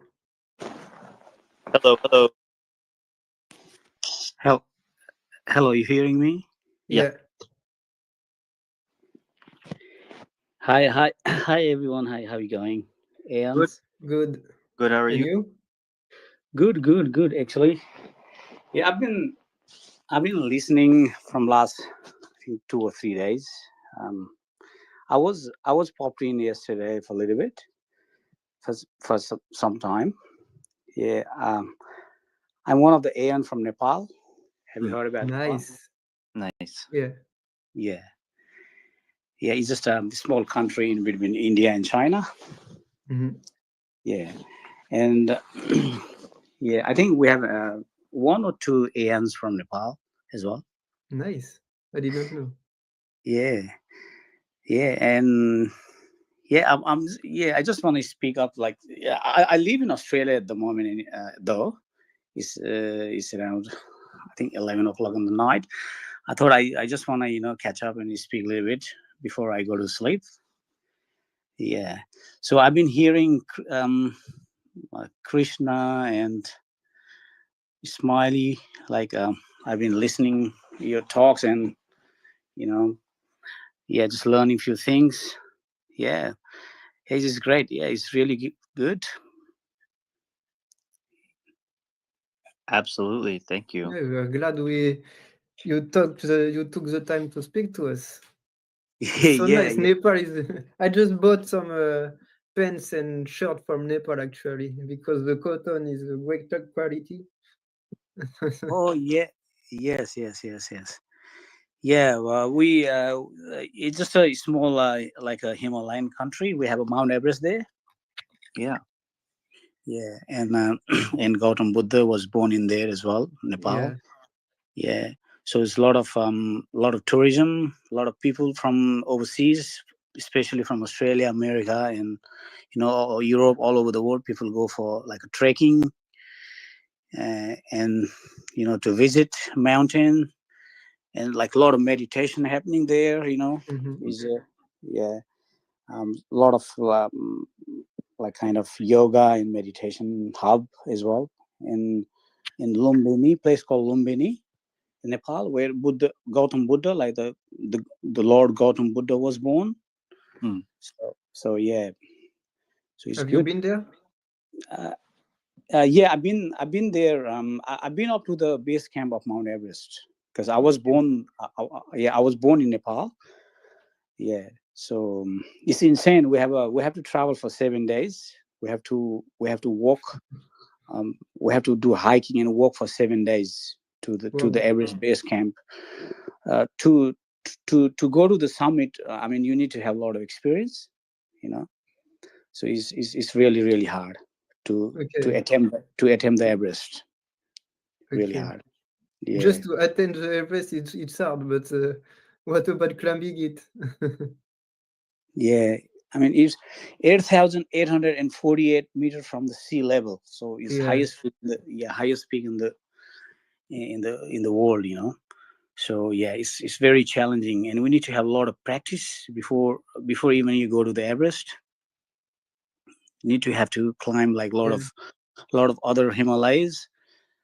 Yeah. You also need to have some people to come Oh with yeah. you. I don't remember their name. Oh, Sherpas. Ah, Sherpas. They are the aboriginal of Himalayas. They Yeah. live there, and I mean, they are the one who carry your stuff. Yeah. Yeah, they carry your gaze and like kind of, yeah, they will help you, to walk or like to do hiking and do whatnot. All this kind of thing. Yeah. The OG Aeons. Yeah, the OGANs, yeah. But there have That's been some controversies. People were saying that it was kind of slavery or something. But do oh they really want to do to yeah, come that there yeah, back? you had heard right. Yeah, you heard right because they pay very little. Despite they do a lot of work. Like probably people probably pay like $10 a day or something, $20 a day, something like that. You know, Mhm. But but it's they really do. hard. So. Yeah, it's not regulated by from the government level, so people just don't get paid much. Yeah, that's their like a bread and butter. They don't know anything else beside just carrying the people stuff to go to the Everest. That's so Yeah, yeah, yeah. It's just it's like it's not good for them, like humanity, and it's not good at all because they're getting what they mean to get. Despite their hard work. yeah. Climbing Yeah. Everest is just like for Westerners, just like a ego checklist. Oh, I have enough money to go to Everest and pay somebody to carry my stuff up, and I did it, Yeah. kind of thing. And it's just like, Oh yeah. yeah, Yeah. Exactly. That's the ego thing. Yeah. People wanna show in the like social media or whatever. Put their flag on and everything. And just for that. Yeah. Meanwhile, the Yeah. Sherpas are like going up and down like every day with way more gear. Every time I think about that, I'm just impressed by the Sherpas more than anything. Yeah. Back then, they never had like all kind of like modern gear. They just kind of put the rope on and hang the rope with the metal thing, and then they just climb. Take a risk, a lot of risk. Crazy. Yeah, it's crazy. Even they do these days because they don't have like expensive gear like the people from the West use. They don't have those kind of things, so they just kind of just do the traditional way. So yeah, it's insane.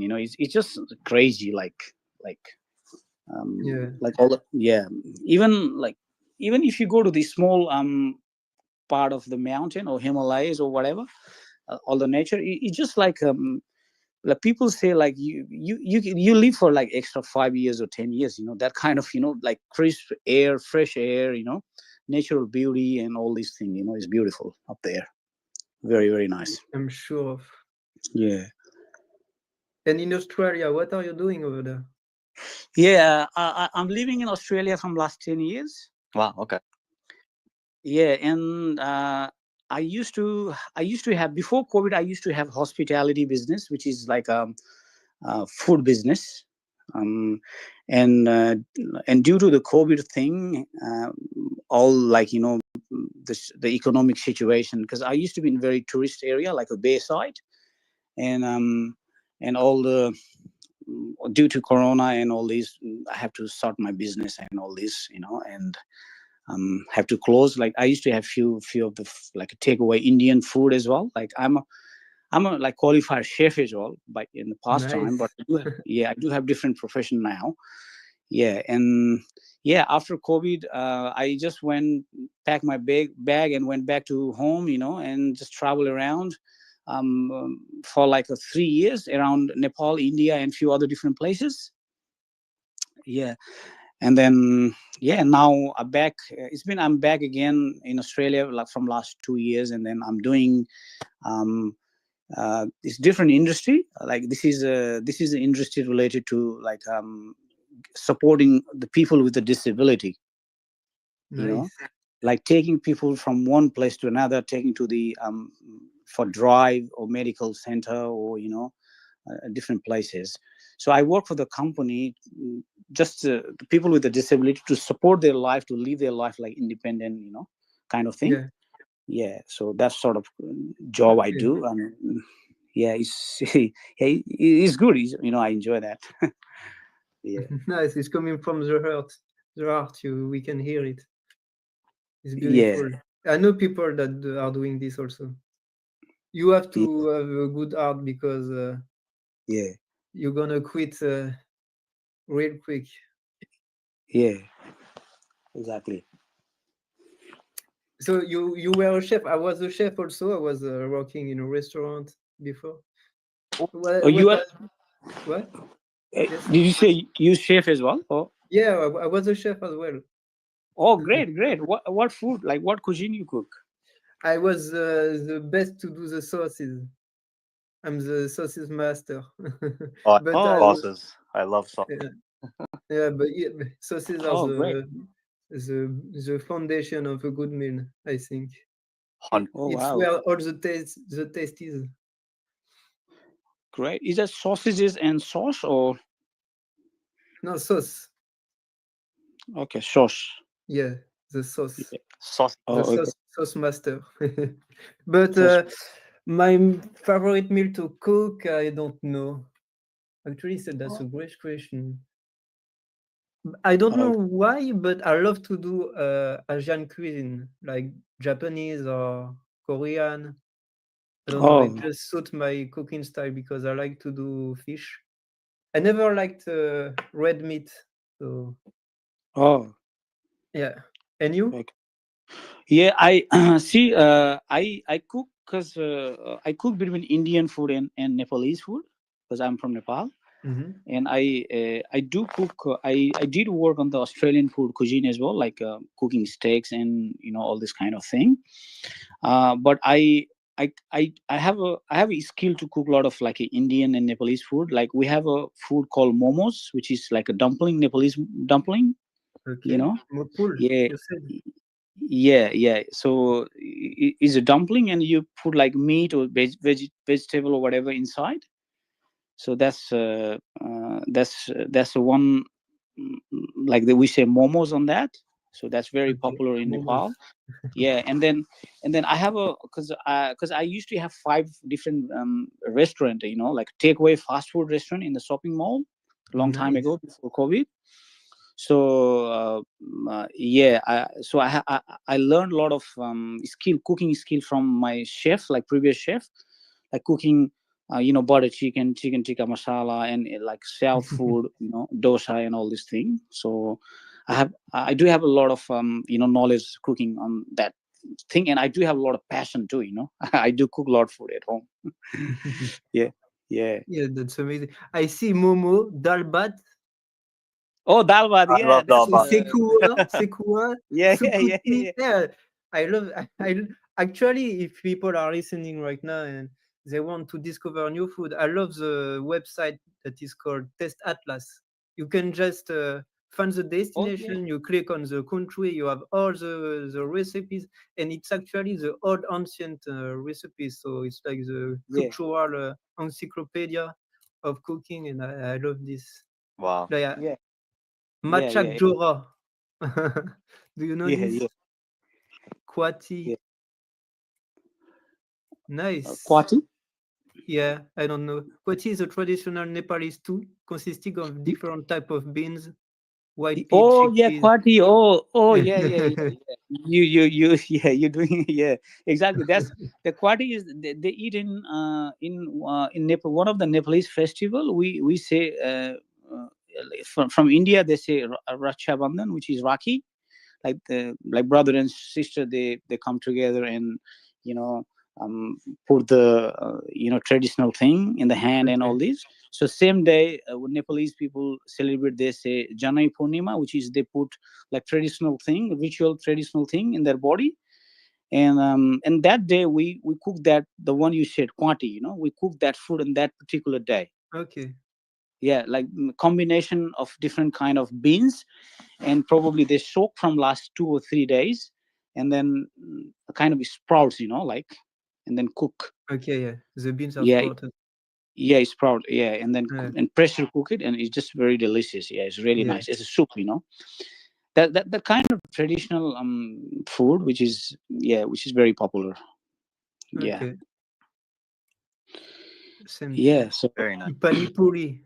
Funny. oh, pani puri. Uh, Yeah, yeah, It's from India also, no? yeah. yeah. It's from India. Yeah. Okay.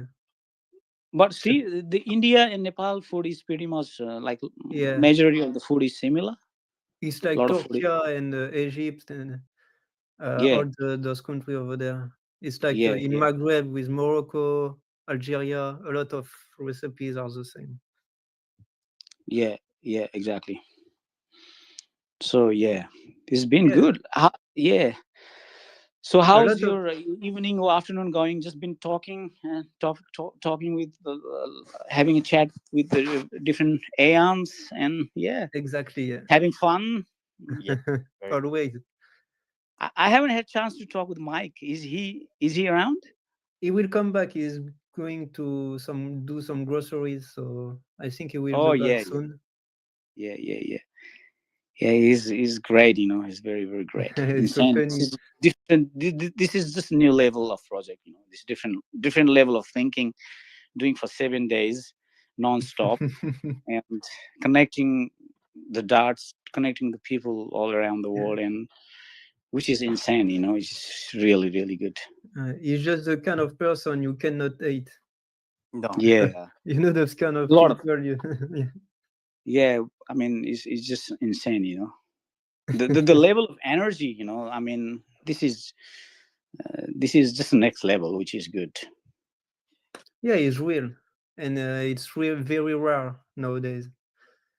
Very Yeah, real and very rare, and I love it when he says like he doesn't even feel like it's work. It's just so effortless and natural for him to just do this, and yeah, like that's very inspirational. Like people suffer and slog through the day and just hate going to work, and yeah, here he is doing all this and just loving Yeah. it.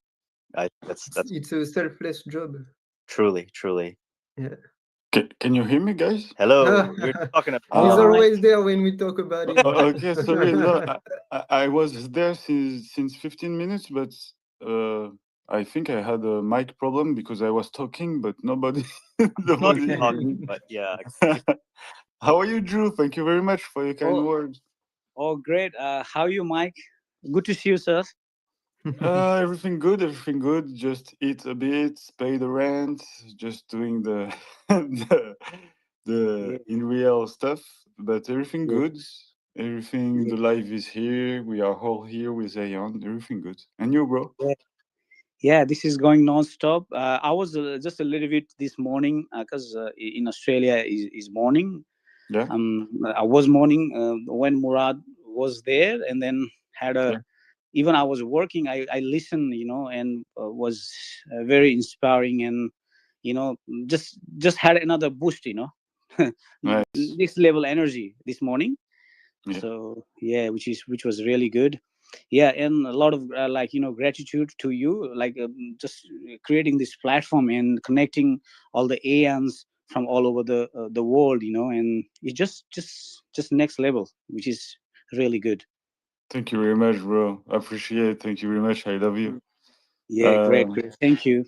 I So think this one here will going to Guinness Book Record as well, or how it gonna I work? I don't know because the live like cut 3 times, so it's not. I don't know. I don't know. For now, I don't know how all of this will finish, but Yeah, we will make the week for sure. But we don't have continuous file of recording, so for record probably it's not applying. But I don't know. I will manage to see. But yeah, every time we have like X that's shutting off the live for no reason, I can't figure why because I tried yeah, various techniques and every time it's shutting off. So I don't know why. But yeah, but as far as I'm here, I will try. yeah, So for now, we'll see.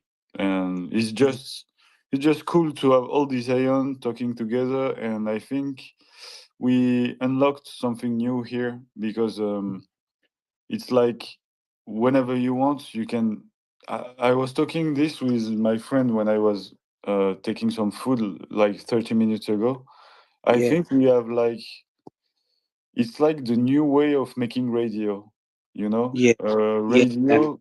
Yeah. It's non-stop here. You can listen, but Yeah, now you can jump on, and it's like a new way to do radio and like a cure to loneliness, a true cure. Whenever you want, you feel lonely, you can just yeah, jump in here and talk Mhm. with other Aeon. I That's really actually think powerful. it's the next big thing in crypto right now because except for stable coins, you don't have anything for people really to use. And X Yeah, spaces are really, we really need to push that because I think yeah. it can go big. Yeah, I feel it too. We are making something big here, and the reaction of people is really cool. Everyone is enjoying, everyone is jumping. I made this baptism thing because, new Aeon can fear a little bit going on space. So if you have the little baptism, it can be like a funny way to enter, you know. I never been to this kind of space before. This is the first time. I mean, there was a first time little bit yesterday, but this is the first time. You know, I never been this. So yeah, it's really good. Yeah, I It's the never. first time you talk on a space? Yeah, first time. Yeah, no, Okay. I was trying to be in the space yesterday for a little bit. It was just a technical error. I couldn't be there for longer. But today, Okay. yeah, the first time. I think you went for sleep yesterday. I think that time. Yeah. Sometimes Yeah, I yeah, just passed out. It was yeah, when yeah. Tiff was talking about consciousness. Oh, Yeah. yesterday. Oh, It Just was give me one.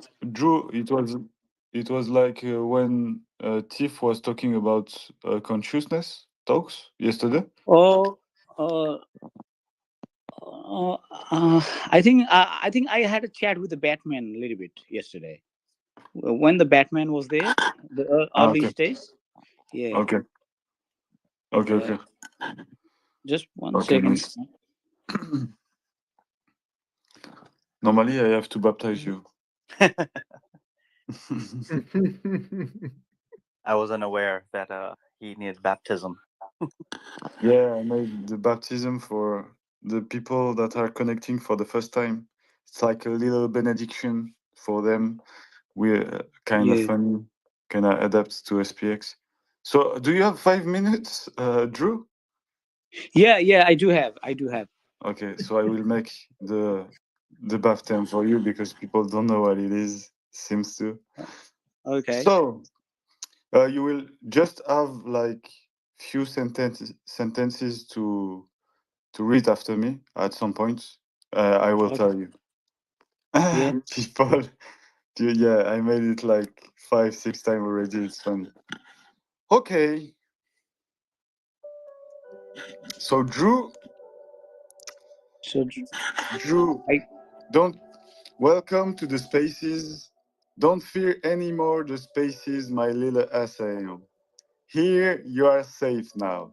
Welcome, brave Aeon, to the Hello Digital Cypherpunk Cathedral of SPX 6900 spaces, where voices soar, retardness is okay, believer of a trader shouts, and epic debate on AGI and inflation reigns supreme.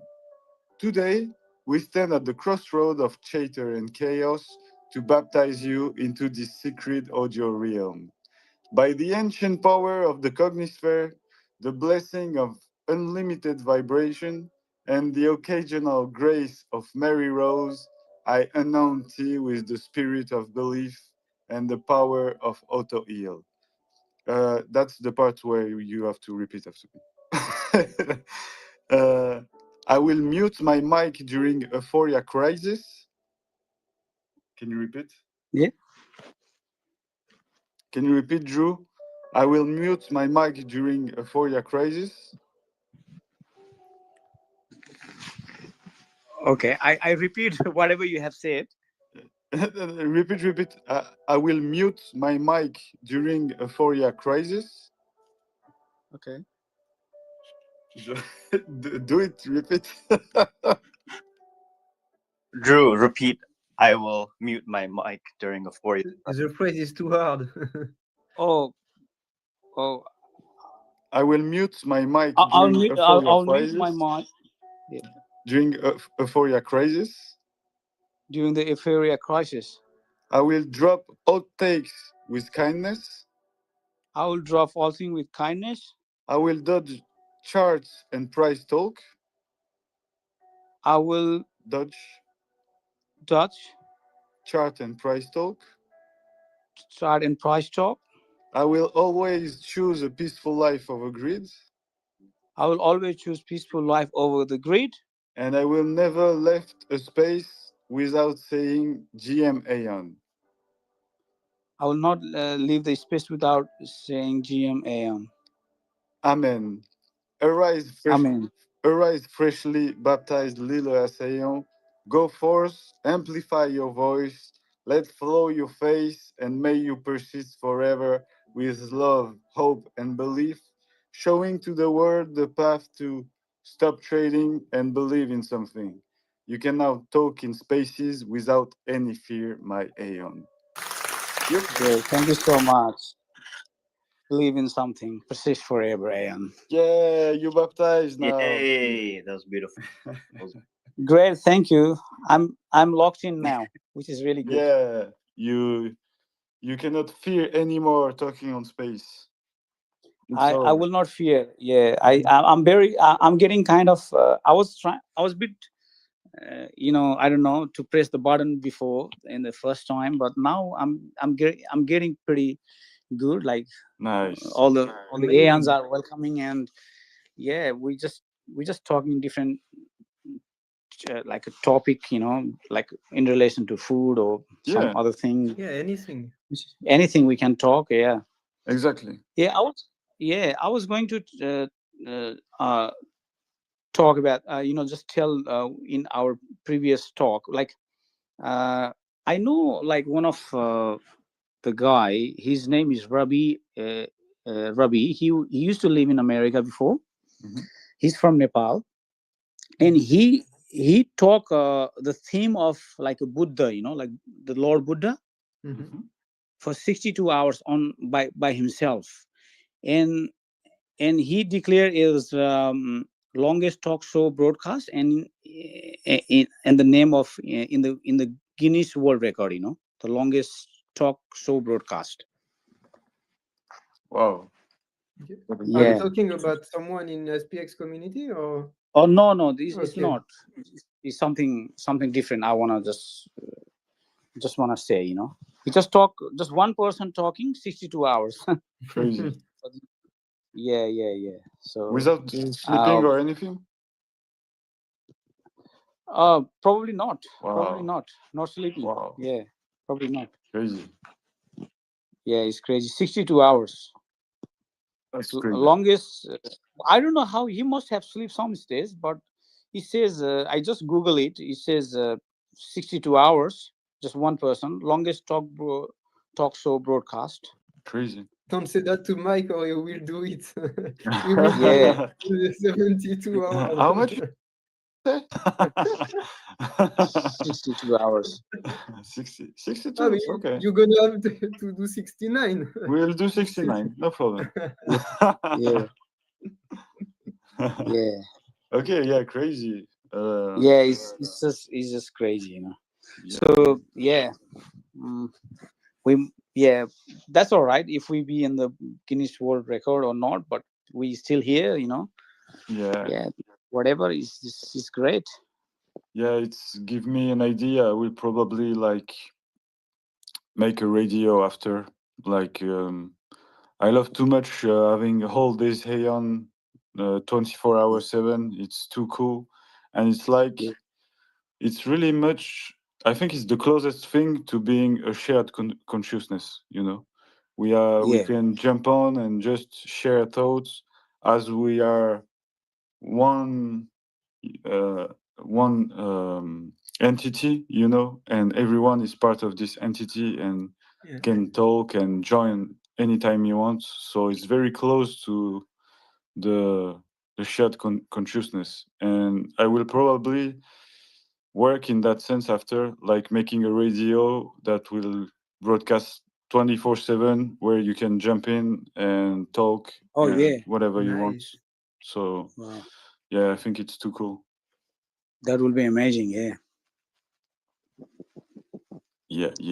And it's just the beginning, because we don't think about that, but we are like I think 200,000 holders right now. Yeah. But in a year or 2 years, if we are like 5 times more than that, you don't even know how many people there will be in those spaces. It can become really interesting. Yeah, we are very early. Like we probably the early people, Yeah, it's very early for Very early. we are literally inventing something, I think, every day. Yeah. So yeah, it's like It's still a baby. Yeah, exactly. Start of phase. The baby Aeon. Baby Cognisphere. Yeah. And you have the grandpa with Bapol and Mung. Yeah, the OGs are the grandparents. But yeah, it's very cool to have like this generation of Aeon coming and taking like the relay and making actions and do it their way to persist. Yeah. So it's very cool. And the OG love seeing new people that are growing into the movement and doing new things. And it's like seeing your children like growing, you know, in a good way. Yeah, and you have fresh perspective with new Aeons. Yeah, I So just exactly. I just want to hear a little bit from Krishna and Smile. You, Mhm. when did you discover SPX 6900? How long ago? Personally, I was following Murad during the last summer. I like binge watch all his tweets, so I came back down to his tweets from I think to 2022. So I just got the notification when he released his top one, and I instantly buy SPX. Like I didn't think about. It was the top one from Murad. I just bought it. So the first day he released his list. Yeah. 2023 or 24? No, it was in 24, so September, I think, last year. Oh, okay. Great. Yeah, I got in also at the same time after watching his presentation, and I was kind of into crypto, but I really didn't really understand what was going on in the space as far as like how do I approach investing in crypto, knowing that like everything is almost a scam. And when he made his presentation about investing in the best communities, I'm like, okay, this is so yeah, full ported pretty much October, and then have been DCAing in, and then got more involved with the community maybe like a couple months ago, and slowly been ramping up my Aeon contribution efforts since then. Oh yeah, I've been watching your every single videos. Appreciate it. You know, is just the energy level and the amount of content, the information you put is just so valuable. It's like we're learning a lot of things. Thank you. And because when you tell that, like I don't have to read whole book, because you summarize the content in one episode, so which is really good. So I love it, loving it. Appreciate it, man. I just hit record and just start talking, and whatever knowledge I have, it spits out, and I'm glad it's helping. People are appreciating it, so I thank you so much. I will continue to persist forever. Yeah, persist forever. Yeah, that's the way. Yeah, absolutely.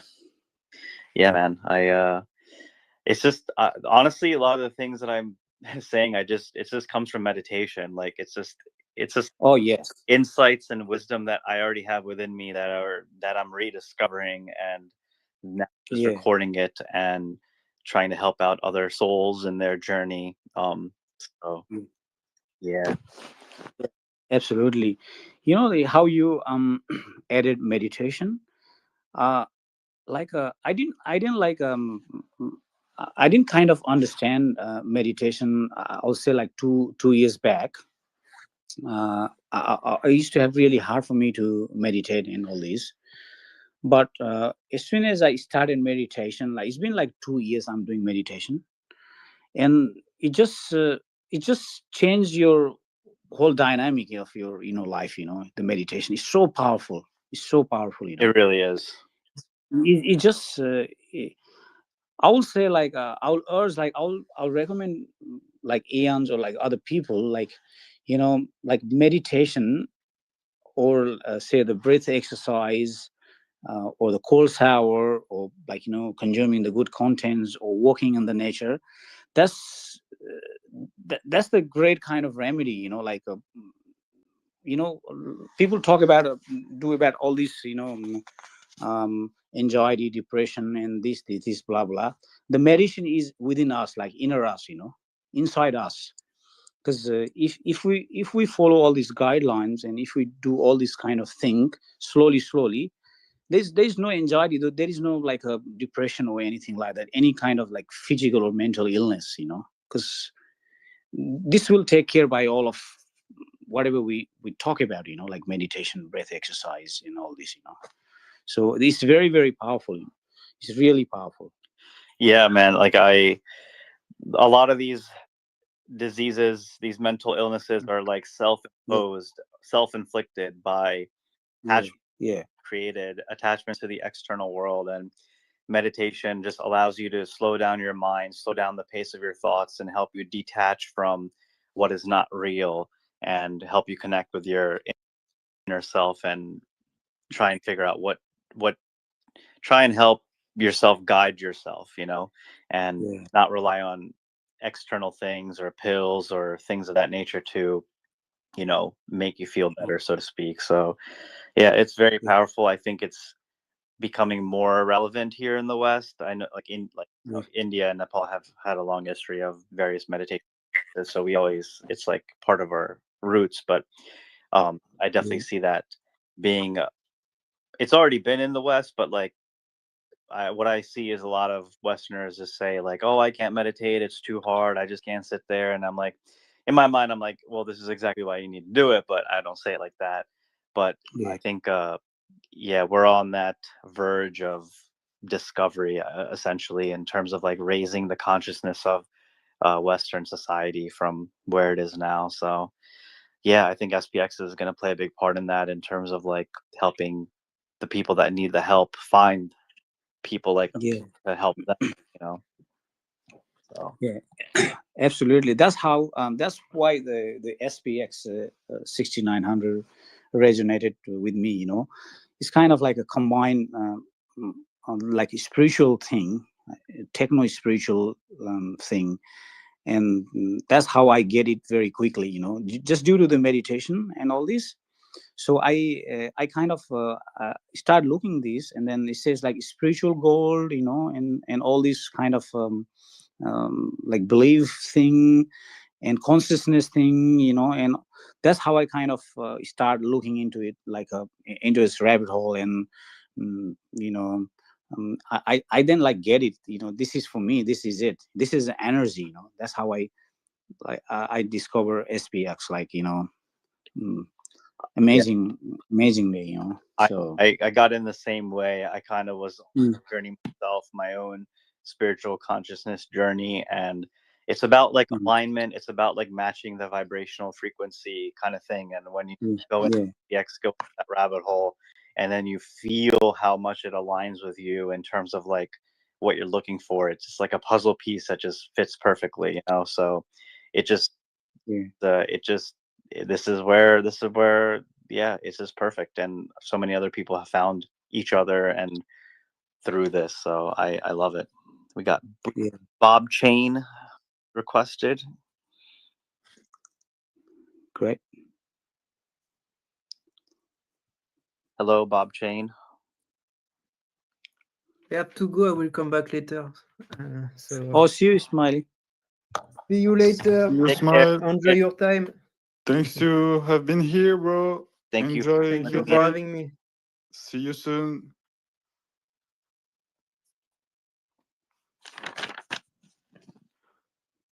Yeah. Bob Chain, you're up on the podium.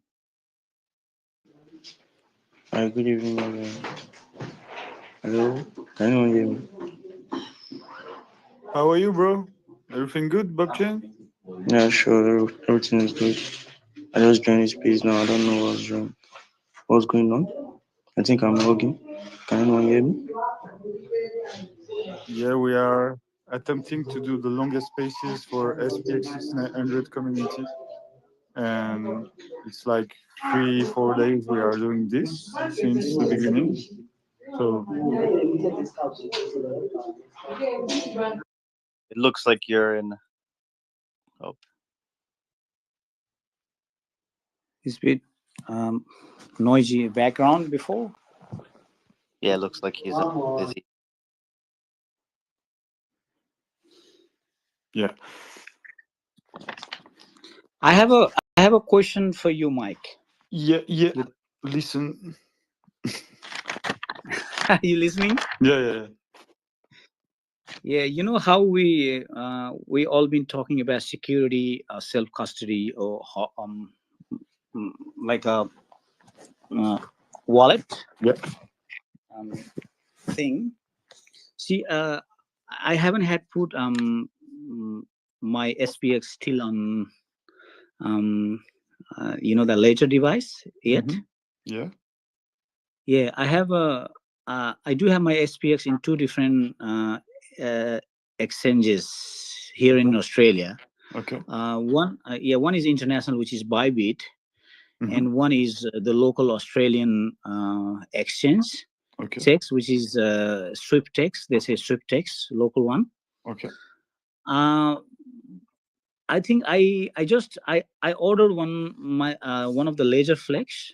I have ordered the laser flex, probably come in next 1 or 2 days, so I can transfer my SPX from Bybit to laser flex, which is fine, I think. Yep. But the SwiftTex, the Australian exchange, they say they don't have enough liquidity to. I cannot withdraw my SPX. What? So in this, I cannot withdraw my SPX. So what's the solution? What I have to do? What? This is the first time I hear this. They say they don't have enough liquidity for you to move out your coin. Yeah. But this is great. Yeah. Okay, it's the first time I hear that because this is their job. Their job to have liquidity. I can buy, or I can transfer from other place to that account, but I cannot withdraw my SPX. Okay. I mean, they might have the Ethereum or something. The other thing you can withdraw, but not the SPX, because they said they don't have enough liquidity for this asset. Okay, it's a little bit weird. I don't know why. I think I have to check with the Australian AANs. I don't know if they here listening. Someone if they know anything about that. Yeah, I don't know this exchange. I don't know really much this exchange. Sorry, I have to check because the live just disconnect from my computer. Just 1 minute. Okay. Can you hear me? Yeah. Okay. It's came back. Okay. The X space. X is really weird to make long spaces, like the page just crash for no reason. And because we are co-hosting with Krishna, it's not ended the live, but okay. So no, I don't know this local this local exchange on Australia. It's a little bit weird if they say they don't have liquidity. Either you want to move your fund out and you transform your SPX in like Ethereum, move out to a wallet and buy back the SPX on chain, that they have the liquidity, but it's like it's like weird. I never heard an exchange don't having the liquidity. Yeah, that's what they said. I said, if you do you gonna have anything and liquidity in the future? They said we may have, or they don't know, because they don't tell this exchange. Because the business model, it's they can't. I don't. What is the name of the exchange? SwiftTex. SW. Sweep. Yes, SWEEP. Sorry, no, SWYFTX. SwiftX. Okay. Yes, SwiftTex.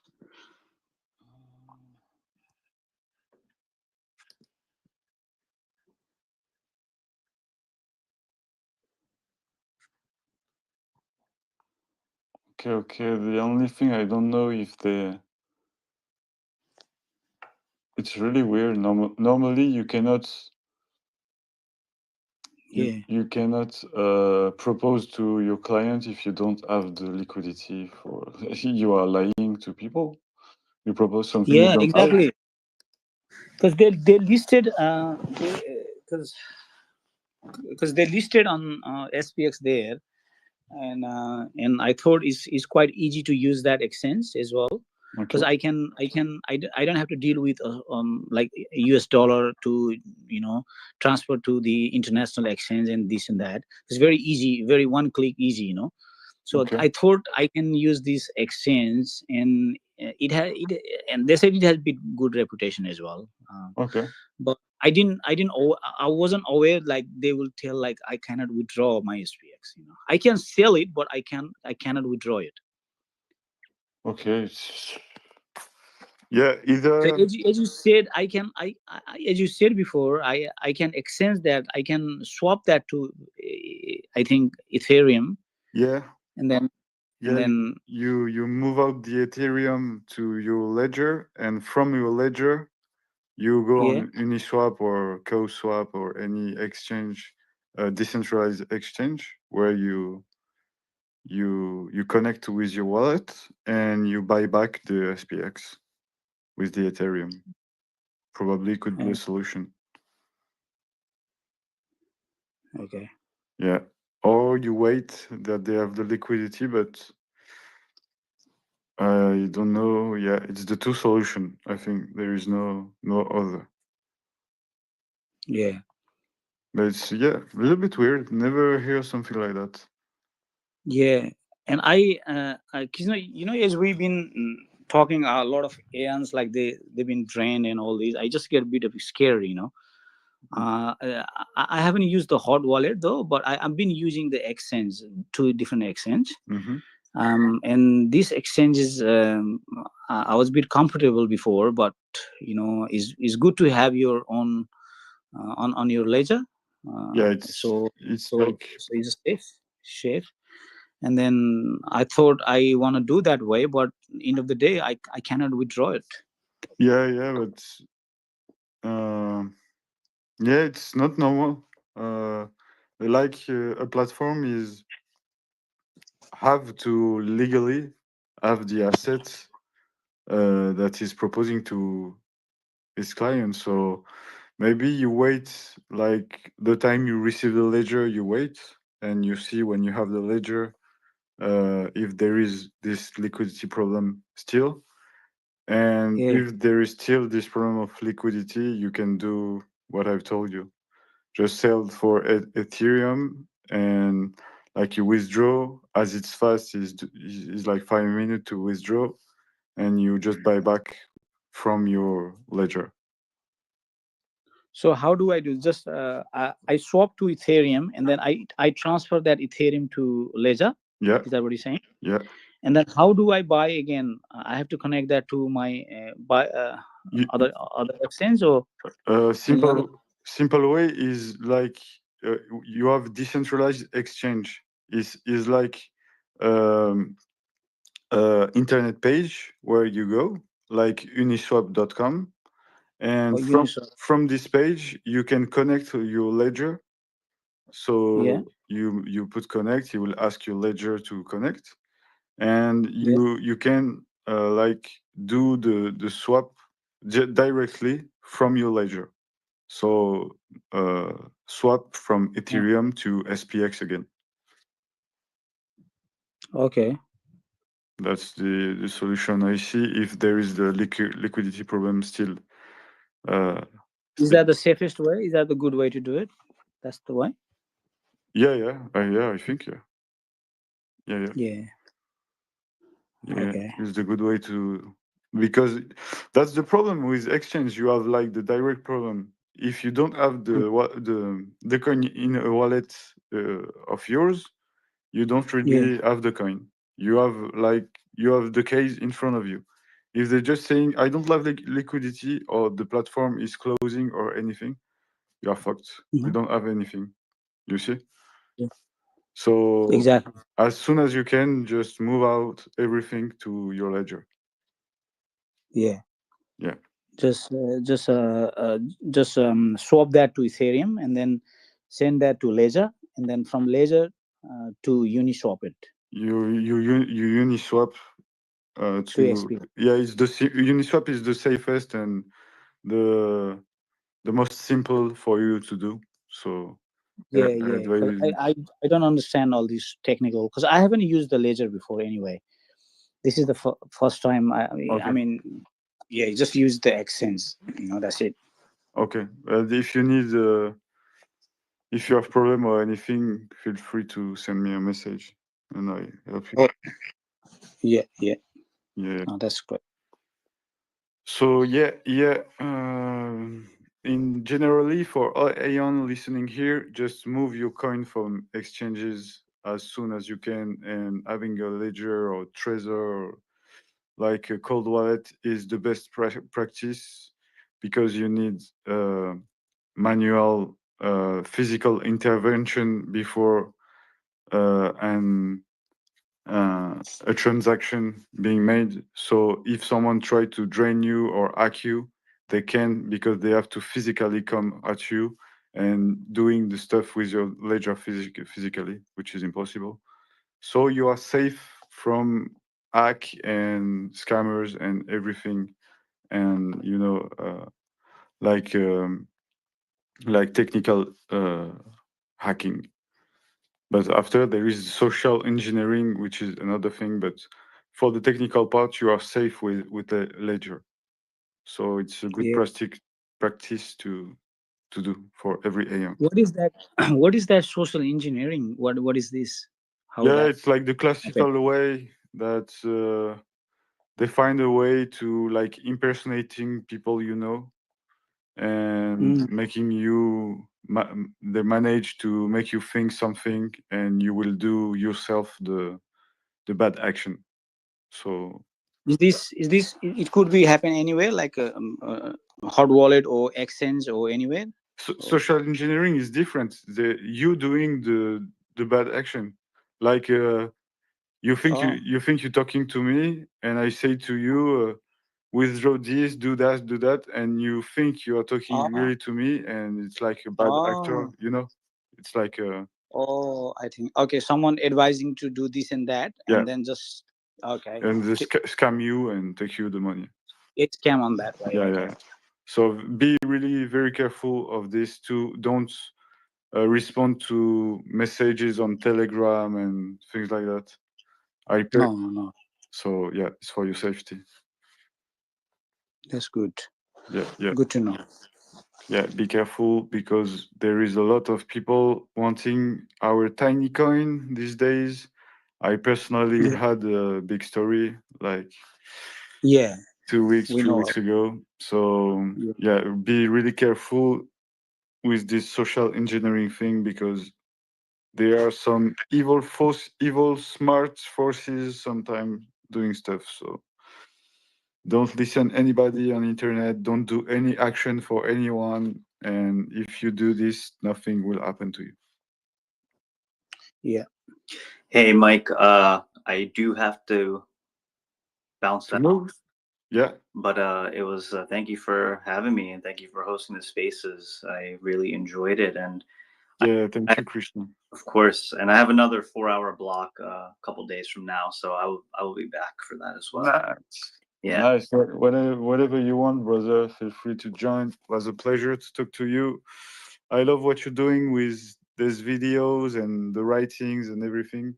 I've seen a lot of them, not all probably, but a lot of them.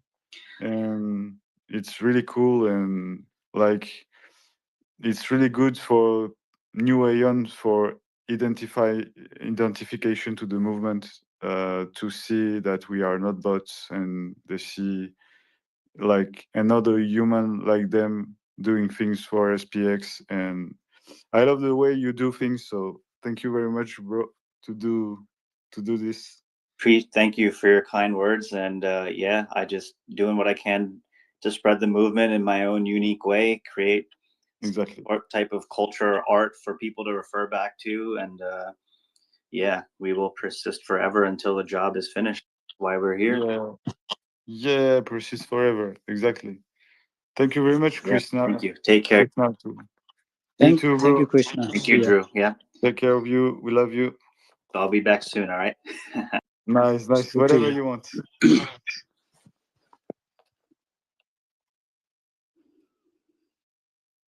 Okay. So just yeah. basically,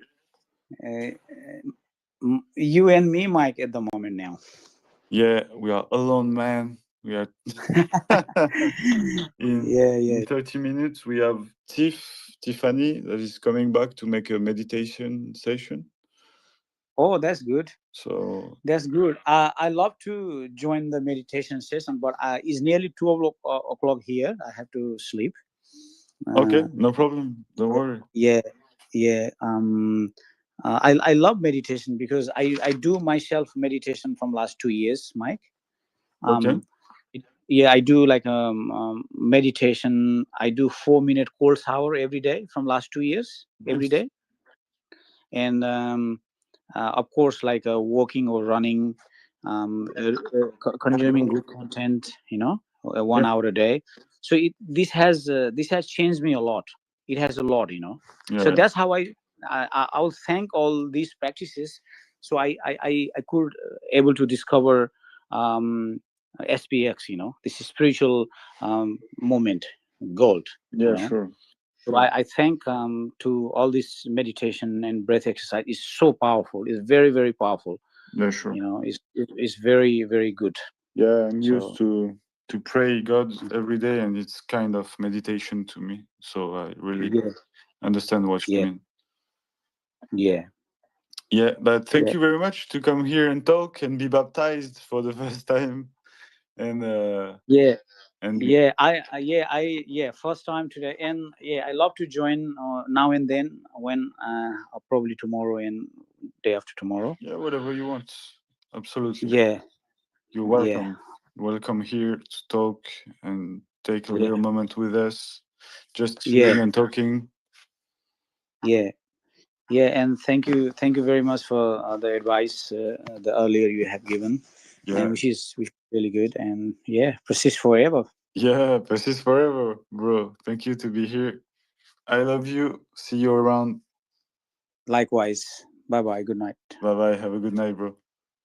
Bye.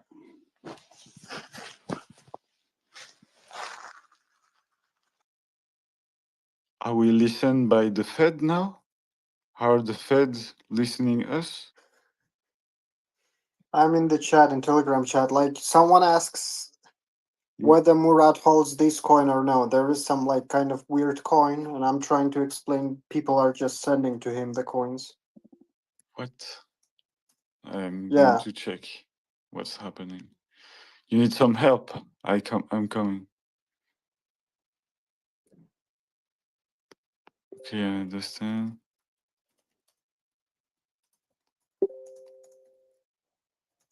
This is Murad by the coin. No, which? Yeah, we'll not say it maybe because it make them. I don't know which one, but okay. It's like a derivative.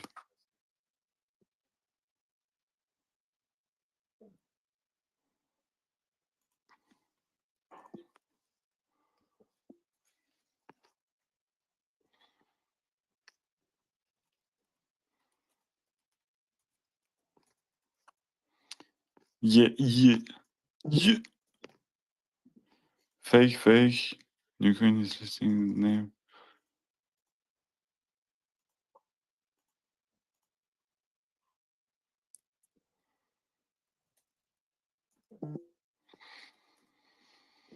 Yeah, I don't know if.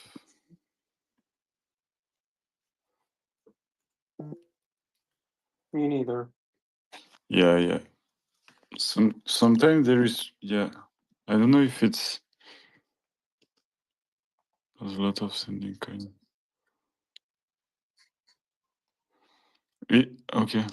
It's what? It's like someone just seeing the Murad wallet or something like that, or no? Yeah, like on Arkham, there is his wallet, and people like I've checked his wallet before as well. Like people do some projects indeed send him some coins. Yeah. But some people think that he bought them Okay. himself. Okay. The thing is that he never bought them. Like Okay. people are just people keep sending him. Yeah, yeah. He even holds some like like the rave coins of SPX. Yeah.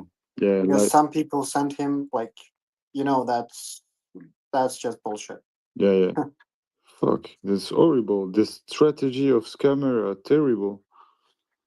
Like sending coin and saying, "Oh, look, he hold the coin," which is terrible because they have a real proof. It's terrible. Well, it's really terrible. It's stupid.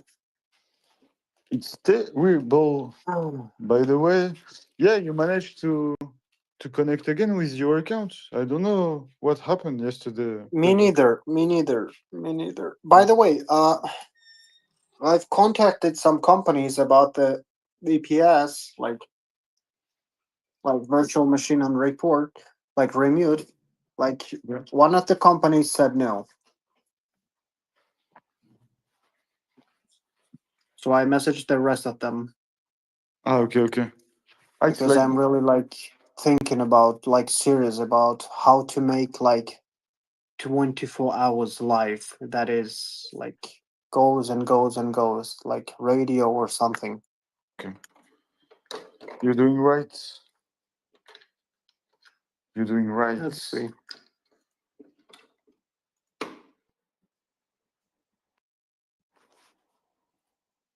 Are you listening to? Are you hearing me? Yes.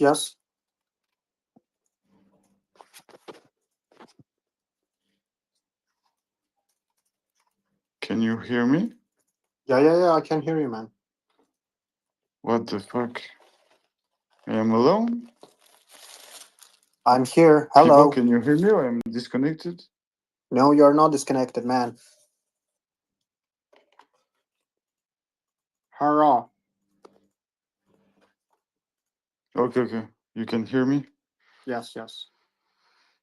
Okay, perfect. Because I had a message that just like was scary. Everything was collapsing again. So now it's okay. I'm just making a coffee. Okay, perfect. If some of you want to join and talk, just join and talk. Yeah, guys, feel free to jump in. Just ask and I bring you here and we have a little talk. Like in 30 minutes, we will have Tiffany that will make a meditation session. So we have 30 minutes here to talk if you want. And if you don't want, I will manage to talk alone because there's no problem. I'm a retarded, so I have the ability to talk alone for hours. And if I have to talk about SPX, I can last days alone talking about that. So By the there's way, no where is problem. Chang? Didn't he join? Chang left? DK, how are you, bro? GM. Hello. You have always some people joining. It's really, really cool. I just went Every for a time run. we have like less people, we have always someone jumping on. I added you, DK, but I don't know. I don't know if it works. Can you hear me right now? It is terrible for these spaces. Really terrible. I'm managing to have like an infinite number of bugs every day. That's crazy. That's crazy. Always I don't know someone why that my can internet jump. goes Live crazy. is struggling. Like when Murat came yesterday, I thought everything will explode because there was too much interaction of too many people at once, and we were really struggling. GK, I think, I don't know, but it seems it's not working. Maybe try again. Disconnect and ask again, maybe, because it's not connecting. I don't know why. Can you hear me, Mike? I don't know why, bro. I have my coffee. I can you last hear me now? long. Yeah, and Hello? I think we are doing something really great here. Yeah, I had a message from someone listening that just tell me, do not interact with anything. Also check your main. So yeah, don't interact with anything, guys. I don't know if there is still the problem with the hardware wallets that were yesterday. But okay, DK, I add you, bro. I hope it will work. It's connecting. Hello, can you hear me now? I don't know. I don't know why it's not working. Hello.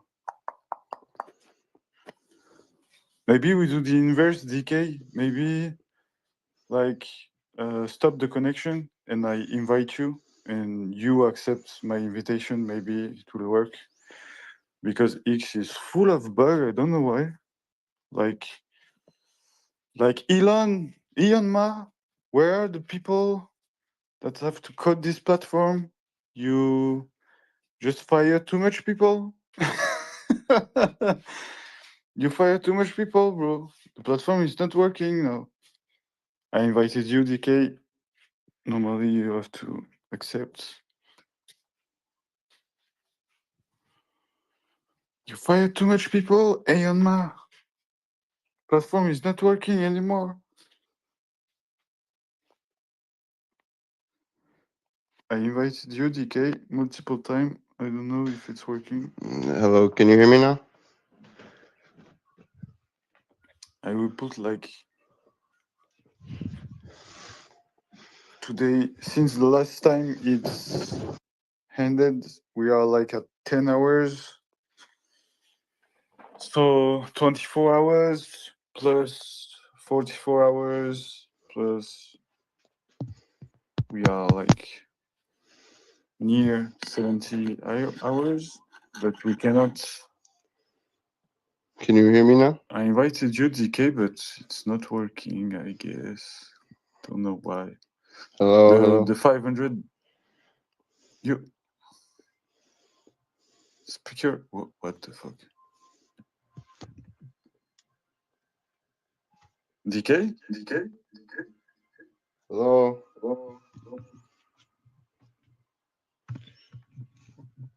Oh, okay, just 1 minute. I don't know. My application bug.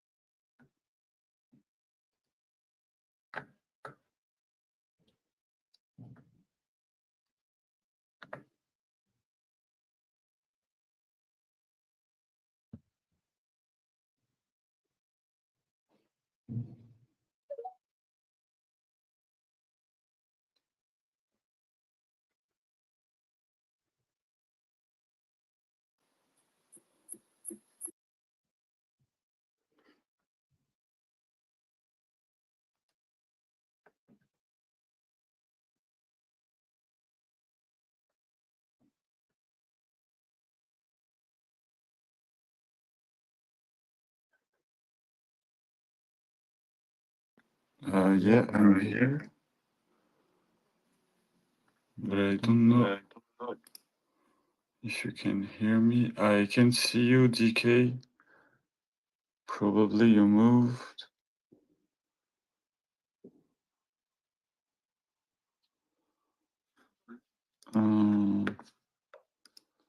Fuck, I'm really tired of this platform. Really, really, really.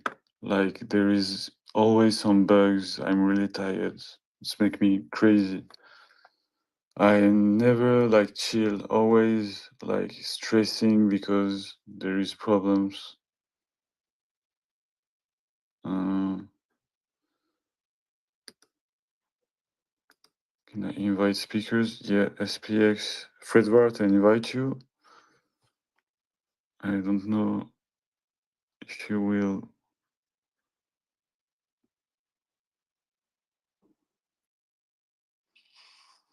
Can you hear me? Hello. Okay, perfect. You can hear me. Yeah. Before, when I joined, like, apparently nobody could hear me, but I don't understand why. Like, access Yeah. going crazy. And I invited DK, and people could hear him, but not me. Oh, it's crazy. This No, platform. actually, I could hear both of you. Okay, but me, I couldn't hear him. Like, Weird. it's crazy. Yeah. Everything good, Fredward? Yeah, awesome. Nice. Good. Nice. And yeah, there is still this bug of Ledger. Do you know about that or? Honestly, no. Like, I'm not tracking it. As far as I know, it's shut down. Like, it's got fixed. Okay, perfect.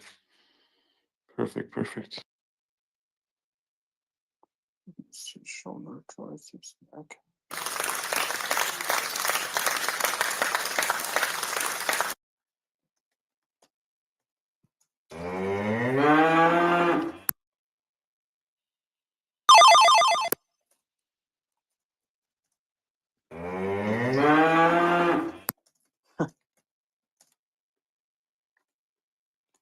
I'm becoming the Andy of the sound.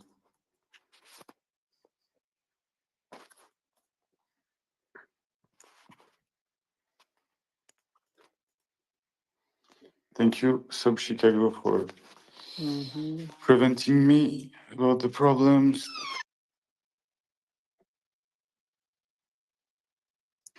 So okay, I got my coffee, I got everything. Now I can just sit and do the live properly. So yeah, did you hear Murad yesterday, Fredward? You Honestly, could. I slept with phone in my hands. When I just woke up, I hear that Abe and Murad are talking. Then I like listen carefully, so I missed the first part. Okay. Yeah, it was really cool. Like he was in a good energy, and thanks to him to came. Yeah, explaining a lot of things. It was really cool. I appreciate he talk about how, in fact, the industry of reducing suffering is like one of the giant industry, if not the biggest. And it's a really good way to view things because it's like SPX is really reducing your suffering in life in many ways, like reducing loneliness, make you transform your way to see things, and you start again to take actions for your self-confidence, you wait to see yourself in the world.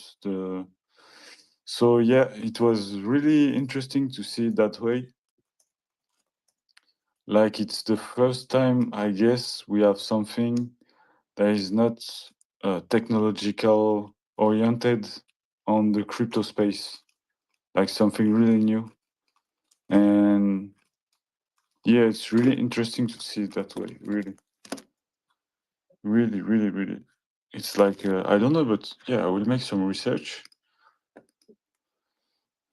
to see. We will think together. I love to do that. Like I go on a subject, make some research and thinking, and you people are here. So the industry, I don't know how many trillion it represents, but I think it's a lot. Like how can we say it's like Honestly, reducing the market of mental health problems is getting bigger and bigger, and since SPX fixes it, SPX will acquire some portion of that mental health issues market. I mean, like psychologists and all of that stuff. Yeah, they say. Oh, DK, can you hear us? I can hear you. Ah, nice. Yeah, there were problems. Sorry, I couldn't hear you. And also the thing is that like the other day I saw there was a post on X talking about like early BTC maxes. Yeah. Most of them they are just leaving BTC not because they are like they are not wanted. No, because they as they claim that some of them mentioned that BTC is no longer counterculture. That's the thing because he Yes. said that they used to meet like in bars, pubs, like coffee shops. You know, like hipsters. Just meeting like simple counterculture, like meeting and discussing their niche thing. And since it turned to mainstream, people are leaning towards like PBAs. It might be SPX, Giga, or whatever you want. The one that is resonating with you, but mostly SPX, definitely. Yeah, and that's exactly my point too. My feelings. I was in Bitcoin like long days ago now, and I can since I've seen Michael Saylor coming and BlackRock and every hedge fund like this, Mm-hmm. I cannot trust. Like this is the enemy. We have Bitcoin always fought this guy, and now this guy are telling you buy Bitcoin. What's happening here? There's a problem. They took it. They managed to took it back. So you can have it because now these guys are in Bitcoin.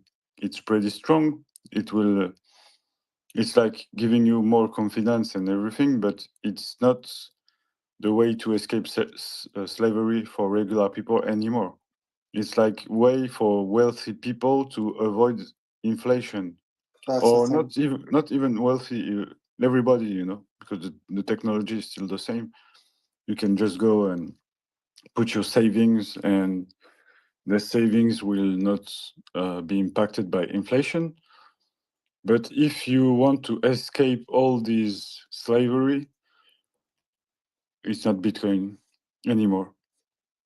That's Or right. it's like the SP500, you wait like 30 years, but 30 years, yeah, cool. So, what do I do? I'm just a slave for 30 years, so it's not possible. I am looking at the wellness economy, the global wellness. I have only like I have the figures for 2023, and it's saying it's a $6.3 trillion economy. Mm-hmm. In this economy, you have mental wellness, you have wellness tourism, personal care, physical activity, Right. healthy eating, nutrition, and weight loss, and public health prevention and personalized medicine, and traditional and complementary medicine. So yeah, it's a big market, in fact. I think if we took the figures from 2025, it's even bigger, probably. Like it's trending. Whoa, McKinsey is doing reports on this. Okay. It's charging, I will tell you. SPX6900 is the cure for financial and spiritual decline. Exactly. And that's why a lot of people will get into it, because a lot of people are suffering. Exactly. And they'll use this as a ladder to get to where they need to be, if they see it like that. Sure. Exactly. Okay.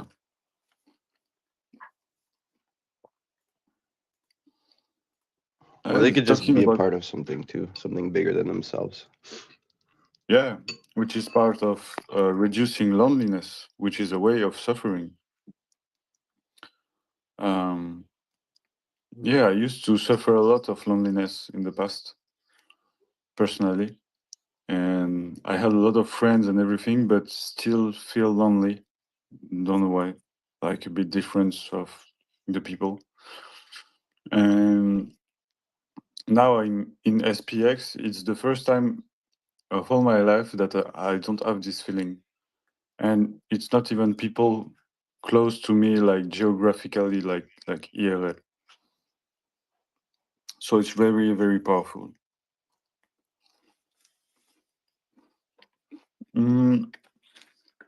Sorry, I'm having a coffee and eating. Like to be. Me too. To be That's online fun. like 20 hours a day, I need to eat some fucking sugar at any time. It's crazy. Because I don't have enough energy otherwise. So maybe we will have Tiffany. She's here. She's here. Yeah, she's here. I invite you, Tiffany, so you can do the meditation session.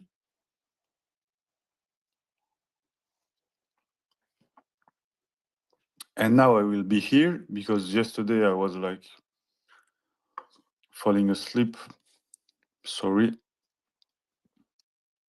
It was my moment to sleep. Morning, good night. Good morning. Yes. Yes. Sorry, Tiffany, for yesterday. I just passed out because I was Oh too my gosh, tired. I was like, I don't think Mike ever sleeps. No. You have to. You have to sometimes. But today you have like 1 hour, and we have nothing for 2 hours after. So you have like all the time you want to do. Well, I was thinking, because we're Yeah. in this marathon of the longest spaces ever. I was thinking the meditation will do like a guided like yoga nidra meditation, which is actually called yogic sleep. So it's designed to be like deeply restorative and relaxing, and it's totally something that you could like fall asleep to. Anyone else could just kind of put it on the background and like receive the transmission. But that was my idea, unless you guys want a different type of thing. But No, that's it's what I was perfect. thinking. No, it's perfect. Perfect. I need to relax, so it's perfect. I love it. Yeah. I was thinking about you. I was like, oh, yoga nidra will be perfect because, and I know so many other people that are like tuning in. Like I've seen the same people like every time I've hopped on. So I know the collective is putting energy into this. So I thought this hour, like kind of in the middle of it, would be a great opportunity to just like restore and relax, like mind, brain, body. Yeah, absolutely. So I'll just, guide you guys through it. And like I said, if you have it going in the background while you're doing other things and you just receive the transmission, you still collect like the restoring and relaxing like vibes. Or you could literally like lay down or like find a comfortable space that you're in if that's available to you. But yoga nidra is it's referred to in the yoga community as yogic sleep. So it combines like guided meditation with like progressive relaxation techniques, and operates like not just on the physical body, but the energetic body as well. So you can literally just become a receptive like vessel for the meditation. So wherever you are, this one is designed to cultivate the energy of peace and inner joy. And we start with just simply relaxing. So just finding your space, arriving mentally, physically, making adjustments wherever you are, and start to really tune into your body. So when we cultivate relaxation in the physical body, the three-dimensional body,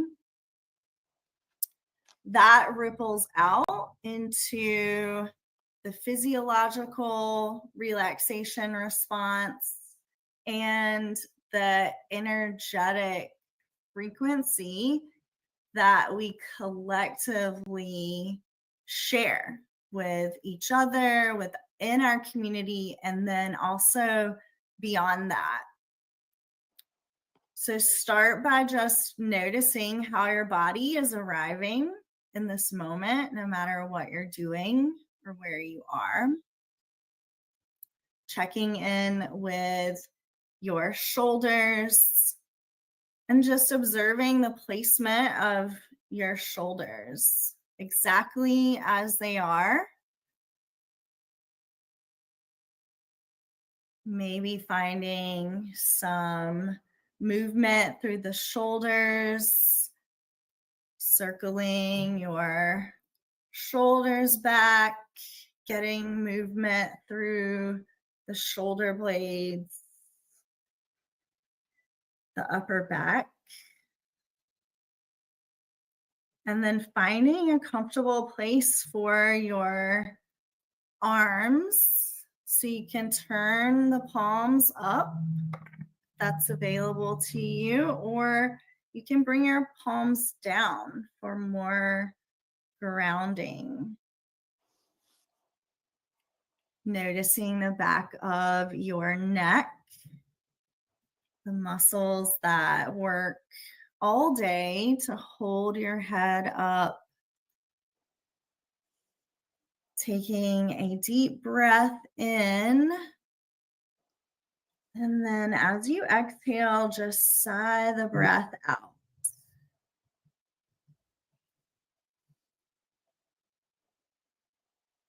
Continuing that check-in with your body and just noticing how every part of your body feels in this moment.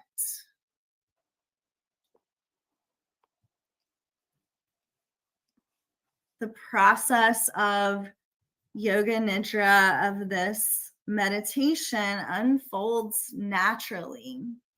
So just allowing yourself to become aware and open, receptive to the energy, to the transmission.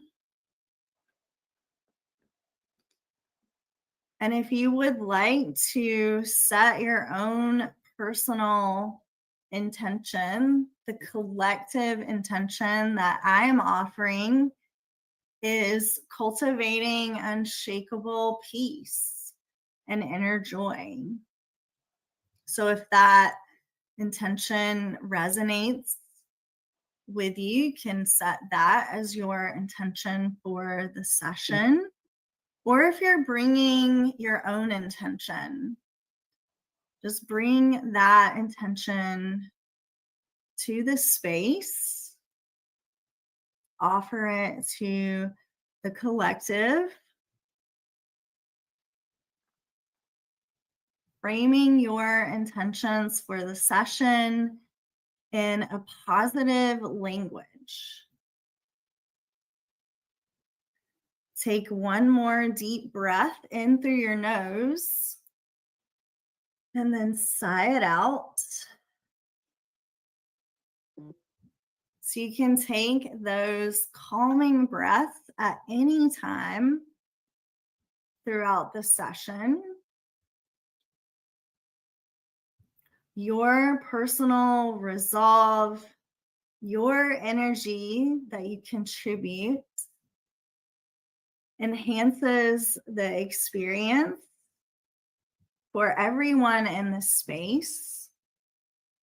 Sharing your intentions and your energy through this meditation benefits not just your life, but the lives of all those who are with you.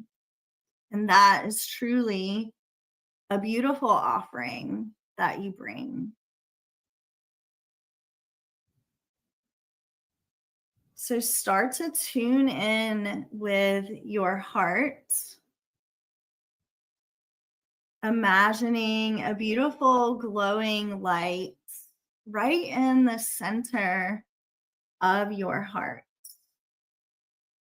Perhaps seeing the pulse of this light within your heart space become synchronized with your heartbeat.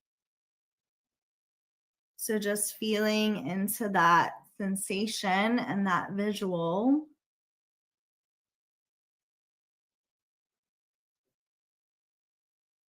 And maybe this glowing light that you carry is not perfectly coherent with your heart. But as you continue to bring your awareness to that space, it will become more coherent within your vibrational field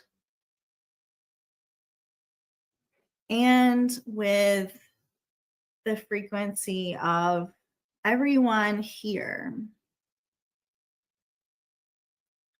So sensing this light and love that we all have to offer, and letting your heartbeat share that out with others.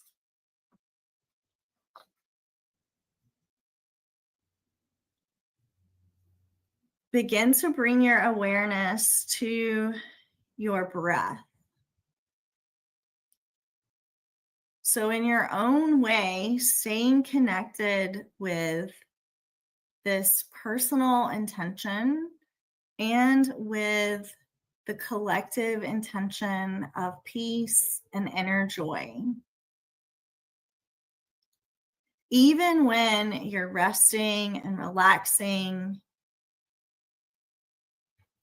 you're intentional with the energy that you bring. So we'll start this process by cultivating deep relaxation in the physical body. So we do that by progressively releasing muscular tension. Starting with the head, begin to notice the back of your head, whether it's resting on a surface or if you're sitting or carrying on with your day.